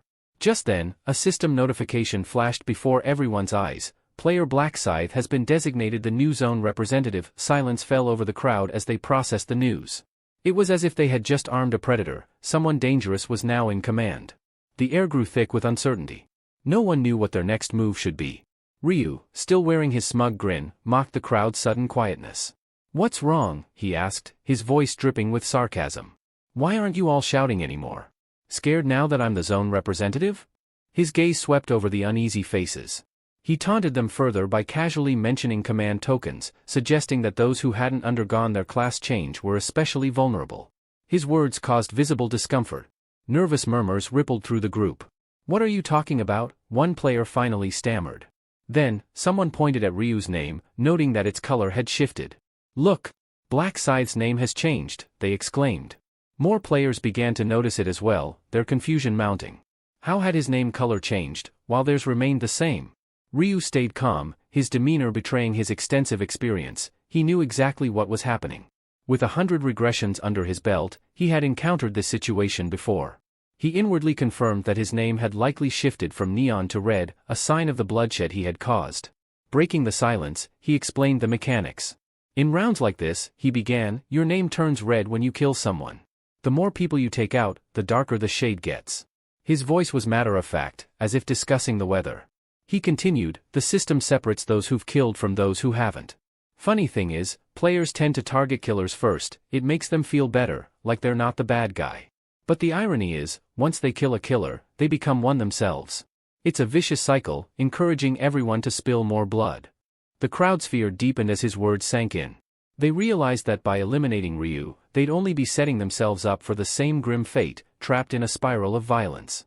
Ryu thought that their hesitation to kill now would only result in more deaths later. Frustrated by their inaction, he asked, "What are you all waiting for? There's no time to waste." Yet, instead of acting, the crowd remained angry, accusing him of being a murderer and demanding he stay put. Ryu couldn't help but marvel at their audacity, talking down to the #1 ranked player in the world like that. He decided to be blunt.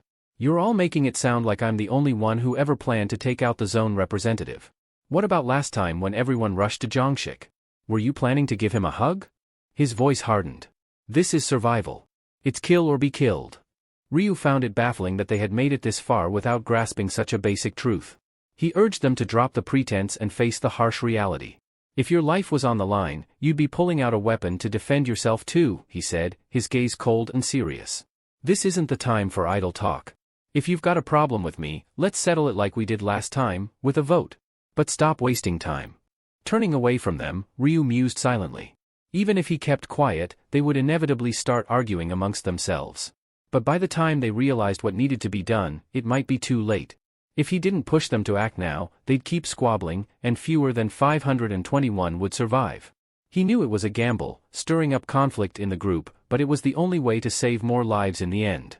His words, harsh as they were, might be the wake-up call they needed. Suddenly, a girl spoke up, agreeing with him. "Yeah, Blackscythe is right. We can't just sit around. We need to do something," she urged. A man quickly countered, challenging her. "Then what do you suggest? If you've got an idea, let's hear it."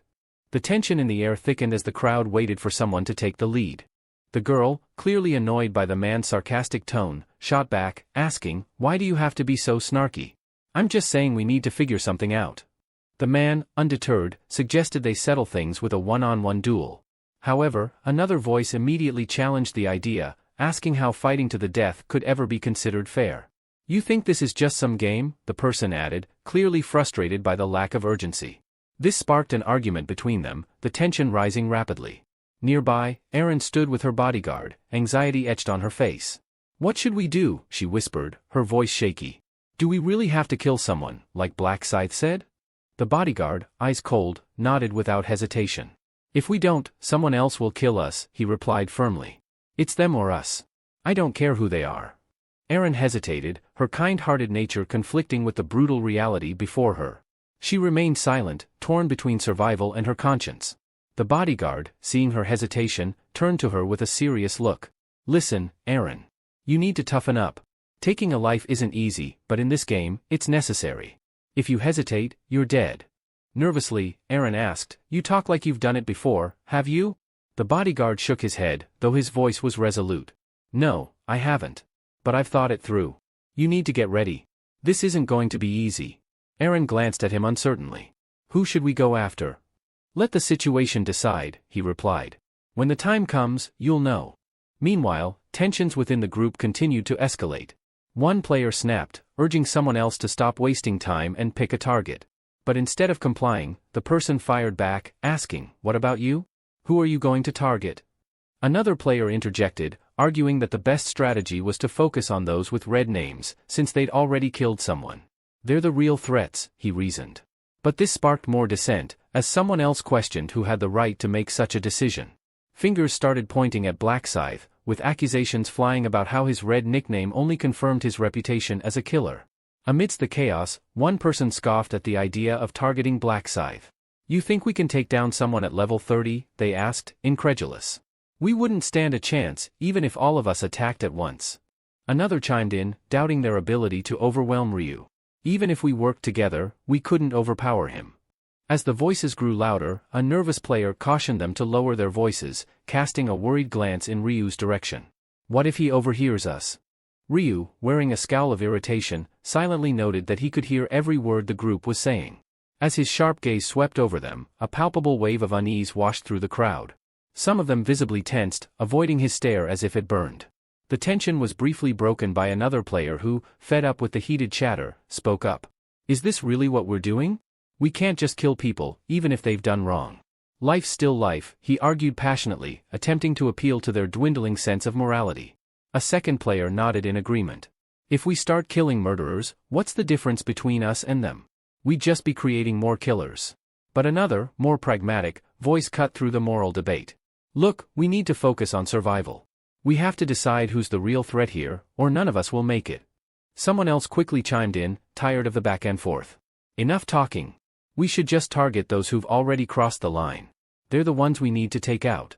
A girl, standing near the back, scoffed. "And how exactly do you plan to do that? Line up all the criminals and ask them to raise their hands," she asked sarcastically, drawing a stifled laugh from a joker in the corner. One of the men, clearly irritated by her comment, turned to her with a sneer. "Who the hell are you to make jokes? Either say something useful or shut up." He spat out a curse under his breath. The girl's face twisted in anger at the insult. "Why are you swearing at me? Maybe I should kill you first," she snapped. The man smirked, unfazed. "Go ahead and try," he challenged, his voice dripping with disdain as he hurled another curse at her. Before things could escalate further, the clown who had laughed earlier decided to jump into the fray.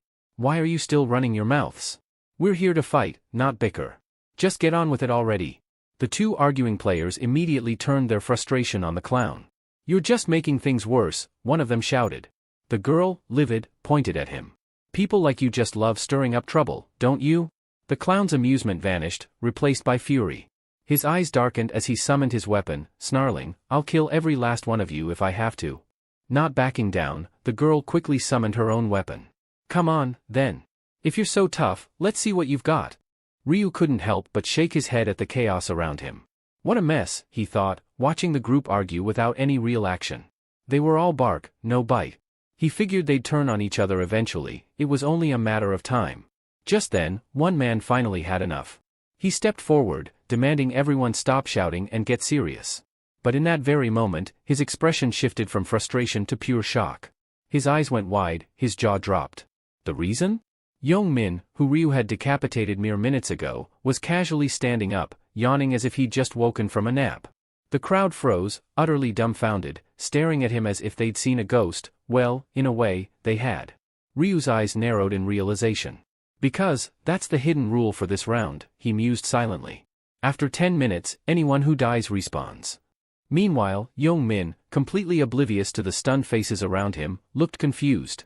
"Why's everyone looking at me like I crawled out of a grave?" he wondered. Then, his eyes landed on Ryu, piecing together what had just happened. Moments ago, he'd been talking to Blackscythe, but now? His mind raced, trying to figure it out. Suddenly, a man in the crowd broke the silence, yelling in disbelief, "He's alive again." Another player quickly jumped to conclusions, assuming Yong-min had somehow gained divine power. But a more experienced voice among them chimed in, explaining it was likely a respawn feature of the game. The revelation spread through the crowd, sparking curiosity. Wait, does that mean anyone who dies will come back? A girl, standing nearby, shrugged and casually remarked, well, if that's the case, maybe killing isn't such a big deal after all. Her words seemed to flick a switch. People started gripping their weapons tighter, considering that if death wasn't permanent, maybe it was time to act. Amidst the growing tension, a nervous girl stepped forward, trying to calm the rising storm. She warned them not to rush into anything, pointing out that they didn't fully understand how the resurrection worked yet. But before she could finish, a figure emerged from behind her. Without warning, he slashed her across the back, silencing her plea for peace. As she collapsed, clutching her wound, the attacker loomed over her, sneering. Why don't you die first, then, he spat, his voice dripping with malice. He continued to strike, hurling insults with each vicious blow. The crowd, already on edge, tensed further as the violence erupted. The other players watched in horror, wide-eyed and trembling, as blood splattered everywhere. The assailant, drenched in crimson, stood panting like a predator fresh from the hunt, his weapon and appearance reminiscent of a bloodied wolverine. In the chaos, some players nervously muttered, "Come on, she'll respawn. We need to regroup," hoping that the girl's body would miraculously revive. But as the seconds dragged on, the unsettling realization hit them, she wasn't coming back. One jittery player, biting their nails in growing anxiety, whispered, "She's not respawning." Another nervously suggested that maybe it was just taking time. Yong-min took about 10 minutes, right? Let's give her a little more time, someone else added, clinging to hope. The group agreed, anxiously waiting. After what felt like an eternity, a soft, golden light began to surround the lifeless girl. Her clothes and wounds were restored, as if she'd never been touched. In a matter of moments, she stirred and slowly stood, stretching as if waking from a deep sleep. The onlookers were stunned, mouths agape at the miraculous sight. But as she fully regained her senses, a new realization hit her. She remembered everything. Who did it? Who attacked me? She demanded, her sharp gaze sweeping across the crowd. Silence followed. No one dared to speak. But just as the tension thickened, the man who had killed her earlier stalked toward her again, ready to strike once more. This time, however, before he could land the fatal blow, he sneered and proudly admitted, "It was me." But before his blade could reach her, a blur of movement sliced through the air. In an instant, a figure appeared behind the man, slashing his hand clean off, sending him crumpling to the ground. Blood sprayed as the killer fell lifeless, his arrogant grin frozen on his face. The victorious figure, grinning widely, pointed at the fresh corpse. "So, they really do come back after 10 minutes, huh?" he said, almost mockingly. Yet, despite knowing this, the group couldn't hide their disgust. Some players looked visibly sick, their stomachs turning at the carnage unfolding around them. Ryu, watching silently, noted that while the reality of resurrection had been confirmed, it didn't make the sight of murder any less unsettling. People were horrified, but Ryu knew better. In chaotic situations like these, it didn't take long for people to show their true nature. Chaos soon erupted. With the newfound certainty of resurrection, players started turning on one another. A man suddenly rushed forward, stabbing someone from behind, the crowd quickly devolving into a frenzied bloodbath.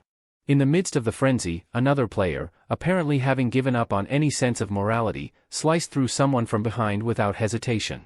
The chaos around them only intensified as players turned on each other. Amidst this, a heated confrontation broke out, with one man managing to block an incoming attack. "You've all lost your minds," he shouted in disbelief. One player, recently stabbed, hurled insults at his attacker, but the stabber, oddly calm, apologized, claiming he had no personal vendetta. However, in a twist, the wounded player immediately retaliated, slashing at his attacker. "How about you feel what it's like?" he spat, though the other man blocked the blow, urging his opponent to stop fighting and accept his fate, since they would both respawn anyway. The wounded man, not backing down, retorted coldly, "Then why don't you go first?" Before the other could react, he struck him down, ending his life. The scene spiraled into utter madness. Players attacked one another relentlessly, their shouts filling the air. Some begged for mercy, while others screamed in agony as blood painted the ground. The battlefield had become a gruesome spectacle of violence, with no end in sight.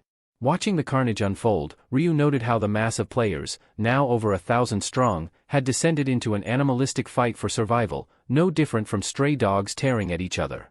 The sight reminded him of a war zone. Quietly, he summoned his scythe, a crimson glow flickering around his hand as the weapon materialized. It was time for him to enter the fray. The moment Ryu began to move, everything changed. His mere presence sent a ripple through the chaotic battlefield. Combatants froze in their tracks, their attention shifting as Black Scythe approached. With a single, sweeping motion, Ryu unleashed his power, and a wave of red energy sliced through the air, cutting down everyone in his immediate vicinity. The ground was suddenly littered with corpses, blood pooling around him as the deadly quiet settled. But Ryu wasn't done. He sensed 3 individuals attempting to ambush him from behind. Before they could even launch their attack, he dispatched them in an instant, his presence detection skill making their feeble attempts laughable.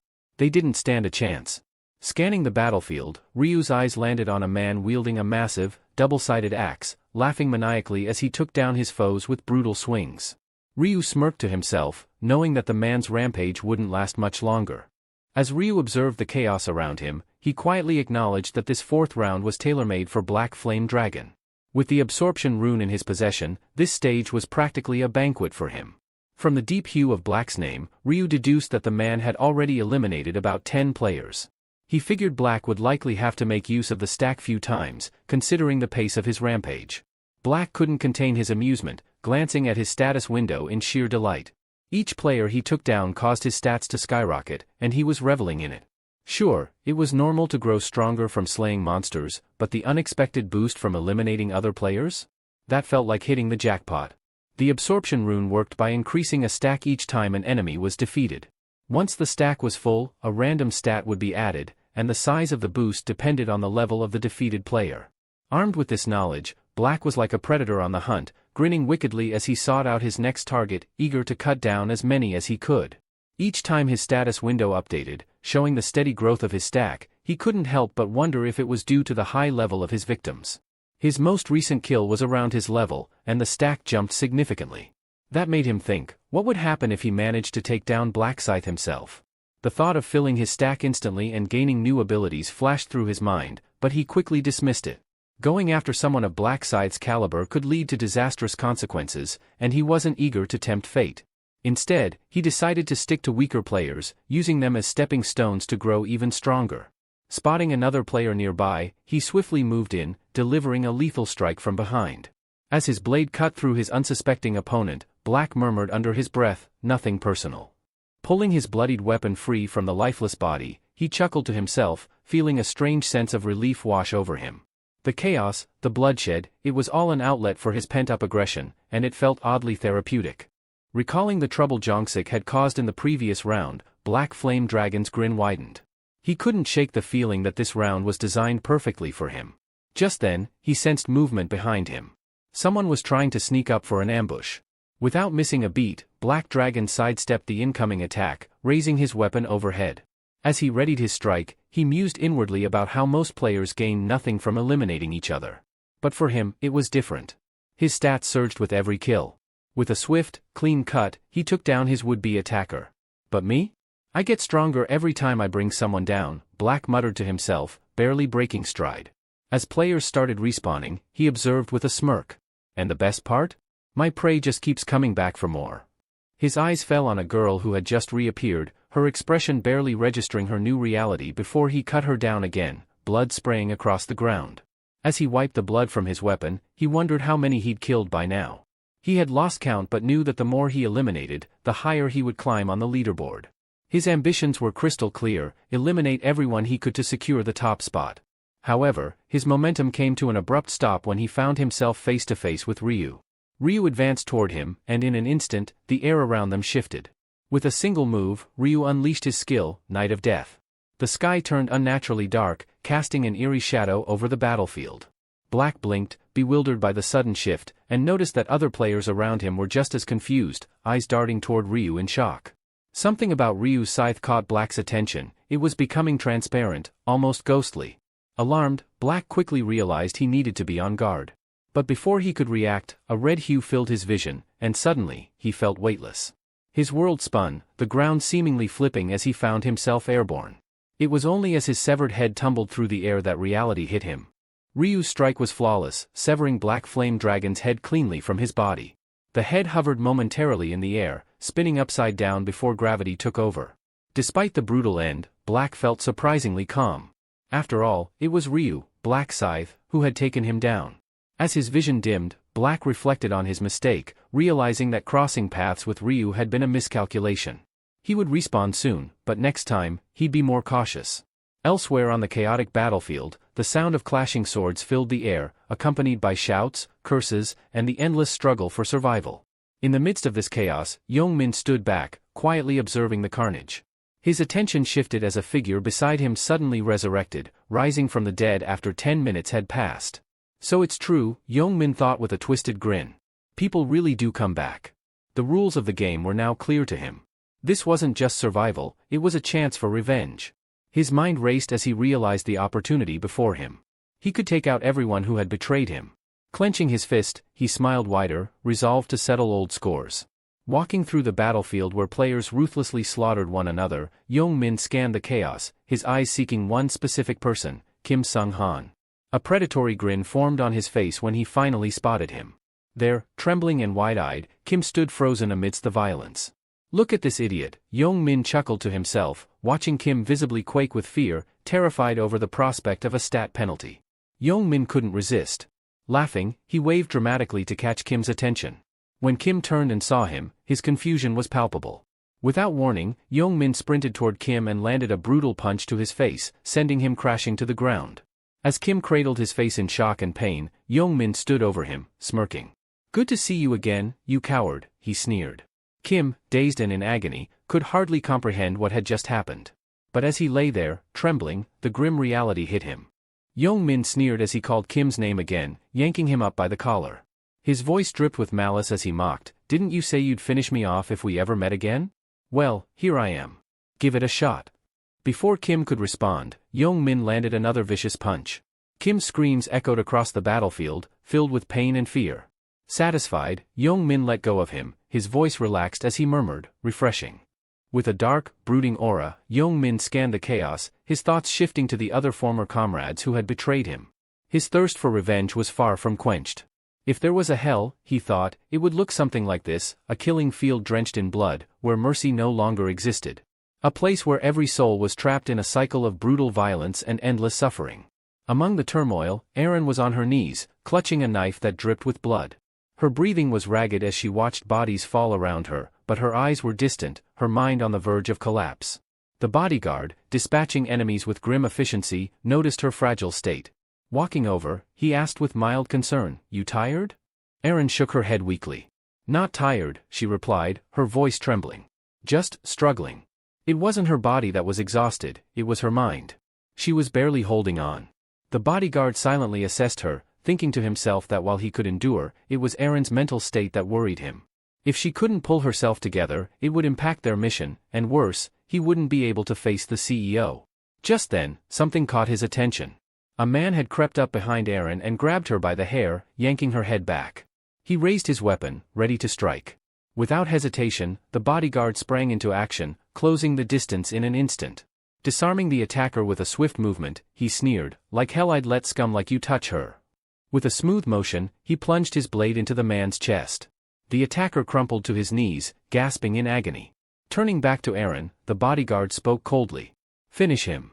Erin's hands trembled as she stared at the man struggling before her. Fear and hesitation gripped her, but she knew there was no other choice. Steeling herself, she forced her feet to move, rushing forward.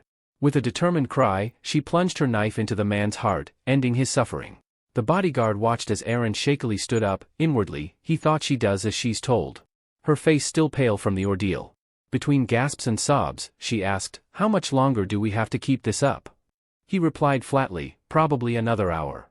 Erin looked around at the chaos unfolding, her voice wavering as she said, "Just watching this, it's tearing me apart inside. I don't get why they're all so determined to kill each other." Inwardly, the bodyguard couldn't help but think she's so weak. Always has been, a delicate flower completely sheltered from reality. Out loud, he told her, "If you're that tired, take a break. You've already killed 50 people, so that should be enough to put you on the leaderboard. Leave the rest to me." Erin nodded, grateful. "Thank you, for everything." But in his mind, the bodyguard smirked. "I should be thanking you. I've been carrying her the entire time, but now I don't have to hold her hand anymore. I can finally focus on myself." Earlier, he had deliberately injured people and let Erin finish them off so she could rack up kills. But now, with her taken care of, it was his turn to cut loose and rack up his own kills. With only 10 minutes left in the round, he was eager to make his move. Meanwhile, Ryu continued his slaughter, a blur on the battlefield. As someone tried to sneak up on him from behind, Ryu sighed inwardly. Round 4 is always so draining. In one swift motion, he turned and eliminated his attacker without missing a beat. I can't afford to lose focus, he muttered to himself, eyes scanning the battlefield. The prize for being number 1 across all zones was too tempting to ignore. His thoughts shifted to the ultimate goal, reaching round 20. He knew that every second counted. No telling how strong the final boss will be, Ryu thought as he darted toward another group of players. I have to get as powerful as possible before that moment comes. As Ryu cut down one of the 2 fleeing players, the other continued to run, shouting in fear that Black Scythe was after him. But to his surprise, Ryu sped past without delivering a final blow. The man came to a halt, panting in relief, thankful to still be alive. Inwardly, Ryu reasoned that there was no point in taking down someone he had already killed. In round 4, it wasn't just about the sheer number of kills. To rank highly, you needed diversity in your eliminations.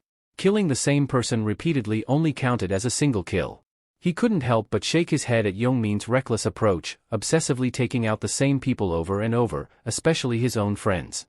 Youngmin's being absurd, Ryu thought, watching the scene unfold. He's just killing them in the same spot over and over. They don't even have a chance to get their bearings, let alone make any progress in the rankings. At that moment, one of Youngmin's unfortunate friends respawned yet again. Without hesitation, Youngmin whirled around and delivered a brutal punch to the man's face, calling him a bastard and demanding he hurry up with his respawn so the cycle could repeat faster. Ryu grimaced. If he keeps this up, they'll have no chance of recording anything in this round. He's essentially dooming them to failure. Suddenly, a system notification chimed, announcing that only 1 minute remained before the round's conclusion. Ryu's mind raced. 1 minute, there's not much time left. I need to secure as many points as possible. Darting across the chaotic battlefield, he scanned the crowd, looking for anyone he hadn't killed yet. He spotted 2 familiar faces, players he had already eliminated, and then, finally, a figure he didn't recall. Wasting no time, Ryu dashed towards him, his large black scythe gleaming as it sliced through the air. The man fell instantly, just as Ryu hoped. But then, everything froze. A radiant golden barrier formed around Ryu and the other surviving players. Out of nowhere, an angelic figure appeared, her laughter echoing across the battlefield. She smiled mischievously and asked, "Did you all enjoy your little killing spree?" Ryu, watching the angel with a cynical eye, mused internally, "We were killing people just like us, there's no way anyone would enjoy something like that." The angel, meanwhile, floated above the carnage, her tone playful but edged with sarcasm. "Oh dear, look at all this filthy blood," she sighed dramatically. "You've turned this once pristine place into a total disaster. But, well done. You all worked so hard to kill each other." She waved it off as if it were a trivial matter, then casually mentioned, "Time to bring everyone back before we check the final tally." Ryu couldn't help but note to himself that she was pretending to take credit for something the system handled entirely. The angel wasn't bringing anyone back, the system was. As if on cue, severed limbs began to regrow, and those who had been slaughtered moments before were resurrected. Youngmin's friends, among the revived, immediately began pounding against the shimmering golden barrier that encased them. Their eyes wild with fury, they hurled curses and threats at Youngmin, their hatred for him palpable. But Youngmin only chuckled darkly. "Idiots," he muttered, thoroughly enjoying their misery. He seemed completely unaffected by their anger.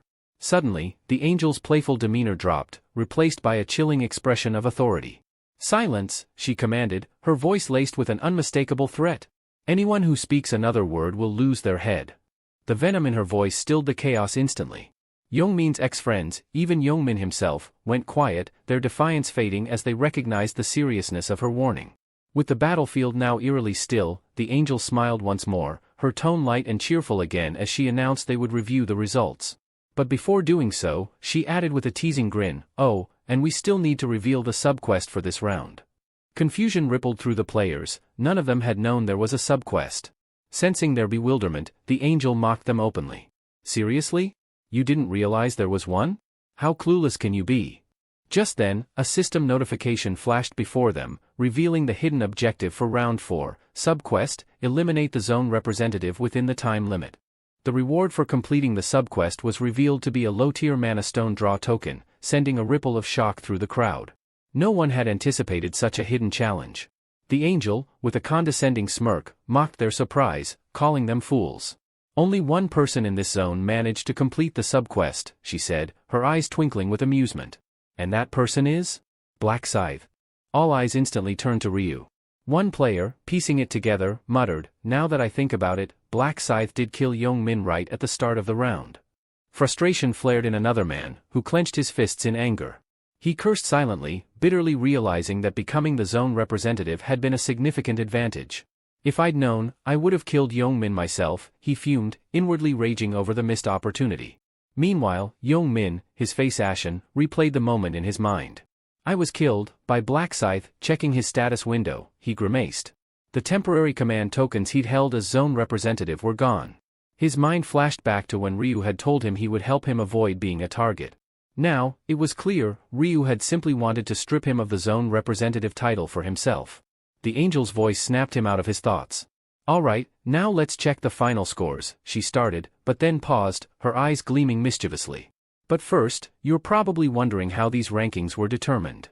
The crowd stirred nervously. The angel explained, the rankings are based on the order in which you eliminated unique individuals. Killing the same person over and over doesn't boost your score. It only counts as one kill. A murmur of shock spread through the players as they digested the revelation. It wasn't just about racking up as many kills as possible, they needed to be strategic. The angel, noticing their disbelief, chuckled, clearly enjoying their discomfort.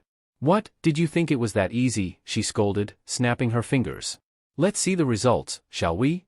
Suddenly, the results of round 4 flashed across the screen. Ryu, or Black Scythe, stood at the top with an astounding 722 kills across all zones. In second place was Stupid Idiot, trailing with 521 kills, while Heavenly Demon took third with 433.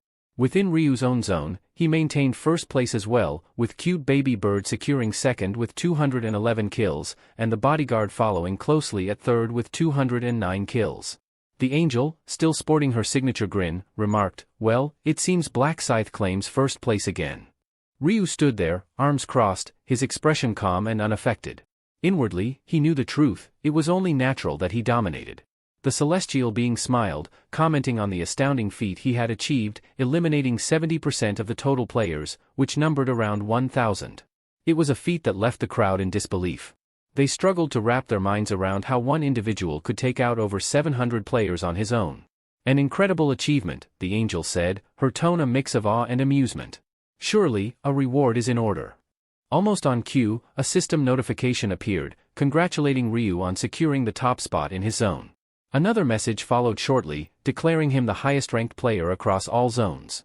For being the top player in his zone, Ryu was awarded an intermediate-grade rare armor selection coupon.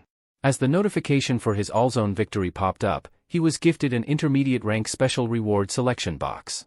Ryu, inwardly calm and focused, saw the value in the rare armor coupon. It was the perfect opportunity to upgrade his gear and prepare for what lay ahead. The round might have ended, but Ryu knew this was just the beginning. The system presented Ryu with 3 armor options: polished bronze armor, a blood-red assassin suit, or the robe of darkness. After considering his choices, Ryu selected the blood-red assassin suit, drawn to its versatility and agility. Classified as rare armor, it boasted 60 defense points, along with a +4 boost to agility, a 5% increase in both attack speed and movement speed, and a durability rating of 600. Only those ranked regular or above could wear it. This crimson suit, rumored to have once belonged to a notorious assassin, carried with it the faint scent of blood. With that decision made, Ryu turned to his special reward selection. His options were a temporary 50% stat boost, usable until the end of round 5, 5,000 gold, or critical information about round 5.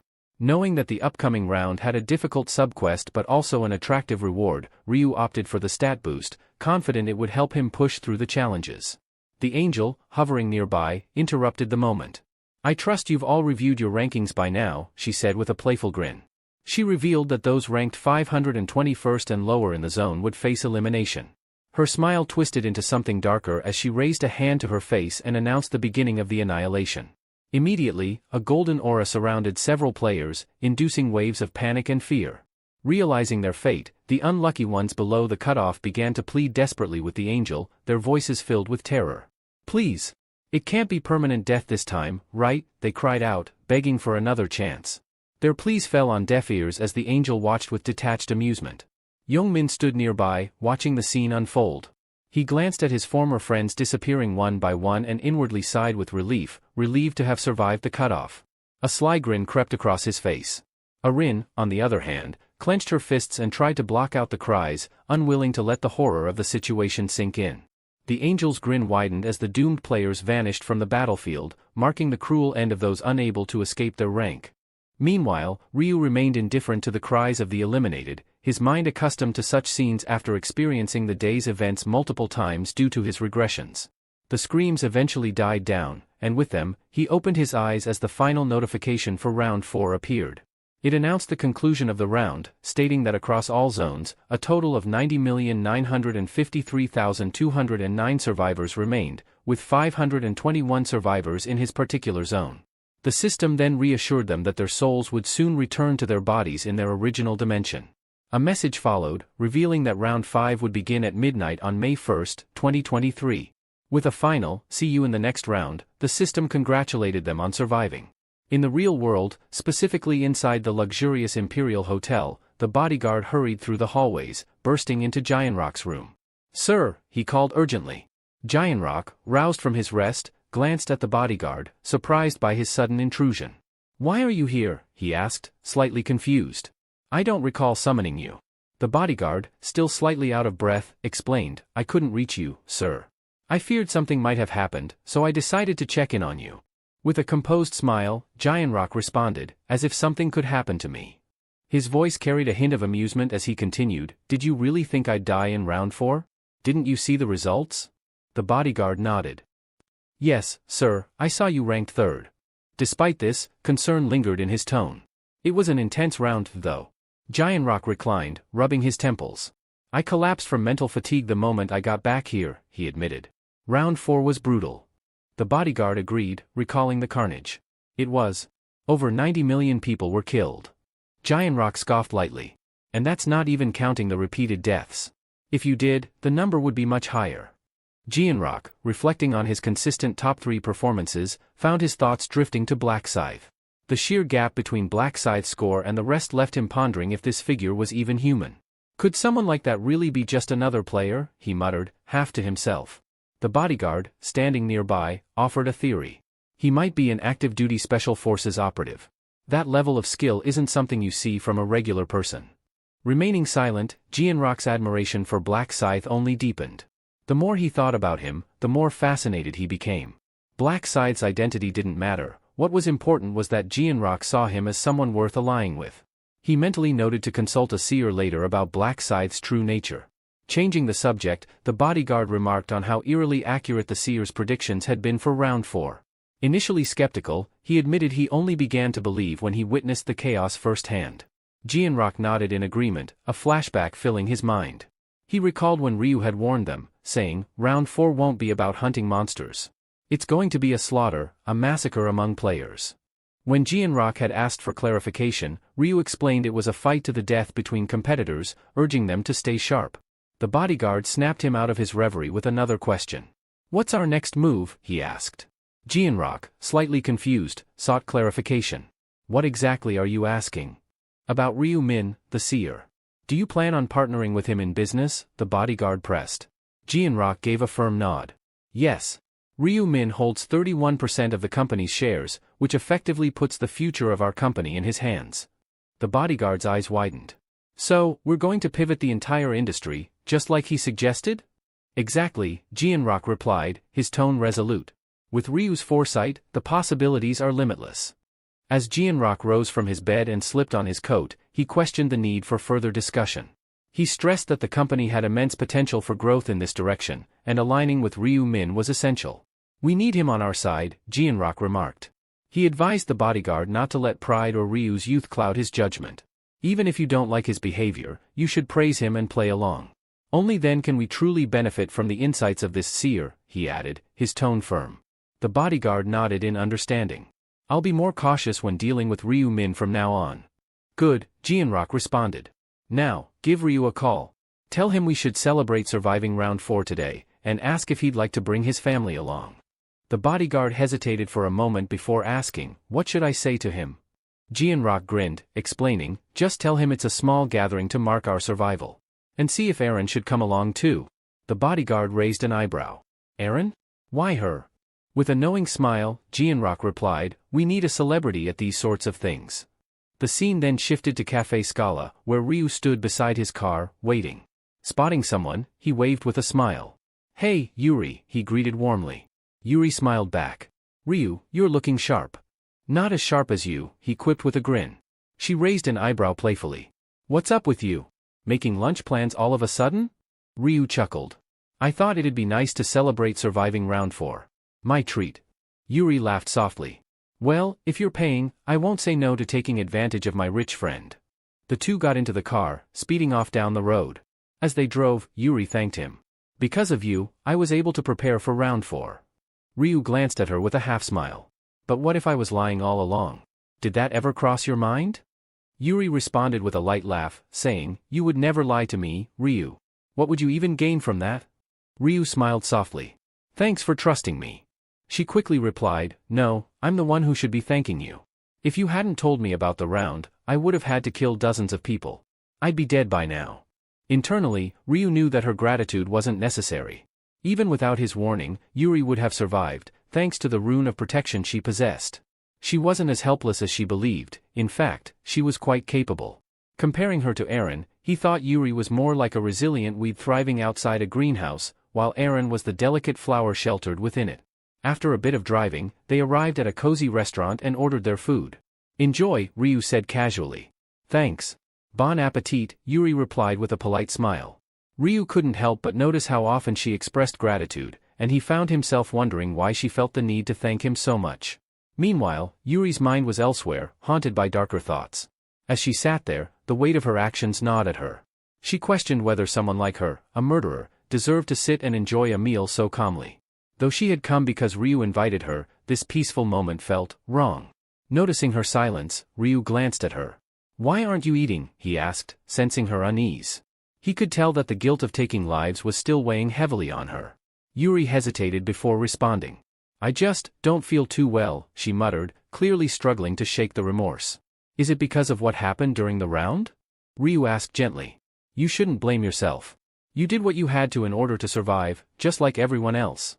He tried to reassure her, knowing that she wasn't the only one wrestling with the burden of killing to stay alive. Still looking down with a sorrowful expression, Yuri said quietly, but I killed them. Ryu leaned in, his tone firm but understanding. That's enough, Yuri. What if something like that happens again in the future? Will you just stand by and let it happen? He then shared his own fears, revealing that he worried for his family every time he entered a round. My brother cried when I woke up, you know. He was relieved I survived, Ryu said softly. We all have people waiting for us out there. We can't let guilt keep us from doing what we need to do. As Yuri listened to Ryu, something clicked within her. The thought of her father, how devastated he would be if she didn't make it out, suddenly struck her. She looked at Ryu. You know, I used to forget about my own family, Yuri admitted with a soft chuckle. But thinking of them is probably what's kept me going all this time. Her expression softened as she said, Thank you, Ryu. For comforting me. Don't mention it, he replied with a smile. Now, come on, dig in before the food gets cold. She took a bite, savoring the flavor. Wow, this is really good, she said, feeling a sense of relief wash over her. I think all that stress from round 4 is finally melting away. Ryu smiled, pleased to see her spirits lifting.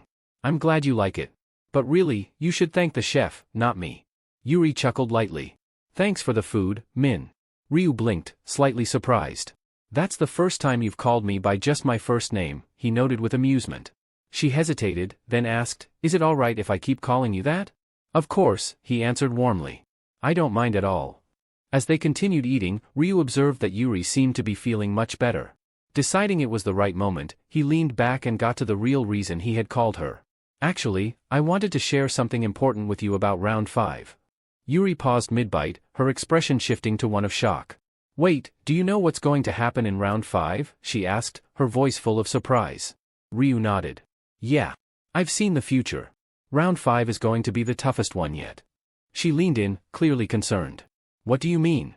What makes it so difficult? There's going to be a zone merger, Ryu explained.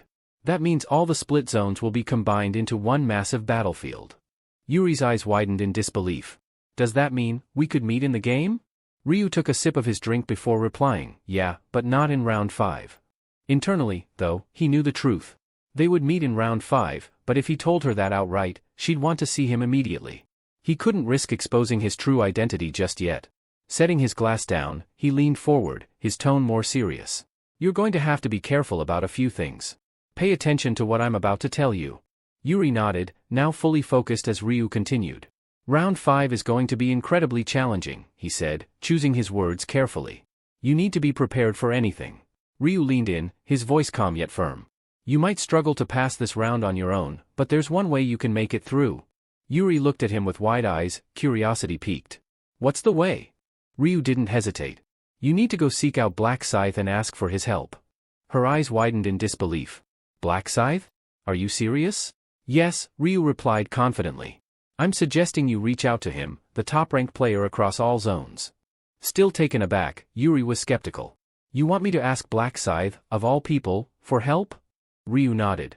It's not about asking for help in the traditional sense. Think of it more as forming a temporary alliance. Both of you can benefit from working together. Yuri struggled to comprehend the suggestion. But he's on a completely different level than me. Black Scythe is level 30. Why would he want to team up with someone like me? Ryu smiled, reassuring her. You've got strengths of your own. Black Scythe isn't just looking for someone powerful, he's looking for someone useful. And believe me, you can be very useful. Deep down, Yuri couldn't deny the appeal. The idea of partnering with a high-level player like Black Scythe was tempting, but doubts still nagged at her. But what if he doesn't want to work with me? I don't have anything special to offer. Ryu's expression softened. He knew better. What she considered a minor ability was, in reality, something far more valuable than she realized. Trust me, he said, his voice gentle yet firm. You have more to offer than you think. Black Scythe will recognize that. I'm confident he'll cooperate, not just for this round, but for others in the future. Yuri blushed slightly, still unsure but feeling a bit more at ease. Are you sure about this? She asked, her voice soft. I don't want to be a burden. Ryu smiled. I wouldn't steer you wrong.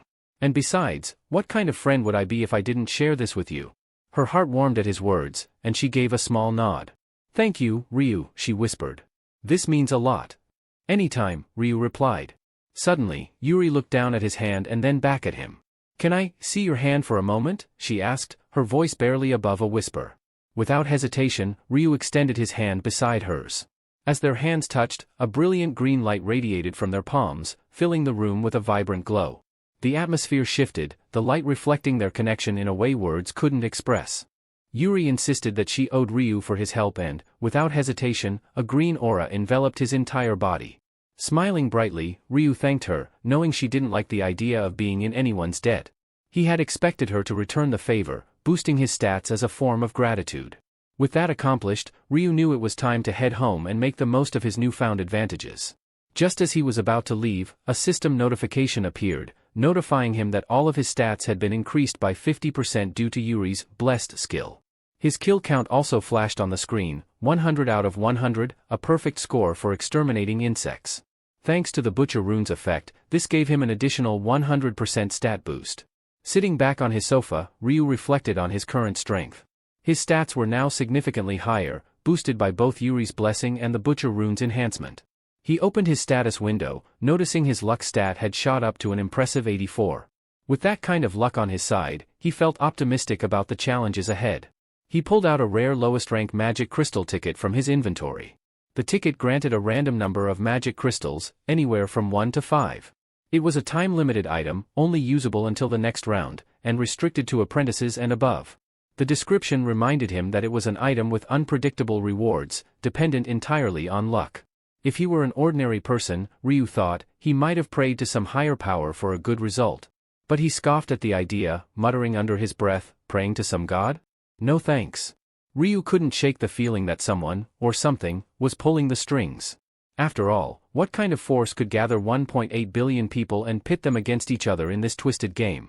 There had to be a divine being at work, a deity who was treating human lives like mere playthings. And whoever it was, Ryu intended to survive, no matter what god might be watching. With a serious look, Ryu declared that if he ever reached the point where he could make a wish after clearing the final round, his one desire would be the complete annihilation of the deity responsible for this cursed game. Resolute in his mission, he activated his lowest rank mana stone draw token. The system flashed a congratulatory message, revealing that he had received 5 lowest rank magic crystals, 2 red, 1 yellow, 1 green, and 1 purple. Ryu was taken aback. 5 crystals was the maximum possible outcome. Smirking, he mused that rather than praying to a god, it was his disdain and curses that seemed to bring him the best fortune. Luck, it seemed, had favored him today. He quickly got to work, starting by merging the 2 red crystals into a low-ranked red magic crystal. Ryu explained aloud that combining magic crystals of the same rank and color results in a higher-tiered crystal. Using both the purple crystal he'd received from Aaron and the one from the ticket, he synthesized a low-rank purple crystal. Satisfied with his new materials, he began enhancing his gear. First, he infused the assassin's hood with the red crystal, gaining a 2% damage increase. Next, he applied the purple crystal to his Shadow of Darkness gloves, enhancing all his stats by +2. Moving on, he merged the yellow crystal with his Ring of Resistance, which granted him an additional +2 in luck. Then, he enhanced his Swift Log boots with the green crystal, boosting his dexterity by +2. Finally, he imbued his Blood Assassin suit with the deep blue crystal, which provided him a 1% reduction in damage. As he surveyed his upgraded equipment, Ryu grinned, knowing every enhancement was worth it. With his magic crystals now spent and his gear optimized, Ryu turned his thoughts to the next step. He needed to prepare for his upcoming meeting with Jianrock. Before he left, Ryu had a conversation with One, informing her that the company he had invested in was led by none other than the heir of the Osum Group. One's eyes widened in disbelief at the news, clearly astounded by the magnitude of Ryu's connections. Ryu calmly explained to One that he'd been invited to a party as a business partner, signifying their future collaboration with Jianrock. Nervous, One asked if Ryu should even attend such an event.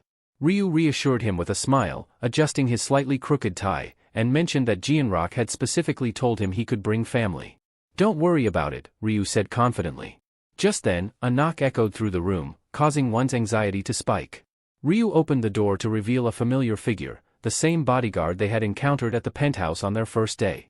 The sight of him, stern and imposing, made One even more tense.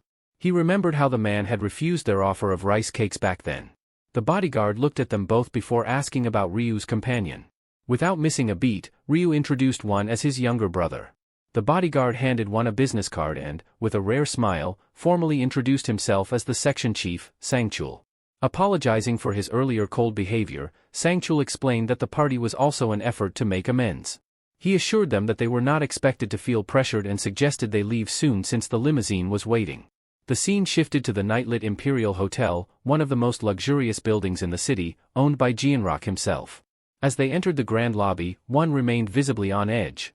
Just then, Jianrock spotted them and called out Ryu's name, his smile wide and welcoming. "Good to see you're alive and well," Jianrock said, shaking Ryu's hand warmly. Ryu responded in kind, and soon Jianrock turned his attention to One, asking if he was Ryu's brother. Ryu introduced him as his younger sibling, and in his nervousness, One extended his left hand instead of his right for the handshake. Jianrock didn't seem bothered by it, chuckling slightly before introducing himself as Ma Jianrock, the president of Heavenly Demon Consulting.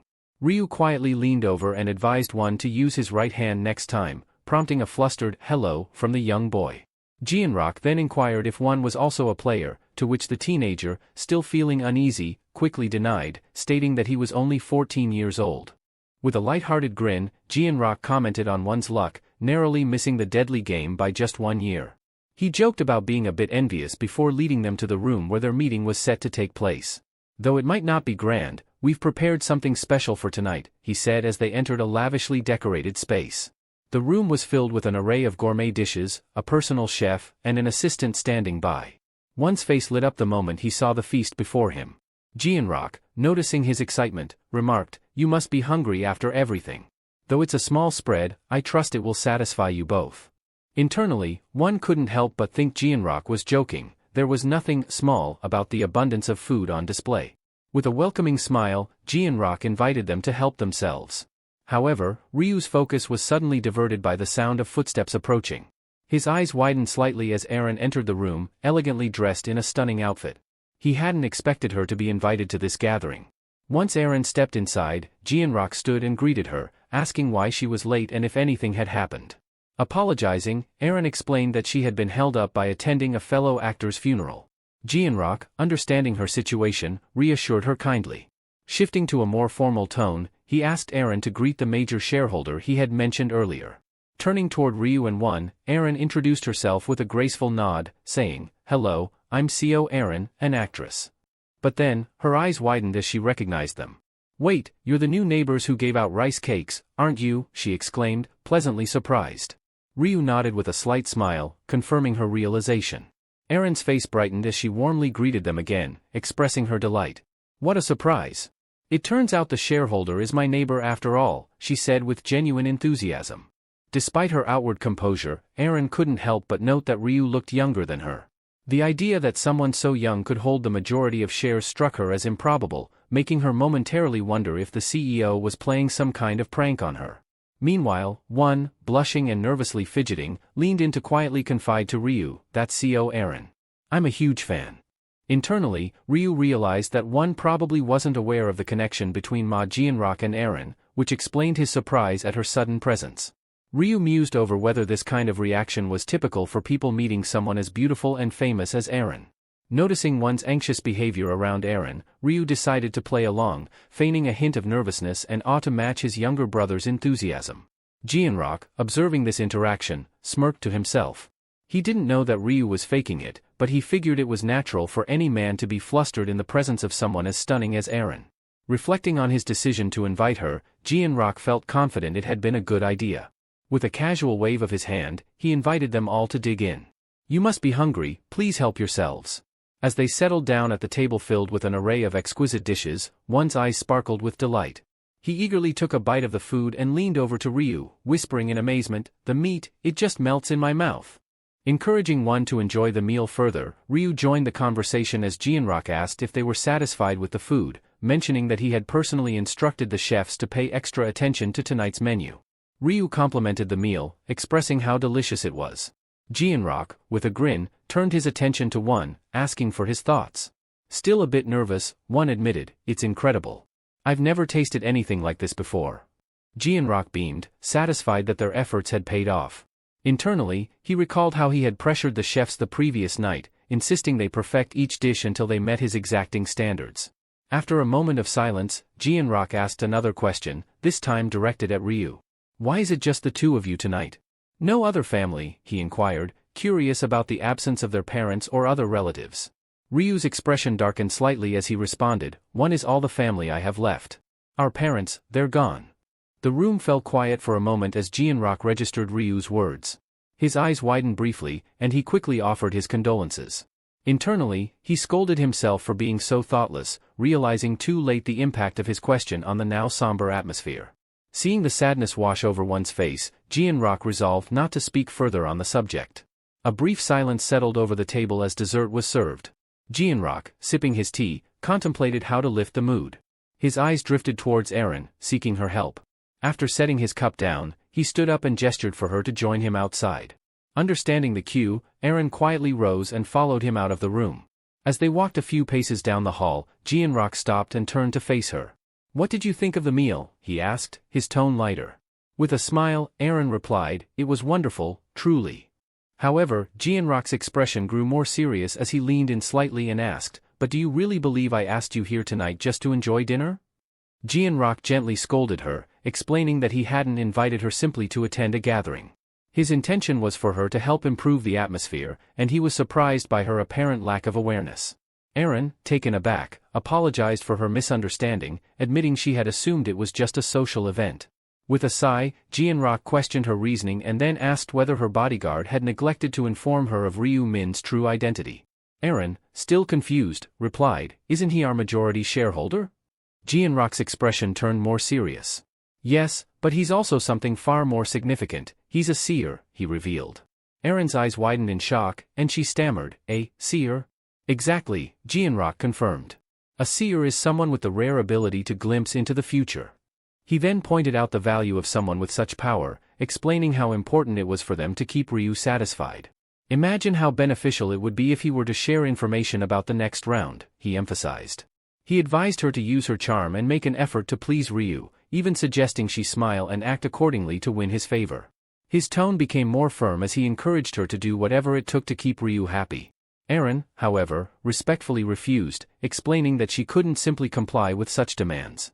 At this, Jianrock's expression hardened. He reminded her that he had helped propel her career as an actress and that it was only fair she return the favor by creating a pleasant atmosphere for Ryu Min. Seeing her hesitation, Jianrock pressed her for an answer. Reluctantly, Aaron agreed with a nervous, "Yes, sir." When they returned to the room, Jianrock casually apologized for their brief absence, stating that their business discussion had taken longer than expected. Meanwhile, Ryu and Wonnie sat in awkward silence, unsure of what had transpired. The tension in the room was palpable as Jianrock glanced at Aaron, making it clear that he expected her to follow through on his instructions. Aaron, maintaining her composure, gave a polite smile, while Jianrock observed her closely, intent on seeing how she would handle the situation. As the meal came to an end, Jianrock suggested they move the gathering to a different location. While preparing to leave, he couldn't help but internally question why Aaron seemed reluctant, despite his clear instruction to charm Ryu. However, before he could dwell on it further, one excitedly interrupted, showering Aaron with praise and confessing that he was a big fan of hers. Blushing slightly, he complimented her, saying that she looked even more stunning in person than in her photos. Aaron smiled warmly and thanked him for his kind words. One, still visibly nervous but eager, politely asked if they could take a photo together when she had the chance. She responded enthusiastically, which caused his face to light up with joy, and she graciously thanked him in return for being such a dedicated fan. Meanwhile, Jianrock was secretly messaging Aaron on his phone, noting to himself that one seemed far more enthusiastic about her presence than Ryu. This prompted him to reconsider his initial plan. Moments later, Aaron received a text from Jianrock, informing her of a change in strategy. He suggested that, instead of focusing on Ryu, she should now focus her efforts on getting close to one. Internally, Aaron felt conflicted. She couldn't believe she was being asked to manipulate an innocent fan like one. Despite her discomfort, she remained composed, unsure of how to respond to this new request. Meanwhile, Ryu, who had been quietly observing everything, was fully aware of Jianrock's scheming. Thanks to his mind-reading ability, he had been following the man's thoughts throughout the entire exchange. Jianrock, unaware of Ryu's special powers, was confident that once Aaron won over one, Ryu would naturally follow, making it easier for them to extract valuable information for the upcoming round. As they reached their next destination, Jianrock led the group to an exclusive, private room reserved for double VIPs. The room was lavishly decorated, with a rich, deep red color dominating the interior. It exuded an air of opulence, and the space offered unlimited access to premium drinks, snacks, and music. Taking in the extravagant surroundings, one shyly reminded Jianrock, "I'm still in middle school, so I can't drink." Jianrock, noticing one's nervousness, reassured him with a smile. "Don't worry, there are plenty of non-alcoholic options. You're not missing out." He then directed the bodyguard to arrange for the double VVIP special course and ensure one had suitable beverages. The bodyguard nodded in acknowledgement and exited the room. Ryu chimed in, casually mentioning his own dislike for alcohol. Jianrock, trying to lighten the mood, encouraged him to at least give it a try, reminding Ryu that he was of legal drinking age. Ryu simply shrugged, then turned to Aaron. "Would you mind stepping outside with one for that photo?" he asked. Aaron agreed without hesitation, and the two excused themselves, casting curious glances back as they left the room. Once alone, Ryu's demeanor shifted. His tone turned sharp, and his gaze grew intense as he spoke. "Do you think I'm easily fooled, Jianrock?" His voice carried an underlying threat, instantly putting Jianrock on edge. The CEO's confident facade faltered as he asked, "What do you mean by that?" Ryu leaned forward slightly, eyes locked on Jianrock. "You seem to have forgotten that I'm a seer," he stated coldly. "Did you really believe I wouldn't know about your little conversation with Aaron?" Jianrock was visibly startled, his mind racing to piece together how much Ryu knew. Could Ryu have foreseen it in one of his visions? Before he could respond, Ryu continued, his tone unwavering. "You crossed a line, Jianrock. You tried to manipulate my brother to get to me." The weight of Ryu's words hung in the air as Jianrock processed the accusation, his expression one of shock. He realized Ryu wasn't merely bluffing, he knew exactly what had transpired. Jianrock quickly bowed his head, the tension in the room rising. "I apologize, Ryu," he said earnestly. "I acted out of line. I only wanted to help foster a good relationship with Aaron, but I never intended to offend you or your family." His voice faltered as he realized how deeply he had miscalculated. "It was foolish of me, and I sincerely regret it." Ryu's eyes never left him, scrutinizing every word. After a long pause, Ryu finally spoke, his tone still firm but less harsh. I'll let this slide, Giant Rock, since you've acknowledged your mistake. But let this be a warning, don't ever try to use my brother like that again. Giant Rock nodded quickly, his expression filled with genuine remorse, silently grateful that Ryu had decided to forgive his lapse in judgment, at least for now. Giant Rock felt a wave of relief wash over him after Ryu decided to give him another chance. But before he could fully settle into that comfort, the door swung open, and the bodyguard returned. Giant Rock quickly straightened his posture, trying to hide any sign of weakness in front of his employee. With a calm but firm tone, he told the bodyguard, "Leave us for now. I have something important to discuss with Ryu." The bodyguard nodded, understanding the gravity of the situation, and quietly exited, closing the door behind him. As soon as they were alone again, Giant Rock inwardly cursed his missteps. He had thought that everything was progressing smoothly, especially with Aaron's presence, but instead, he found himself offending Ryu. Breaking the tense silence, Ryu suddenly asked, "Do you still want information about the next round?" Giant Rock, eager for any help, quickly replied, "Yes, absolutely. Do you know what's coming?" Ryu leaned back slightly, his gaze unyielding. "I came here to discuss round 5, but after your earlier actions, I'm reconsidering whether we should even continue this partnership." Giant Rock immediately apologized once more, his voice filled with sincerity. "I'm truly sorry, Ryu. I hope you won't hold that against me." Ryu nodded but made his stance clear. "If we're going to work together, Giant Rock, there can be no more deception. Complete trust is necessary. And as for the company, you'll need to make sure there's no unnecessary interference or politics. Convince the other shareholders at the meeting. Keep everything in line." Without hesitation, Giant Rock agreed, his tone resolute. "I will. I'll ensure that the shareholders fall in line and that no one interferes." Ryu, now satisfied with Giant Rock's commitment, allowed a small smile to cross his face. "Good. If you hold up your end, I'll make sure the company prospers." He then shifted the conversation back to what Giant Rock had been so eager to know. "As for round 5, it's going to be far more difficult than anything you've faced before." Giant Rock's expression brightened momentarily, glad to finally get the information he sought. But his relief quickly faded as Ryu's words sank in. Ryu continued, "However, don't worry too much. With the right preparation, you'll get through it." Though the warning about the increased difficulty troubled him, Giant Rock, still processing Ryu's ominous tone, asked cautiously, "What exactly makes this quest so difficult?" Ryu leaned back, his voice calm but foreboding. "The quest requires you to kill 300 orcs. But that's not the issue, it's because the zones are merging." Giant Rock's eyes widened as the weight of Ryu's words hit him. "Zones merging? That means we'll run into players from other zones, like Black Scythe." Ryu nodded slightly, though his expression remained unreadable. "Yes, but you won't be in the same zone as Black Scythe." Giant Rock, still grappling with the implications, asked the question that had been gnawing at him. "Do you know who Black Scythe really is?" Ryu, without giving much away, replied, "I don't know his true identity, yet. But I will find out soon enough." Internally, he smirked, knowing full well that the person Giant Rock was so curious about was standing right in front of him. Then, shifting gears, Ryu added, "There's more. You've set your sights on Hwang Yongmin, haven't you?" Giant Rock froze, stunned that Ryu was aware of his hidden agenda. How do you know that?" Ryu's tone sharpened. "There's no point hiding anything from me, Giant Rock. I told you, my abilities are beyond imagination." Giant Rock, taken aback, hesitated before responding. "Your rune of the future, it's more powerful than I ever imagined." But what Ryu said next truly shook him. "Stop pursuing Yongmin." Giant Rock blinked, thoroughly confused.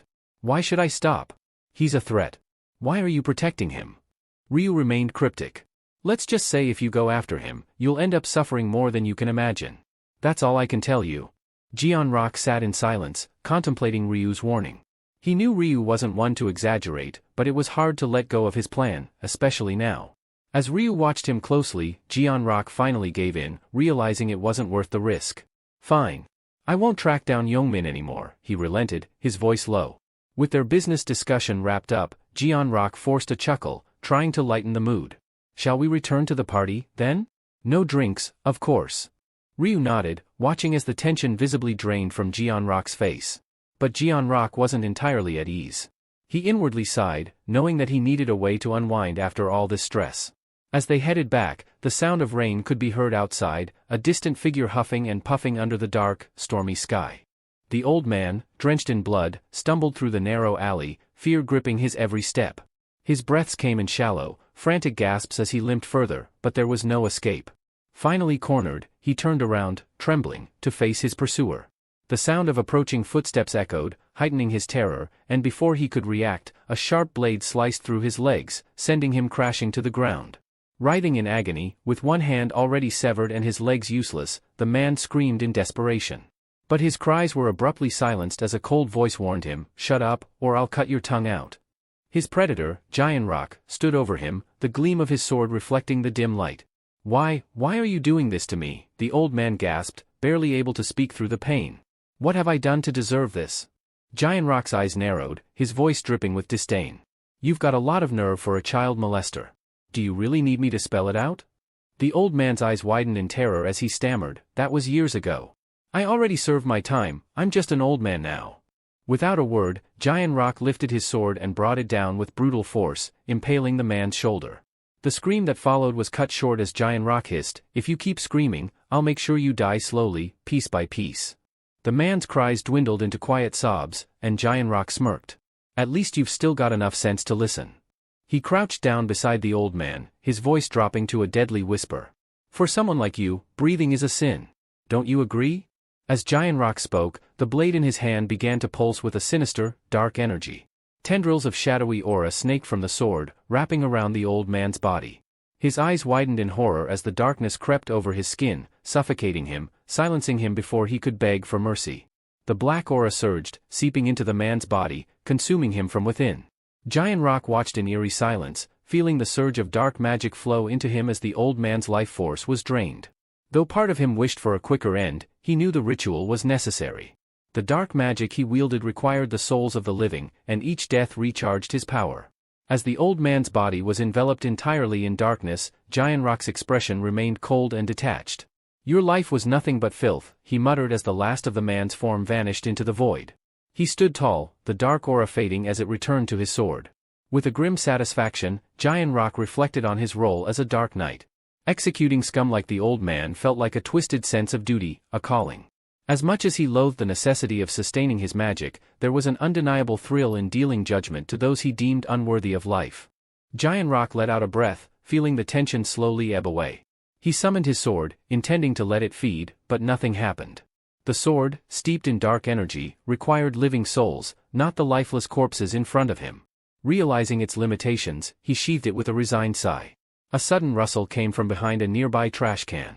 Giant Rock quickly moved to investigate, only to find a stray cat staring back at him. He exhaled in relief, silently reassuring himself that his actions had gone unnoticed. After all, he had carefully lured the victim into this isolated alleyway in the early hours of the morning, where no one would see him. But then, a troubling thought crossed his mind: Ryu Min, the seer. If Ryu had glimpsed this moment through his rune of the future, that meant he knew the truth about Giant Rock's secret life as a killer. Rather than feeling threatened, Giant Rock found the idea strangely exhilarating. Did Ryu approach him, fully aware of his dark deeds? Grinning to himself, Giant Rock called his bodyguard over. "Clean up the mess," he ordered, before leaving the alley with his usual composure. 2 weeks after that night, following the tense meeting with Giant Rock, Ryu spent a quiet day at home. He had no pressing tasks to attend to, and he welcomed the opportunity to rest and gather his thoughts. He knew this period of relaxation was temporary, a brief pause before things escalated again. But today marked the end of his break. While scrolling through a discussion board where players were exchanging information about the rounds, something caught his attention. A new development was on the horizon, and Ryu knew it was time to act. Internally, he noted that the rune of Clone, one of the 5 powerful runes known to exist in the real world, was about to resurface. A small smile forming on his lips as the pieces began to fall into place. The social media was flooded with news. 1.8 billion people who had been drawn into another world were reduced to just 90 million in 3 months. The economy was in danger due to the deaths of the younger generation, and schools across the nation were shutting down. In a corner of the city, a fat man sat reading the news on his phone. His clothes were stained with blood. He was furious because only the 4th round had concluded, and so many players had already died. It felt like a loss to him. According to breaking news, after the 4th round, the number of players killed by other players had suddenly increased. Thousands of security cameras had been destroyed, and the city was now completely lawless.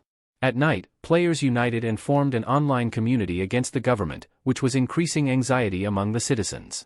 The fat man smiled because he knew that if other players had been in his position, they would have done the same. He picked up his phone, put it in his pocket, stood up, and said, "What's wrong with doing what you want before you die? That's why people shouldn't be pressured so much by rules and restrictions." Then, in anger, he picked up a glass and smashed it on the ground, shattering it into pieces. The anger he had been suppressing exploded because now no one could stop him. With an arrogant smile, he declared himself better than all the other players. The room was filled with corpses, and the fat man began to laugh. "Who should I kill next?" he asked himself. He was a bit nervous but also happy because, for the first time, he had killed someone in real life. However, the feeling he had expected didn't come. Perhaps it was because he had already experienced all of this in the 4th round, he thought. But he was angry because killing ordinary people only gave him 1 stack, whereas hunting players in the 4th round was more efficient, he reasoned. Then he smiled again because he had acquired a new skill called absorption. Whenever he killed enemies, his bar would fill up, and once full, he would receive a random stat boost. The points he gained were proportional to the level of the enemy he killed. The fat man opened the door of the room. He was restless and wanted to kill players because they gave him more stacks. Curious, he took out his mobile phone and remembered that they had mentioned a forum for players. Suddenly, a sinister smile appeared on his face when he got the idea to join the forum and kill players there. This way, he could earn even more stacks. He opened the forum. It was the first online forum in the country created to help players and change the world. The PCW forum was conducting interviews for membership to ensure that only real players could be part of this community. Before joining, the fat man had to fill in personal information, level, class, nickname, zone name, and round number. Only after filling this out would he be accepted for an interview. The fat man found all this very strict because, apart from providing information, he also had to give an interview. But he had no other choice, so he filled out the form. He was confident that no player would even think that a player was killing other players. The next day, following the instructions, the fat man arrived at a place for the interview. According to the interviewer's message, he had to reach the Welcome Cafe by noon, and he could wear anything he wanted. He saw the cafe's signboard, which read, "Welcome Cafe," but he started to get angry because the place was in the middle of a forest, and no buses even came here. He didn't think much and opened the cafe door. In the back of his mind, he thought that if the interviewer turned out to be a fool, he would kill him too. Inside, the cafe was luxurious and more sophisticated than he had expected. 2 people were sitting at a table, talking. One had green hair, and the other was wearing a pink hood. They were the only customers in the cafe. Seeing the fat man, one of them stood up and asked, "Are you here for the PCW interview?" The fat man walked towards them and said, "Yes." The interviewer asked in a soft tone, "What's your nickname?" The fat man replied, "Black Flame Dragon." They shook hands, and the man introduced himself as the interviewer. The fat man started sweating. He was about to ask in surprise when the interviewer asked, "Are you a player?" He laughed and then nodded, saying, "Yes." The interviewer introduced the player wearing the pink hoodie, telling him that his name was Little Cuckoo. He said that Black Flame Dragon and Little Cuckoo could become teammates, so he asked them to greet each other. The fat man greeted him, and he responded, but the fat man was annoyed to see that such a weak-looking guy was also a player. When they sat down, the fat man looked around the cafe's interior and commented that their business might not be doing well because there were no customers or employees. The interviewer confidently smiled and replied that the place was isolated, so they had rented it for interviews. The fat man became curious and asked where the cafe owner was. The interviewer calmly replied that food was also served here, and the owner was preparing food in the kitchen. The fat man's curiosity grew, and he started observing his surroundings more carefully.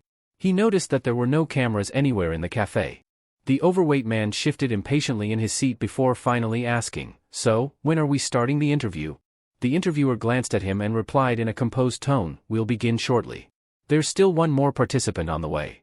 Moments later, the sound of footsteps echoed through the room. A tall figure in a sleek black suit entered, exuding an air of quiet confidence. His movements were measured, his expression unreadable. The interviewer immediately straightened up and greeted him politely. "Welcome. May I have your name?" The suited man met his gaze and replied in a calm, steady voice, "Black Scythe."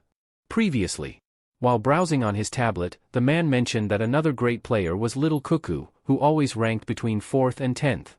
Apart from these 2 players, there were 50 more players who were in the top 100 in their respective zones. Hearing this, the president's eyes lit up. He realized that he would now have to stay busy conducting interviews. Then he drew attention to my age 30, who was in a deep sleep. Hearing the president's voice, he woke up with a start and for a few seconds couldn't understand where he was. The president got angry and asked, "Were you sleeping?" What were you doing last night that you're so sleepy now? He refused to listen to any excuses and directly ordered him to complete 50 interviews by the next meeting. If he failed, someone else would take his high-level candidate position. Still half asleep, my age 30 promised to complete the task. After that, the president asked Lost Yak if he had contacted the Black Scythe. Lost Yak took out his phone and calmly said that if that had happened, he would have informed him immediately. The president took a deep breath. For him, this was a big loss because if the Black Scythe had joined, he would have directly gotten an executive position. Then he asked Yamti if she could get more articles written by journalists. We'll need more marketing to bring the Black Scythe into our team, the president said. Yamti smiled and replied, if there's money, everything is possible. The president confidently said, don't worry about money. I'll reward your hard work properly. Yamti was happy to hear this and thanked the president. Just then, Lost Yak's eyes widened in surprise. He immediately said, wait, President. A new user has just sent a request to join the forum. The president became curious and asked, who? Lost Yak stammered and softly said, Black Scythe. The entire hall fell silent. Back to the present, the interviewer greeted Black Scythe with an excited smile and asked, did you have any trouble getting here? Black Scythe nodded and said, yes. The interviewer scratched his head nervously and apologized, explaining that this was the most private place they could find.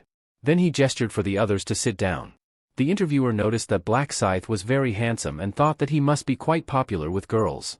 He pulled out a chair for Black Scythe, and as soon as he sat down, the interviewer explained that they had also come for the interview just like Black Scythe. The fat man clenched his teeth and filled with anger. Just then, Little Cuckoo coughed and greeted everyone. Black Scythe appeared slightly annoyed, yet a subtle glint in his eyes and the faintest smirk on his lips betrayed his amusement. Ryu Min introduced himself as Little Cuckoo. The overweight man standing nearby flinched, his expression laced with unease. Fear gripped him. After all, Black Scythe was the same player who had killed him 5 times before. His fists clenched involuntarily, a surge of frustration boiling within him. He wanted to demand answers. Had they ever crossed paths in real life? What had he done to earn Black Scythe's hatred? Yet, the words remained trapped in his throat. The interviewer, oblivious to the fat man's inner turmoil, looked at him expectantly. Is something wrong? He asked. Aren't you going to introduce yourself like the others? Lowering his head slightly, the fat man finally muttered, Black Flame Dragon. At that moment, Black Scythe shot him a sharp, irritated glare. The fat man's heart sank. Did Black Scythe truly not recognize him? He had been convinced that revealing his username would instantly jog the other's memory. But the realization hit hard. Despite being killed by him multiple times, he had never even been significant enough to be remembered. Ryu Min, meanwhile, sipped his milkshake in silence, though his thoughts ran deeper. He wasn't sure why Black Scythe was playing up this whole act, but he knew one thing for certain, this so-called Black Scythe wasn't who he claimed to be. His real username was Ki Rubing Bang, a notorious con artist who had swindled his way through the game, amassing wealth through deception and fraud.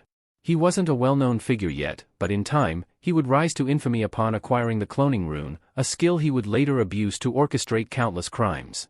Ryu's eyes remained fixed on the man. The harsh reality was that even criminals had gained power in this new world. But in a way, that was a good thing. It meant they were easier to track. He had introduced himself as a fund manager, but in truth, he was nothing more than a fraudster. His real plan? Using the username Black Scythe to manipulate other players into lending him money, only to vanish without a trace. The interviewer then placed a tablet on the table, scanning through the gathered information. Once their identities were confirmed, he leaned forward slightly. All right, he said, let's begin the interview. Turning his attention to Ryu Min, he asked, why do you want to join PCW? Feigning nervousness, Ryu responded, the world isn't safe anymore. I don't feel comfortable going out alone, so I figured it would be best to stay with other players for protection. Satisfied, the interviewer nodded before shifting his focus to the fat man. And you? The fat man hesitated for a moment. He couldn't exactly admit that he had come here with the intent to kill other players. Clenching his fists, he forced out a response. I have the same reason as Ryu, he said, choosing his words carefully. I can't even attend school anymore, and with the next round approaching, I figured this would be the safest option. Next, the interviewer turned to Blackie. What about you? Kim In-ho leaned back, exuding an air of arrogance. I saw a post on a forum and got curious. That's all, he said dismissively. The interviewer forced a nervous smile. Meanwhile, Ryu instantly saw through the act. Whatever Blackie said was meaningless, he was already in. Then, clasping his hands together, the interviewer's demeanor shifted. A wicked grin spread across his face as he revealed the true purpose of this meeting. "There's one final requirement," he said, his voice laced with amusement. "To pass this interview, you need to kill someone." Ryu widened his eyes, pretending to be shocked. The interviewer, falling for the act, took the opportunity to explain further. "The government has already started cracking down on players. They fear us, which is why they've turned their backs on us. But soon, we'll be the ones in control." His voice grew harsher, filled with conviction. "We're not bound by laws anymore. It's time we show them who really rules this world." Ryu continued playing along, acting as though he was scared. The interviewer studied him carefully before adding, "If anyone here isn't willing to go through with this, you're free to leave. But understand this, if you walk away now, don't expect any help from us in the future." Ryu wiped the cream from his milkshake off his lips, his mind processing the situation. It was clear, anyone who refused would be blacklisted. This entire setup was designed to push them into committing murder, trapping them in this ruthless organization. The fake Black Scythe and the Fat Man remained silent, lost in thought. Seeing their lack of resistance, the interviewer smirked. "But, there's no one here to kill," the Fat Man finally pointed out. The smirk widened into something far more sinister. "Oh, don't worry," the interviewer said. "I've already made the necessary arrangements." Outside, the rain poured heavily, drumming against the windows like a rhythmic warning. The interviewer rose from his seat, gesturing for the others to do the same. The cafe owner, noticing their movements, spoke up. "It's still pouring. You've rented the place, you're welcome to stay longer." The interviewer merely offered a polite smile. "We appreciate it, but we're in a bit of a hurry." Then, as if suddenly remembering something, he turned back. "By the way, where's the restroom?" The woman pointed toward the far end of the cafe. "In the corner." And with that, the real game began. The interviewer retrieved his car keys from his pocket, his fingers idly tapping against the metal before he turned toward the cafe owner. "Could you do me a favor?" he asked, his voice smooth and casual. The woman, oblivious to the hidden intent behind his request, offered a polite smile. "Of course. What do you need?" "I'm in a bit of a hurry. Could you bring my car around from the parking lot?" Without a second thought, the woman nodded. "Don't worry, I'll take care of it," she assured him before grabbing a red umbrella and heading outside. The heavy rain drummed against the pavement as she stepped toward the parked car, water splashing beneath her feet. She flicked the umbrella closed and reached for the door handle. But just as she opened it, multiple hands shot out from the darkness behind her. A gasp barely left her lips before a powerful grip clamped around her throat. She struggled, her fingers clawing at the unseen attacker's arm, but her efforts were futile. Within moments, her body went limp. The one who had orchestrated this attack was none other than the interviewer himself. A cruel smirk tugged at his lips as he watched her fall unconscious in his grasp. His plan had worked flawlessly. Inside the cafe, both Ryu and the Fat Man were left stunned by what they had just witnessed. Ryu's voice broke the silence. "What the hell are you doing?" His tone was calm, but his sharp gaze betrayed his simmering anger. The Fat Man, visibly shaken, took a step back. Why did you do that?" Without acknowledging their questions, the interviewer effortlessly lifted the woman's unconscious body and turned toward them. "Quit standing around. Get in the car." His voice carried an unmistakable authority, as if their compliance was expected. Raindrops slid down the woman's limp fingers as he placed her in the back seat. The Fat Man hesitated, shifting uncomfortably, but ultimately followed Ryu into the vehicle. As the car weaved through the rain-drenched streets, silence filled the air, thick with unspoken tension. The only sound was the rhythmic drumming of raindrops against the windshield. The destination? A desolate, abandoned building on the outskirts of the city. Upon arrival, the interviewer stepped out first, lifting the woman over his shoulder as though she were nothing more than a sack of grain. The others trailed behind as he led them into the dimly lit structure, their footsteps echoing against the cracked concrete floor. He unceremoniously placed the woman on the ground and straightened up, his expression turning cold. "Now," he said, his voice sharp as a blade. "Who's going to kill her?" His gaze landed on the fake Black Scythe, a sinister smile creeping across his face. "How about you?" Fake Black Scythe barely hesitated before nodding. "Fine."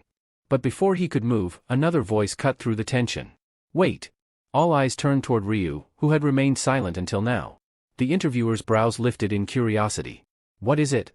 Ryu took a slow step forward, his gaze unreadable. Then, in a calm voice, he asked, "Can I do it?" The interviewer's face lit up with intrigue. He hadn't expected this. "Oh?" He turned to fake Black Scythe. "Would you be willing to give up your turn?" Fake Black Scythe merely shrugged. "Do whatever you want." As Ryu moved past him, Kim gave a smug grin. "Do a good job," he sneered. You're doing me a favor. Ryu turned his cold gaze on him and replied in an emotionless voice, thank you. I'll make good use of the cloning rune. The smirk on Kim's face wavered. A flicker of confusion crossed his features, but before he could react, Ryu's hand shot out, gripping his throat with unrelenting force. There was no warning. No hesitation. A sickening crack echoed through the empty building as Ryu twisted Kim's neck with brutal efficiency. His body crumpled to the ground, lifeless. Black Flame Dragon and the interviewer were frozen in place, their faces drained of color. The interviewer stumbled back, his voice shaking. You killed him? His eyes darted between Kim's corpse and Ryu, sheer disbelief flooding his expression. Do you even realize what you've done? That was Black Scythe. A legend. His voice wavered with shock and fear. Have you lost your damn mind? Ryu slowly lifted his head, his expression as cold as the grave. His piercing gaze met the interviewer's trembling form. You talk too much, he said flatly. The interviewer felt his heart hammering against his ribs. Those eyes. His breath hitched as a chilling realization settled in. It wasn't just the look of a killer, it was the gaze of a predator. It felt as though an apex beast had just marked him as prey. He instinctively stepped backward, but Ryu was no longer looking at him. Instead, his focus was on something unseen, until, suddenly, a translucent system notification flickered into existence before his eyes. You have killed another player while impersonating them. Activation conditions met. You have acquired a hidden rune, Doppelganger Rune. This rune will automatically bind to your body. A small, satisfied smile played at Ryu's lips. He had obtained the Doppelganger Rune. As for the man who was destined to become infamous in the future, Ryu didn't care in the slightest. Ryu's gaze dropped to the lifeless body on the ground, his expression unreadable. His decision to impersonate Little Cuckoo had turned out to be more advantageous than he had anticipated. The interviewer, now seething with rage, stormed toward him, his voice trembling with fury. Little Cuckoo. Explain yourself. Why did you kill Black Scythe? Ryu, unbothered by the outburst, reached into his coat and retrieved a pristine white mask. With slow, deliberate movements, he secured it over his face. As a strange gleam flickered in his eyes, he replied in an icy tone, Kim was a fool who dared to steal my identity. The interviewer stiffened. His breath hitched as confusion clouded his mind. His thoughts raced, trying to make sense of Ryu's cryptic words, but nothing added up. Meanwhile, Ryu's attention had already shifted. His gaze fell upon the unconscious cafe owner lying motionless on the cold floor. The interviewer's rage flared even hotter. His teeth clenched as he pointed at the woman, his face twisting with frustration. If you were so desperate to kill someone, then it should have been her. Not Black Scythe, he roared. Unfazed by his outburst, Ryu silently walked toward the woman. He crouched beside her, reaching for something discarded on the ground, a crumpled trash bag. With a detached expression, he slowly unfolded it, his voice devoid of emotion as he muttered, Fake Black Scythe was just as worthless as you are. The interviewer's fury boiled over. His chest heaved as he took a deep breath, his fists tightening until his knuckles turned white. His glare burned with pure hatred. Say that again, he snarled, his voice laced with venom. Ryu didn't respond. He simply rose to his feet, his movements steady, calculated. The interviewer, his patience snapped, reached for his weapon. In an instant, a radiant golden sword materialized in his grip, its gleaming blade humming with energy. Still, Ryu remained unfazed. Without a hint of concern, he extended his hand. A deep, ominous energy began to swirl around him, its presence thick with an unnatural darkness. Slowly, the energy coalesced, taking form, his weapon emerging from the shadows. The interviewer's eyes locked onto it, and for a brief moment, hesitation flickered across his face. His body tensed as a wave of unease crept up his spine. Ryu calmly slid his weapon back into its sheath, his gaze still sharp and piercing. Then, in a voice as cold as the void, he repeated, the interviewer and Kim, both of them were trash. A chill ran down the interviewer's spine. He swallowed hard, his throat suddenly dry. But what truly sent fear coursing through his veins was the weapon Ryu wielded. His breath hitched, his pulse racing. It wasn't a sword. It wasn't a dagger. It was a massive, menacing scythe. Something he had never seen in the hands of any player before. Ryu rested the enormous scythe on his shoulder, his piercing gaze locked onto the interviewer. He didn't speak, but his silence alone was suffocating. The interviewer's breath hitched as realization struck him like a lightning bolt. His mouth hung open in shock, his eyes widening with terror. And then, it all made sense. There was only one player who wielded such a colossal scythe as their primary weapon. A shiver ran down his spine as he pieced everything together. Now, he understood why Ryu had said Kim was impersonating him. The weight of the truth settled in, twisting his stomach with fear. Ryu's voice, as cold as death itself, cut through the silence. Now do you understand? He asked, his words carrying an undeniable finality. Now you realize who the real Black Scythe is? The interviewer stumbled back, his legs nearly giving out beneath him. His chest rose and fell rapidly as sheer panic overtook him. He had been toying with a monster all along, completely oblivious. Ryu's lips curled into a faint, mocking smile. I'm sorry, he murmured, tilting his head slightly. I lied. The interviewer's hands trembled violently. His grip on his sword slackened, and before he knew it, the weapon slipped from his fingers and clattered onto the floor. His knees buckled, and he collapsed onto the ground, overcome with terror. Tears welled up in his eyes as he frantically pleaded for his life. Please, have mercy. I didn't know. If I had understood sooner, I would never have. His desperate cries were cut short. Ryu's eyes remained emotionless as he uttered a single word. No. Before the interviewer could process what was happening, his world tilted. A sharp pain, then nothing. His severed head tumbled across the floor, rolling aimlessly until it came to an eerie stop at Black Flame Dragon's feet. A deep chill crawled up Black Flame Dragon's spine. His breath hitched as he stared at the decapitated head, its lifeless eyes still frozen in shock. The gruesome sight sent a shudder through his entire body. This is the real Black Scythe, he thought, dread settling deep within his chest. He's on a completely different level. What terrified him even more was that he hadn't even seen Ryu make a move. All he had witnessed was the interviewer's head hitting the ground. By then, the swing had already been executed. Ryu slowly lifted his gaze, locking eyes with Black Flame Dragon. His voice carried an icy finality. Now, it's just the two of us. Any idea what happens next? A sinister gleam flickered in his eyes. If you have anything left to say, now's the time. Your moment has come. Black Flame Dragon forced himself to breathe. His instinct screamed at him to beg for his life, but the memory of the interviewer's swift demise held him back. He knew pleading would be pointless. Instead, he clenched his fists, steeling himself. I won't waste time begging, he declared, forcing confidence into his voice. Ryu smirked. Good. Then, as if amused, he added, really? Black Flame Dragon hesitated, then took a steady breath. There is something I want to ask before I die. Ryu tilted his head. Go ahead. Black Flame Dragon's voice was steady but filled with curiosity. Back when we first met, why did you kill me 5 times in the 4th round? I just want to know. Ryu's response was immediate and blunt. To keep you in check. Black Flame Dragon blinked. Keep me in check? His brows furrowed. But why? Ryu's expression remained unreadable. Because out of all the people there, you showed potential. I had to make sure you didn't interfere with my plans. Something in Black Flame Dragon loosened. He hadn't realized it before, but hearing that answer brought an odd sense of relief, as if a burden had been lifted off his shoulders. So that's why. For a moment, he almost felt at peace. Ryu's voice broke through his thoughts. Any other questions? If I end you now, will you have any regrets? Black Flame Dragon hesitated.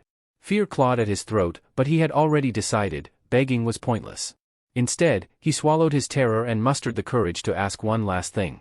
Why do you want to kill me? He asked. What have I done? Ryu's expression turned ice cold. Because you're garbage.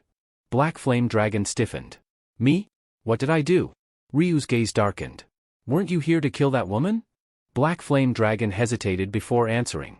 Yes, but I haven't actually done anything yet. A flicker of irritation crossed Ryu's face. His voice turned sharper.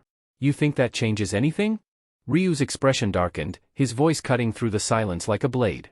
You haven't done anything? You just stood there and watched, like some useless bystander. Do you think that makes you innocent? Standing idly by while a crime unfolds is just as condemnable as committing it yourself. That's why you don't deserve to walk away from this. Black Flame Dragon clenched his fists, his lips pressed into a tight line. He wanted to argue but found himself at a loss for words. His silence only confirmed his guilt. Ryu exhaled sharply and, after a moment, spoke again. Fine. I'll give you one chance. Unlike the others, you're not entirely beyond saving. Your biggest crime is your inaction. So, tell me, do you understand what that means? Black Flame Dragon hesitated before nodding. I understand. Ryu tilted his head slightly. Good. Then let's make a deal. If you want to walk away from here alive, empty everything you have. Right here, right now. For a moment, Black Flame Dragon stared at him, confused. But when he realized Ryu was dead serious, he hurriedly began withdrawing items from his inventory. His survival meant more to him than any treasure. Ryu's gaze swept over the growing pile of loot, his interest piqued. Not bad, he mused. Orange marble stones, yellow marble stones, and even some sellable equipment. Not as valuable as black gold ore, but still a decent haul. Black Flame Dragon, feeling the weight of the situation, quickly added, "That's everything. Even the equipment I was wearing. I swear, I don't have anything left." Ryu eyed the pile and smirked. "If I sold all this, I could easily get 2,000 gold. More than I expected from him." Yet, instead of taking everything, he casually picked up a few marble stones and some equipment, storing them in his inventory. Black Flame Dragon blinked in confusion. "That's it? You're not taking more?" Ryu shrugged. "No need. Keep the rest." It was a calculated move. The gear stripped from the corpses around them wasn't worth looting, it wouldn't sell, and Ryu had already decided not to waste time on insignificant scraps. He had already killed them without hesitation because he knew they had nothing valuable.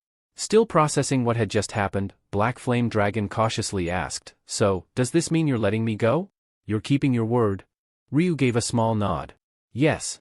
A promise is a promise." Relief flooded Black Flame Dragon's face, and he exhaled deeply. "Thank you. Seriously, thank you." Ryu's tone remained cold as he delivered his final words. "Live differently from now on. Whether you clean up this mess or leave it as it is, that's your problem, not mine." Black Flame Dragon nodded solemnly. "I will." However, Ryu had already decided, he would deal with the woman himself. Black Flame Dragon hesitated before speaking. "I can help." But Ryu immediately cut him off, his voice as cold as ice. "Forget it. How could I possibly trust someone like you? Just leave." Black Flame Dragon lowered his head in submission. "Understood." As he turned away and took his first steps to leave, a deep sense of relief flooded his entire being. "I'm alive," he thought, barely believing it. "I was certain I'd die today, but he actually let me go." Another thought crossed his mind, maybe Black Scythe isn't as merciless as the rumors say. I expected him to strip me of everything, yet he only took a few stones and some gear. Losing a couple of shop-bought items to keep my life? That's a fair trade. Yet, as he walked further, an unsettling emptiness settled in his chest. It twisted and churned, slowly transforming into anger. Was this really fair? Just because I stood back and did nothing, I had to suffer this kind of humiliation? His hands clenched into fists, his frustration growing with each step. Then, almost involuntarily, his gaze drifted back toward Ryu. From behind, the infamous Black Scythe didn't look nearly as intimidating. He seemed vulnerable. Even if he's strong, he's just a person like me. If I attack him from behind, wouldn't he die like anyone else? The thought took root in his mind, spreading like wildfire. Black Flame Dragon felt his grip tighten around his axe, his pulse quickening with anticipation. This is my chance. If I manage to kill him, imagine how much stronger I'll become. His level must be insanely high. My stats will skyrocket. His heart pounded as he took slow, deliberate steps forward, closing the distance between them. He whispered under his breath, "Don't turn around. Just stay still." Then, with a burst of reckless determination, he raised his axe high above his head. "Die, you bastard," he roared, swinging with all the force he could muster. The weapon struck true, and Ryu's body collapsed lifelessly onto the ground. For a brief moment, Black Flame Dragon stood frozen in disbelief. Then, realization dawned, and a euphoric grin spread across his face. He burst into laughter, his voice echoing through the battlefield. "I did it. I actually did it," he howled with joy. "The great Black Scythe, taken down by a mere level 10 player. You let your guard down, fool. How could you trust someone so easily?" But his victory was short-lived. Something felt off. His triumphant grin wavered as a creeping unease clawed at his mind. Why haven't I received any system notifications? He wondered. Normally, the moment he killed a player, the game would alert him to his stat increases. But now, there was nothing, no messages, no stat boosts, nothing at all. Dread pooled in his stomach. Slowly, he turned his head, searching for any clue as to what had gone wrong. Then, he heard a voice, one that made his blood run cold. "Why do you look so shocked?" His body stiffened. Heart pounding, he turned back toward the voice, only to see Ryu standing a few steps away, completely unharmed. A smirk played at his lips, his piercing gaze locked onto Black Flame Dragon. The sweat drained from Black Flame Dragon's face. His throat felt dry as he stammered, "How? I just killed you." His mind raced. Does he have some kind of resurrection ability? Or, am I losing my mind? Desperate for answers, he spun around to look at the ground where Ryu's body should have been. But there was nothing, no corpse, no blood, no sign that a fight had ever taken place. It was as if his attack had never happened. Ryu's smirk widened. "What you killed," he said coolly, "was just my clone." Black Flame Dragon's eyes went wide with horror. A clone? Ryu gave a small nod. That's right. The doppelganger rune allows me to create an identical copy of myself. It can't fight, but it serves other purposes, and this little experiment has been more valuable than I expected. Black Flame Dragon's face contorted with rage. His fists clenched as he trembled. You tricked me, he shouted, his voice filled with fury. Ryu's expression darkened. His sharp gaze locked onto Black Flame Dragon. Tricked you, he repeated, his tone laced with cold amusement. Are you really trying to play the victim here? Let me remind you, I was the one who nearly got his skull split open by an axe. Who's the real victim? Black Flame Dragon spat, his frustration boiling over. Victim? You were the one who robbed me blind. You threatened me and took everything I had. Ryu remained silent for a moment, his icy stare unyielding. Then, without warning, he raised his scythe. A sudden sense of dread washed over Black Flame Dragon. Something felt wrong. His body stiffened, refusing to obey his commands. His breathing became shallow as panic surged through him. What's happening? Why can't I move? Before the realization could fully settle, a swift flash of steel severed his head clean from his shoulders. His decapitated body crumpled to the ground as his head rolled away, his wide, lifeless eyes still frozen in shock. Ryu exhaled calmly, surveying the now silent battlefield. There were no survivors, except for one. With a flick of his wrist, he activated Trace Eraser. Within seconds, the bloodstains and corpses vanished without a trace. If an outsider were to stumble upon this place, they would never guess that a violent massacre had occurred just moments ago. But one person knew the truth. Ryu turned his attention to the last remaining figure, a woman laying motionless, her head concealed beneath a black bag. The only living witness to what had transpired. He stepped toward her with slow, deliberate steps. I need your attention, he said, his voice steady. The woman didn't move. She remained completely still, her breathing barely audible. Ryu narrowed his eyes. Drop the act and sit up properly. At that, she hesitated, then reluctantly straightened her posture. Though the bag covered her face, he could sense her unease. In a soft, almost trembling voice, she asked, How did you know I wasn't really unconscious? A faint smirk tugged at Ryu's lips. You thought fooling a player like me would be that easy? The woman hesitated for a moment before softly whispering, I'm sorry. Then, shifting uncomfortably, she asked, This bag is really stuffy. Can I take it off now? Ryu's response was immediate and firm. No. Keep it on until I'm gone. She gave a small nod. All right. Without wasting time, Ryu continued, How many customers were in here earlier? Do you remember their faces? The woman thought for a moment before answering. There were 4 of them. One was an older man, probably around 40 or 45. I spoke to him, so I remember him clearly. But the others, their faces are a blur. Ryu studied her carefully, analyzing every word. She wasn't lying, her uncertainty was genuine. That was all he needed to confirm, whether or not she had seen his face. Satisfied, he gave a curt nod. That's all I wanted to know. The woman shifted slightly, her voice carrying a note of unease. So, does that mean I'm safe? It's over now. Ryu's voice was steady but firm. Yes. You can go home without worry. It won't be easy, but try to forget what happened here today. And don't get the authorities involved unless absolutely necessary, it'll only make things worse for you. Retaliation is always a possibility. A shiver ran down her spine, but she nodded in understanding. I won't say anything. Ryu turned slightly, preparing to leave. Good. Now, count to 60 before removing the bag. Not a second sooner. The woman swallowed nervously and began counting in a hushed voice. As she did, the silence around her grew heavy.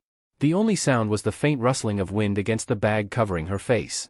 58, 59, 60. With trembling hands, she yanked off the bag, her eyes darting around in frantic search of the man who had spared her. But the space around her was eerily empty. The ruined store remained, but there were no bodies, no blood, no sign that a violent battle had ever taken place. It was as if everything had vanished into thin air. Her breath hitched. Was it all a dream? She scanned the area once more, desperate for any trace of the mysterious figure who had saved her, but there was nothing. Only an unsettling silence remained. Doubt clouded her mind, and she murmured once more, did that really happen? The truth, lost in the void of uncertainty, would haunt her for a long time. After leaving the scene behind, Ryu returned home. As soon as he stepped inside, Ryu-1 greeted him at the door. Why are you wearing my hoodie? One asked, eyeing him suspiciously. Ryu didn't bother to answer and simply walked past him. Undeterred, one followed and asked another question. Did you eat anything?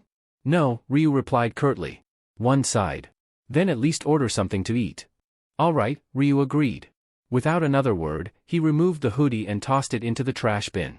One, noticing this, frowned. Why are you throwing that away? I'll buy you a new one, Ryu said flatly. He had no intention of letting one wear something he had on while taking another person's life. One didn't press the issue.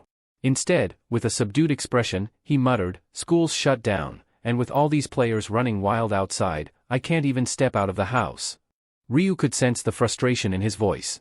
Wanting to lift his spirits, he casually asked, "How about a trip to Everland?" One's eyes lit up instantly. "Really? We can go?" "Yeah. Then let's go." One's excitement was palpable. The next day, the two brothers arrived at Everland. It had been ages since their last visit, and seeing one's genuine happiness made Ryu feel at ease. "This place is still running," Ryu remarked as they walked in. "Most places like this have shut down, but Everland is still operating." As they strolled past a shop, they noticed a family walking out, each of them donning a pair of fluffy rabbit ears. One's gaze lingered on them for a moment before he spoke. "I want to try those too." They ended up picking panda ear headbands instead. In the next moment, they both stood there, looking unexpectedly adorable with the accessories. Ryu snapped a few pictures, capturing the rare light-hearted moment. From that point on, one wanted to try everything. They rode the roller coasters, explored various attractions, and even watched pandas playing around in their enclosure. Ryu felt content seeing his younger brother enjoying himself without a care in the world. However, the mood took a subtle shift when one suddenly fell silent. His excitement faded, replaced by a somber expression. Tomorrow. His brother had to return to that game tomorrow. Noticing one's unease, Ryu reassured him, "Don't worry. I'll be fine. I might sleep a little longer when I come back, but that's all. It's dangerous, yeah, but I know how to handle it." One nodded hesitantly, but the concern in his eyes didn't fade. Seeing this, Ryu patted his head lightly. "How about we check out the safari ride next?" April 30, 11:50 p.m. Sitting in his room, Ryu Min waited, mentally preparing himself for the transition to the parallel world. His resolve was firm, his mind sharp. Just then, a message notification popped up on his screen. "Yuri, Min. It's almost midnight, isn't it? I'm so nervous right now, but I have a feeling things will go smoothly this time. Let's not stress about it and focus on giving our best. Go, fighting. We'll see each other again, alive and victorious." A quiet chuckle escaped Ryu Min's lips as he read her message. She's anxious. That long text makes it obvious. It wasn't surprising. After all, he had warned her in detail about the dangers of the 5th round. But she didn't need to worry. From this point onward, he would be her shield. Starting with the 5th round, the zones were set to merge, meaning he would finally cross paths with Min Yuri. Even if it was just to take advantage of her buffs, he had already decided to ensure her safety. "She's looking for the black scythe, but she has no idea that I'm him." As he checked the time once more, he smirked. "Oh? It's time already? Then, let's begin." As the clock struck midnight, Ryu Min's eyes slowly closed. In the blink of an eye, his consciousness was pulled away, plunging him into the parallel world once more. As Ryu Min's eyes fluttered open, he was met with a familiar sight. A vast stretch of open grassland spread before him, eerily reminiscent of the battlefield from the very first round. One by one, figures materialized around him, avatars of the remaining players, summoned onto the plains just as before. For Ryu Min, this scene was nothing new. He had witnessed it unfold multiple times. But for many of the others, it was different. The air was thick with tension, and it wasn't just because of the round ahead. The crowd had thinned considerably. Is this really all of us?" someone muttered. "There's no way. More players must be arriving soon." "Don't kid yourself. Last round, we had about 500 left. Now that I think about it, yeah, the numbers do seem right. It's too quiet, something feels off." As murmurs of unease spread through the group, a familiar presence descended from above. A figure suddenly appeared, a radiant being with gleaming wings, its smile twisted with amusement. "Welcome once again, humans. Congratulations on making it to the 5th round. Kihihihi." The angel's tone was light-hearted, but not a single player returned the enthusiasm. Their expressions remained grim, their gazes filled with silent contempt. Of course, none of them had any fondness for these so-called celestial beings. The angels were the ones responsible for throwing them into this relentless death game. "Oh my, what's with the long faces? Cheer up, will you?" the angel chuckled. "You all had quite the time last round, didn't you? Killing each other so enthusiastically, kikiki." Its laughter echoed across the plains, further igniting the players' quiet resentment. "Ah, I see. Not in the mood for jokes today," the angel mused, feigning disappointment. Fine, I'll get serious then. Its previously mischievous expression faded, replaced by a more businesslike demeanor. Currently, we have 442 survivors. Originally, this round was supposed to begin with 521, but it seems we're short by almost 80. I suppose some of you decided to settle your differences outside the game as well. A ripple of tension spread through the crowd. The numbers dropped again? Why do they keep decreasing like this? The angel, unfazed by their reactions, continued. Well, whatever happens in your world isn't my concern. However, with only a little over 400 of you left, things might start feeling a bit uneventful. The angel's lips curled into a sinister smile. So, I took the liberty of preparing something special. Are you ready for what comes next? It's time for the zone integration. The moment those words left the angel's lips, murmurs of confusion spread among the players. Many exchanged puzzled glances, struggling to grasp the meaning behind the announcement. Finally, one player stepped forward, raising a cautious hand. Angel, could you clarify what zone integration actually means? The celestial being let out a sigh, as if mildly irritated by the question. You'll understand once I explain. There's no need to overcomplicate things. The player quickly bowed their head. I see. My apologies. To put it simply, zone integration refers to the merging of zones. You may not realize it, but your country alone had hundreds of separate zones. To be precise, 875. Gasps rippled through the crowd. 875? Seriously? We had that many zones? The angel chuckled, as if their astonishment was amusing. Oh, don't act so shocked. Compared to some other nations, this is nothing. Consider this, each zone originally started with around 10,000 participants. Naturally, countries with larger populations had more zones to accommodate their numbers. A few players frowned as the realization dawned on them. Wait a minute. If every zone had its own angel overseeing it, that would mean tens of thousands of angels exist. This was something none of them had truly thought about before. The sheer scale of it all was overwhelming. The angel, clearly entertained by their whispers, smirked. Correct. Each of us is assigned to a specific territory. Took you this long to figure that out? Humans really are slow. Though the angel's words dripped with mockery, no one dared to respond. It was pointless to argue with a being that held absolute authority over them. However, one thought lingered in the minds of the players. One of them hesitantly spoke up. Wait, Angel, you said you were assigned to a territory. Does that mean you didn't create this survival game? For a brief moment, the angel's expression faltered, as if caught off guard. However, the slip was fleeting, quickly masked by a neutral, unreadable gaze. What makes you think that? The angel asked, feigning indifference. One of the players hesitated before responding. It's just difficult to believe that so many angels would willingly cooperate to create a survival game of this scale. There has to be someone pulling the strings. The angel let out a mocking chuckle. Oh? And what if we did come together of our own volition, with no higher power orchestrating things? Would you commend our efforts? Quit overthinking things. Worrying about pointless details will only give you a headache, humans. I apologize.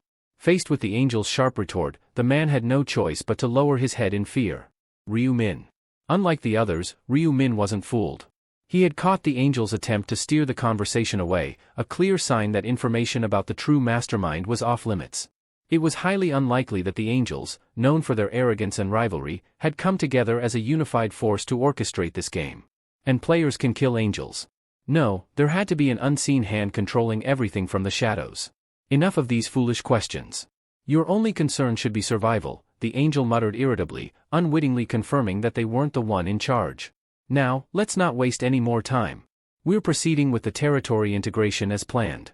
And before any of you start coming up with wild theories, this is happening only because your numbers have dwindled. Don't overthink it. With a mere flick of the angel's wings, the ground beneath them trembled violently. Rumble. What's going on? An earthquake? The sudden shift left the players in shock, but Ryu Min remained unfazed. He knew exactly what was happening. It's not the ground that's shaking, it's space itself. A deafening noise reverberated through the air as the very fabric of reality wavered, twisting and reshaping before their eyes. A deep, resounding hum reverberated through the air as the very fabric of reality distorted. Jagged black fissures emerged, stretching skyward like cracks in a shattered mirror.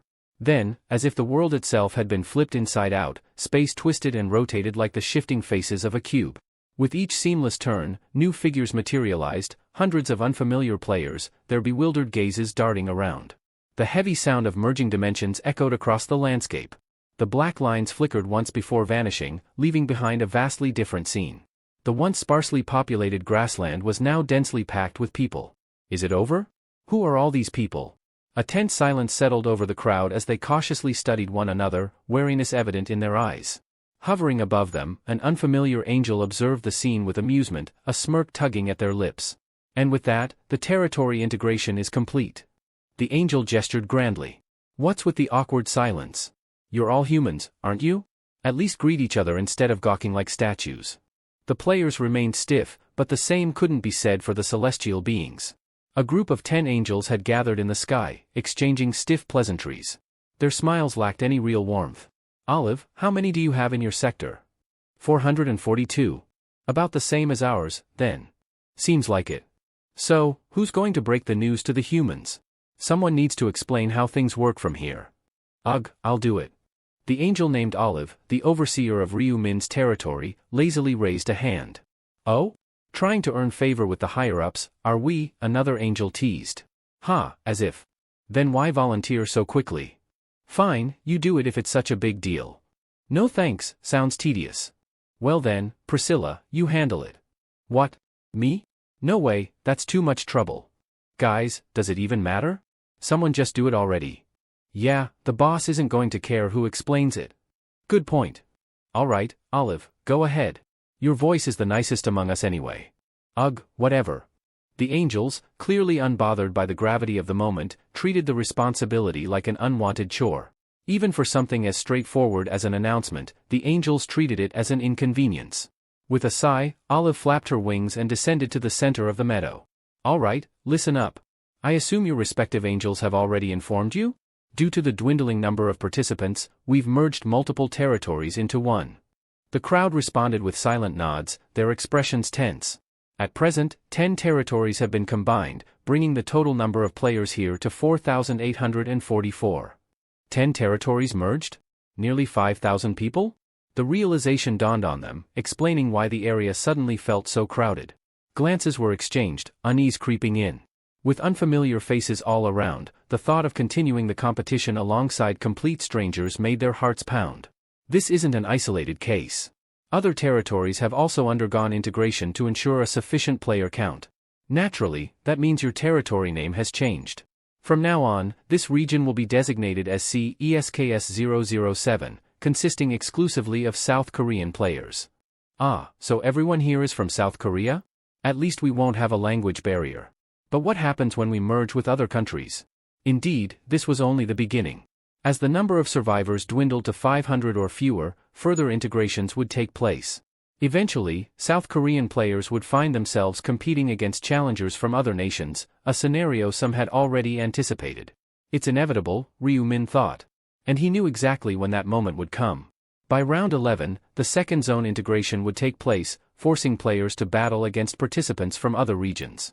But that wasn't the only thing Ryu Min expected. He was well aware that the angels had something extra planned for this round. And sure enough. Before we dive into the main quest, let's mark this occasion with a little side game. A side game? The players murmured amongst themselves, intrigued by the sudden change of pace. Each territory had its own representative, correct? But now that we've merged, that system no longer works.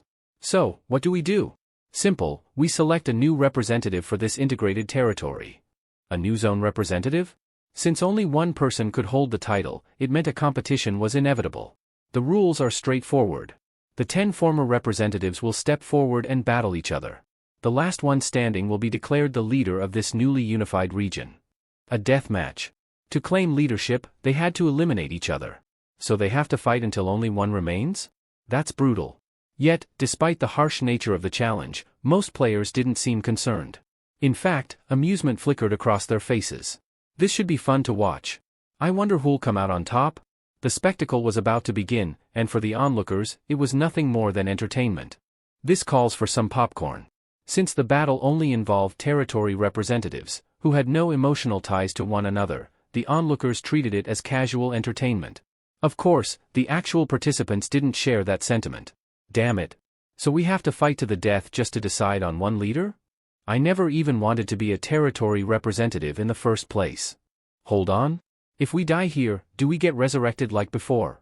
Is there no way to just forfeit? I don't care about being the representative. Expressions of reluctance and frustration were evident on the faces of the 9 representatives. Only one among them remained composed, Ryu Min. Unlike the others, he knew exactly how valuable this position would become. The angels, noticing their hesitation, chuckled. Come now, representatives. No need for such long faces.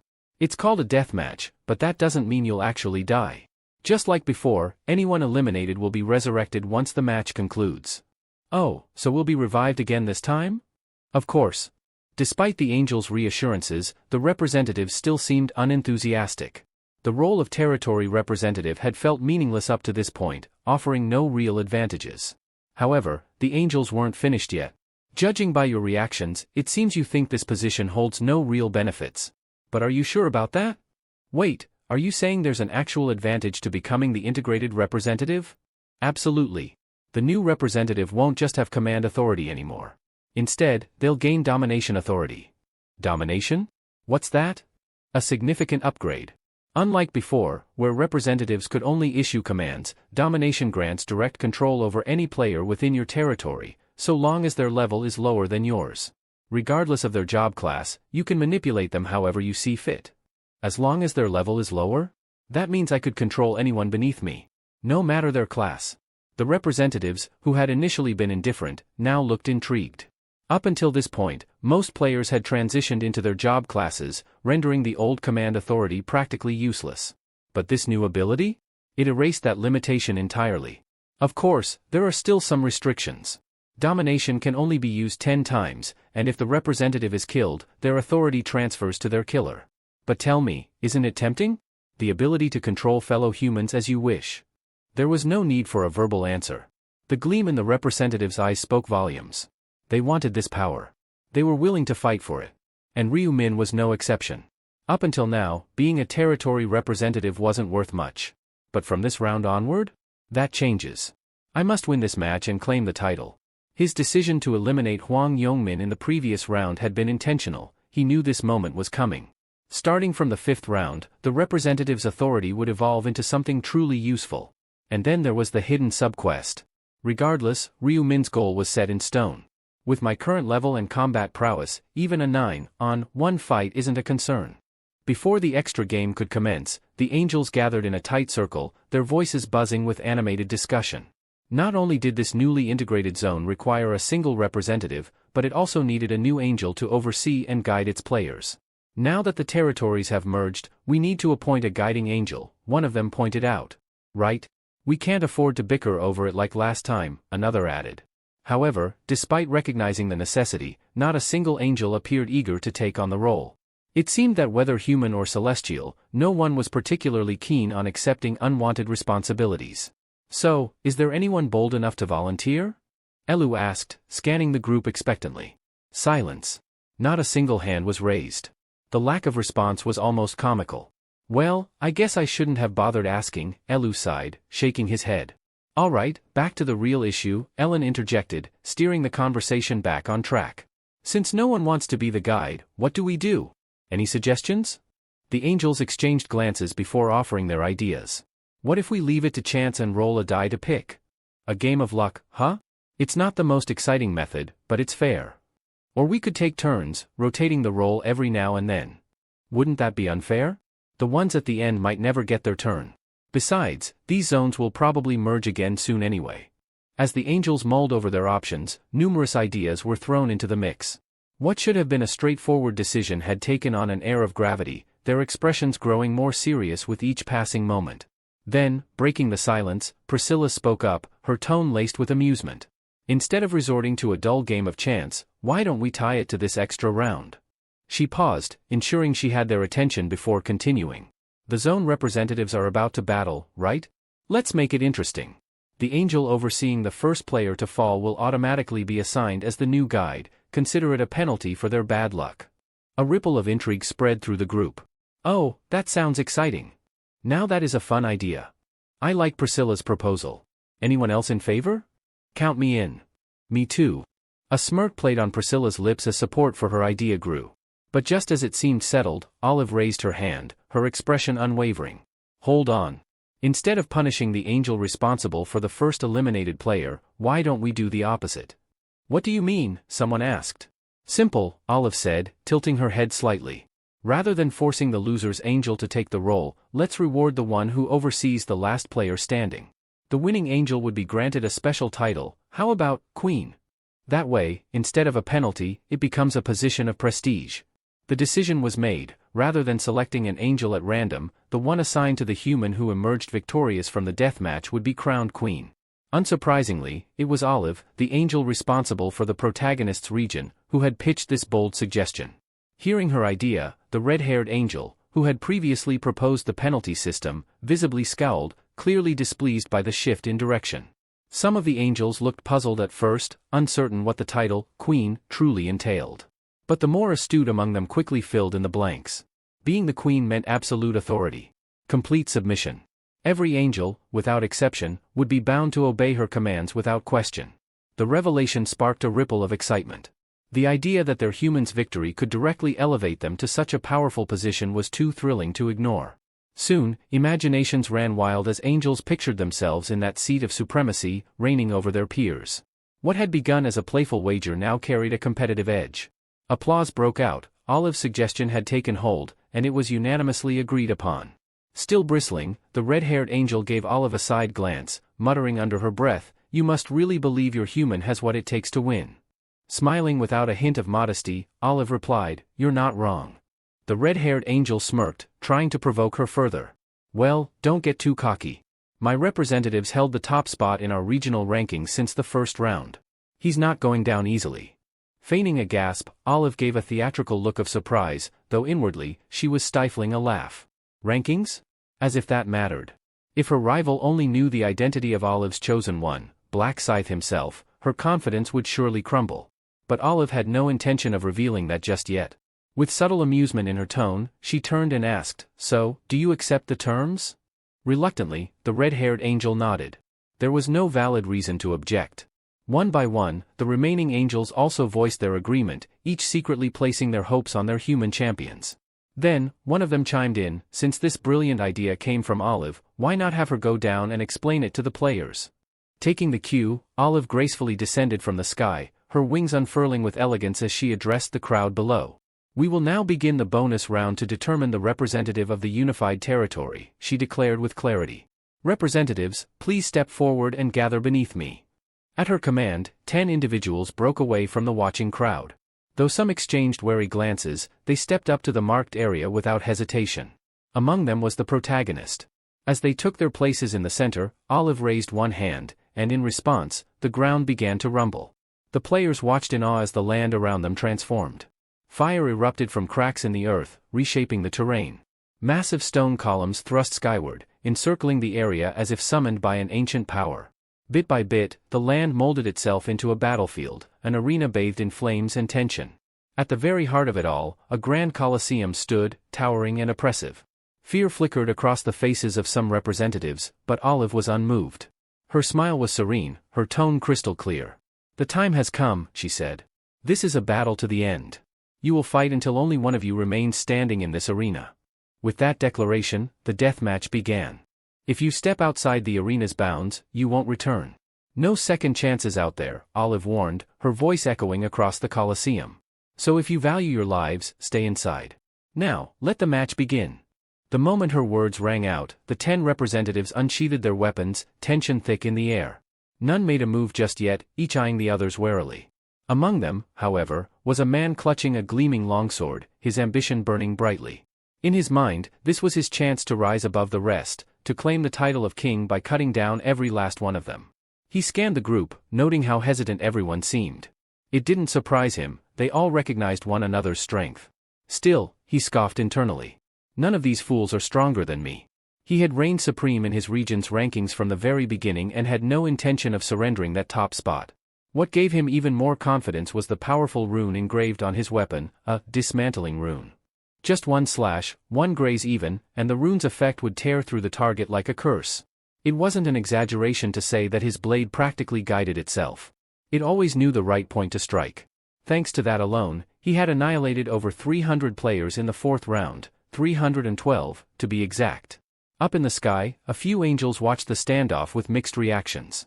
One of them let out a bored sigh, clearly unimpressed by the delay in action. Another hovered beside her, attempting to hype things up by shouting encouragements.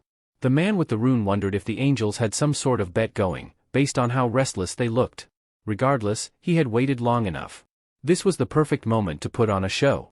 With slow, deliberate steps, he strode confidently to the center of the arena, sword resting on his shoulder. He turned his gaze from one opponent to the next, searching for someone to serve as his opening act, the first kill that would set the tone for his dominance. His goal wasn't just to win. He wanted everyone, angels and humans alike, to remember his name and fear it. He planted himself in the middle of the battlefield, openly inviting an attack. His expression made it clear, "Come at me if you dare." Then, from the crowd, a lone figure began walking toward him. It was a man wielding a massive, dark scythe, an ominous sight that made the sword wielder's confidence falter for a moment. That weapon, it's not ordinary. Scythes weren't exactly common. Plenty of players had edgy nicknames with scythe in them, but the number of people who actually used one was close to none. It was far too large, far too unwieldy, unless someone had the skill to make it dance like a dagger. He squinted to read the other player's nickname. Black Scythe. His heart skipped a beat. No. It can't be. He tried to rationalize it, convincing himself that it was just a coincidence. Maybe someone else had chosen a similar name. But then he remembered, the system didn't allow duplicate nicknames. Each one was unique. There was no mistake. The man standing before him wasn't just some scythe-wielding lunatic. It was the Black Scythe. And in that instant, for the first time since the match began, the confident swordsman felt a chill crawl down his spine. It finally dawned on the swordsman, this wasn't just some skilled opponent. The man standing before him with that ominous Black Scythe was none other than the top-ranked player across every region, Black Scythe. The only player known to have reached level 30. The shift in the representative's demeanor was visible to all. The confidence he'd worn so arrogantly a moment ago crumbled into disbelief and fear. The angels, observing from above, were left stunned by the sudden change in mood. One turned to Priscilla, the red-haired angel responsible for that player, and asked hesitantly, "Wait, isn't that your representative?" Priscilla didn't respond right away.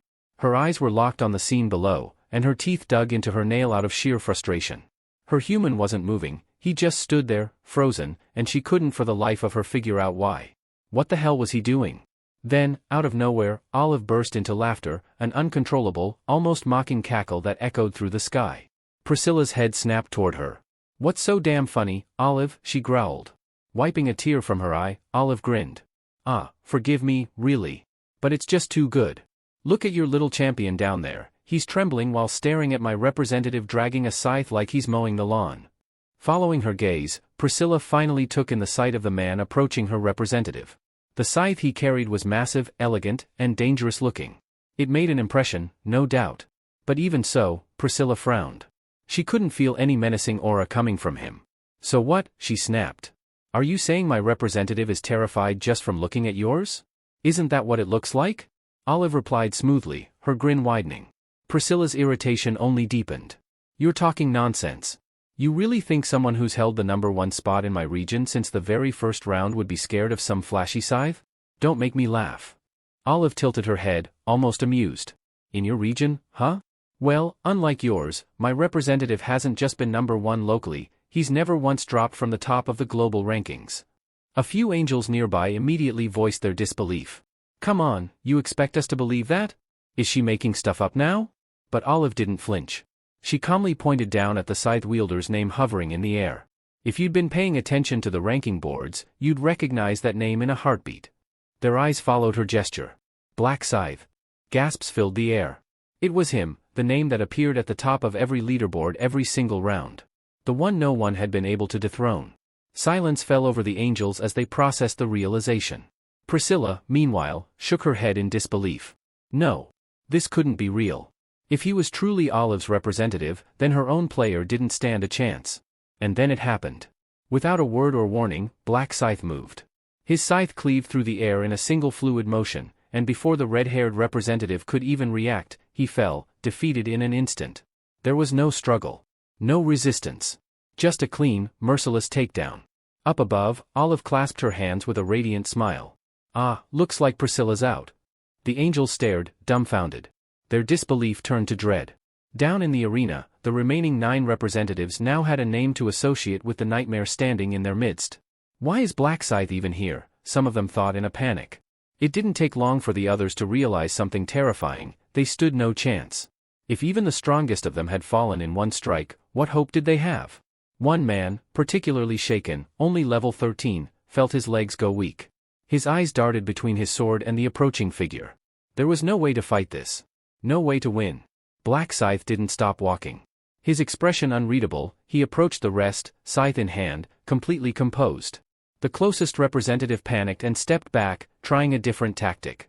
Hey there, Black Scythe, he called out with a forced laugh. Wow, it's such an honor to fight beside someone as well known as you.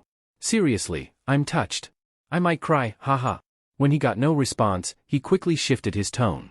Wait, can we talk for a second? He pleaded, his nervous chuckle fading into desperation. But Black Scythe just kept walking, his silence more intimidating than any threat. Behind Black Scythe, one of the female representatives quietly dismissed the notion of combat. She calmly stowed away her weapons into her inventory, signaling her refusal to fight.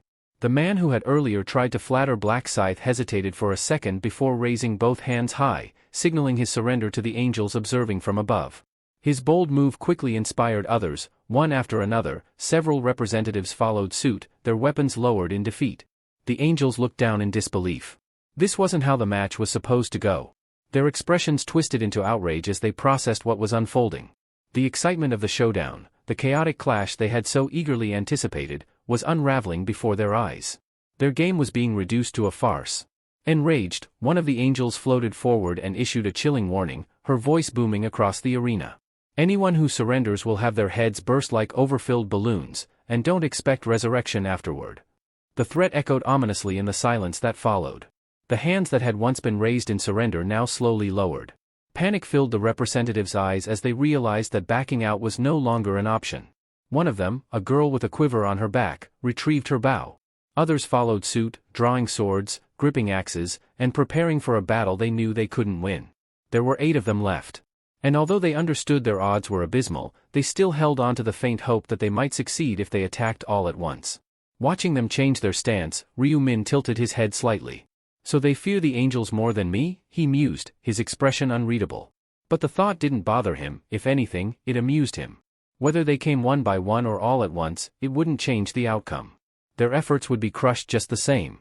A faint smile curled on his lips, and that smile alone made the others recoil internally. There was something terrifying about his calm, something that made them question if they were walking straight into their own graves. But they couldn't back down now.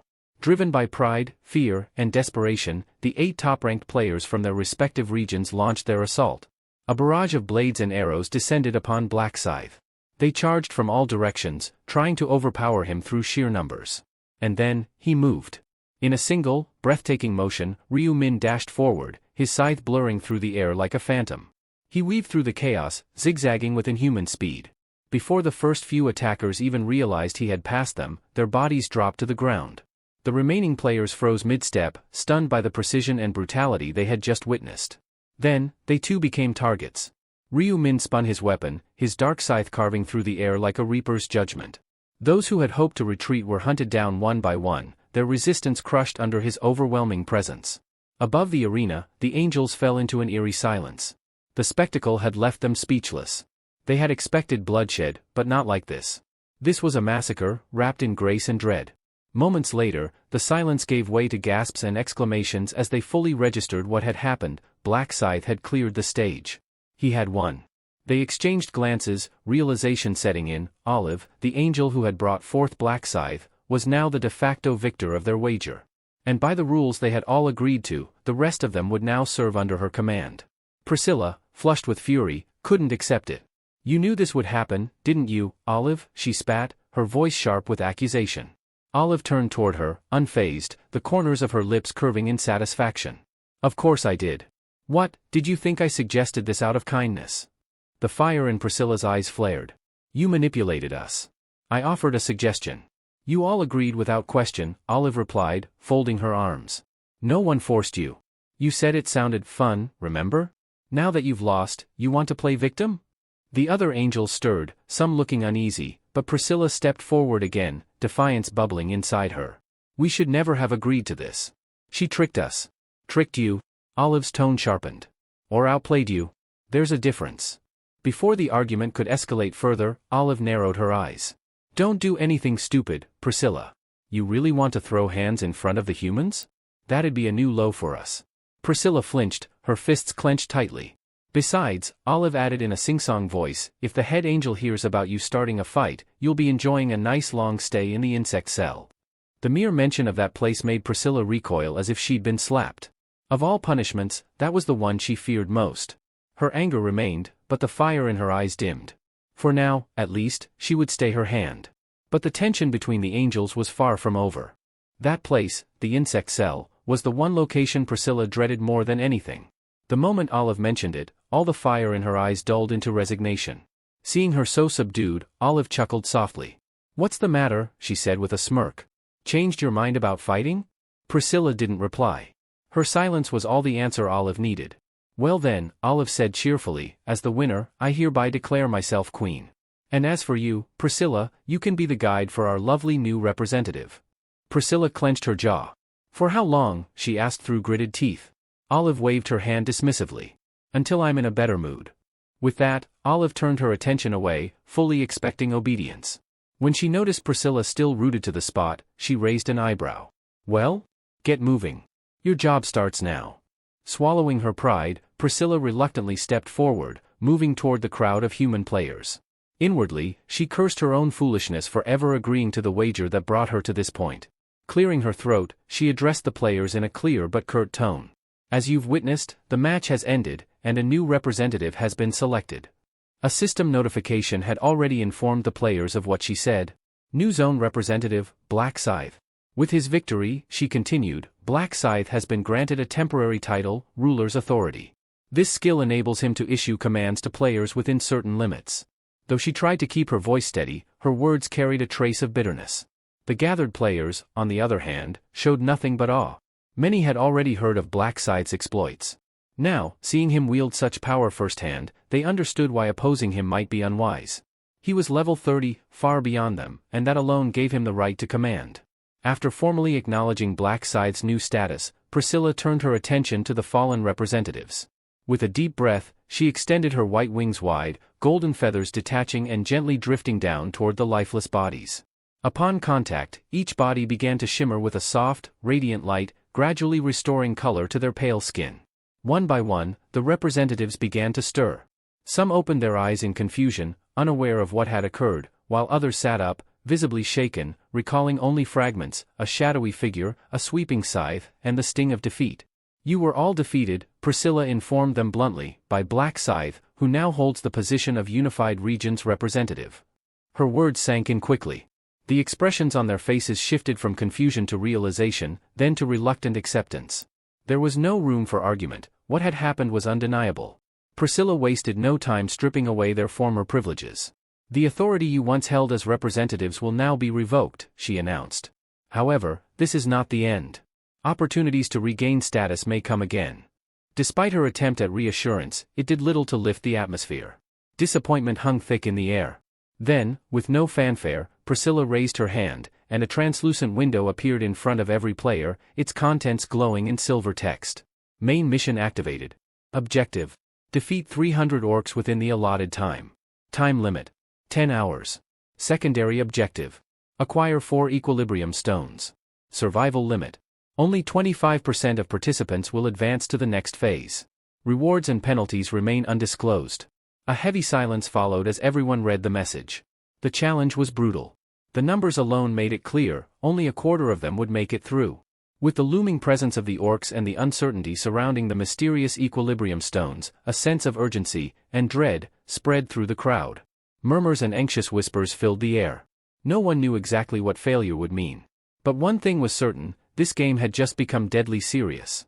When the players began murmuring among themselves, clearly displeased by the mission details, Priscilla let out an exasperated sigh. Her golden eyes narrowed as she spoke with sharp sarcasm. Complaining already? Is it the survival rate that bothers you? Shall I reduce it even further? The grumbling came to an abrupt halt.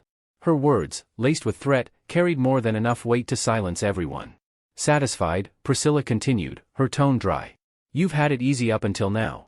It's about time things got serious. Don't expect the same mercy moving forward. Her words stirred unease through the group, but not everyone looked worried. A few players exchanged confident smirks, their pride shielding them from doubt. These were the ones who didn't think of themselves as ordinary participants, they believed they had the strength to crush the orcs with ease. Priscilla caught their expressions but said nothing. Let them believe that, she thought. The battlefield would break their arrogance soon enough. As the discussion shifted, a voice from the crowd called out, raising a question that had been on several minds. What about the secondary mission? Why hide the reward? Instead of brushing it off, Priscilla turned toward the speaker with an amused look. Good question.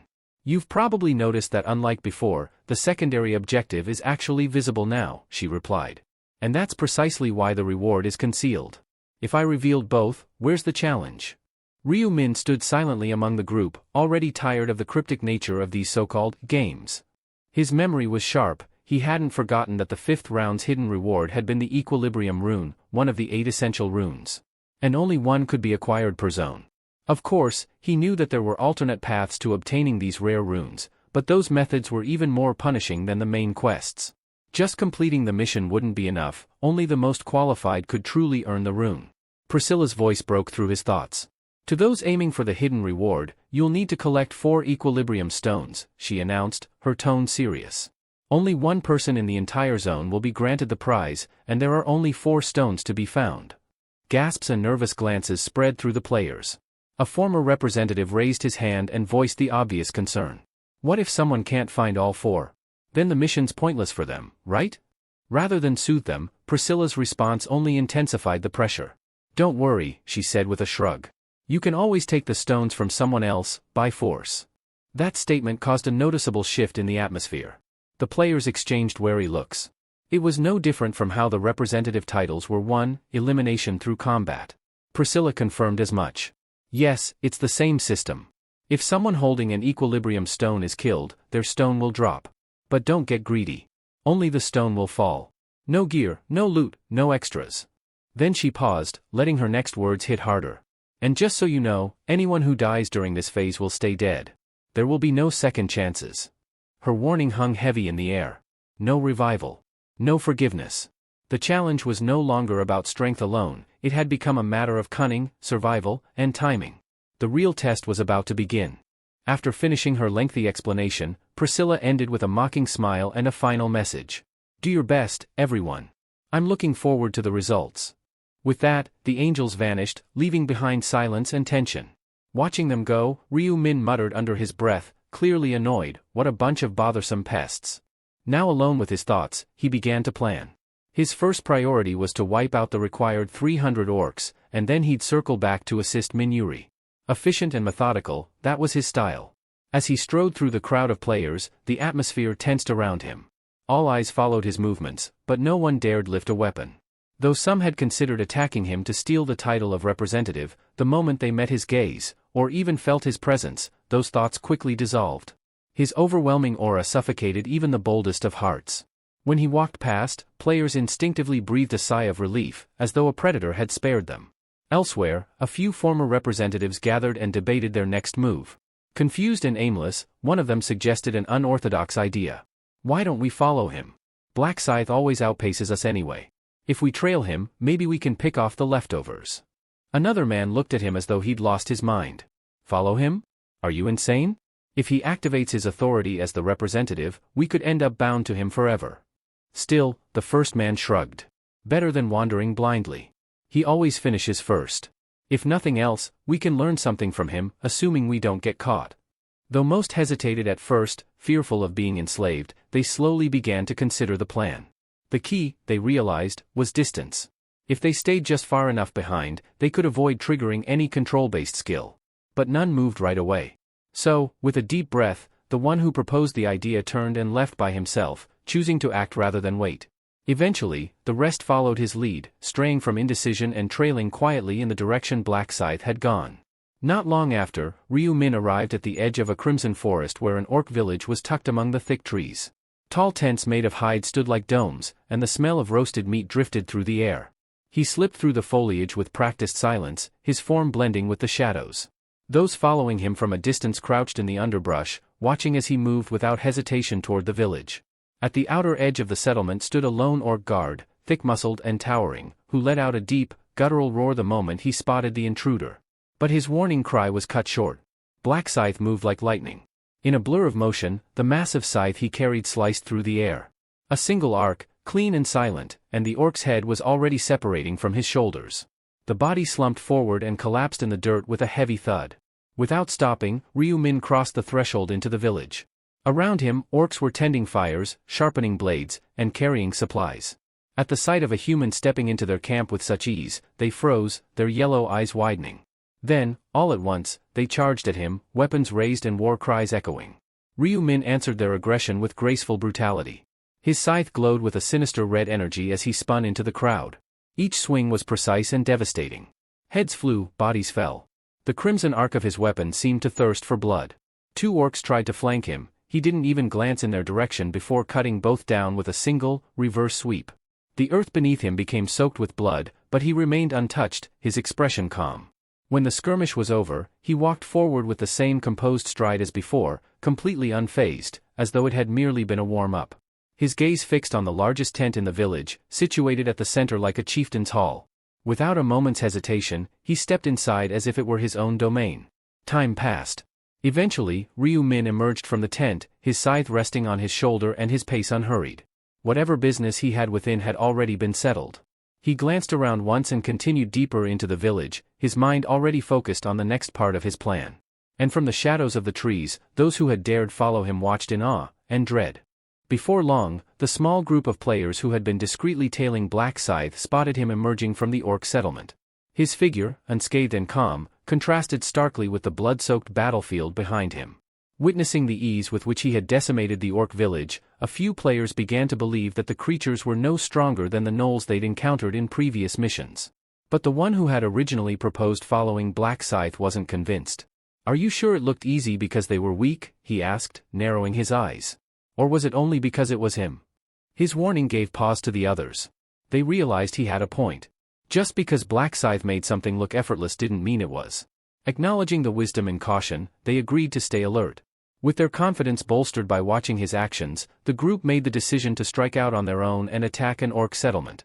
After all, they had numbers, and in their minds, that would even the odds. Still, despite their shared goal, unity among them was shallow. One cloaked figure at the back was already scheming, considering how long he could tolerate being among what he deemed weaklings. Another planned to cooperate only until he determined whether he could survive better alone. A third had a more sinister mindset, he intended to use the others as a living shield if things went south. Eventually, they stumbled upon what looked like a promising target. Towering wooden walls enclosed a sprawling village nestled among the trees. From a distance, it looked 3 times the size of the one Black Scythe had just cleared. The sight filled them with excitement, they believed it to be a treasure trove of kills. But their optimism was short-lived. As they approached, a pair of sharp-eyed orc sentinels positioned in crude towers spotted their movement.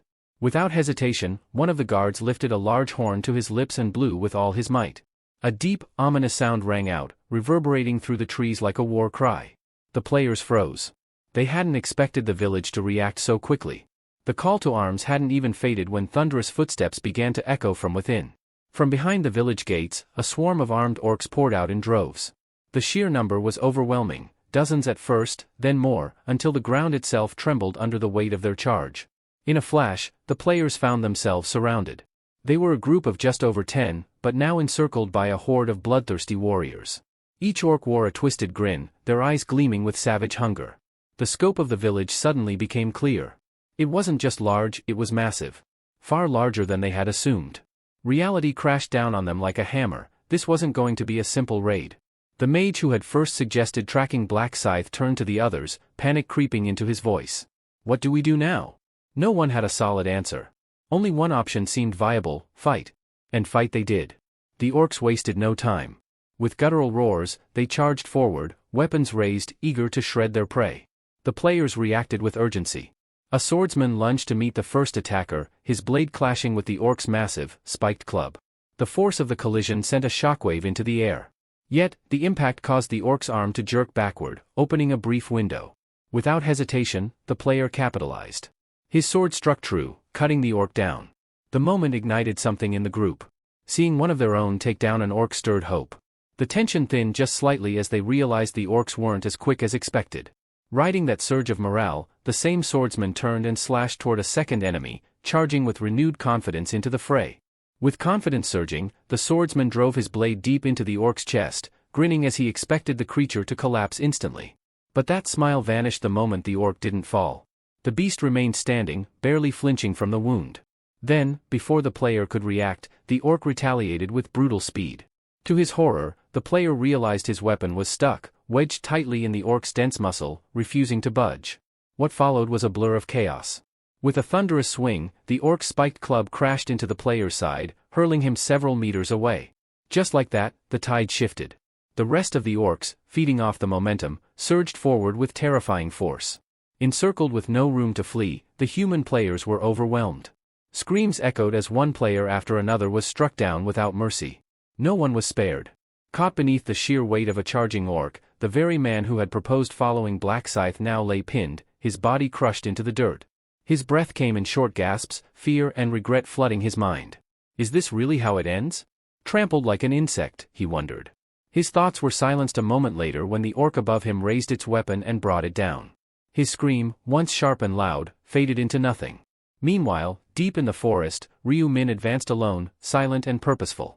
He'd long since noticed the group that had been tailing him earlier. With 20 people moving together, there was no way to go unnoticed. Still, he hadn't paid them much attention. He figured they would be safe, at least as long as they avoided fortified orc settlements. Even for him, villages with sentry towers were trouble. The moment a guard orc sounded the horn, dozens of warriors would swarm the area like a flood.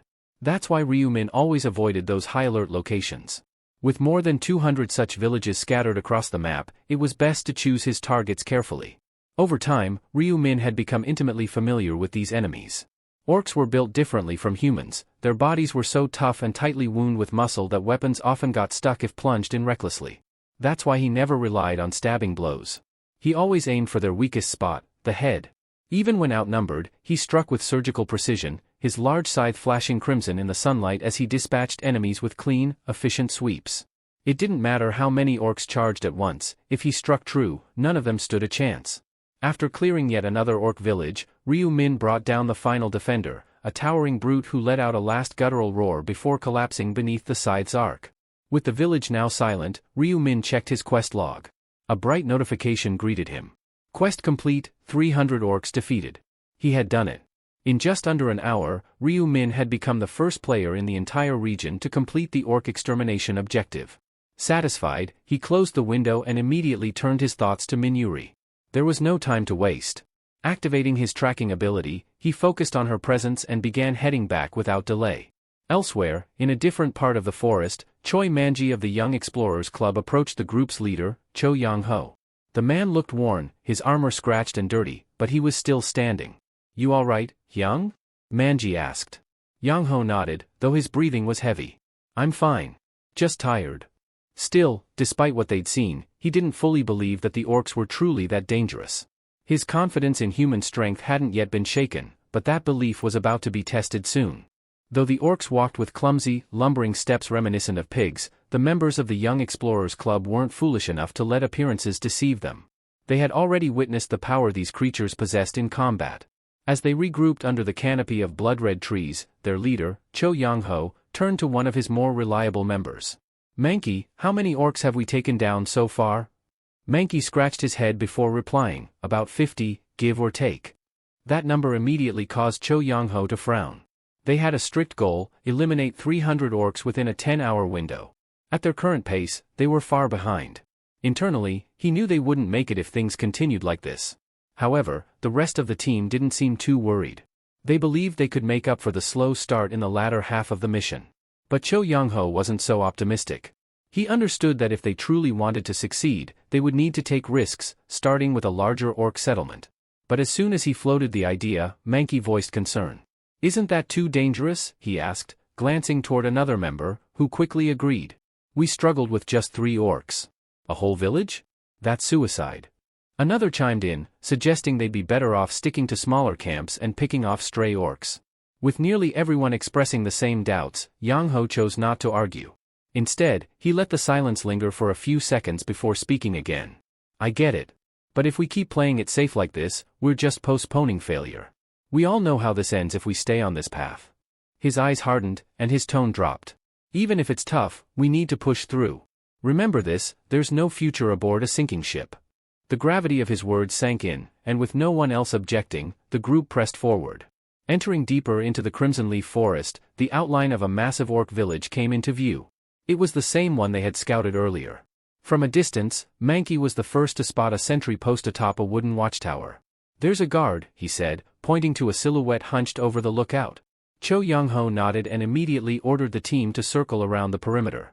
They followed a narrow trail along the village's edge, hidden beneath thick foliage and trees that masked their movements.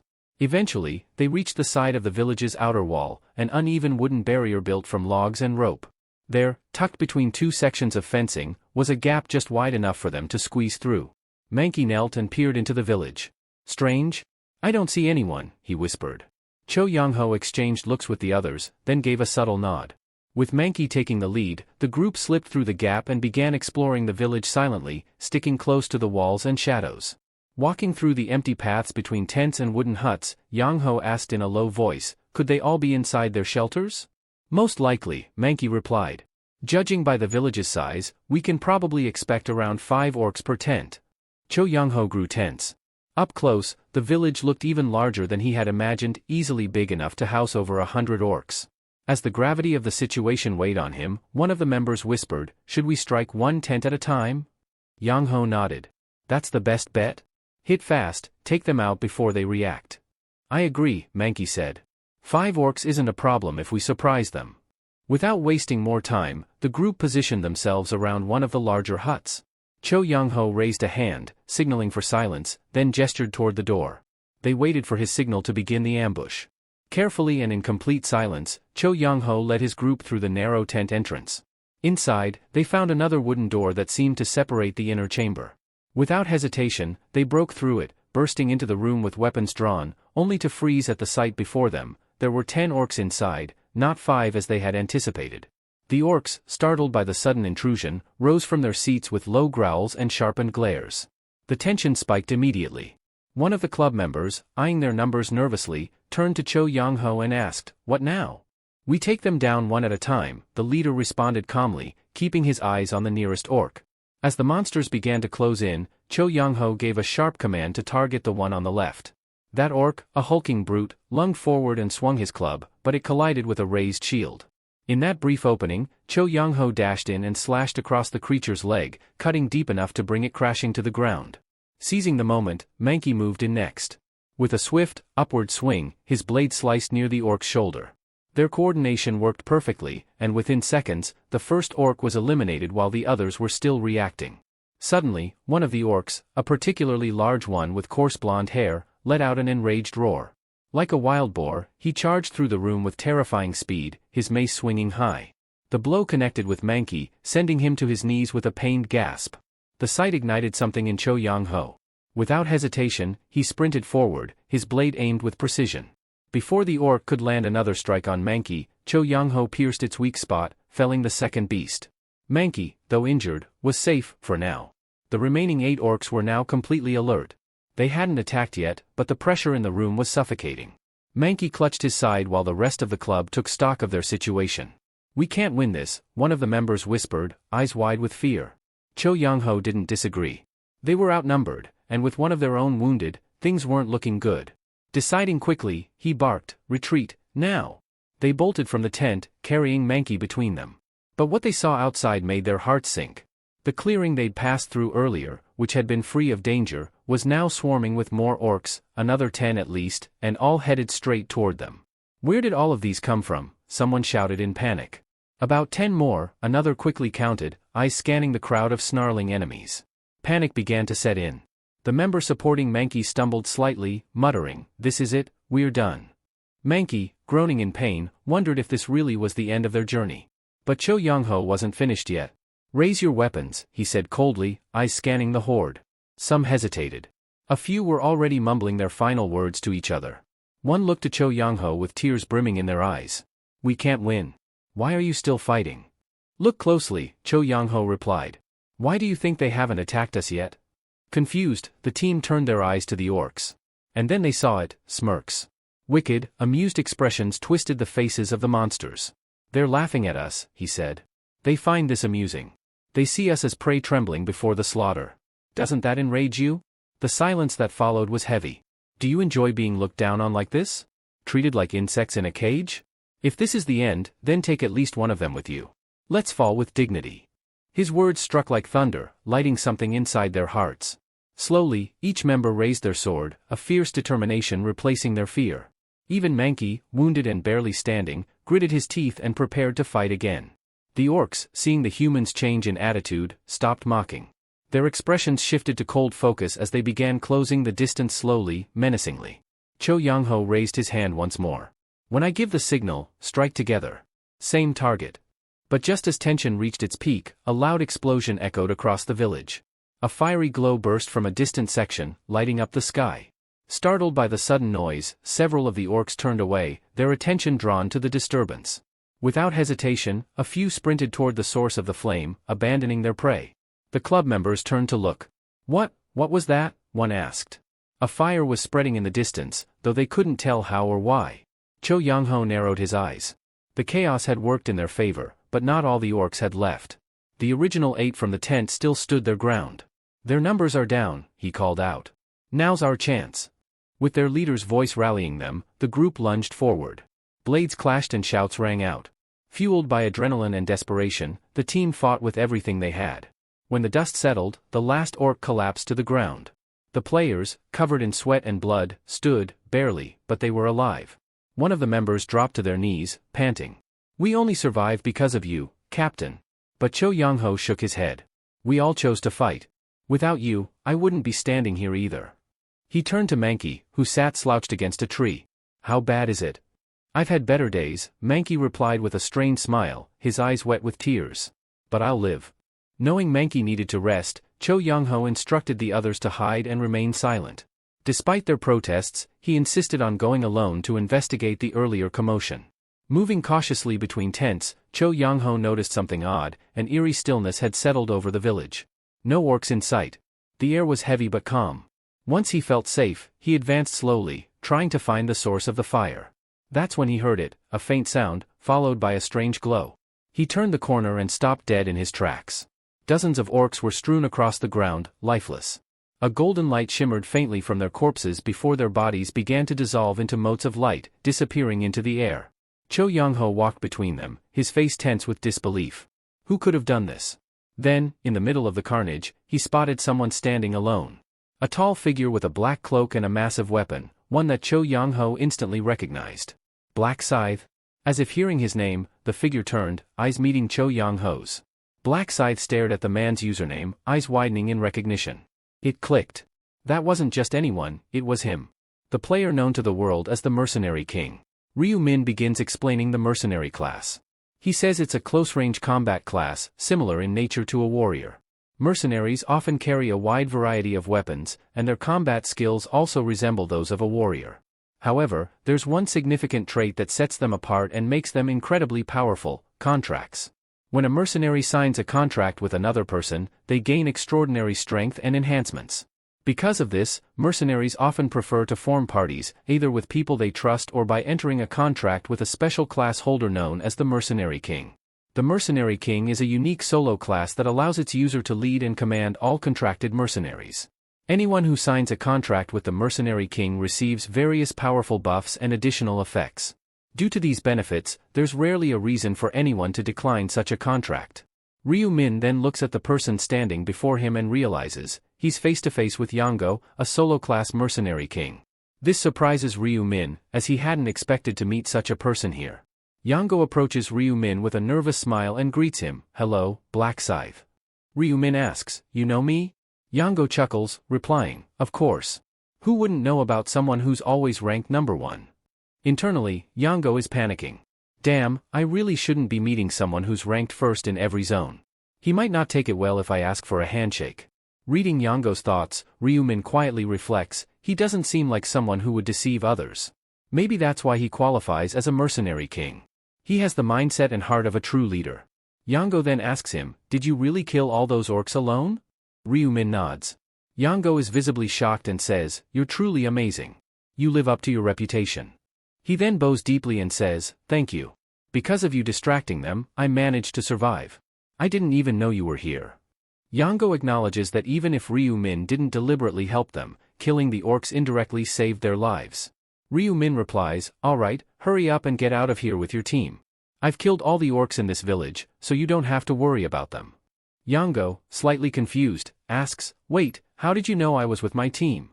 Just then, he turns around and sees his teammates arriving. Shocked, he says, "What are you guys doing here? I told you to wait." One of them responds, "We thought maybe you'd leave us behind." Yango is taken aback and replies, "I'd never abandon you like that." Ryu Min observes the interaction and thinks, these four must be the mercenaries under Yango's contract. They came because they were worried about him. He's already formed a team that truly cares about him. The group then notices Ryu Min, and one of them asks, "What are you doing here?" Ryu Min casually replies, "I just came for a bit of hunting." But when they see the pile of orc corpses around, they realize he has eliminated them all without much effort, even if there were over 100 of them. Ryu Min then urges them, "Leave now. If you're done here, get moving. A boss might spawn soon because of the orc massacre. It could be dangerous." They salute him and say, "Yes, sir. We'll be nearby. It was an honor to meet you, Black Scythe." Just as they're about to leave, they hear a strange sound. One of the teammates with a shield says, "Did you guys hear that?"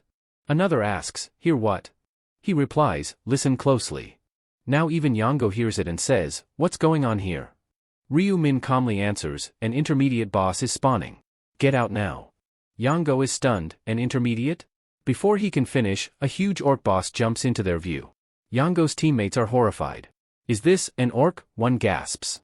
But the intense aura and monstrous condition of the creature make it clear, this is no ordinary orc. It's a high-powered warrior. Ryu Min looks at it without fear and mutters, "So you finally showed up?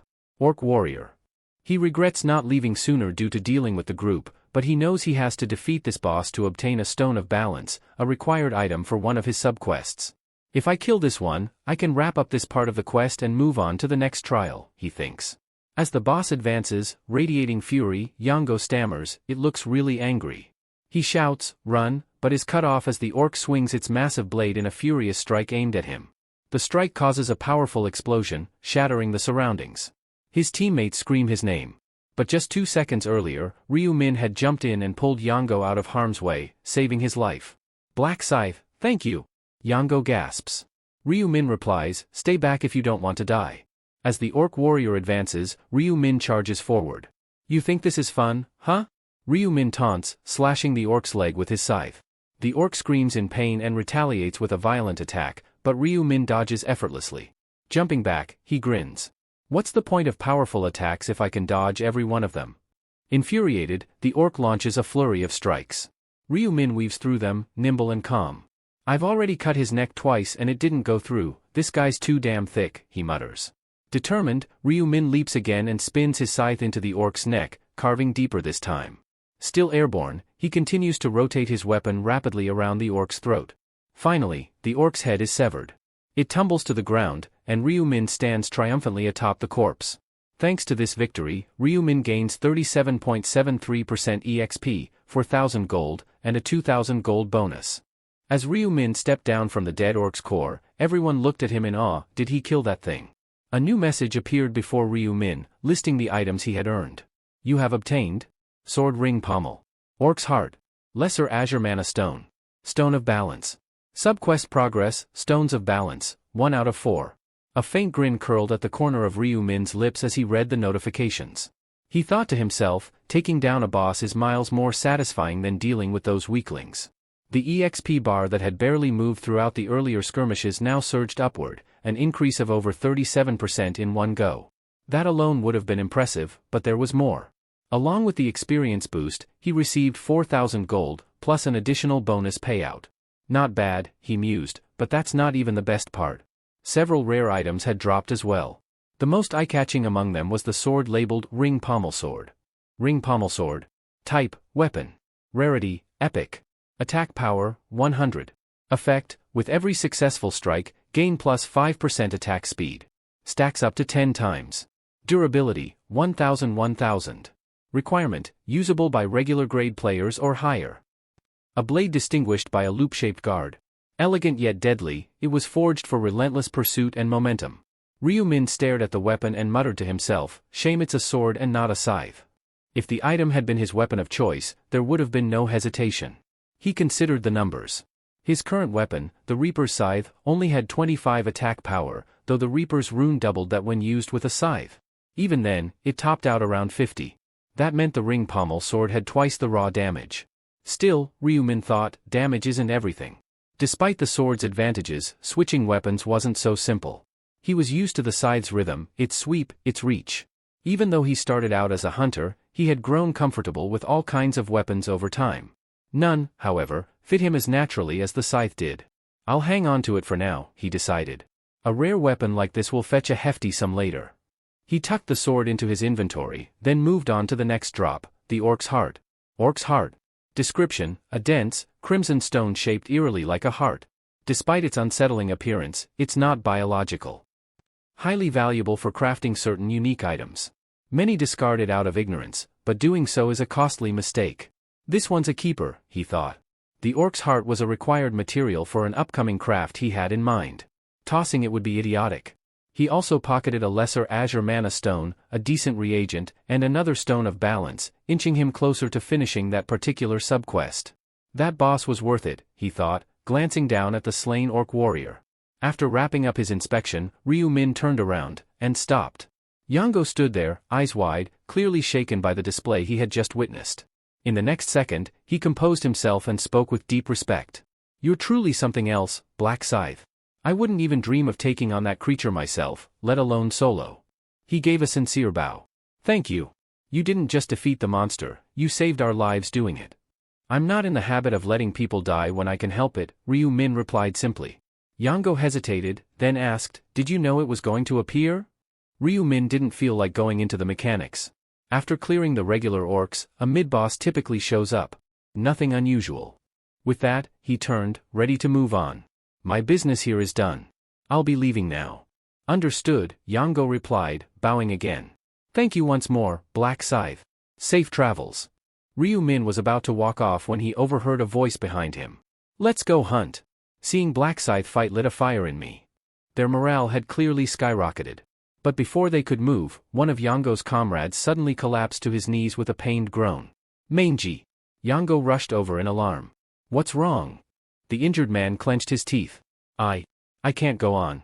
My body's at its limit. You said you were fine earlier. I said that because I was worried about you, Hyungnim, Mangy rasped. But now I can't keep up. Yango gritted his teeth, panic settling in. You have to endure. If we can survive until the round ends, we'll get healed when we return.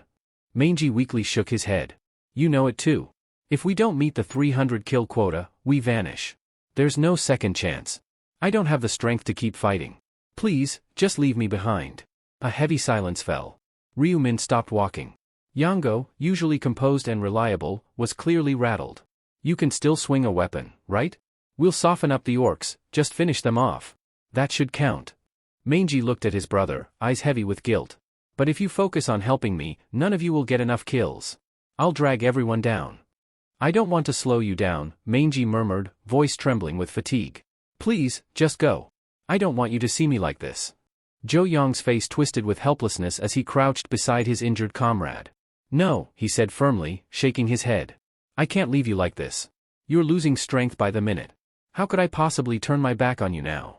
From a few paces away, Ryu Min paused and narrowed his eyes, watching the exchange.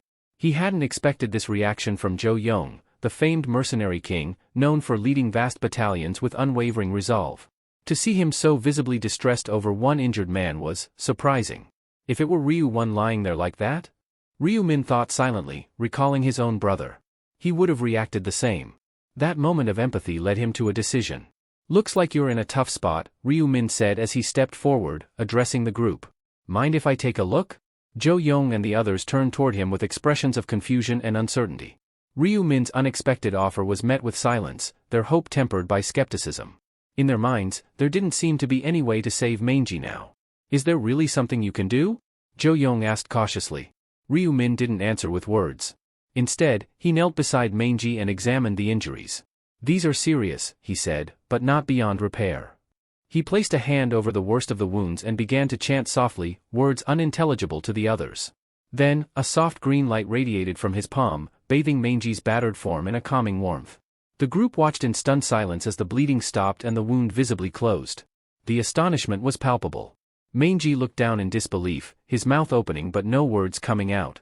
"It's gone," he finally whispered, pressing a hand over the newly healed skin. "Even the pain, it's just gone." "That's right," Ryu Min replied calmly. What the others didn't know was that the healing he'd just performed had technically exceeded the skill's intended capabilities.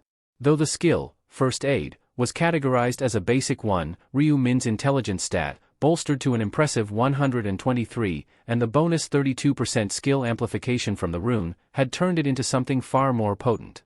Normally, the skill would only treat light injuries or stop bleeding, but in his hands, it could even mend a dislocated shoulder. "Try moving your arm," he instructed. Cautiously, Mangy rolled his shoulder. As the pain failed to return and his mobility returned, his eyes lit up in joy. "It works. I can move again. It doesn't even hurt." "Don't get carried away," Ryu Min warned. "It's an emergency patch-up, not a full recovery. Push yourself too hard and the injury could reopen. But for now, you should be able to fight without issue." "Black Scythe, thank you. I owe you my life," Mangy said with heartfelt gratitude. Jo Young stepped forward next, bowing slightly. "I'm deeply grateful. I can't thank you enough for saving one of my own." He opened his inventory and took out a crimson mana stone, low tier, but still valuable. The rest of the party followed suit, producing items from their own pouches. Some offered mana stones, others, spare equipment they'd intended to sell. Jo Young extended the items toward Ryu Min. "This might not be much, but please accept these as a token of our appreciation." Ryu Min raised a hand, intending to refuse. "That's not necessary." But before he could decline further, the gifts were already in his hands. "It's not about the value," Jo Young insisted. "You gave our friend hope when we had none. Whether you accept the gesture or not, know that I won't forget this favor. Someday, I'll repay the debt." In that moment, Ryu Min realized he'd gained more than gold or loot. He'd earned the trust and gratitude of the Mercenary King, a man whose strength would one day prove crucial. "I was going to pick up a basic skill anyway," he thought to himself, but this turned out to be an even greater return than expected. This encounter was bound to leave a lasting impression.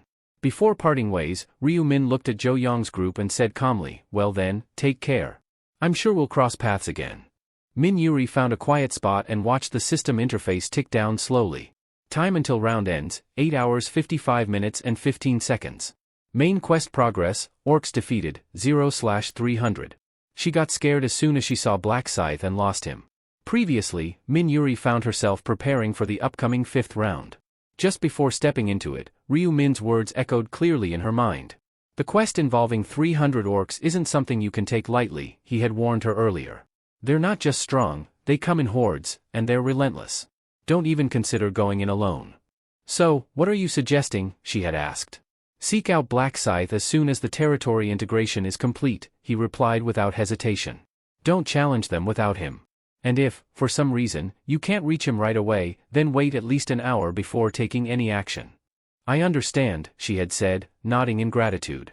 "Thanks for the warning." Now, with those instructions fresh in her mind, Min Yuri remained patient, waiting calmly as the territory merger completed.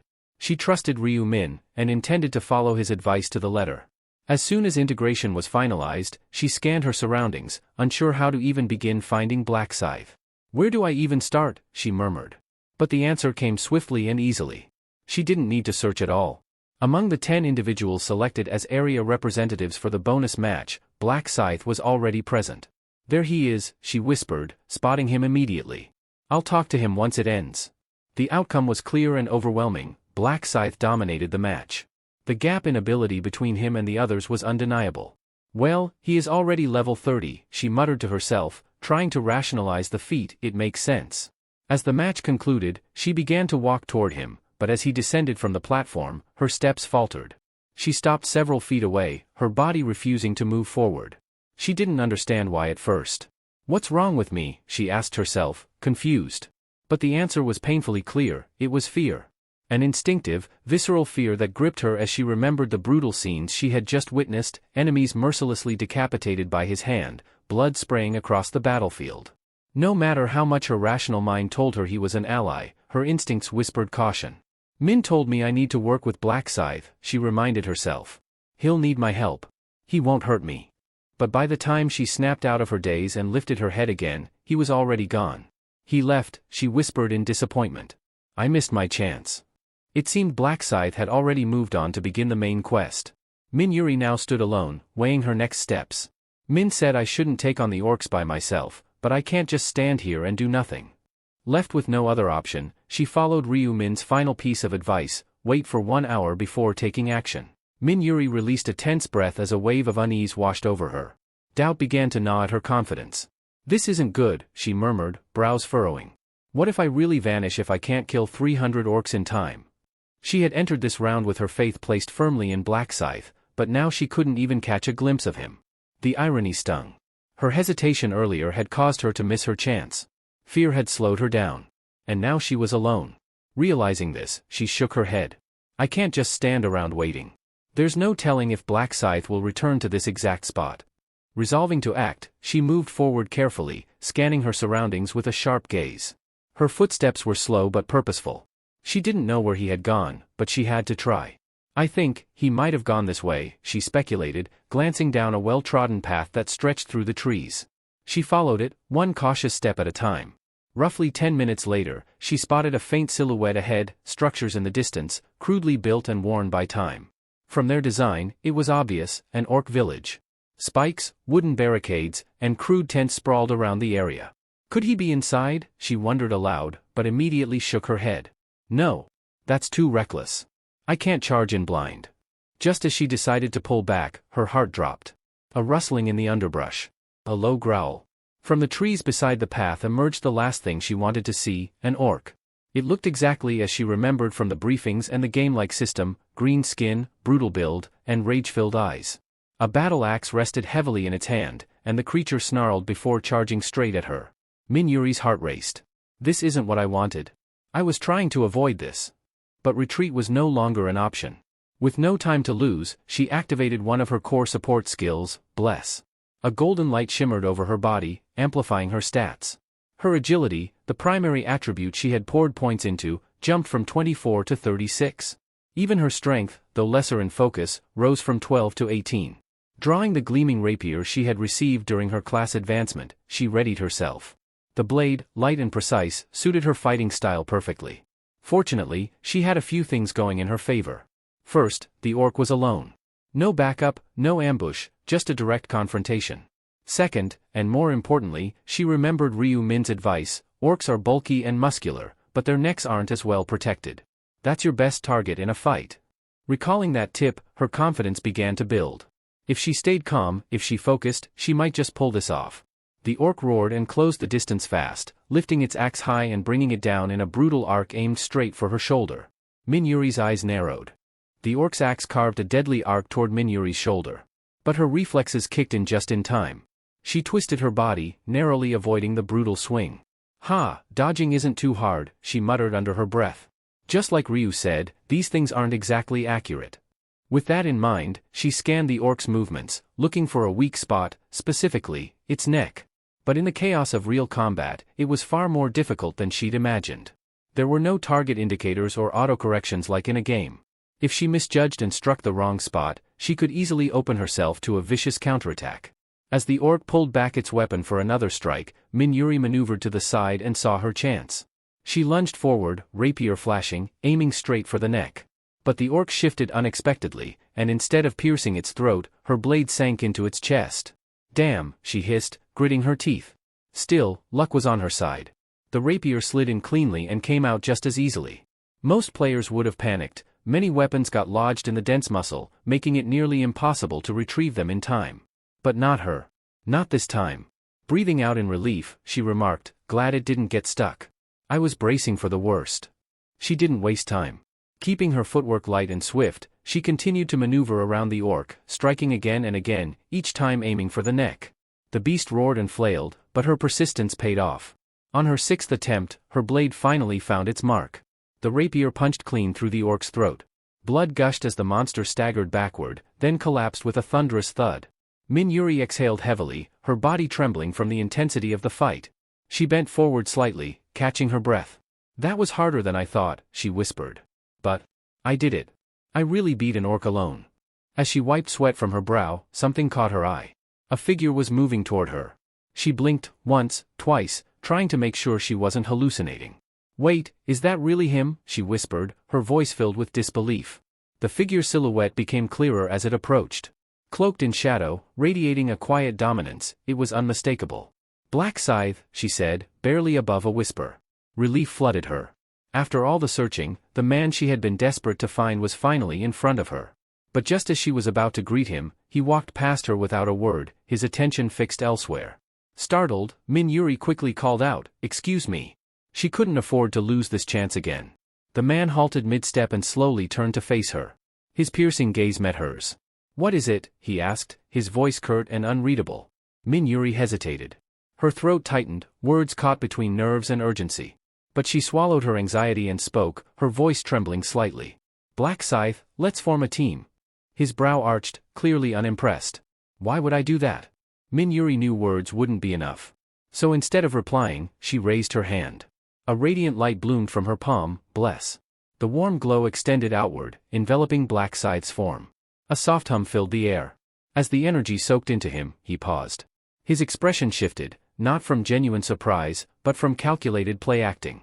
After all, he already knew the truth of her abilities. He'd known everything from the beginning. Feigning intrigue, he glanced at the notification window in front of him. "Huh, what's this?" Min-Yuri smiled, regaining some confidence. "It's my buff skill. Bless. It boosts all stats by 50% and lasts 3 hours." With the aura still shimmering between them, she stood tall, her pride evident. And Black Scythe, playing along with the charade, opened the system menu to confirm what he already knew. Ryu-Min gave a small nod, eyes glancing at the buff's effect still lingering on his body. "It checks out," he said calmly. Min-Yuri clasped her hands together, trying to remain composed. "Is that enough of an explanation? My buff skill could be a huge asset in any hunt." Ryu tilted his head slightly, as though weighing the offer.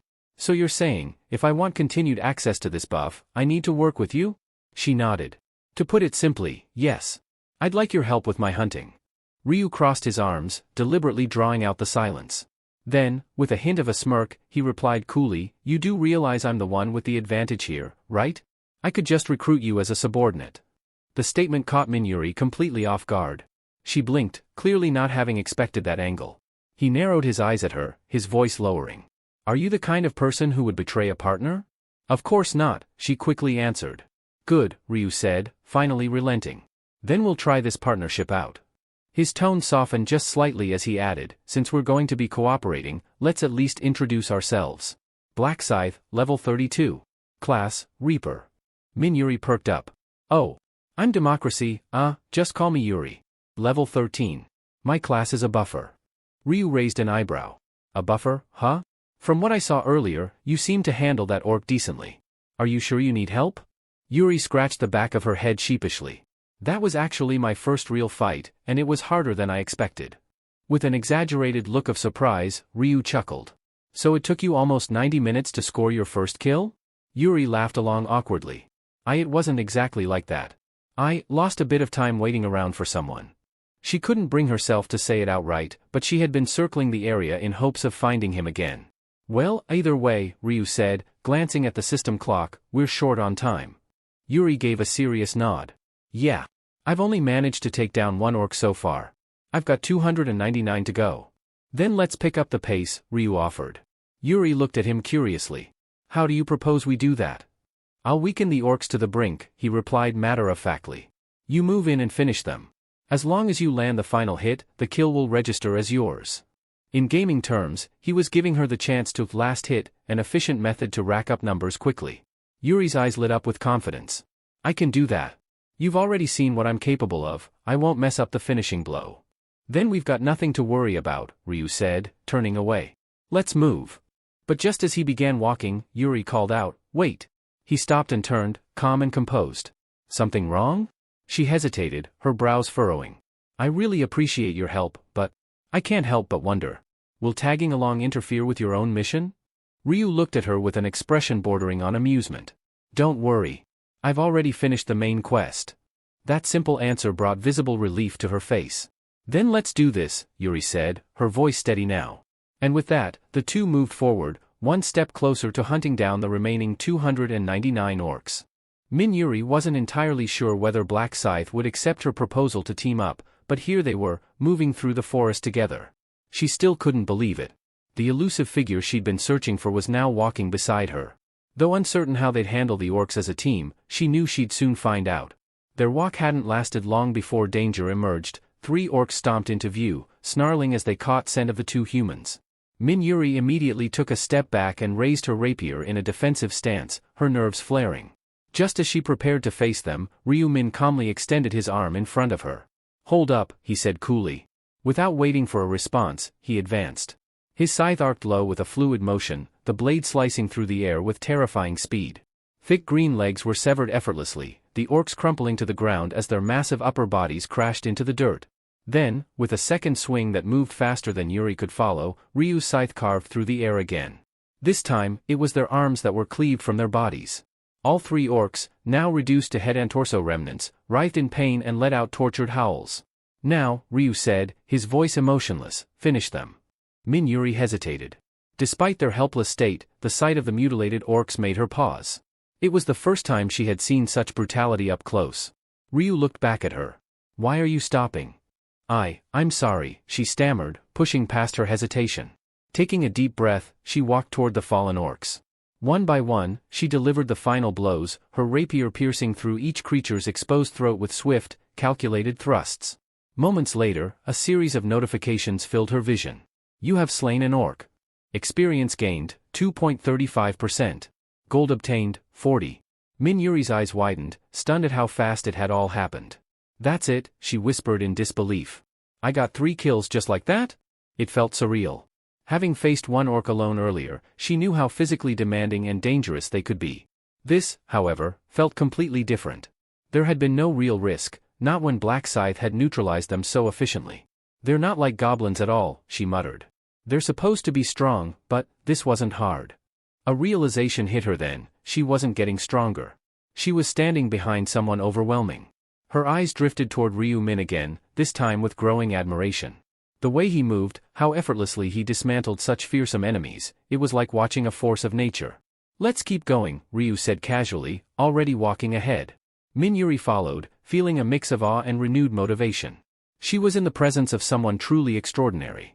After Yuri finished off the incapacitated orcs, she couldn't help but look at Min with renewed admiration.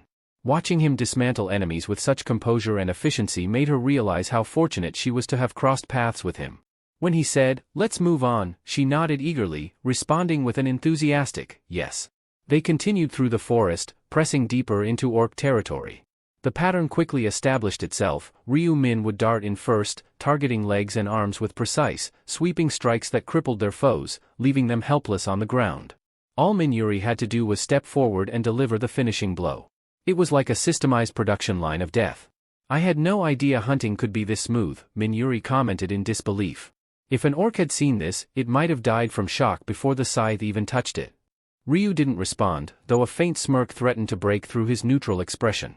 After a while, he asked, "What's our current count?" Yuri puffed her chest out a little with pride.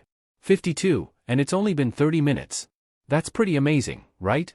To her, it was a feat worth celebrating. But to Min, it was far from impressive. In the past, eliminating over 300 enemies in under an hour was standard procedure for him. By comparison, this pace felt leisurely. Still, he acknowledged that most of their time had been spent wandering between spawns. The real challenge wasn't fighting, it was finding the targets.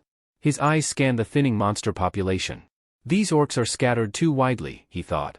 "Taking them down is easy, but locating them is inefficient." Min's mind quickly turned toward a better solution. "If I keep dragging her around like this, we'll just waste more time. I need to accelerate this process. But if I take Yuri in a orc village, it could be dangerous for her. I can't fight and protect her at same time." He remembered the orc shaman. A special type of monster with the ability to summon other orcs. If they could find him, the hunt would become far more productive. It was a shortcut that allowed him to avoid combing the entire field for scattered groups. Coincidentally, their current route naturally aligned with the direction of the shaman's lair. It was a perfect opportunity. They pressed on. Along the way, Yuri's spirits stayed high. "At this pace, we might hit the 300 mark within 3 hours, she said brightly. Ryu glanced sideways at her. 3 hours? That's too long. We'll finish it within 1. She blinked in confusion. 1 hour? Did I hear that right? Yes. Under an hour, he confirmed without a shred of doubt. Min-Yuri stared at him, stunned. Wait, seriously? How's that even possible? Ryu finally unveiled a portion of his plan. By using the orc shaman. I won't kill it, just exploit its summoning ability. That way, we don't need to search for orcs. They'll come to us. It was a clever strategy, manipulate the summoner to keep producing enemies, allowing them to rack up kills quickly without wasting time between fights. However, something nagged at Min-Yuri's curiosity. She furrowed her brow and asked, but, how do you even know about the orc shaman? This is your first time here, isn't it? Ryu didn't miss a beat. I came across it once before I ran into you, he replied smoothly. That's how I know its location. It was a complete fabrication, but his delivery was flawless. Min-Yuri accepted it without further question, her thoughts drifting instead to the efficiency of his methods. So that's how he does it, she murmured to herself, eyes gleaming with admiration. And so, the two of them advanced toward their next objective, a single goal in mind, to crush the quota in record time. Min-Yuri found Ryu Min's explanation convincing enough to ease her concerns. Then, with a steady voice, he assured her, I'll make sure nothing puts you in danger. His calm confidence made her heart stir slightly. Her initial surprise faded, replaced by a soft smile. You're more thoughtful than I expected, she said, almost playfully. Maybe that old saying is true, you don't really know someone until you've spoken with them. Before long, the pair reached a secluded village nestled in the wilderness. It was a humble place, made up of small wooden huts with straw roofs, barely more than 5 buildings total. Not a single orc patrolled the area. Min-Yuri tilted her head in confusion. This is where a boss is supposed to live? It looks too tiny. Despite the peaceful appearance, Ryu Min remained cautious. He knew better than to judge by appearances. The quaint little hamlet was nothing more than bait. A trap, deliberately designed to appear harmless so it could lure in players with their guards down. In a previous regression, he had seen what lay behind the curtain of deception. While circling behind the village in that timeline, he'd come upon a gruesome pile of corpses, players who had walked into the trap unprepared. All of them had fallen victim to the orc shaman, a cunning creature who relied on deceit rather than strength. It wasn't bravery that defined the shaman, it was cowardice masked as cleverness. Yes, Ryu Min could end him easily. But that wasn't the plan. The shaman's summoning ability made him far more useful alive, for now. Follow me, Ryu said, motioning for Min-Yuri to stay close. They moved through the village, passing a few small, empty huts. The silence was eerie, too quiet. Min-Yuri looked around with growing unease. There's no sign of any orcs. Are you sure this is their territory? That's because the orcs don't actually live here, Ryu replied calmly. Only the shaman stays here, hidden inside. Eventually, they arrived at a slightly larger structure. Though it shared the same thatch design, its size and subtle details set it apart. Ryu gestured toward it. That's the place. The shaman waits inside, listening for intruders and preparing ambushes. Min-Yuri's eyes widened. Wait, the orcs lay traps. He's not just any monster. As a boss, he has some intelligence. These small huts? They're just part of the bait, Ryu explained. This whole village is a facade to draw players in and kill them. Min-Yuri looked concerned. Then, are we caught in the trap too? Ryu nodded. From the shaman's perspective, yes. But that works in our favor. Do you have a plan? She asked, her tone serious. We'll turn the trap on him, Ryu said. It's simple.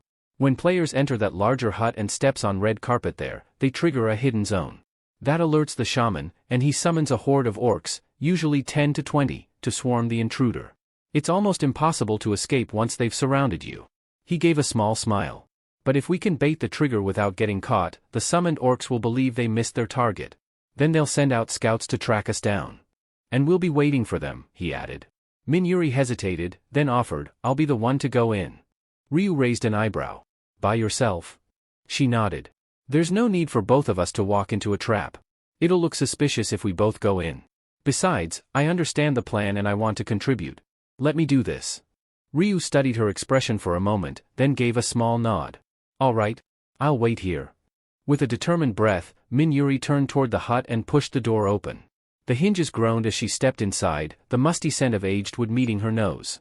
The interior was dimly lit, devoid of movement or noise. Each step she took echoed off the floorboards, magnifying her presence in the silence. She soon arrived at a wide-open space, large enough to accommodate 24 orcs. This must be it, she whispered to herself. The trap point Ryu mentioned. Her thoughts flashed back to his instructions. The orc shaman is inside, listening. He only reacts to sound, doors creaking, footsteps entering. Once you step onto the red carpet, he thinks he has you and summons his minions to trap you inside. The trick is to only go as far as the carpet, make some noise, then leave. Once the summons fail, scouts will be dispatched to re-engage us. That's our real target. Min Yuri's eyes landed on a faded red rug stretched across the center of the room. Heart pounding, she took a careful step onto it, letting the sound of her footfalls carry through the hut. Then, without hesitation, she spun around and walked straight out, never once glancing back. As she stepped into the open air again, she exhaled sharply and muttered, "That wasn't so bad, but it still made me nervous." Ryu Min was standing nearby, arms crossed casually, eyes on the door. "You all right?" he asked. She gave him a small grin. "Yeah, I followed the plan. Reached the carpet and everything." "Good," he replied with a nod. "That's all we needed." Still unsure, she glanced back at the hut. "Will the orcs really send scouts?" Ryu didn't answer right away. "We'll know soon enough. Just wait." Almost as if on cue, the door creaked open behind them. Just as they waited in silence, the door creaked open. 6 orcs stepped out, their heavy boots thudding against the ground. Their orders were clear: track down the humans who had fled moments earlier and lead them back into the trap. That was when Ryu Min calmly emerged from the shadows, his scythe already drawn. "Looking for someone?" he asked coolly. Before the orcs could even react, the steel edge of his weapon blurred through the air. One orc collapsed instantly, its limbs severed in an instant. The gruesome thud of flesh and bone echoed as the others instinctively reached for their axes. They were too slow. With a flurry of precise, ruthless strikes, Ryu disabled the rest, arms and legs cleaved cleanly before their weapons could even leave their belts. Once the orcs lay helpless, writhing or unconscious, Ryu stepped back without another word. His part was done. Now it was Min Juri's turn. With a flick of her rapier, she elegantly dispatched the downed enemies. Each thrust and slash was clean, efficient, and without hesitation. As the final orc gurgled its last breath, Min Juri let out a sigh, brushing a strand of hair from her cheek. "That's the last of them, for now." Ryu nodded, then said, "Let's draw out the next group." Min Juri looked at him, eyebrows raised. "You think they'll really fall for the same trick again?" "They might have some wit," Ryu replied with a dry chuckle, "but their memory is no better than a goldfish's." Without another word, Min Juri turned on her heel and slipped back into the hut. Again, she triggered the trap. Again, a group of orcs emerged, only to be swiftly dismantled by Ryu and finished off by Min Juri. Their teamwork grew sharper with each repetition, as though they'd trained together for years. Strike after strike, trap after trap, the process repeated. In time, the bodies of summoned orcs were piled beside the huts, a grotesque monument to their growing synergy. Finally, as the last orc fell, Min Juri's voice rang with excitement. "Black Scythe? That makes 300. Ryu Min opened his status window and gave a satisfied nod. "Right on time. 1 hour. Min Juri clapped her hands with a laugh. "Can you believe it? We caught 248 in just 1 hour. That was amazing." Her voice softened as she added, "Really, thank you. I wouldn't have managed this without you." Ryu offered her a small smile, his expression genuine. "Glad to hear it. So, how much did your level go up?" Beaming, she replied, "I'm at level 19 already." "Just 10,000 experience left until level 20, he said, half to himself. Once she ranked up, she'd unlock more powerful abilities, skills that could significantly strengthen their partnership. Then he looked at her and said, "What if I help you get there right now?" Surprised, Min Juri shook her head. "You don't have to go that far." "I do," Ryu said plainly. "I need a buff from you before I take down the High Orc. It's the only way I'll have a shot at setting a new record." The 5th round's High Orc was no ordinary boss. It was an elite enemy, dangerous enough to rival a mid-tier boss, and under stricter kill conditions. Time was critical. If he wanted to beat the record, everything had to be perfect, including having the right support. But before he could explain further, Min Juri lifted a hand gently to stop him. "You've already helped me so much. You don't need to do more." Ryu arched a brow. "So, are we done hunting together?" "What? No," she replied quickly, almost flustered. "After everything you've done? I wouldn't dream of walking away now. This time, I'll be the one helping you." He smiled. "Then help me by reaching level 20. Let me handle the rest until then." She didn't respond immediately. Instead, she stood in thoughtful silence. There was no irritation in her eyes, only quiet contemplation. She glanced at him and murmured inwardly, "I can't believe someone like Black Scythe is looking out for me like this." Finally, she looked up at him with a soft smile, grateful, touched, and more determined than ever. "All right. I'll reach level 20. Let's finish this together." Minjuri gave a sheepish smile, brushing her hair behind her ear. It's a little embarrassing to say, but I'll be relying on you. Ryu Min gave her a casual nod, already turning back toward the village. Let's get back to it, then. But just as they were about to resume their hunt, a low rumble echoed behind them, faint at first but quickly growing louder. They both turned instinctively, gazes sharpening. A group of 5 men emerged from the edge of the treeline, their weapons drawn but held cautiously at their sides. They didn't look like monsters, these were players. One of them pointed abruptly and called out, "Hey, over there, isn't that Black Scythe?" The moment they recognized Ryu Min, their steps halted, tension freezing them mid-motion. It was as if they'd stumbled across a predator while strolling through a peaceful glade. Then another voice piped up from their group, tone laced with surprise. "Wait, there's a woman with him." Their wary expression softened slightly, giving way to confusion and curiosity. The men exchanged quiet, uncertain looks. Eventually, one of them stepped forward and raised a hand half-heartedly. Hello?" Ryu didn't respond. His eyes narrowed as if he were looking at something unimportant and mildly irritating. His silence was heavy and intentional. Another tried to break the ice, speaking with caution. "Are you doing something here?" But none of them were really focused on the conversation anymore. Their attention had shifted to the heap of orc corpses stacked beside the huts. "Wait a second," one murmured. "All of those were taken down by them?" A realization began to settle among them. The carnage wasn't caused by random chaos. It was the result of coordinated, efficient slaughter. And the culprits were right before them, Black Scythe and his companion. "Seriously, that many orcs in one tiny village?" one of the men muttered, confused. "This doesn't add up." Another squinted at Minjuri, curiosity quickly turning into speculation. "Who's the girl?" "A teammate," he whispered under his breath. "Since when does Black Scythe work with anyone?" A different man leaned closer and commented with a smirk, "Weird, her face is a mix, but her body's definitely something. Didn't think he was into that kind of thing." While they didn't speak these thoughts aloud, the judgments and crude comments swirled freely in their minds. They thought themselves untouchable, as if they could mock anyone in their heads, even someone as dangerous as Black Scythe. They had no idea how wrong they were. Ryu slammed his scythe on the ground. Ryu Min's eyes sharpened. His voice cut through the tension like a blade. "If you're not here for something important, get lost." The men were taken aback. One blinked rapidly, confused by the sudden hostility. Excuse me?" Ryu turned to face them fully now, his gaze frosty and his voice tinged with irritation. "I said, leave. Don't waste my time." The curt dismissal stunned them. What really stung, however, was his use of casual speech, completely disregarding the usual formality strangers owed each other. One of the men scoffed, offended. "What's with that tone? Who gave you the right to speak down to us?" "Yeah," another added, puffing up slightly. "It's rude to be so informal when you've never met someone before. You may be first-rank player." Minjuri's expression remained unreadable, but internally, she scoffed. "Are they insane? They are arguing against Black Scythe." Black Scythe gave the man a sharp cut on his forehead. "If you value your life, get lost now." A heavy silence settled over the group. No one dared to reply. They had made a mistake, a serious one. After that, the group ran off. Another chimed in with an apologetic nod toward Ryu Min, "Sorry to have bothered you." Without waiting for a response, the group ran off swiftly, retreating down the path they had come from. Ryu Min didn't move a muscle as he watched them leave, his gaze following their every step until they disappeared behind the thickets. He wasn't just watching, he was reading them, tapping into their surface thoughts. "They're not retreating for good," he thought. "They're hiding. Observing. They're curious about my methods, especially the way I've been handling the orcs." He could practically feel their eyes still on him from a distance, their withdrawal a calculated move to avoid confrontation while gathering intel. "Fine. Watch if you must," Ryu Min mused inwardly. "It makes no difference to me. As long as I meet my objective, your curiosity changes nothing." His attention drifted from the treeline back to Minjuri, who had remained silent through the encounter. It was time to resume their task. "I should deal with the boss soon," he muttered to himself.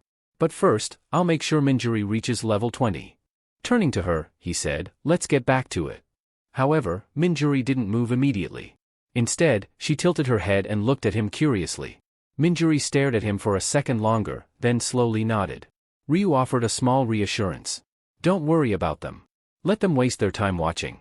Just stay focused, we'll keep hunting." Meanwhile, further off in the woods, the 5 men who had been dismissed stood clustered behind a large boulder, partially concealed by brush. "I think we're far enough away now," one whispered. Another glanced back cautiously. "What now?" Are we just going to watch? A third gave a low chuckle. Of course. I mean, aren't you at least a little curious? Black Scythe isn't exactly known for letting others see how he works. I was wondering the same, another added. How did he manage to summon or attract so many orcs in one tiny village? The fifth member crossed his arms, eyes fixed on the direction they had come from. We keep our distance, observe from the shadows. If we're careful, we won't get caught. A smirk formed on one man's lips. Afraid you'll get squashed like one of those buzzing pests? Not even a little, he replied with mock bravado. Let's get closer. Driven by their shared curiosity and a reckless sense of daring, the group began inching forward, weaving through trees and underbrush, careful not to make a sound. There, he's still over there, one of them whispered as they approached a low hill. From their vantage point, they spotted the edge of a modest cottage nestled at the heart of the ruined village. And beside it, just as before, stood Black Scythe and his companion, ready to resume their grim task. From this distance, we should be safe from his detection, one of the observing men whispered, crouching low behind a bush. Their eyes stayed fixed on the scene ahead, where Ryu Min, standing outside the small thatched cottage, faced off against a fresh wave of orcs that emerged from the nearby shadows. Without hesitation, he moved like a silent reaper, his blade slicing through limbs with chilling precision. Severed arms and legs hit the ground with dull, sickening thuds, quickly forming a grotesque heap. And just as suddenly as it began, Ryu Min stepped back, as if signaling that his role was done.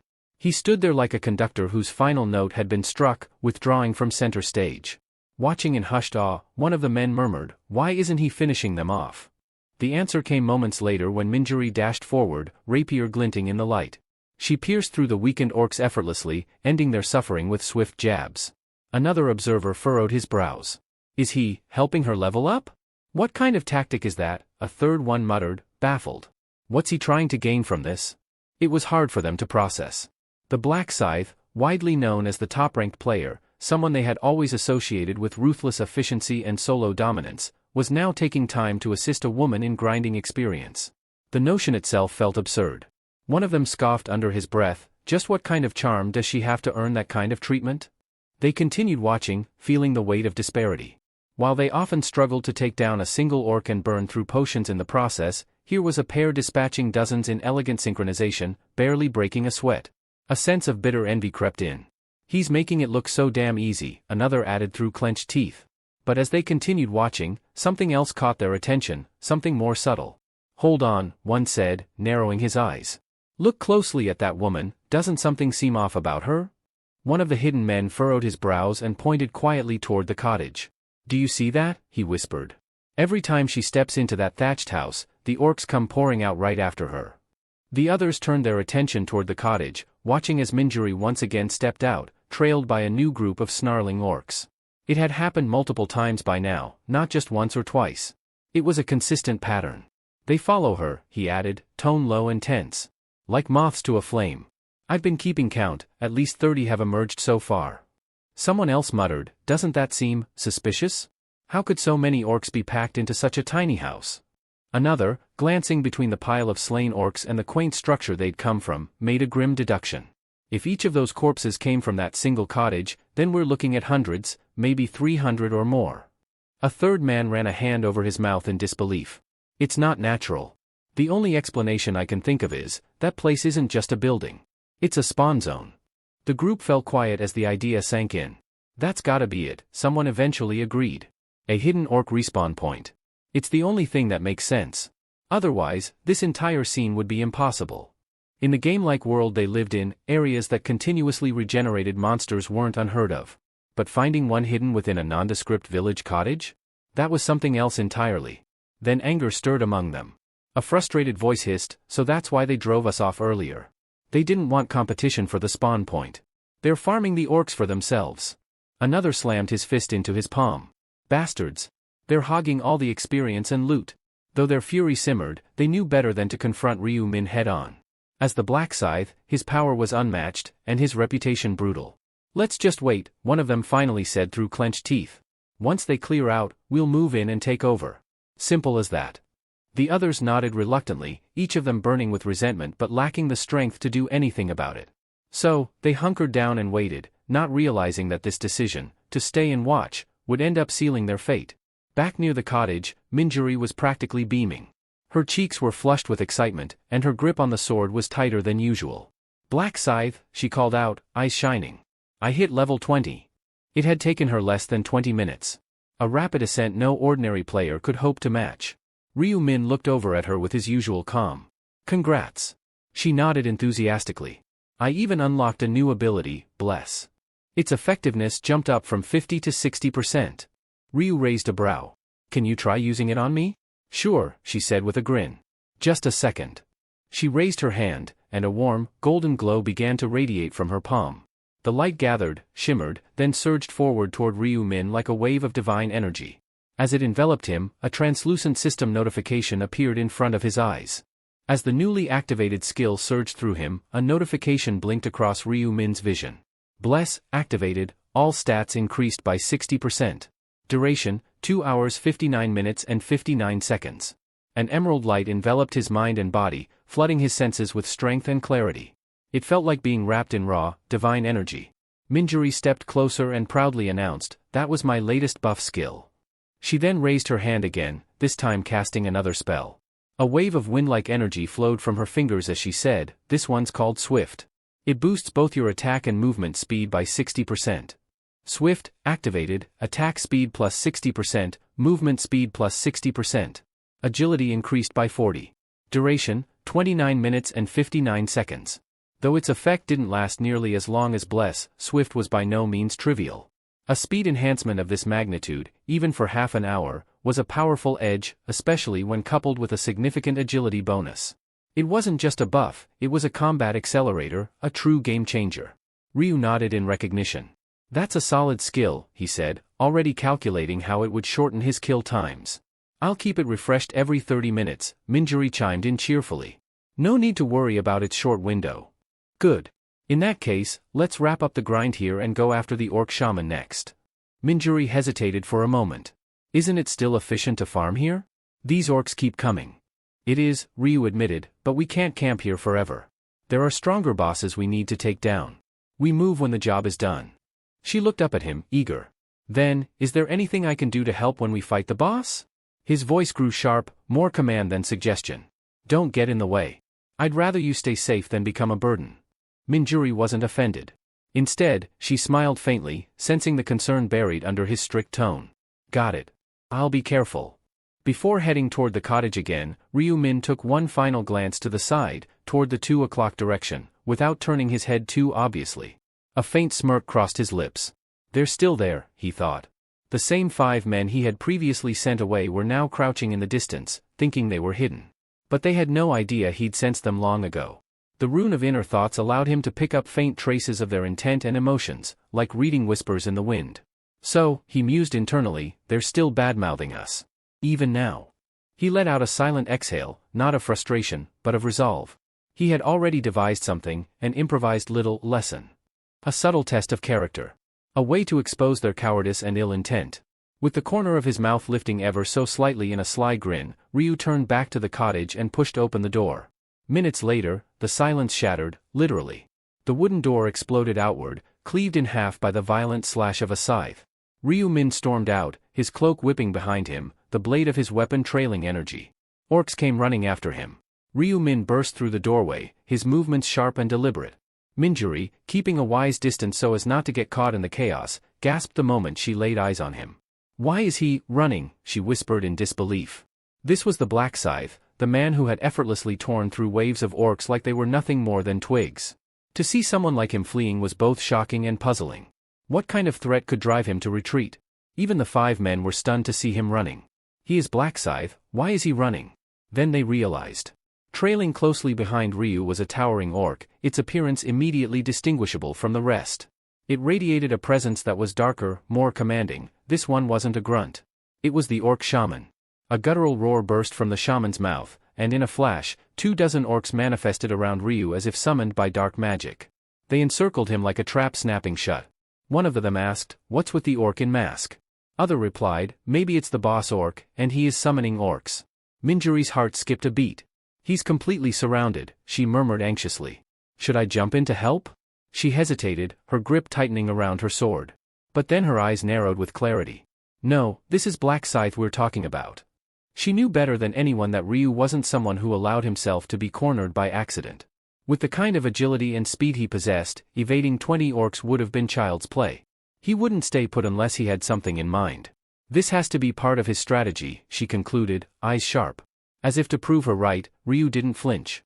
Instead, he danced through the encirclement, weaving in and out of enemy reach. His scythe struck with swift precision, each move calculated to redirect or disrupt. Minjuri couldn't help but marvel. He's deflecting and dodging them all? It's like watching a masterclass, she thought, filled with admiration. Then the orc shaman summoned more orcs, but Ryu was handling all of them well. Dodging, deflecting, and killing them one by one. 20 orcs, armed with brutal axes, came at him in unison, but Ryu didn't falter. He flowed between them, dodging with a rhythm so precise it looked like he was dancing. Unbelievable, one of the observers gasped. How's he avoiding all that? He's not human. But just as all began to spread among the group, someone barked out urgently, "This isn't the time to stand around." Huh? Why not?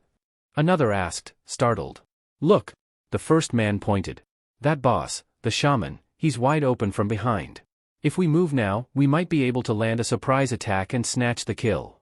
Are you serious? You want to steal the boss from Black Scythe? Another asked, hesitating. This is our shot. He's too busy fending off the orcs. There's no way he'll notice right now, one said with confidence. And if he finds out later? Someone asked nervously. We just say we were trying to help, the man said with a smirk. It looked like he was in trouble, didn't it? Their greedy logic convinced the group, and they crept forward, circling around the battlefield toward the shaman. Minjuri watching Ryu, but then her attention shifted.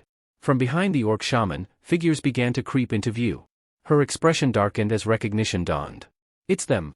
The same 5 men they'd encountered earlier had reappeared. This time, they moved with purpose, weapons at the ready, eyes locked on the shaman. Minjuri frowned as she pieced it together. They're trying to snipe the shaman while Ryu keeps the rest busy, she realized grimly.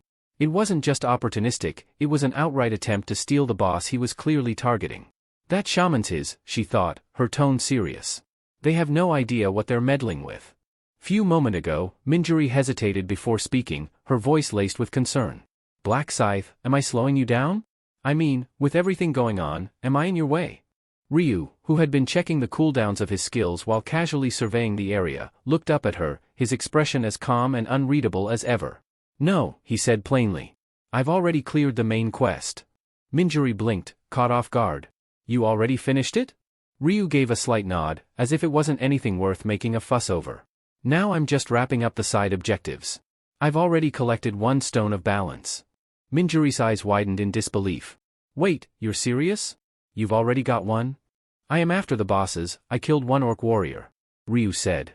The weight of that single word, already, hung in the air like a thunderclap. In present, 5 men.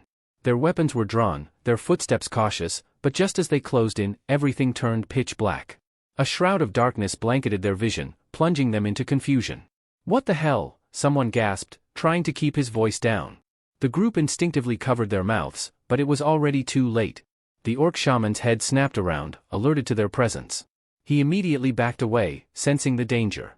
Damn it, one of the men hissed. He noticed. The shaman, perhaps enraged at the failed ambush, raised his axe skyward and bellowed a warcry that shook the air. As the veil of darkness lifted, the group was met with a chilling sight. 20 orcs stood before them, summoned in an instant. No, this is bad. We're screwed, one of them cried. Following their leader's orders, the orcs charged without hesitation, axes swinging. The men screamed in terror. Help! Somebody! Unlike Ryu, they had no skills, no speed, no experience to handle such a coordinated assault. They had struggled even against 5 orcs earlier, and now they were facing 4 times that number. The attack was brutal. Steel clashed against flesh, and the battlefield filled with the screams of men who had thought themselves clever. From afar, Ryu stood calmly, his expression unreadable. The panic, the bloodshed, it hadn't surprised him in the slightest. So they took the bait, he murmured to himself. He had planned for this. Ryu could have easily dispatched the orcs back in the house. Instead, he faked a retreat, putting on a performance to see if those men would succumb to temptation. It was a test, not of skill, but of character. And they had failed. I knew it, he said quietly. They couldn't resist the opportunity. The moment they made their move, Ryu had cast Night of Death, enveloping the area in darkness. When the light faded, the aggro had shifted to them. The shaman no longer focused on Ryu, he turned his fury toward the backstabbers. The result was clear, all 5 had perished without landing a single blow. Ryu felt no remorse. They tried to use my struggle for their gain. If they had shown restraint, they'd still be breathing. He had even given them a chance to walk away, by asking them to leave earlier. But greed had sealed their fate. Now, with the dead lying behind him, Ryu tightened his grip on his scythe and stepped forward. As the shaman spotted him returning, the massive creature let out a roar and lifted his axe once more. The summoned orcs charged, weapons raised. But this time, Ryu made no move to dodge. As they crossed into his range, his scythe blurred through the air. A flash of motion, then silence. A spray of green blood erupted into the sky as the orcs dropped to the ground, cut down in an instant, unable to even complete their attack. Ryu stood in the center of it all, unfazed, his weapon dripping, his presence radiating cold finality. No matter how many orcs surged toward him, the outcome remained unchanged. Each one was effortlessly cleaved down before they could even raise their weapons. Their bodies fell apart mid-charge, as though they had stepped into a vortex of invisible blades. To anyone watching, it would have looked like they were being fed into a high-speed shredder, an execution so fast it was almost imperceptible. Amidst the carnage, Ryu muttered to himself, "Yeah, the attack speed really has gone up." He felt it clearly. With the effects of the blessing buff and the swift passive stacking together, and an additional 50% speed bonus granted by nightfall, his strikes had become blindingly fast, nearly undetectable by the eye. The orc shaman, wide-eyed in disbelief, watched as his summoned kin were annihilated without resistance. Driven by desperation, he began casting again, gripping his staff tightly to conjure more reinforcements. But before the spell could even take shape, Ryu's silhouette flashed through the darkness like a whisper of death. "Rest in pieces," Ryu said coldly as his scythe cut a perfect arc through the air, severing the shaman's head in a single, clean motion. A system alert immediately appeared before his eyes. System message. You have defeated Orc Shaman. Experience gained, plus 37.73. Gold obtained, 4,000. Level up. Item acquired, Marble of Eternity. Item acquired, Mystic Wooden Totem. Item acquired, Lesser Blue Magic Stone. Subquest progress, Stone of Balance, 2/4. Among the dropped loot, Ryu's eyes were drawn to one item in particular. Item, Marble of Eternity. Classification, Necklace. Rarity, Epic. Description, a necklace set with a cloudy white bead said to trap the souls of fallen enemies. Effect, each monster kill grants 1 stack. Every 100 stacks consumes 1 durability and grants plus 1 stat point. Durability, 1000 by 1000. Restriction, usable only by regular grade or higher. Ryu narrowed his eyes in thought. It was reminiscent of the Flame Dragon's absorption rune, though this one required kills rather than absorption. The principle was straightforward. For every 100 enemies defeated, 1 stat point could be earned, up to a total of 10 points before the necklace would break from wear. Not bad at all, Ryu murmured. It's basically a permanent stat booster. Still, he frowned slightly. The limitation was clear, the item was consumable. Once its durability hit 0, it would vanish. But what if I had a way to restore its durability, he mused with a grin. Then I could raise my stats infinitely. Hell, even 100 points. And he knew such a way existed. Somewhere in the upcoming 8th round, a special rune could be obtained, one capable of restoring item durability. If he could pair that rune with this necklace, the potential gains were limitless. Just then, Minjuri's voice rang out nearby, tinged with confusion and curiosity. "Black Scythe? Where are you?" But Ryu didn't respond. Having activated the power of the Reaper rune earlier, his figure had been cloaked in shadows so dense that even when standing still, he was virtually invisible. With a silent breath, Ryu finally deactivated the Night of Death, a skill. The darkness around him dissipated, and his silhouette gradually reappeared under the faint moonlight, calm, composed, and already thinking several steps ahead. Ryu had erased those 5 men dead bodies using his skill before undoing the Night of Death. Just then, the shifting interplay of shadow and dim light finally led Minjuri's gaze to settle on a familiar silhouette. Her voice, both relieved and mildly exasperated, echoed out. "There you are, Black Scythe. I've been running around looking for you." Ryu turned slightly, gesturing toward the orc shaman's decapitated corpse that still lay warm on the ground. "As you can probably tell, I've been preoccupied." Minjuri, however, didn't seem the least bit surprised by the aftermath. Her expression remained calm, as though this level of devastation was to be expected from him. "So you've managed to eliminate him," she said. "But, didn't you see anyone else nearby? I thought I heard shouting. It seemed like someone might have been trying to steal the shaman's kill." Ryu shook his head lightly. "Can't say I noticed anyone." Her brow furrowed with suspicion. "That's strange. It really sounded like people were screaming. Ryu fell silent. There was no need to elaborate on what had actually happened, on the evidence erased in the blood-soaked soil. Some truths were best left buried. Instead, he changed the subject. Let's move on. We should clear the next boss before time catches up with us. They soon made their way to the third target, the orc archer. Compared to the grueling fight against the shaman, this battle was over in the blink of an eye. Ryu didn't waste time. With rapid, precise cuts, he sliced the archer to pieces in mere moments. Then came the familiar chime of the system alert. System message. You have defeated /orc archer. Experience, plus 37.73%. Gold earned, 4,000. Acquired, agile archer's boots. Acquired, rusted arrowhead. Acquired, lesser green magic stone. Subquest progress / stone of balance, 3/4. Ryu's gaze swept over the loot, though one item drew his attention more than the others, the marble of eternity.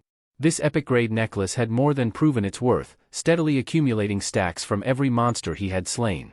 For every 100 kills, a stack could be converted into a permanent stat increase, at the cost of 1 point of durability. Not only that, but the agile archer's boots he had just obtained offered a notable bonus, plus 10 to agility. A significant improvement over his current pair. With that in mind, he quickly decided to attempt a fusion upgrade. Pulling out an old green magic stone from his inventory, he paired it with the newly acquired lesser one. System alert. Item combination successful. Result, agile archer's boots, plus 4 agility bonus. With this enhancement, his agility stat received a further boost. Pleased, Ryu took a moment to reflect. He had now cleared all the mid-tier bosses in this zone. All that remained was the final enemy, the High Orc. Unlike the others, this final boss followed a different rule: the faster the kill, the greater the reward. This one's got to go down fast, Ryu muttered to himself. The quicker I finish, the better the loot. He remembered his previous best time, 43 seconds. A frustrating benchmark he had never managed to beat, not even across 99 regressions. But this time, he had an advantage: Minjuri's buffs. With renewed confidence, Ryu decided to hold off on fighting the High Orc for a bit longer. He wanted to take full advantage of the time he had left to grind levels and stats using the Bead of Eternity while its durability still held. Driven by that plan, he launched into an all-out massacre. Orcs fell before him like wheat under a scythe. He didn't slow down, didn't pause. By the time he stopped, his kill count had reached an astonishing 2,415. System message. Time remaining, 30 minutes 41 seconds. Ryu took a deep breath. Time to switch strategies, he thought. I don't think I'll be able to hit the next level before time's up. He was currently sitting at level 39. Just one more level would grant him access to a new set of skills, but realistically, the clock was against him. Still, he didn't feel disappointed. He had pushed himself hard, hunted relentlessly for nearly 7 straight hours, and wiped out thousands of enemies. That effort hadn't been in vain. Minjuri had stuck with him the entire time, and he'd even left her more than 100 orcs to slay, giving her enough to level up too. On top of that, her buffs had helped him immensely. But what truly satisfied Ryu was the 9 stat points he'd managed to acquire through the Bead of Eternity. One more kill, and this thing's durability hits 0, he noted, checking its stats. Durability, 1/1000. To make sure he could use it again in the future, he needed to stop now and later restore it using a rune he'd gain in the 8th round. Just then, Minjuri approached and asked, "Are you done hunting?" Ryu gave a short nod. "This should be enough." She smiled. "Then it's time to take down the final boss. Any clue where it might be?" "We'll have to look for it," he replied. Their eyes briefly met. Then, without warning, Ryu stepped back and said quietly, "Let's part ways here." Minjuri blinked. "What? You've followed me long enough," he said, his voice steady. "You've done enough, and I'm used to moving alone." Minjuri's eyes dimmed with a faint sadness as she murmured, "So, this is where it ends, huh?" Her expression clouded over, a subtle blend of disappointment and resignation painting her features. Though the words were never spoken aloud, her inner thoughts wavered. Should I ask if I can stick around until we clear the final boss? No. I shouldn't. Staying beside him any longer would probably just get in the way. This is the right moment to step back. Her reasoning was firm, even if her heart resisted. Deep down, she knew parting here was the smarter choice. Ryu Min, aware of her lingering thoughts, said nothing. He could sense the emotion behind her silence, but the danger that lay ahead made it clear Minjuri didn't need to be dragged into a fight that only he was prepared for. The High Orc wasn't just another target, it was a menace. Still, Minjuri stepped closer, extending her hand toward him. Let me refresh your buffs before you go, she offered softly. With a faint glow, the blessing and swift enchantments wrapped around him once more. She smiled lightly. I'm really grateful, she added.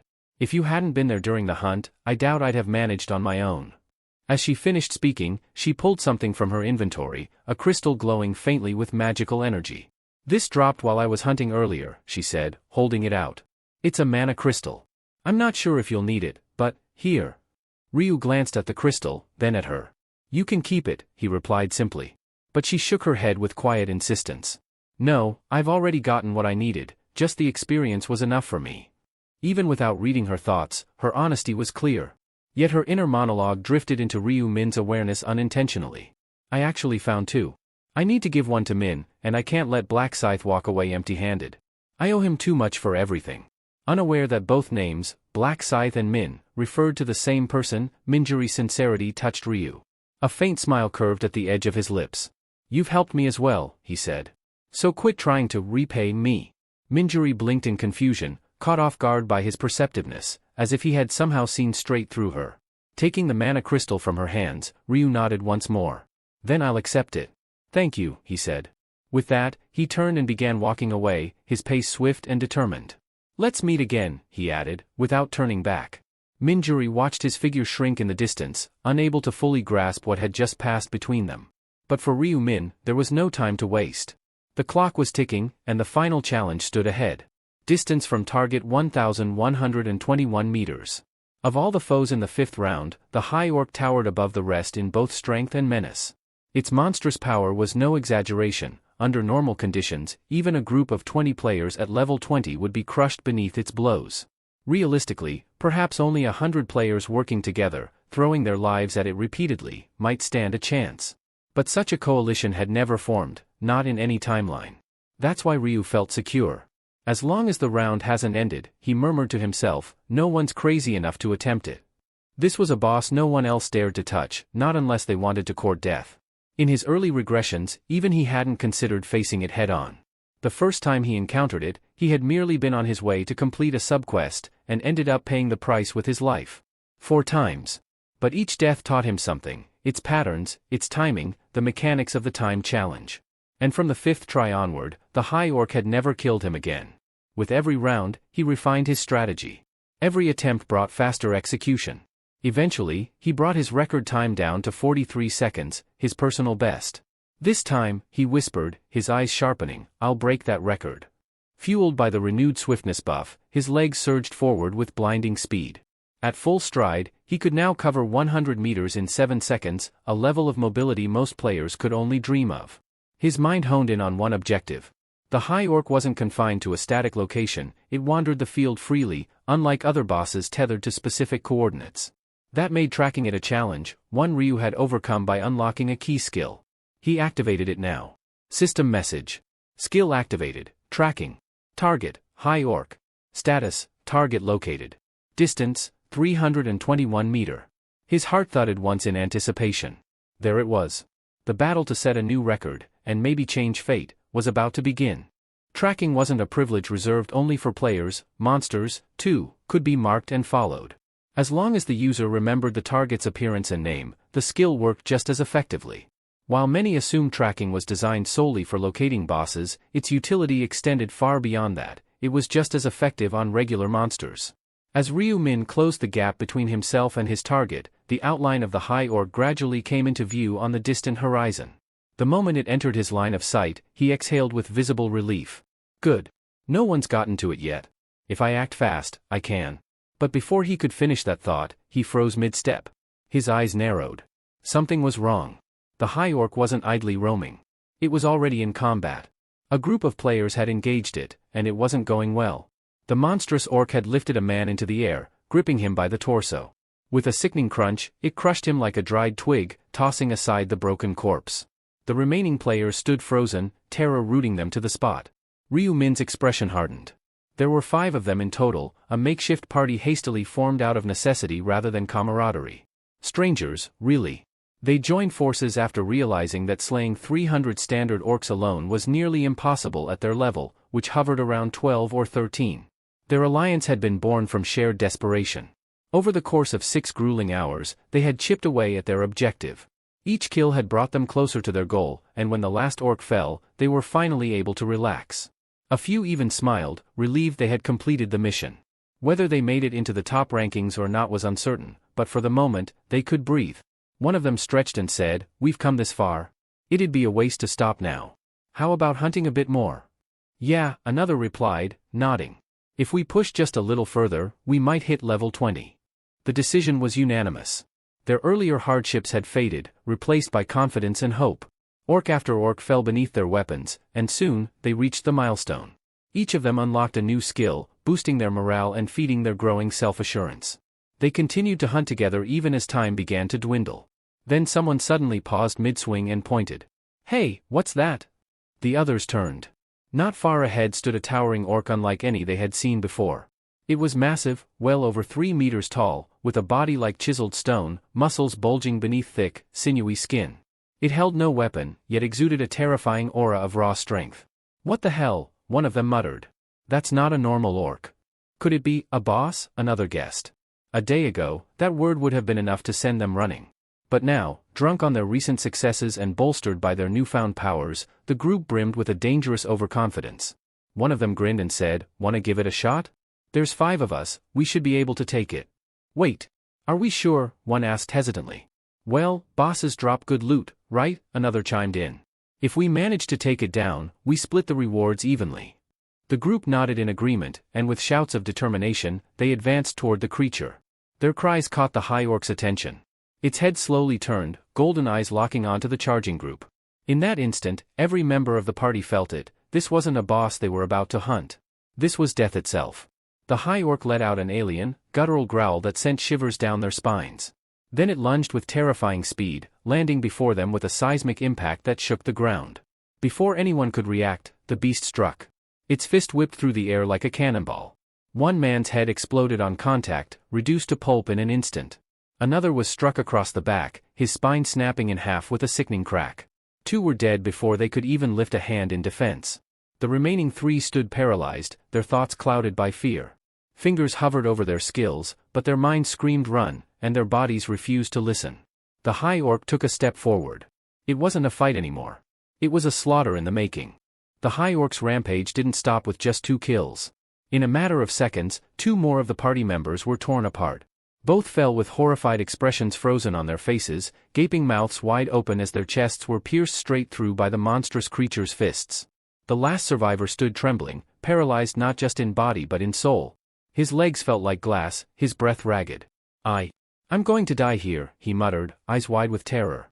Panic gripped his chest like iron, suffocating any thought of escape or retaliation. The mere presence of the high orc had reduced him to a trembling wreck. The monster turned toward its final victim, the corners of its lips curling into what almost looked like a cruel, mocking grin. It didn't need to speak to be understood, its expression said it all. "You're next." Raising its massive fist, the high orc prepared to end it. But the blow never landed. In a blink, the behemoth's body collapsed like a toppled statue. Its head separated cleanly from its shoulders and bounced against the blood-soaked ground. The final player stood frozen, not understanding what had just happened.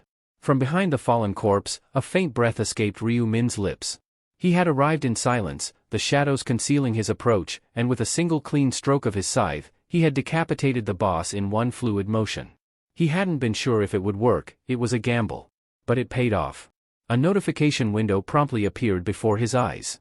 Boss defeated, high orc. Kill time, 1 second. New record achieved. Messages rapidly followed. Experience gained, plus 54.79%. Gold earned, 8,000. Bonus gold, 4,000. Level up. Current level, 40. Items acquired. High orc's gold gauntlets. High orc's fang. Passive skill enhanced.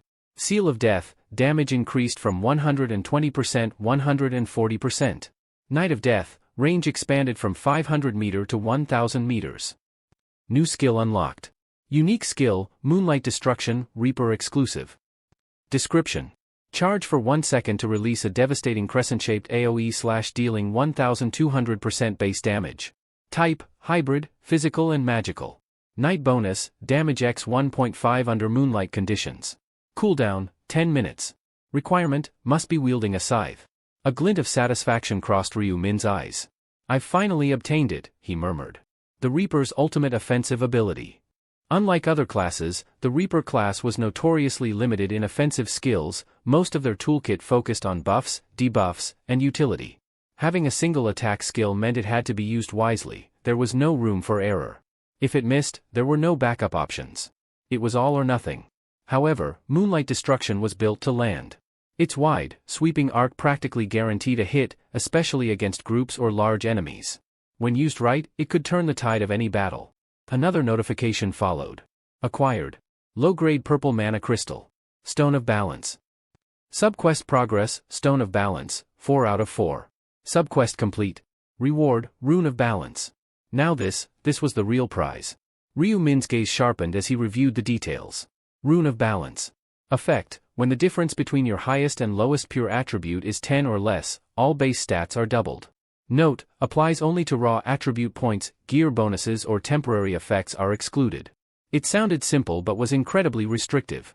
For example, an average level 20 player might have stats like Strength, 30, Agility, 14, Intelligence, 3, Luck, 3, the disparity, 27, rendered the rune useless. But a player with more balanced distribution, say Strength, 20, Agility, 10, Intelligence, 10, and Luck, 10, would meet the criteria and have all stats instantly doubled. Ryu Min had anticipated this. His stat growth had been carefully planned with this very rune in mind. Current pure attributes. Strength, 27. Agility, 26. Intelligence, 18. Luck, 28. He had purposefully kept intelligence the lowest to maintain the required spread. His raw stats were unusually high for his level, partly thanks to the Marble of Eternity, which granted bonus attribute points. "Well then," he said with a grin. "Let's see what I'm working with now." He opened his updated status window, and his eyes widened slightly. Strength, 374. Agility, 518. Intelligence, 614. Luck, 374. All stats over 300, he said under his breath, astonished. He hadn't just grown stronger, he had shattered the limits of what most players at his level could even imagine. The Rune of Balance had worked perfectly. Ryu Min's staggering stats were no coincidence, they were a direct result of the synergy between multiple power sources. The blessings from Minjuri had boosted him by 1.5x, while the Rune of Slaughter doubled his output, and the newly activated Rune of Balance multiplied it again by another factor of 2. All these layers combined made his current numbers unbelievable, especially for someone only at level 40. But the surprises didn't stop there. His player grade had just been upgraded from regular to expert. This new classification unlocked access to features previously unavailable, such as the player trading system. It allowed the transfer of gold between players, assuming both parties had the feature enabled. However, Ryu Min wasn't particularly interested in trading with others, that function was of little value to him. Still, the real reward had just been claimed. You've defeated the 5th round boss, High Orc. Kill time, 1 second. This particular boss operated under a special rule, time attack. The faster one eliminated the boss, the higher the reward. Because you defeated the boss in under 10 seconds, you've earned the maximum bonus, 100,000 gold. Ryu Min narrowed his eyes at the notification and muttered, "This will be more than enough to learn every common skill I've yet to unlock." He was about to move on when something else caught his eye. Another set of messages had appeared, blinking subtly at the edge of his vision. You've established a new time attack world record. Your performance will be immortalized in the Akashic Records. Reward, unique item selection voucher. Ryu Min blinked, startled. "Wait, what's this?" he said aloud. This was his first entry into the fabled Akashic Records, a list that documented legendary feats across all timelines and regressions. He hadn't expected any special bonus for a record kill, but here it was, in his inventory, a glowing voucher labeled Unique Item Selection Voucher. Ryu raised a brow. "So I can actually choose any unique item?" he whispered, half in disbelief. Without wasting time, he tapped on the voucher. A system prompt unfolded before him. Please select a category for your unique item. 1. Weapon. Shield. Helmet. Armor. Gloves. Boots. Necklace. Ring. Huh? They're letting me pick the item type too. He rubbed his chin in thought, narrowing his gaze. As for weapons? I plan to forge my own when I return, so I don't need one now. What I need is utility, something helpful for my current run, not just raw power. His fingers hovered over the interface, debating. Then, a realization clicked into place. A helmet, that might just work, he muttered, before pressing option 3. Meanwhile, a short distance away, the lone surviving member of the five-man party stood rooted in place, eyes locked on the fallen corpse of the high orc. His mind was reeling. Did I just survive that? He thought, breath ragged. Am I really still alive? The sight before him was surreal. That towering beast, the very one that had casually crushed his companions like ants, was now lying motionless in the dirt. And it wasn't by luck. It was defeated. Beheaded. And it had taken only one blow. One. The man's eyes drifted toward the figure responsible, the infamous Black Scythe, now standing quietly where the high orc had once stood. A strange mixture of fear and admiration gripped his heart. Is this how strong Black Scythe really is? Before he could muster the courage to speak, to perhaps thank the man who'd just saved his life, Ryu Min turned and vanished from view, melting into the forest shadows with effortless grace. The player stood there, mouth half open, watching the place where he'd once stood. I didn't even get to say thank you. His voice was little more than a whisper, carried away by the wind. As the countdown for the 5th round expired, the players were automatically summoned to a central gathering point. Just as they began arriving, a radiant, otherworldly presence shimmered into view, an angelic being hovering effortlessly with majestic wings. With a teasing smile, the angel addressed the weary group. Well? How did it go? Managed to complete the quest? She asked mockingly. I see the crowd has thinned considerably. Surely you didn't let yourselves fall to something as pathetic as orcs? Or perhaps you turned on each other fighting over kills. But no one responded. Their silence was heavy, not from shame, but exhaustion. Battle-worn and mentally drained, none had the strength or will to exchange words. Unbothered, the angel, Priscilla, fluttered her wings, and a translucent screen of light unfurled before them. Let's take a look at your results, she announced. All eyes turned toward the glowing panel. And when the names and rankings appeared, expressions of shock, disbelief, and awe spread like wildfire among the crowd. All zone rankings. First, Black Scythe, level 40, Reaper, 1 hour 0 minutes 6 seconds. Second, Dumb Idiots, level 25, Shaman, 2 hours 30 minutes 21 seconds. Third, Heavenly Demon, level 24, Dark Knight, 2 hours 47 minutes 21 seconds. Zone C ESKS 007 rankings. First, Black Scythe, level 40, Reaper, 1 hour 0 minutes 6 seconds. Second, Democracy, level 21, Buffer, 2 hours 55 minutes 38 seconds. Third, No Pain No Gay, level 23, Warlock, 3 hours 19 minutes 12 seconds. Gasps rippled through the crowd. Level 40? Are you serious? Someone muttered in disbelief. Most couldn't even react properly. The gap was too immense, the performance too surreal. While many stood slack-jawed, a few nodded in grim understanding. After all, Black Scythe had maintained his iron grip on first place since the beginning. This wasn't luck. It was consistency. Domination. Yet Ryu Min, the man behind the title, didn't appear particularly impressed. The string of achievements had started to feel routine. Congratulations. You have secured first place in your zone. Congratulations. You have secured first place overall. Your current standing, first in both your zone and the overall rankings. Zone reward, Intermediate Epic Necklace Selection Voucher. Overall reward, Special Reward Selection Box. As always, the same cascade of rewards followed. It was becoming familiar. But then, a new message drew his full attention. Achievement unlocked, 5-time consecutive overall champion. Title earned, the one ahead of all. Effect, all experience gained is increased by 1.5x. A faint smirk tugged at the edge of Ryu's lips. Finally. The title I've been aiming for. This title wasn't for prestige, it was a strategic necessity. With a 50% increase in experience gain, Ryu Min's leveling pace would now accelerate even faster, granting him a valuable edge in future rounds. I need to grow fast. Opportunities like this don't come twice, he said to himself. With that settled, it was time to claim his reward. Please select one of the following epic necklaces. Necklace of the Skeleton Knight. Necklace of the Java Tribe. Necklace of Resilience. Most would be clueless here, left to guess based on names alone, but Ryu Min had done his homework. He'd studied each of these items through his prior regressions and knew exactly which one he needed. No hesitation. Option 2. He tapped the Java Tribe necklace, and it instantly materialized in his inventory. Necklace of the Java Tribe. Type, necklace. Grade, epic. Description, a mystical relic of the otherworldly Java Tribe, pulsing with arcane energy. Effect, +3 to all stats, plus 35% resistance to abnormal status effects. Durability, 1000 by 1000. Requirement, minimum regular rank. Ryu examined the glowing accessory with a thoughtful gaze. Raw strength isn't everything, he murmured. What I need now isn't just power, it's protection.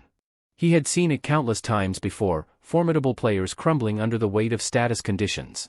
Poison, confusion, charm, there were monsters in later rounds that could incapacitate even the strongest warriors in seconds. They may not have shown up yet, but they will come, he muttered. And when they do, I'll be ready.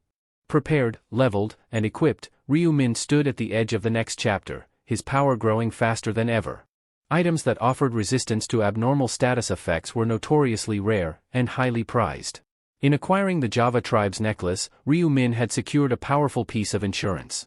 If he ever found himself in a position where he no longer needed it, he could easily sell it for a small fortune. After all, any seasoned player who had experienced the horrors of paralysis, confusion, or poison would pay dearly for protection against such conditions. Having finalized his necklace selection, Ryu Min's focus shifted to the final reward he'd been granted, the special reward selection box. A new message unfolded before him. Please select one of the following special rewards. 3x experience boost, valid for round 6 only. 6,000 gold. Information regarding round 6. Ryu skimmed the options. No stat bonus this time, huh? Just a pure EXP multiplier, he mused. But that was more than enough. Between the three choices, there was no real competition.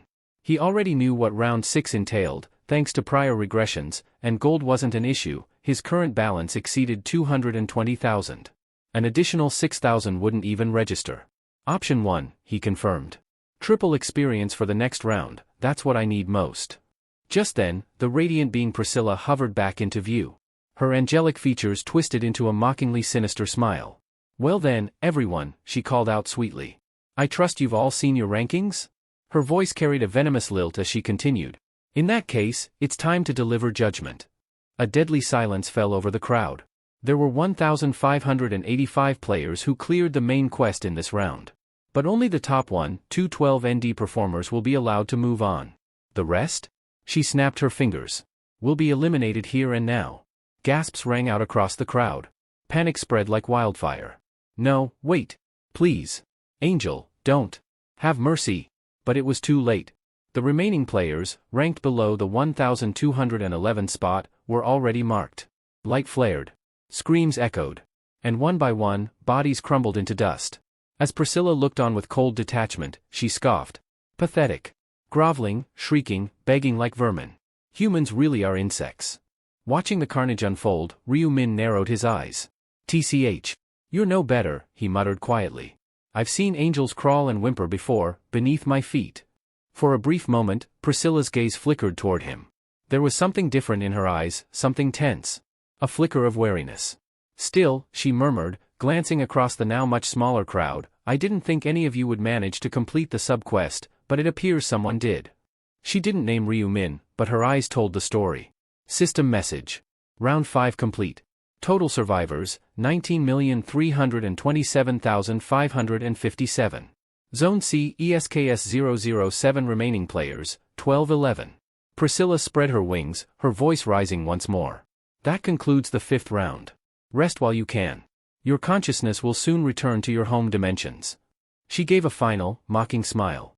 The next trial, round 6, will begin promptly at midnight, June 1st, 2022. And with that, the angel vanished. After the results of round 5 were finalized. Ryu wake up.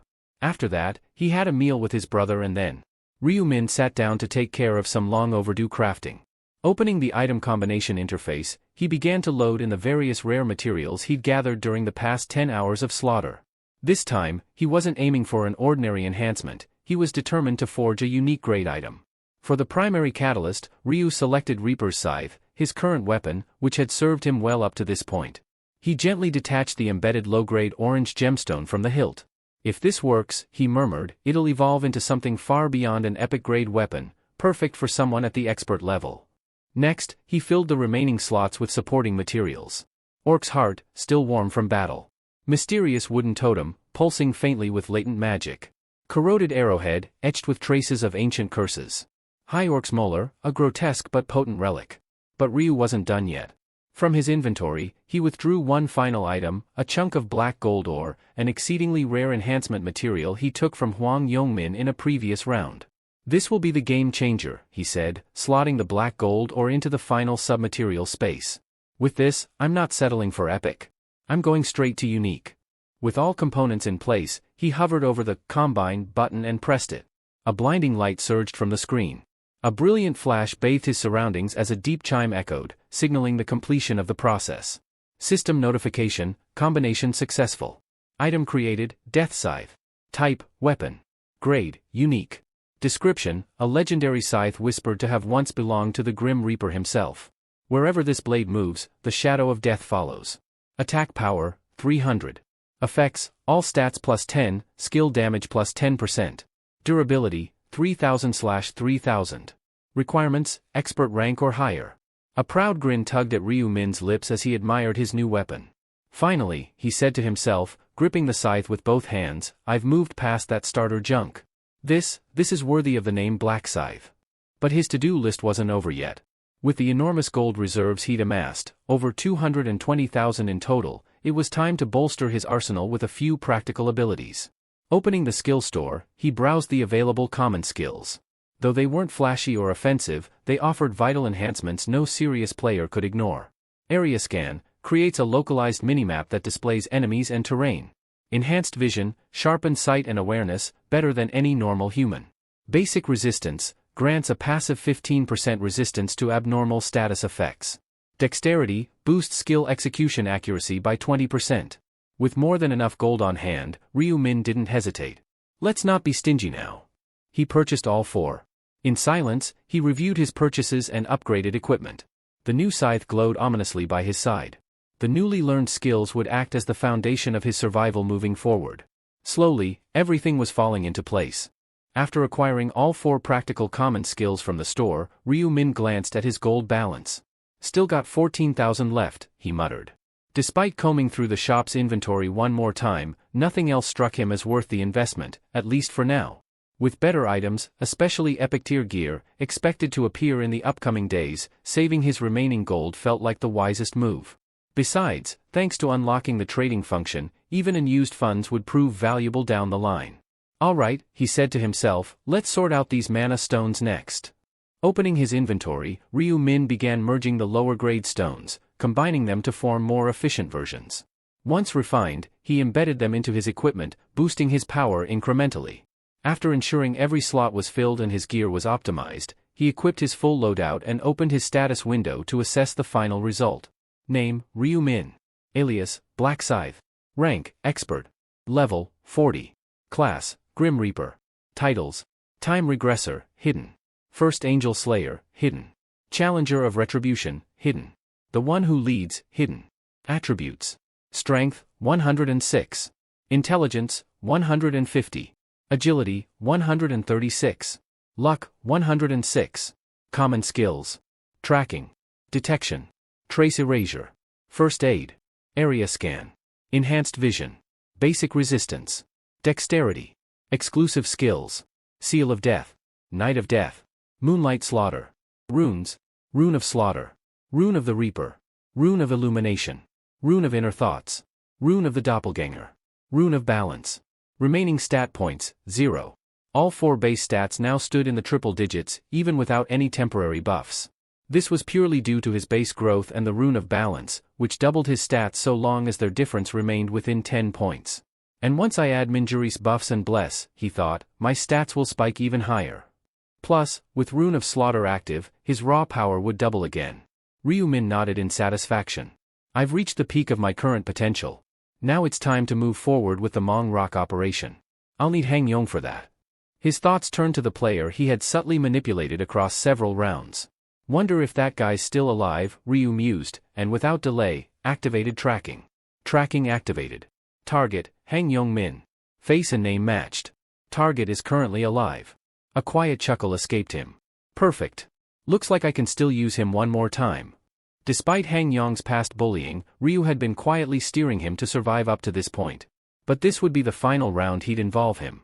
In real life, that guy would never believe how much of his fate depended on someone he used to treat like dirt. The following day, Minjuri sat at a cozy cafe, seated alone at a corner table. The ticking clock above made her heart race. She was waiting for Ryu Min. Her hands wrapped around the warm cup in front of her, trying to steady her nerves. Why did he want to meet me? What could it be, she wondered, a flicker of hope sneaking into her heart. She quickly shook her head, catching herself spiraling into wishful thinking. Don't get carried away. Keep it cool. Don't let your feelings show. Still, her cheeks flushed lightly, and her heartbeat betrayed her efforts to appear calm. The cafe door creaked open, and there he was. Ryu-min stepped in, scanned the room, then approached with a relaxed smile. You're already here. Hope I didn't keep you waiting, he said casually. Minjuri straightened up in her seat, smiling back, trying not to seem too eager. No. I only just got here myself. In truth, she'd been there early, perhaps too early, but she didn't want him to know that. As they sat in the soft hum of background music, an awkward silence hung in the air. Why does it feel weird all of a sudden, she wondered, avoiding eye contact. Is it because of my silly daydreams earlier? Ugh? Ryu eventually broke the silence with a gentle question. So, how was round 5? Did you run into the Black Scythe? Minjuri, relieved by the change in topic, eagerly leaned into the conversation. Yes, just like you predicted, we ended up hunting together, she said with a bright expression. Honestly, I wasn't sure someone ranked that high would bother teaming up with me. But once he saw what I could do, he agreed. Ryu-min gave a casual smile, keeping up the act. Told you, he said knowingly. Once he saw the quality of your buffs, there's no way he'd turn you down. Encouraged, Minjuri continued with excitement. And it really paid off. The hunt went smoother than I ever imagined. It was the most comfortable run I've ever had, and for the first time, I actually came in second place in my zone. Feigning admiration, Ryu raised his brows and let out a low whistle. Second place? Not bad at all. What did you get as a reward? With a proud smile, she brought up her inventory screen and displayed her prize. I got a mid-tier rare necklace that boosts agility. Want to take a look? Ryu leaned in to examine the item and gave a well-practiced expression of interest. Wow. Looks nice. Of course, in a game world teeming with epic-grade gear, a rare-tier necklace barely earned a glance. But Minjuri's happiness was genuine, and that was what mattered. What do you think? She asked, watching him closely. Does it suit me? Ryu gave a polite nod. Yeah. Looks great on you. Then came the unexpected part. Minjuri took the necklace out of her inventory and extended it to him. Here. I want you to have it. I wouldn't have earned this without your advice, so it's only fair. Surprised, Ryu waved his hand, declining the offer. No need for that. You earned it through your own effort. Why give it away? She insisted with a small smile. It really wasn't that hard. Like I said, hunting with the Black Scythe made everything easier. Ryu tilted his head. Then why not gift it to him instead? Minjuri let out a soft laugh. You think someone like him needs a low-tier item like this? Come on. That kind of gear's completely beneath someone at his level. He nodded with a chuckle, agreeing internally. Fair enough. Even if he sold it, it wouldn't be worth much. Once again, he gently declined. Thanks, but no. I haven't even reached the regular rank yet. Something like that wouldn't help me right now. Minjuri blinked, visibly surprised. Wait, you haven't reached regular rank yet? What level are you, then? Ryu exhaled lightly, feigning frustration. 19. I barely managed to kill 300 orcs on my own in the full 10 hours. Though she didn't say anything, her expression soured slightly. Her thoughts flickered behind her eyes. Clearly, she found it hard to accept that someone with a prophetic skill was stuck at such a low level. Well, I guess prophets aren't meant for frontline combat, she offered diplomatically. But in her mind, she wrestled with something that didn't quite sit right. A prophet who can see the future is already broken, but if someone like that also had top-tier combat power? That would just be too much.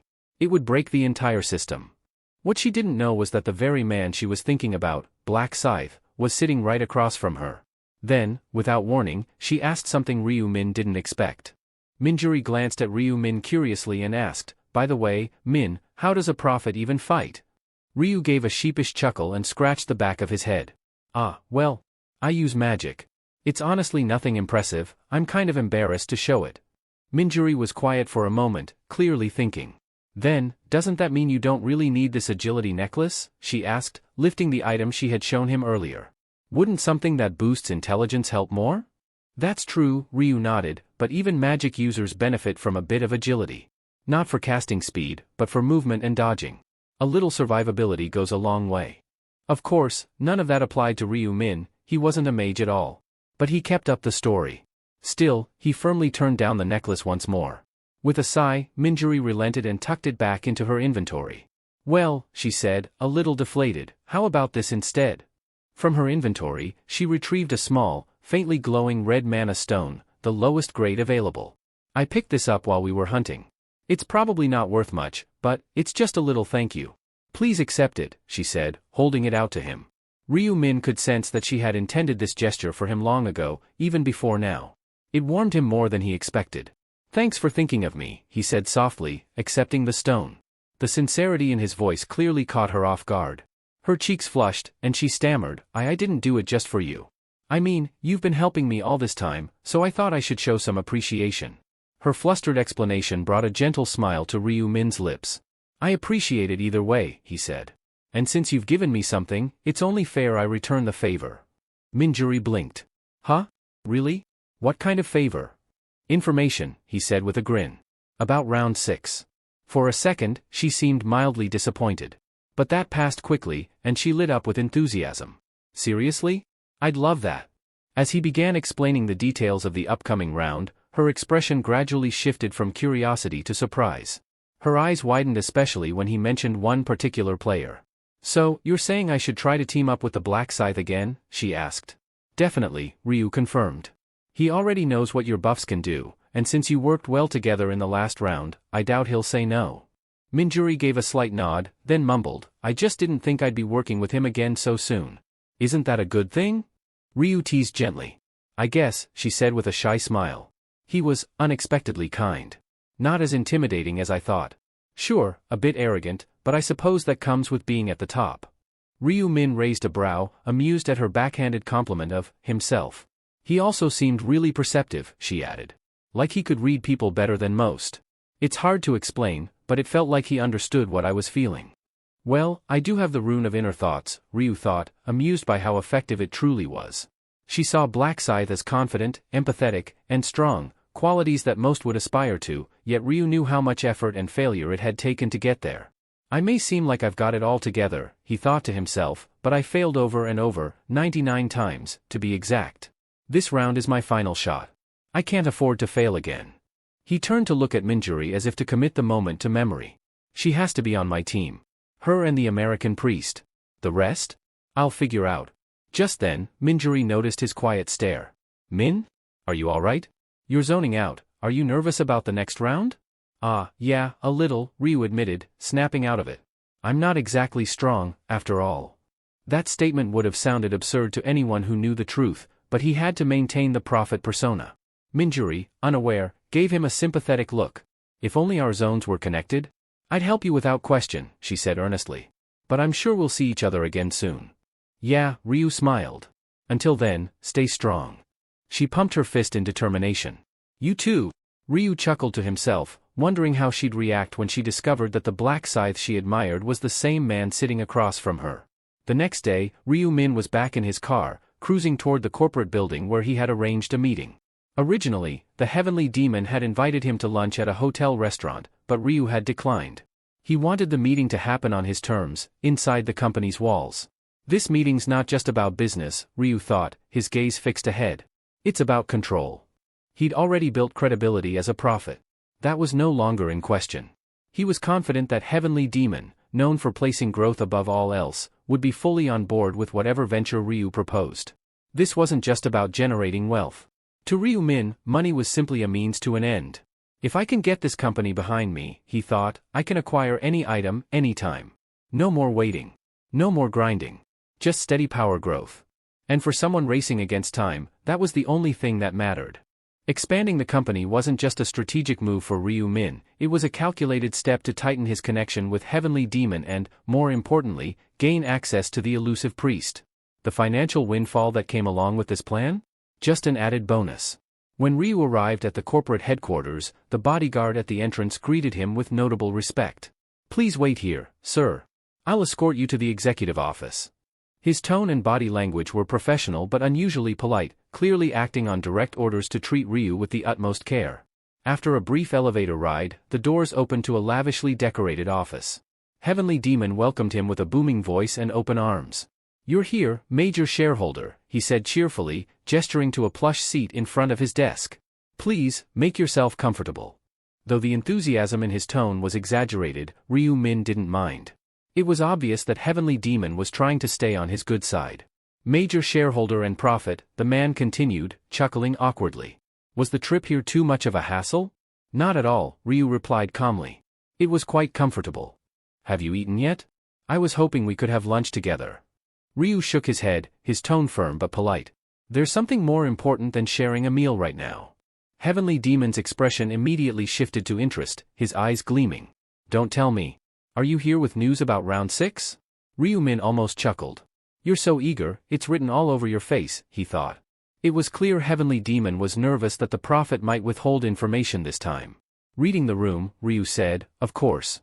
I came to share everything I know about the 6th round. The tension eased slightly in Heavenly Demon's shoulders. Have you seen it already? I have, Ryu confirmed. Just then, the bodyguard returned with tea and silently placed a cup in front of him. Though he maintained a neutral expression, Ryu could tell he was carefully listening in on every word. Ryu sipped the tea, then leaned back in his chair. I'll tell you what's coming next, he said. But in return, I'd like us to hold an emergency shareholders meeting. Heavenly Demon blinked in surprise. An emergency meeting? Yes. It's time to discuss the next phase of our partnership. We'll be changing both the company's name and its business focus. The moment Ryu brought up actual business matters, the mood turned serious. Information about future rounds might have been valuable, but long-term financial strategies carried equal weight for someone like Heavenly Demon. What do you need from me? He asked, straightening his posture. I need your vote, Ryu replied. If we bulldoze through the changes without convincing the rest, it could create unnecessary friction. Better to make sure the others are aligned, at least on the surface. Heavenly Demon grinned, clearly enjoying the challenge. Leave it to me. I'll make sure no one causes trouble. But I take it you've already anticipated resistance? I have, Ryu said. Based on what I saw, some of the older shareholders, those in their 30s and up, won't be happy about the shift. Heavenly Demon leaned in, curiosity evident. What kind of industry are we talking about here? Even the bodyguard, standing nearby, visibly perked up. Ryu-min smirked inwardly. The business I'm aiming to launch. Ryu-min's voice carried enough weight to instantly capture the attention of the two men sitting before him. Both instinctively straightened in their seats, their gazes fixed on him with anticipation. We're going to create a specialized open marketplace, exclusively for players. An open marketplace? One of them echoed with a puzzled frown. You mean like auction, F-market, or Kuang? Ryu-min nodded. Exactly that. But instead of conventional goods, this platform will revolve around in-game items. The difference is that only registered players can access and trade on it. Wait, are you saying players will be able to sell their items for real money? They'll have the choice, Ryu clarified. When listing an item, the seller can decide whether to accept cash or offer it in exchange for another item. I can understand the bartering part, Ma Jiangrock said slowly, his brows furrowed, but why would players even need cash? Ryu-min smiled slightly, as if expecting that question. Some do. They just don't have the right channels to convert items into money, yet. Yet? Ma Jiangrock's eyes narrowed. Are you implying that'll change later? A spark of approval lit in Ryu-min's eyes. Sharp, as expected. Yes. I've seen glimpses of what's coming.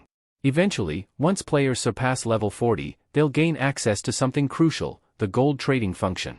Instead of relying on cash, they'll begin exchanging gold among themselves. Gold? Ma Jiangrock muttered, startled. Since neither of them had reached level 40, they had no way of knowing such a feature even existed, let alone that gold could be freely traded between players. At level 40, Ryu explained calmly, players unlock a function that allows gold transfers. With the right infrastructure, we can create a secure platform that facilitates these exchanges. We act as the middleman, ensuring safety, and take a cut in either cash or gold. Ma Jiangrock leaned back in his chair, folding his arms as he mulled it over. A marketplace exclusive to players? Not a bad concept at all. There was undeniable appeal in the first-mover advantage. No one had claimed this space yet, which meant they could secure dominance early and set the rules.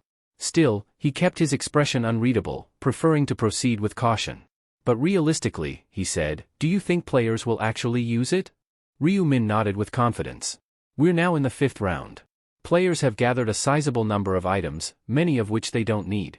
But monster-dropped gear can't be sold to NPC stores, so these players are stuck with excess loot and no outlet. So what you're suggesting, Ma Jiangrock said, tapping the table, is to give them that outlet, a place to exchange items freely when their inventories start overflowing? Exactly, Ryu replied. Plus, most players are now past level 20. They've unlocked the item fusion feature, and naturally they're curious to try different combinations. Now imagine if there was a place where they could instantly search and buy the materials they need. There'd be plenty of interest, Ma Jiangrock admitted, nodding slowly. Especially if the platform was easy to use. Right, Ryu agreed. Which is why now, while we're still in the early phase, is the perfect time to launch this. Ma Jiangrock's skepticism had visibly melted into intrigue. He could already envision the possibilities. He's right. The demand is there. If we develop a reliable system and market it properly, it could explode. As his mind raced through implementation strategies, one idea surfaced. What if we introduce an auction feature, he suggested. Instead of flat pricing, allow people to bid. That way, rare items will drive competition and fetch higher prices. I like it, Ryu said with an approving nod. It would definitely increase engagement. Also, Ma Jiangrock added, in the beginning, we should eliminate all listing fees. Make it free to upload items to attract as many users as possible. Then implement a tiered benefit system. Players who trade frequently earn perks, like reduced commissions or special badges. Ryu Min smiled, clearly impressed with the proactive thinking. Looks like he's already on board. Good. This wasn't just a viable business, it was a visionary one. In time, the gaming world would revolve around players, and with this system in place, they would have the first and only marketplace tailored to their needs. For Ryu Min, the benefits extended far beyond profit. With this platform, I can secure any item I need in the future. Not just equipment, but rare fusion materials and relics others don't yet understand. I'll corner the market before anyone else even realizes what they're holding. The seeds of a revolution were being sown, and Ryu Min would be the one to reap the rewards. If we can secure the materials, creating not just unique grade but even legendary and divine level items will become a reality, Ryu Min thought. With the industry decided as a social market, Ma Jiangrock asked, have you given any thought to the new company name? Do you have any suggestions? Ryu Min turned the question back to him. But Ma Jiangrock quickly shook his head. I'll refrain from offering input here. In times like these, it's better to follow the vision you've already seen. And above all, aren't you the true leader of this company now? Haha, Ryu chuckled modestly, not disagreeing, because the statement wasn't wrong. In that case, he said, leaning back in thought, how about this, Player Place? A name that signifies a space created for players. Player Place, or PP for short? Ma Jiangrock repeated aloud. The abbreviation sounds catchy. It feels right. Truth be told, he wasn't entirely sure how good the name was, but if it came from the prophet's mouth, it must be brilliant. Actually, I have another idea in mind as well. Want to hear it? Ryu asked. Of course. I'd love to. Ma Jiangrock's eyes sparkled as he launched into an energetic discussion about business strategies. Ryu Min mostly listened, acting as the final decision-maker, giving nods of approval or quiet judgment depending on what he heard. Their conversation grew so intense, even the quiet ticking of the office clock disappeared beneath their voices. Hours passed unnoticed, until Ma Jiangrock glanced at the window and blinked. Oh, it's evening already? Would you care to have dinner together? I'll have to pass, Ryu Min said with a gentle smile. My brother's waiting at home. Ah, I see. Ma Jiangrock looked visibly disappointed. Clearly, he had been enjoying their discussion. How long do you think it'll take to build and launch the platform? Ryu asked as he stood. At best? A month, Ma Jiangrock replied.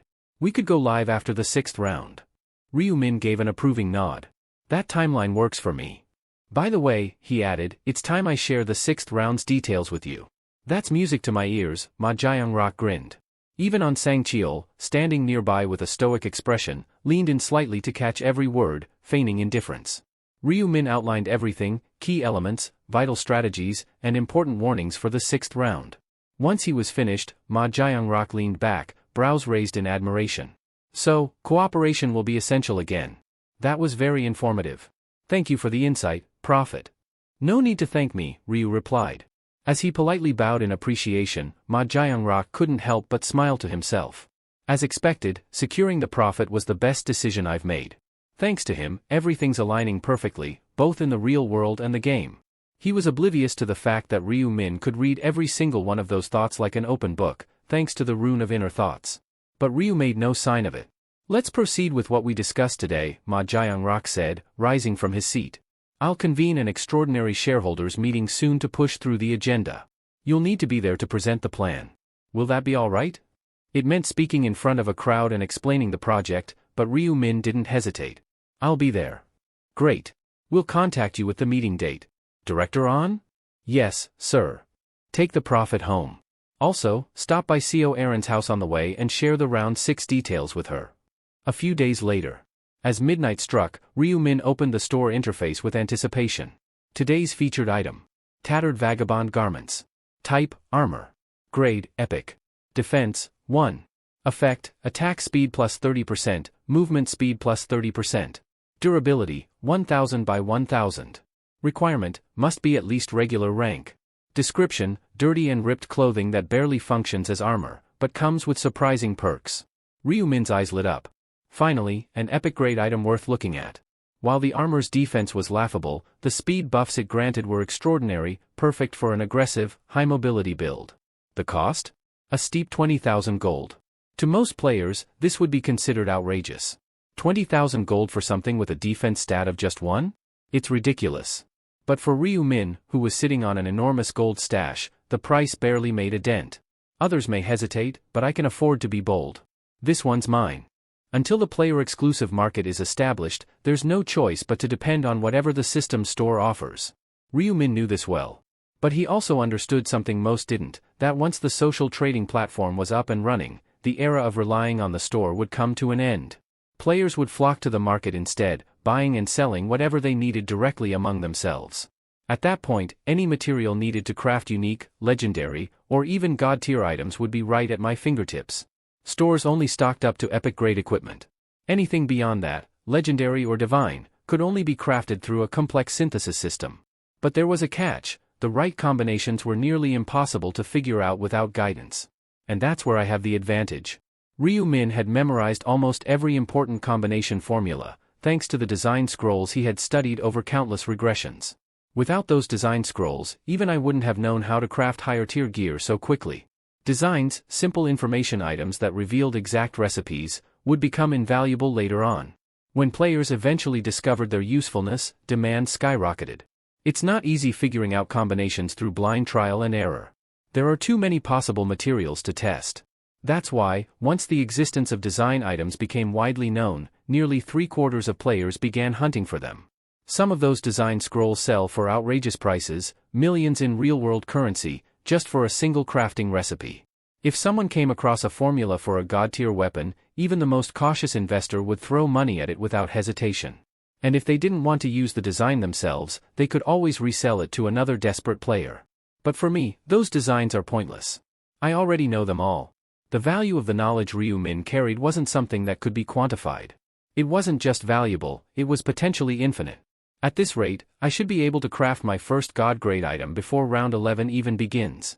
With a quiet, confident smile, Ryu-min lay back on his bed. He needed rest. The extraordinary shareholders meeting was scheduled for 10 a.m. the next morning. As a major shareholder and the de facto executive voice of the company, there's no way I can miss it. With that final thought, Ryu-min closed his eyes. Outside, the world continued to move. But in the dark corners of the city, unseen forces were also beginning to stir. The next morning, extraordinary general meeting. The hum of low conversation filled the building as shareholders streamed in. Each one of them had invested in heavy demon consulting, and each one carried a thick dose of skepticism. "Please take a company info pack and make your way to the front rows," Sang-cheol said, standing at the entrance and handing out slim folders. The brochures included everything from past performance data to updated financials and company strategies. But the shareholders barely gave them a glance. Their attention was fixed entirely on the raised podium ahead. They had all seen the shareholder meeting notice and its agenda. One item stood out more than any other. The shareholders meeting unfolded with expected turbulence, yet it never spiraled out of control.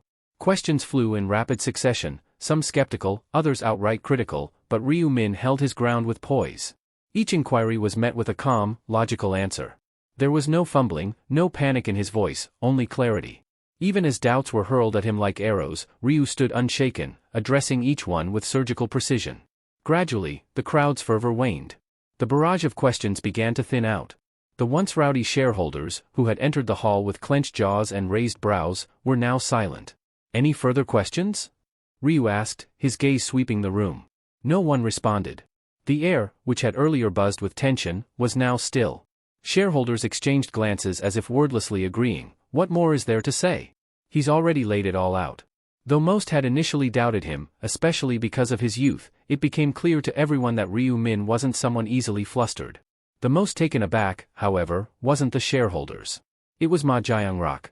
He'd observed Ryu closely from the sidelines, astonished by the young man's composure and command over the room. If there are no objections, Ma Jiangrock finally announced, we'll now proceed with the vote on the special resolution. To pass, the motion required a 2/3 majority, at least 67%. But with Ryu Min holding a commanding 31% and Ma Jiangrock, the so-called heavenly demon, possessing 20%, their combined support already ensured success. The remaining shareholders, while officially casting votes, were more for show, there to preserve the image of unity and legitimacy. Is there anyone opposed to changing the company's name and industry? Ma Jiangrock asked, scanning the room. Silence. With no dissenting voices, he smiled broadly. Then I declare that the proposal has passed unanimously with 100% approval. Though the decision had been made, the atmosphere remained tinged with uncertainty. Some shareholders nodded quietly while others exited the hall deep in thought, still trying to process what had just happened. As the crowd began to disperse, Ma Jiangrock made his way over to Ryu Min. Major shareholder, he said with genuine admiration, you handled that flawlessly. Not even a trace of hesitation.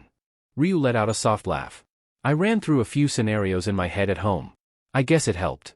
In truth, he hadn't rehearsed a single line, but his performance had subtly lowered Ma Jiangrock's guard. We've got the green light now, Ryu continued, his tone more businesslike.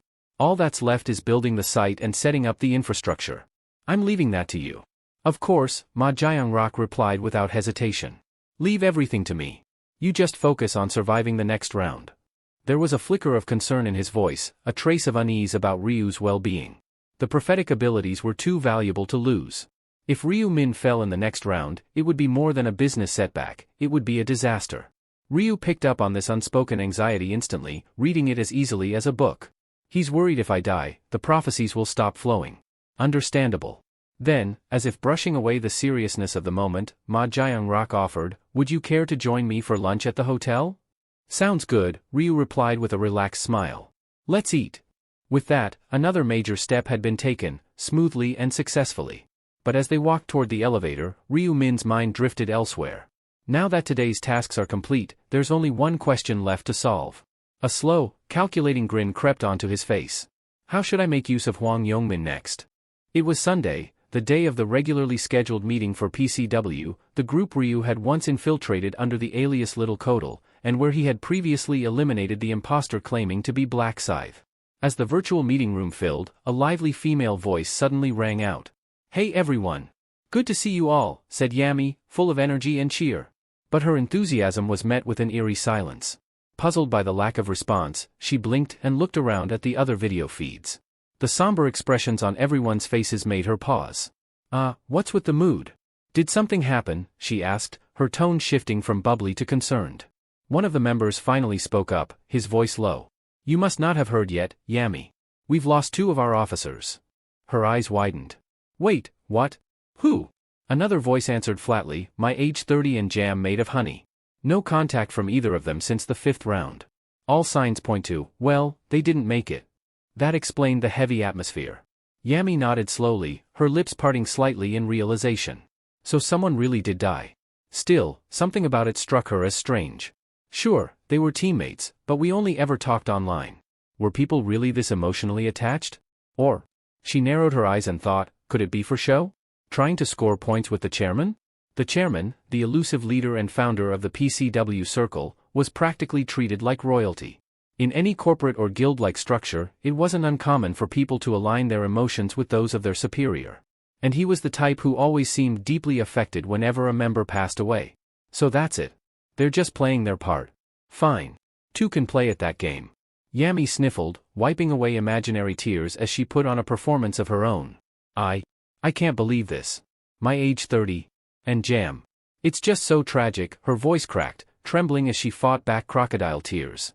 Oh no, Yami, please don't cry, one of the officers said, visibly moved by her feigned sorrow. If you cry, I might start crying too. Their voices softened in response, expressions changing to mirror hers. Amazing, she thought. Never underestimate the effect of a woman's tears. She smirked internally, watching them fall right into step with her display. Humans really are such cunning creatures, but I can't let anyone outmaneuver me here. Just then, the chairman entered the meeting. He paused upon seeing the group. Huh? What's going on here? Why is everyone crying? Before anyone else could respond, Lost Yak jumped in, seizing the moment. His tone turned cold, direct. Chairman, it's about my age 30 and jam made of honey. They're gone. The chairman's face changed instantly. He drew in a slow breath, then covered his eyes with one hand. Not again. Why does this keep happening? It was his usual reaction whenever someone died, somber and genuine. Whether out of grief or guilt, no one could say for certain. But he always seemed to take it personally. He finally looked back up and added, "Still, we should be grateful the rest of you made it through." A quiet sigh escaped him. "Our officer counts down to 6 now," he muttered. "We're bleeding members every round." Someone cautiously spoke up, "Chairman, shouldn't we consider bringing in replacements?" "I'd like to," he replied, "but we're short on qualified candidates." "The ones who applied last time? Haven't heard a word from them since." He was, of course, referring to the trio of officer hopefuls, including the fake Black Scythe who had already been taken care of by Ryu Min. Lost Yak furrowed his brows. "You mean those 3 still haven't contacted you?" The chairman shook his head. "I've tried reaching out to them multiple times. Still nothing." "Could it be they didn't survive round 5 either?" another asked. "Well, I can't speak for the others," the chairman said, "but I know one of them made it through, Black Scythe. He came in first." This revelation stirred curiosity. Then why the silence? Why apply for officer rank and then vanish? "Beats me," the chairman admitted. "Maybe he changed his mind. Or maybe..." Someone interrupted, suspicion rising in their voice. "Maybe the person who applied wasn't the real Black Scythe to begin with." The possibility hung in the air like a dark cloud. "And if that's the case," the voice continued, "he might have died during the 5th round, and we just assumed he was the real deal." The room fell silent once more, this time tinged with unease and uncertainty. The chairman sat in silence for a moment, mulling over the conversation, before nodding slightly.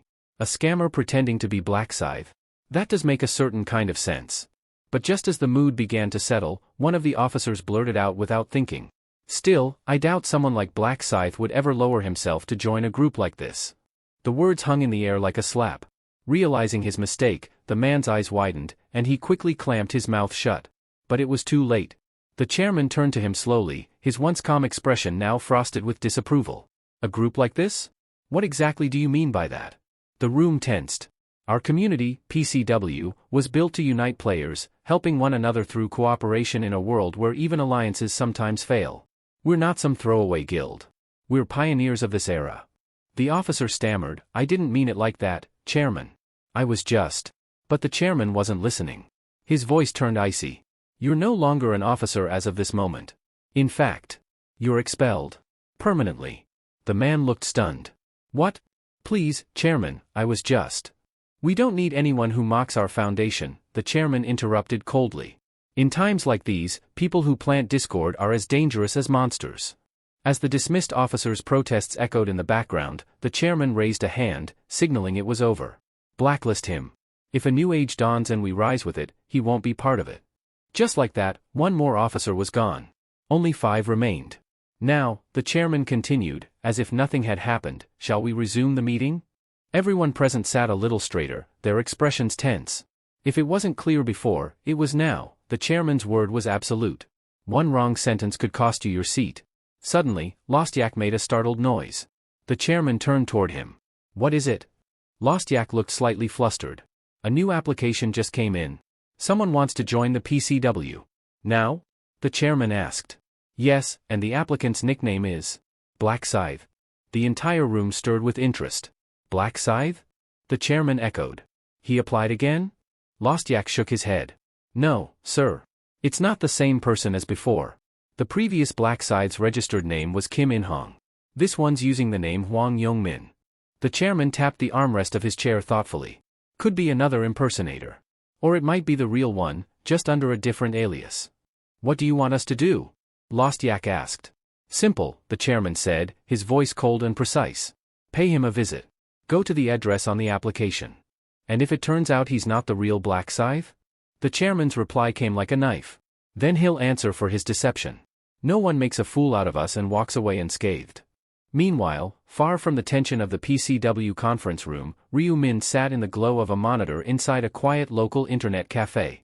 The rows of gaming PCs buzzed faintly behind him. But Ryu had his focus fixed on one goal. He had submitted an application to PCW, under the name Hwang Yong-min.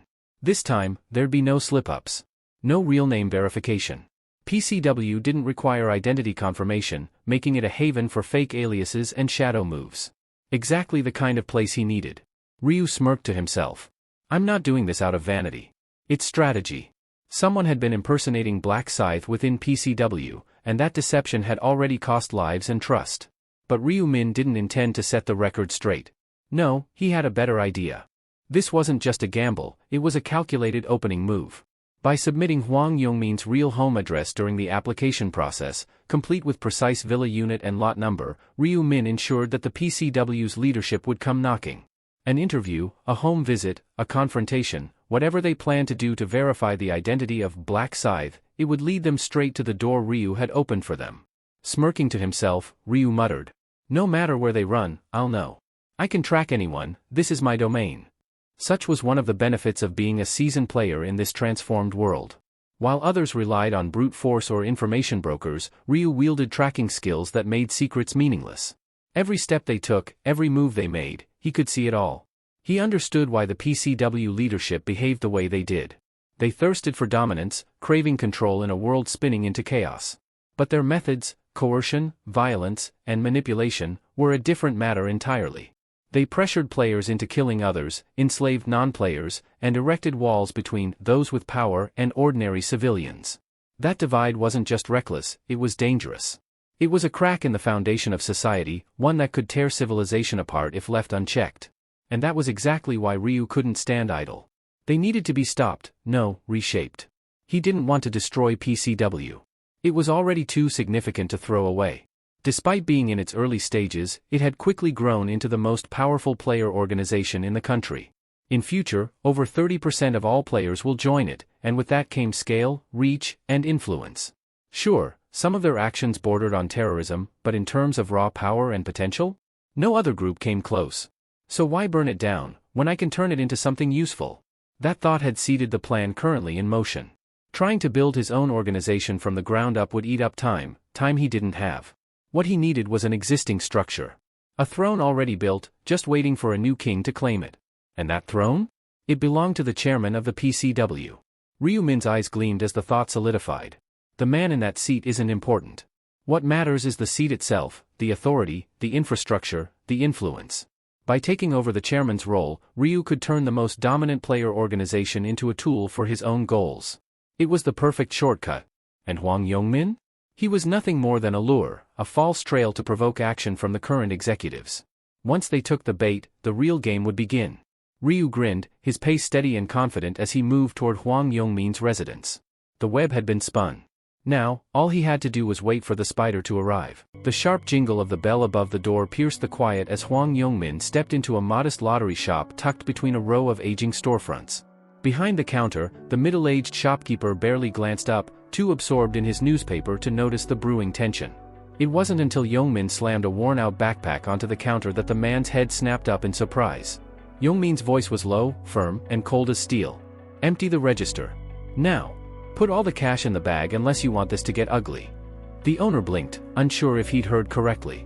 His expression was a mix of confusion and concern. Yong-min didn't wait for a reaction. With a sharp motion, he swung his fist into the nearby wall. The thud echoed through the small space, louder and heavier than any normal punch should have sounded.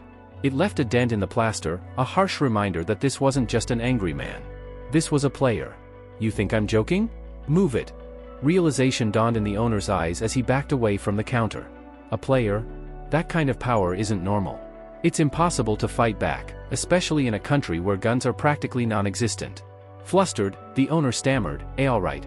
Please, just don't hurt me." He began pulling cash from the register, stuffing bills into the open backpack with trembling hands. But Yong-min wasn't satisfied. "That's it? Don't play dumb. I know you've got a safe.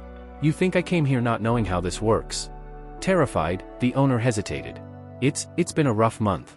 Lottery ticket sales were paused, and I mostly sell snacks and drinks." Yong-min slammed his hand down again, this time on the counter. "Did I ask for an essay? Get the money from the safe. Now." Without another word, the shopkeeper scurried to the back and returned moments later with a second bundle of cash. It was significantly more, about 10 million won. Young-min inspected it quickly, then zipped up the bag. "This'll do," he muttered. But just as he turned toward the door, he stopped and looked back, his voice low and venomous. "If you even think about calling the cops, remember this, I'll break out, and I'll come back for you. Understand?" The shopkeeper nodded silently, beads of sweat rolling down his forehead. Young-min slipped into a nearby alley and kept to the shadows, navigating his way through narrow backstreets. When he finally paused, he leaned against a wall, exhaled, and let a crooked grin spread across his face. "Not bad. Should be enough to get me by for a month," he whispered to himself. In the real world, maybe he could scrape by like this, living off stolen cash and staying low. But in the other world, the world of trials and death, things were different.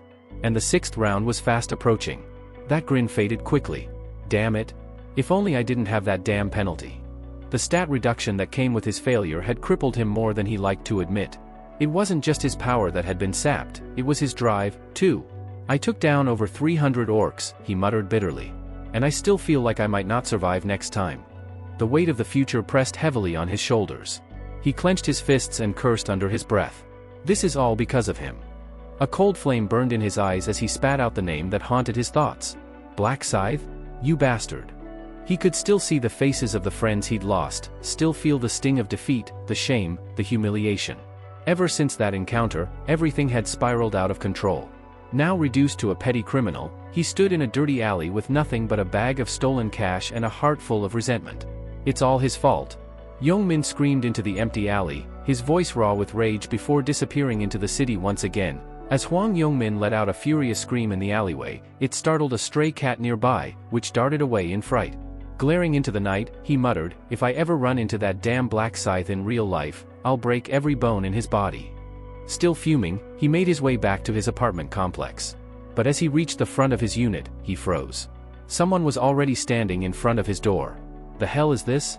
His voice was a mixture of confusion and irritation as his steps slowed. The man standing there was a stranger, calm, still, and watching him. "Who the hell are you?" Young-min demanded. The man didn't answer directly. Instead, he asked coolly, "You're Hwang Young-min, aren't you?" Young-min's eyes narrowed as he scanned the stranger's face for clues. "And who wants to know?" The man smiled, a disarming expression that made Young-min even more suspicious. "I thought so. Judging by your reaction, I guessed right." "You a cop or something?" Young-min asked. At that, the man laughed. "A cop? Why, have you done something worth arresting you for?" He tried to step inside, but Young-min blocked his path, growling, "Back off. I don't know who you are, and I don't let weirdos into my place." "My apologies," the stranger said politely, "my name's Lost Yak. I'm an interviewer from PCW. You submitted a membership application earlier today, didn't you?" Young-min frowned, baffled. "What the hell are you even talking about?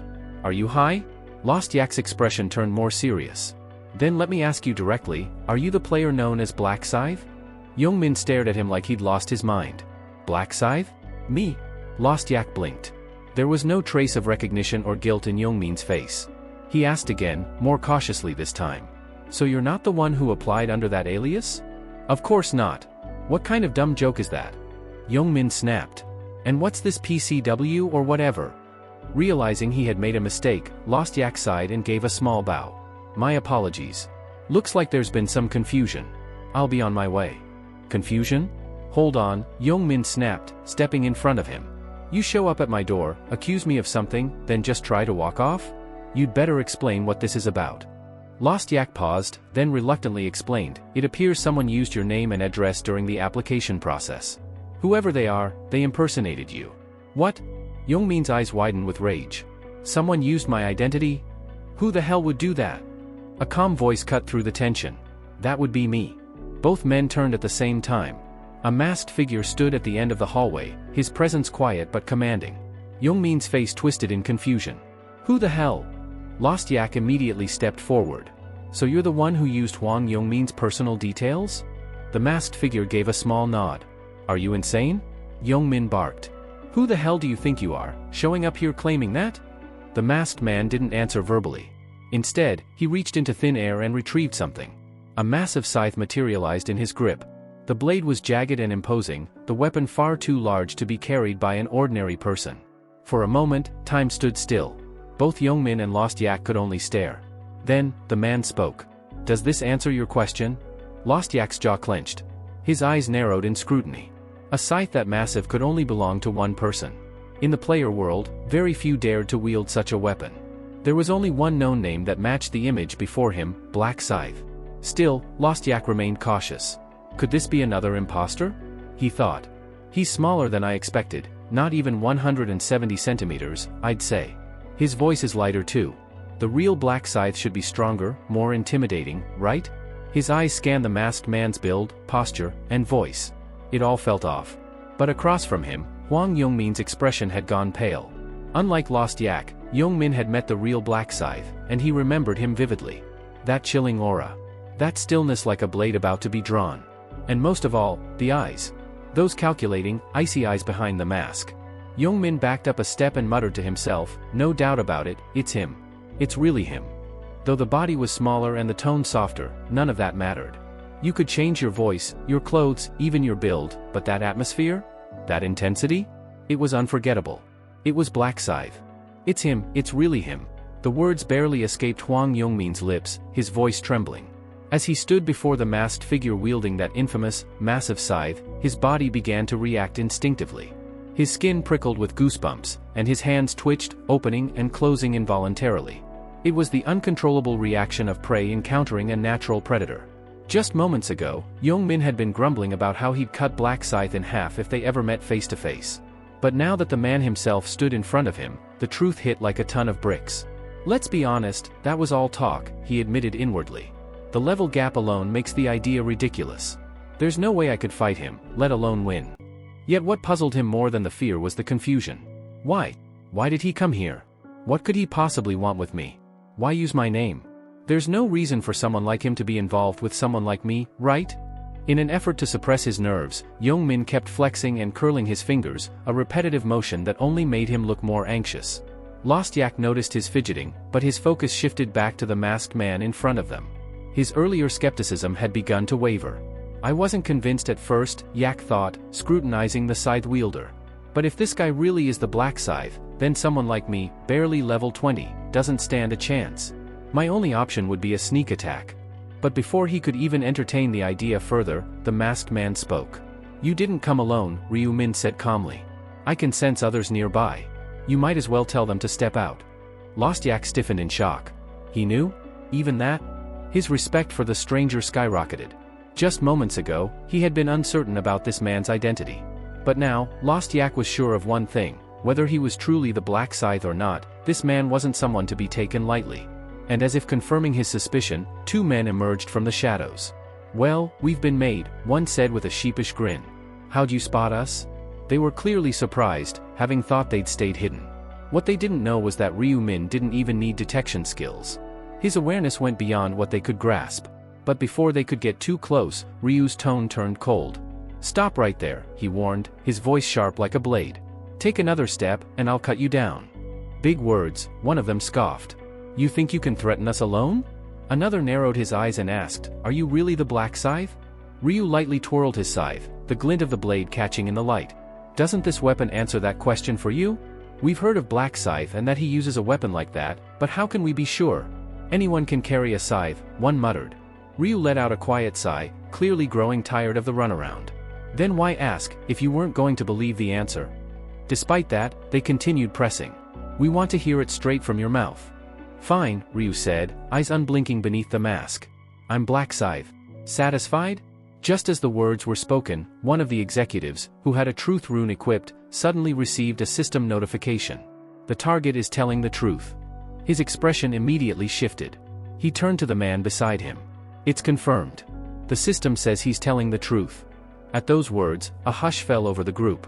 Every pair of eyes turned toward the masked figure, their previous doubt replaced by a silent, uneasy realization. So it's true. He really is the Black Scythe. What followed was a strange quiet, filled with awkward stares and tight gulps. Even the man who had previously spoken with such bravado now seemed to shrink under Ryu's gaze, his earlier cockiness dissolving into an awkward silence. This wasn't just some random player pretending to be famous. This was the real deal. Just moments ago, the man who had taunted Ryu stood frozen, his expression twisted as if he'd bitten into something rotten. Regret clawed at him as realization dawned. Crap, what the hell did I just say? He cursed silently. He couldn't believe he'd opened his mouth so recklessly, especially in front of someone like him. Was that stupid comment loud enough for Black Scythe to hear? No, maybe not. He's just standing there silently. Nervously, he stepped forward, forcing a polite smile. Hello there. It's an honor to finally meet you, Black Scythe. But instead of returning the greeting, Ryu pointed his massive scythe directly at the man's throat. This isn't the time for pleasantries, he said coldly. Didn't you want proof that I'm the real one? Then let's settle it right here, with our skills. The color drained from the man's face. What? You want to fight? Here? It was insane. Challenging someone nearly twice his level wasn't bravery, it was suicide. He swallowed hard, immediately realizing Ryu hadn't forgotten the earlier insult. This wasn't just about proving identity, it was about payback, served cold and in public. He's trying to humiliate me, the man thought. I need to apologize before it's too late. He dropped to a slight bow and said quickly, I sincerely apologize for what I said earlier. I didn't mean any disrespect, truly. Oh? Ryu said with a tilt of his head. Then how does that prove anything? You wanted to confirm my identity, right? One of the other executives tried to step in. There's no need for a duel. We already confirmed it, he's telling the truth. Ryu turned his gaze toward the man with the truth rune. How exactly did you confirm it? I have a rune that detects lies, it verified that you were telling the truth earlier, he explained nervously. I see, Ryu murmured. Still, I can't let that insult slide. He raised his scythe slightly. Let's do this. If you manage to block my attack, I'll consider your rudeness forgiven. Wait, please, there's no need to go that far, the man stammered. But before he could say another word, a terrifying sound echoed through the hallway.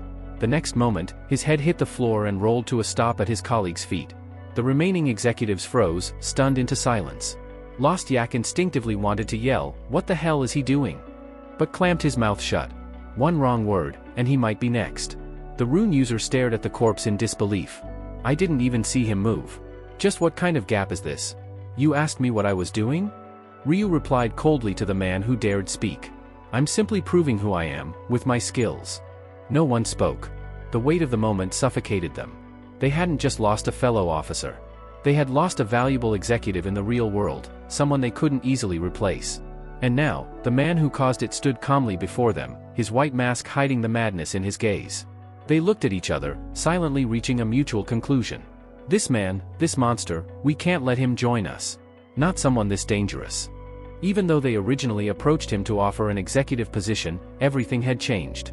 He's unstable. The chairman would never accept a killer like this. It's too risky. Then came the next inevitable thought. If we can't recruit him, we have to eliminate him. Their eyes locked in agreement. One of them gave the slightest nod. We'll act like we're surrendering. Lower his guard. Then we strike. But before they could even carry out the plan, a dark chuckle echoed from Ryu's mask. You're planning an ambush, aren't you? He asked, his voice mocking. They stiffened. What are you talking about? One bluffed. I saw it all in your eyes earlier, Ryu said, his tone like ice. You're trying to act weak, then strike while I'm distracted. Classic move. Then he asked, do you know why I used Huang Yongmin's name to apply to your cafe? No one answered. I'll tell you, he said, lips curling behind the mask. I did it to draw you out. The executives.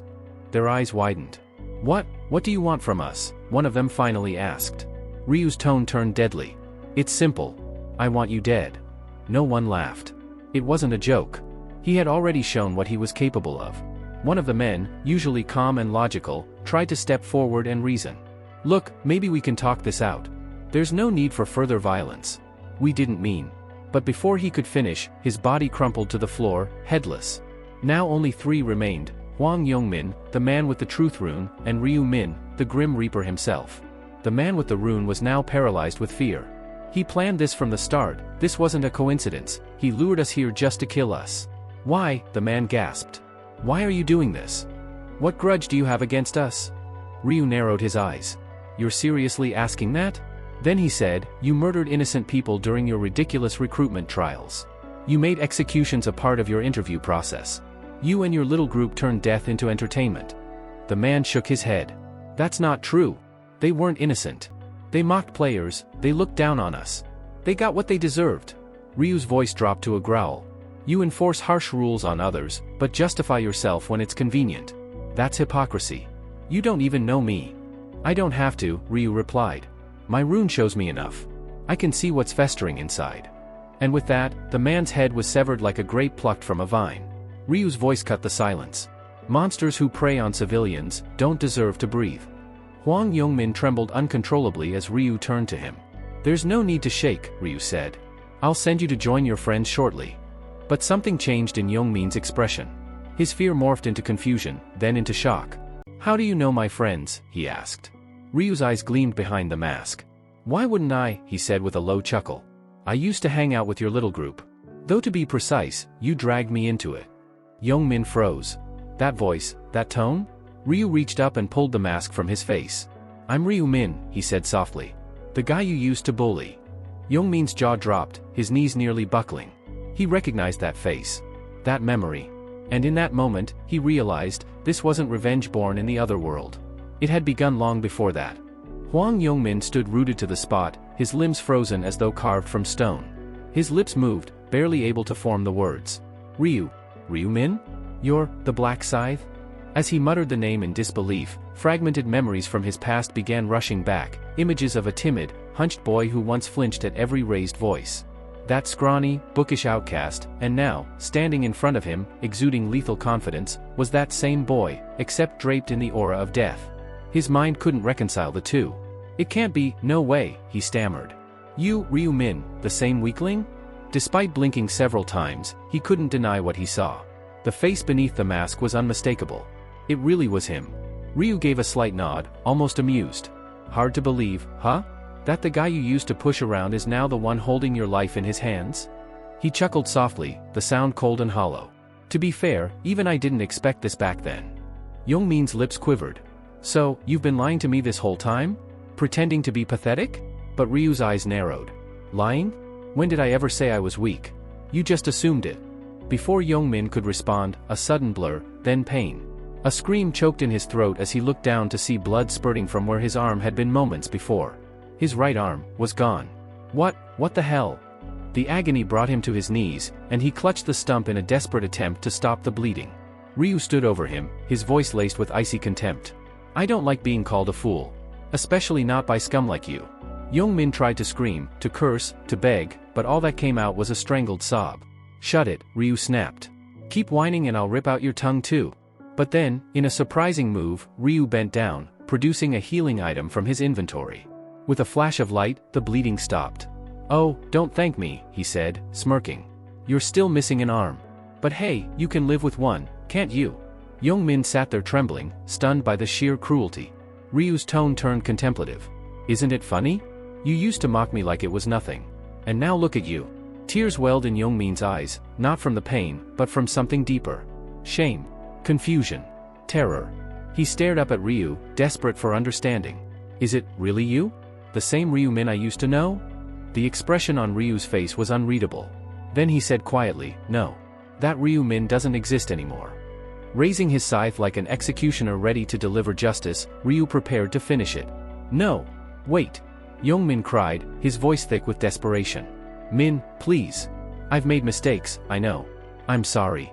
I was wrong. The massive weapon hesitated in midair. Ryu's gaze pierced into him like a blade. Are you really sorry? Or are you just scared? Both. Yongmin blurted. But more than that, I want to make it right. Oh? Ryu tilted his head, curious. And how exactly would you do that?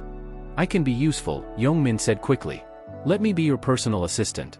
I'll follow your orders without question, scouting, baiting enemies, handling errands, you name it. Just don't kill me. Ryu appeared to ponder the offer, stroking his chin as if weighing the idea. Yongmin held his breath, praying that he'd won a second chance. But then Ryu shook his head slowly. No, it won't work. Yongmin's stomach dropped. Why? I can do anything you want. I swear. You're a snake, Ryu replied coldly. I can see it in your eyes, you're already looking for a chance to strike me from behind. Yongmin's pupils dilated. How does he know?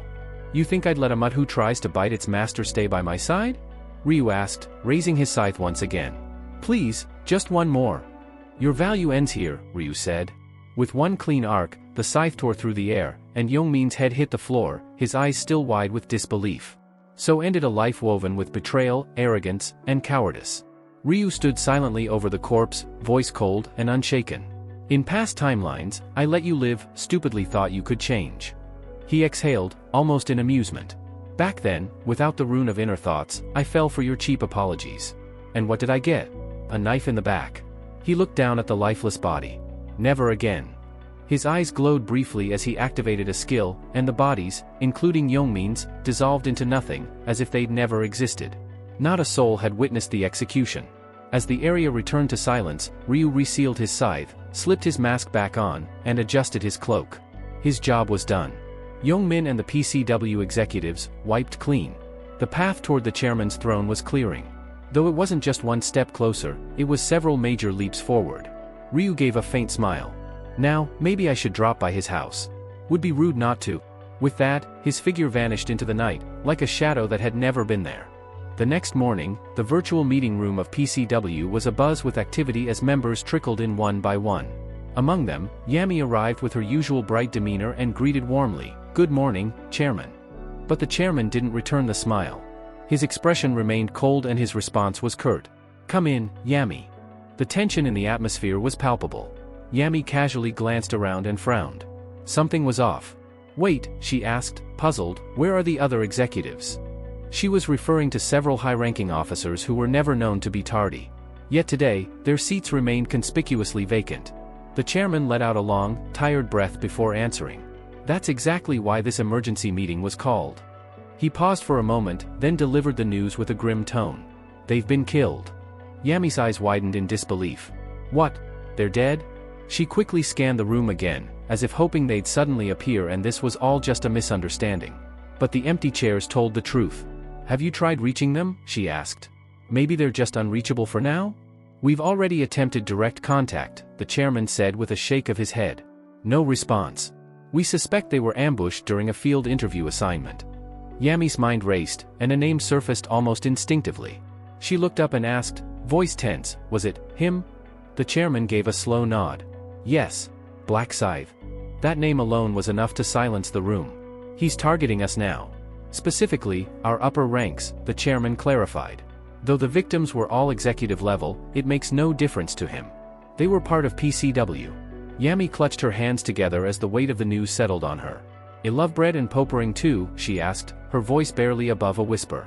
The chairman replied, "Both were among the casualties." Yami lowered her gaze in sorrow. "But why? What could they have done to deserve such a fate?" The chairman gave a bitter chuckle.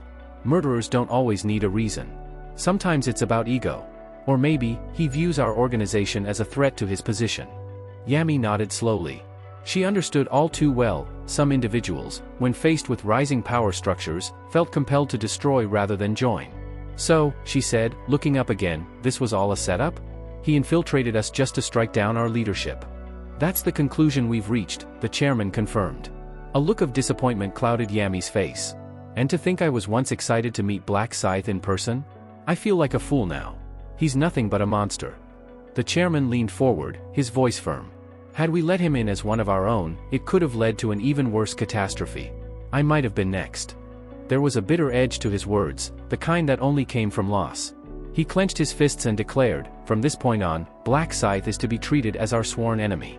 We will not rest until justice is served and the fallen are avenged." Yami, equally resolute, replied, "Yes. We can't let this go. But, are we absolutely certain he's the one behind all this?" The chairman gave a sharp nod. "We have witnesses. People who saw him with their own eyes." He turned his head and called out, "Lost Yak, come forward and brief Yami. Give her your report." At that cue, a figure slowly stepped into view. The tension in the room deepened. All eyes shifted to Lost Yak, who bore the burden of being one of the few survivors, and perhaps the last person to speak with Black Scythe before the bloodshed began. With a somber expression, Lost Yak calmly recounted his tense confrontation with Black Scythe to the gathered executives.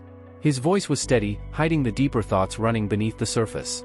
Once the debriefing ended, the chairman silently exited the room, and Lost Yak turned toward Yami with a faint nod. "Yami, until next time," he said in a composed tone. "Yes.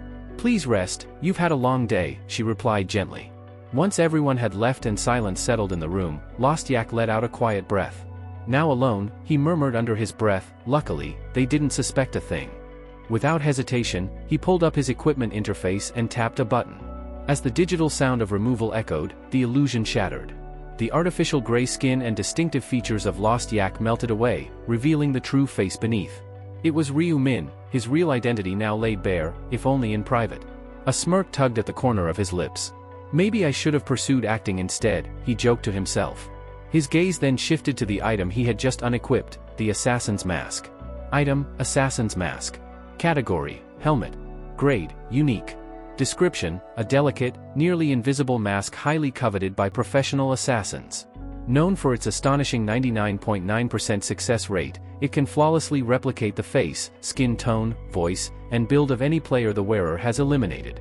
Effect, upon uttering the command, disguise, the mask mimics a fallen player's entire appearance with precision. Defense, 1. Durability, 3000 by 3000. Requirement, can only be worn by players with an expert rank or higher. Ryu Min had acquired this unique helmet by selecting it as a reward from the last time attack event, using a special item ticket. Although it lacked any meaningful defensive power or stat boosts, its value was unmatched when it came to infiltration and covert operations. Taking on the form of someone I've killed gives me an overwhelming advantage, Ryu said, almost admiring the sinister efficiency of the mask. And the benefits went far beyond mere deception in battle. The mask was perfect for intelligence gathering, sabotage, and manipulation. For an assassin, it was the ultimate disguise. He chuckled darkly. There's no easier way to assassinate someone than by posing as their trusted ally. This very principle had guided his actions today. Disguised as Lost Yak, Ryu had taken out key members of the organization from within. By replacing one of the executives, he gained access to their inner circle. Now, if I wanted to, I could even impersonate Huang Yongmin, he said thoughtfully. But for the moment, I'll stick with Lost Yak's identity.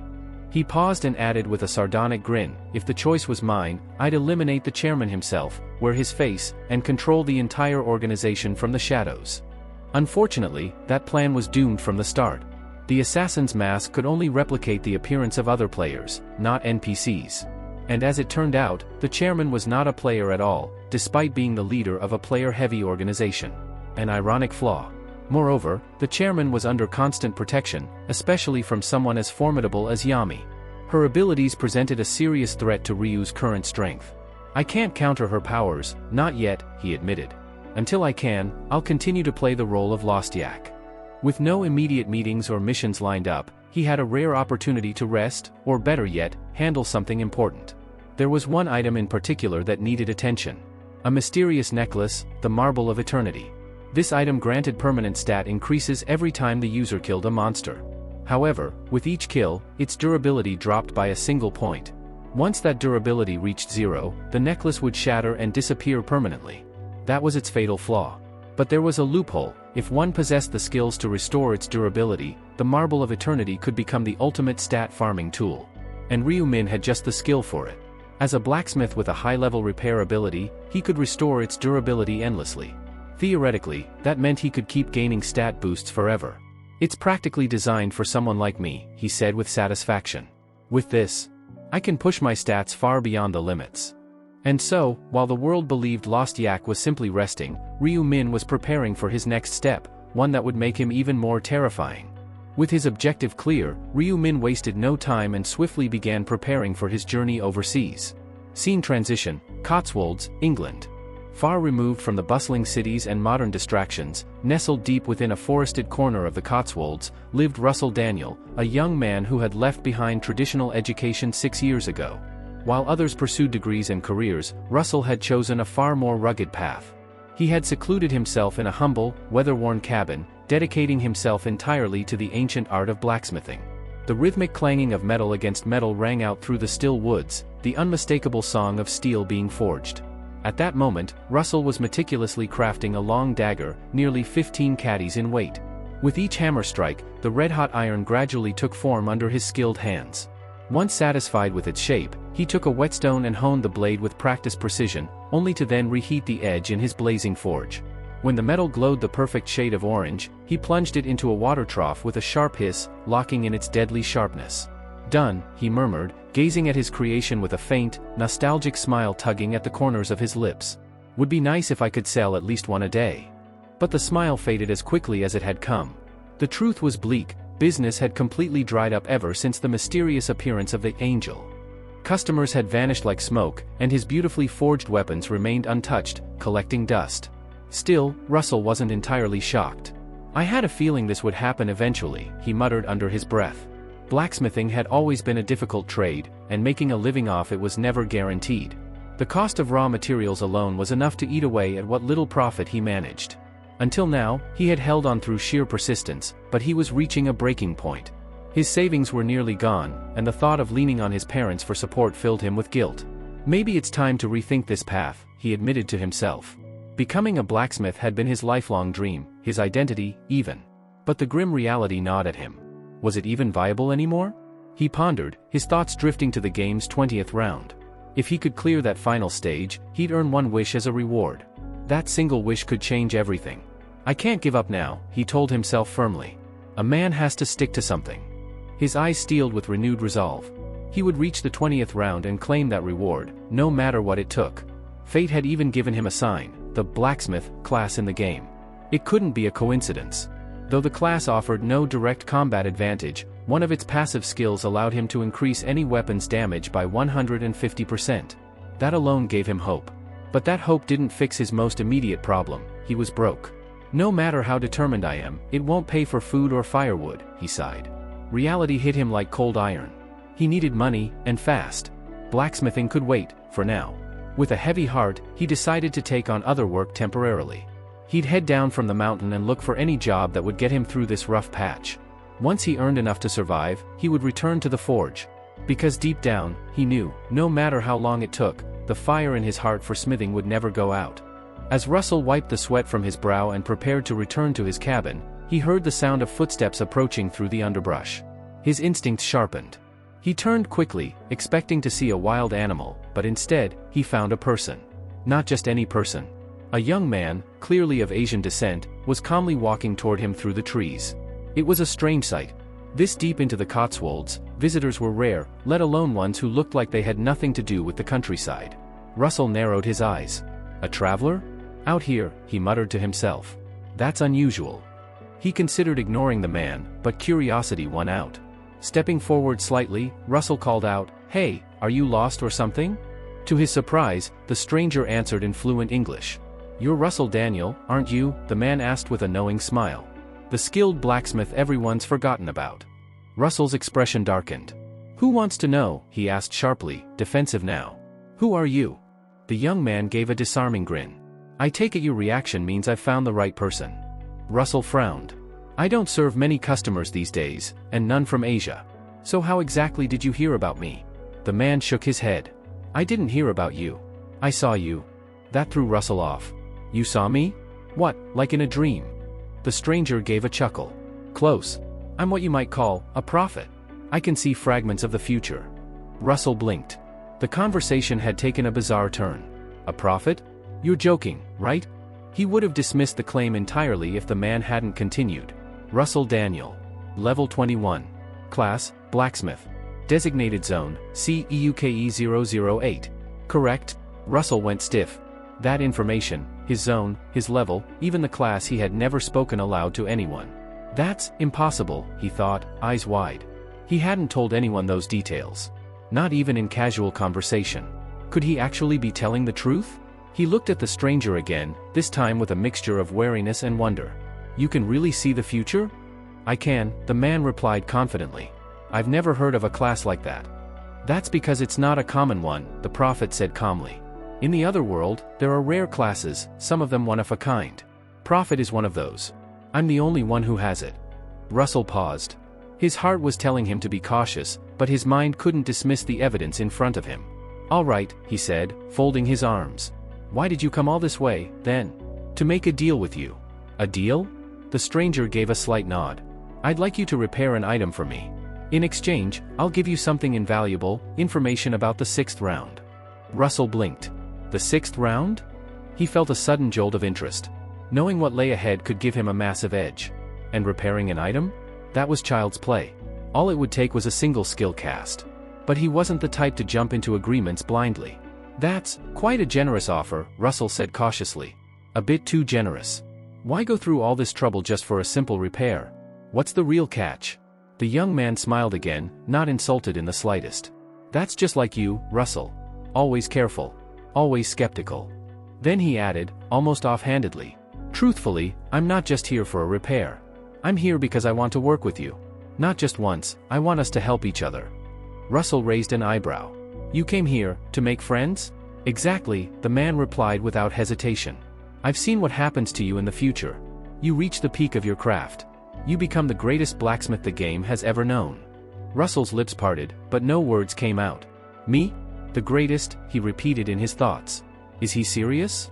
The idea sounded impossible. But the way the man spoke, there was no doubt in his voice. And the knowledge he had already shown, it was undeniable. So let me get this straight, Russell finally said, you'll give me real intelligence about the 6th round, in exchange for fixing one item? That's it. He stared into the stranger's eyes, looking for any hint of deceit. That still sounds like a one-sided deal. You sure you're not hiding anything? The man laughed softly. You always were like this. Trust doesn't come easily to you. He leaned in slightly. But know this, you've made it to the 15th round on your own, without anyone's help. That's impressive. But from here on, the difficulty spikes. You won't survive the later rounds alone. You need an ally.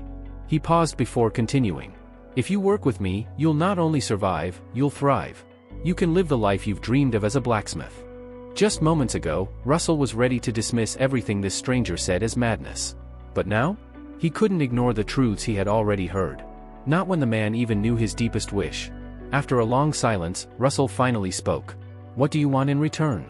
The prophet smiled warmly. Just mutual support. We help each other. Nothing more. That's it for today. Thank you so much for watching. If you enjoyed the video, don't forget to hit that like button and subscribe for more. We'll see you in the next one.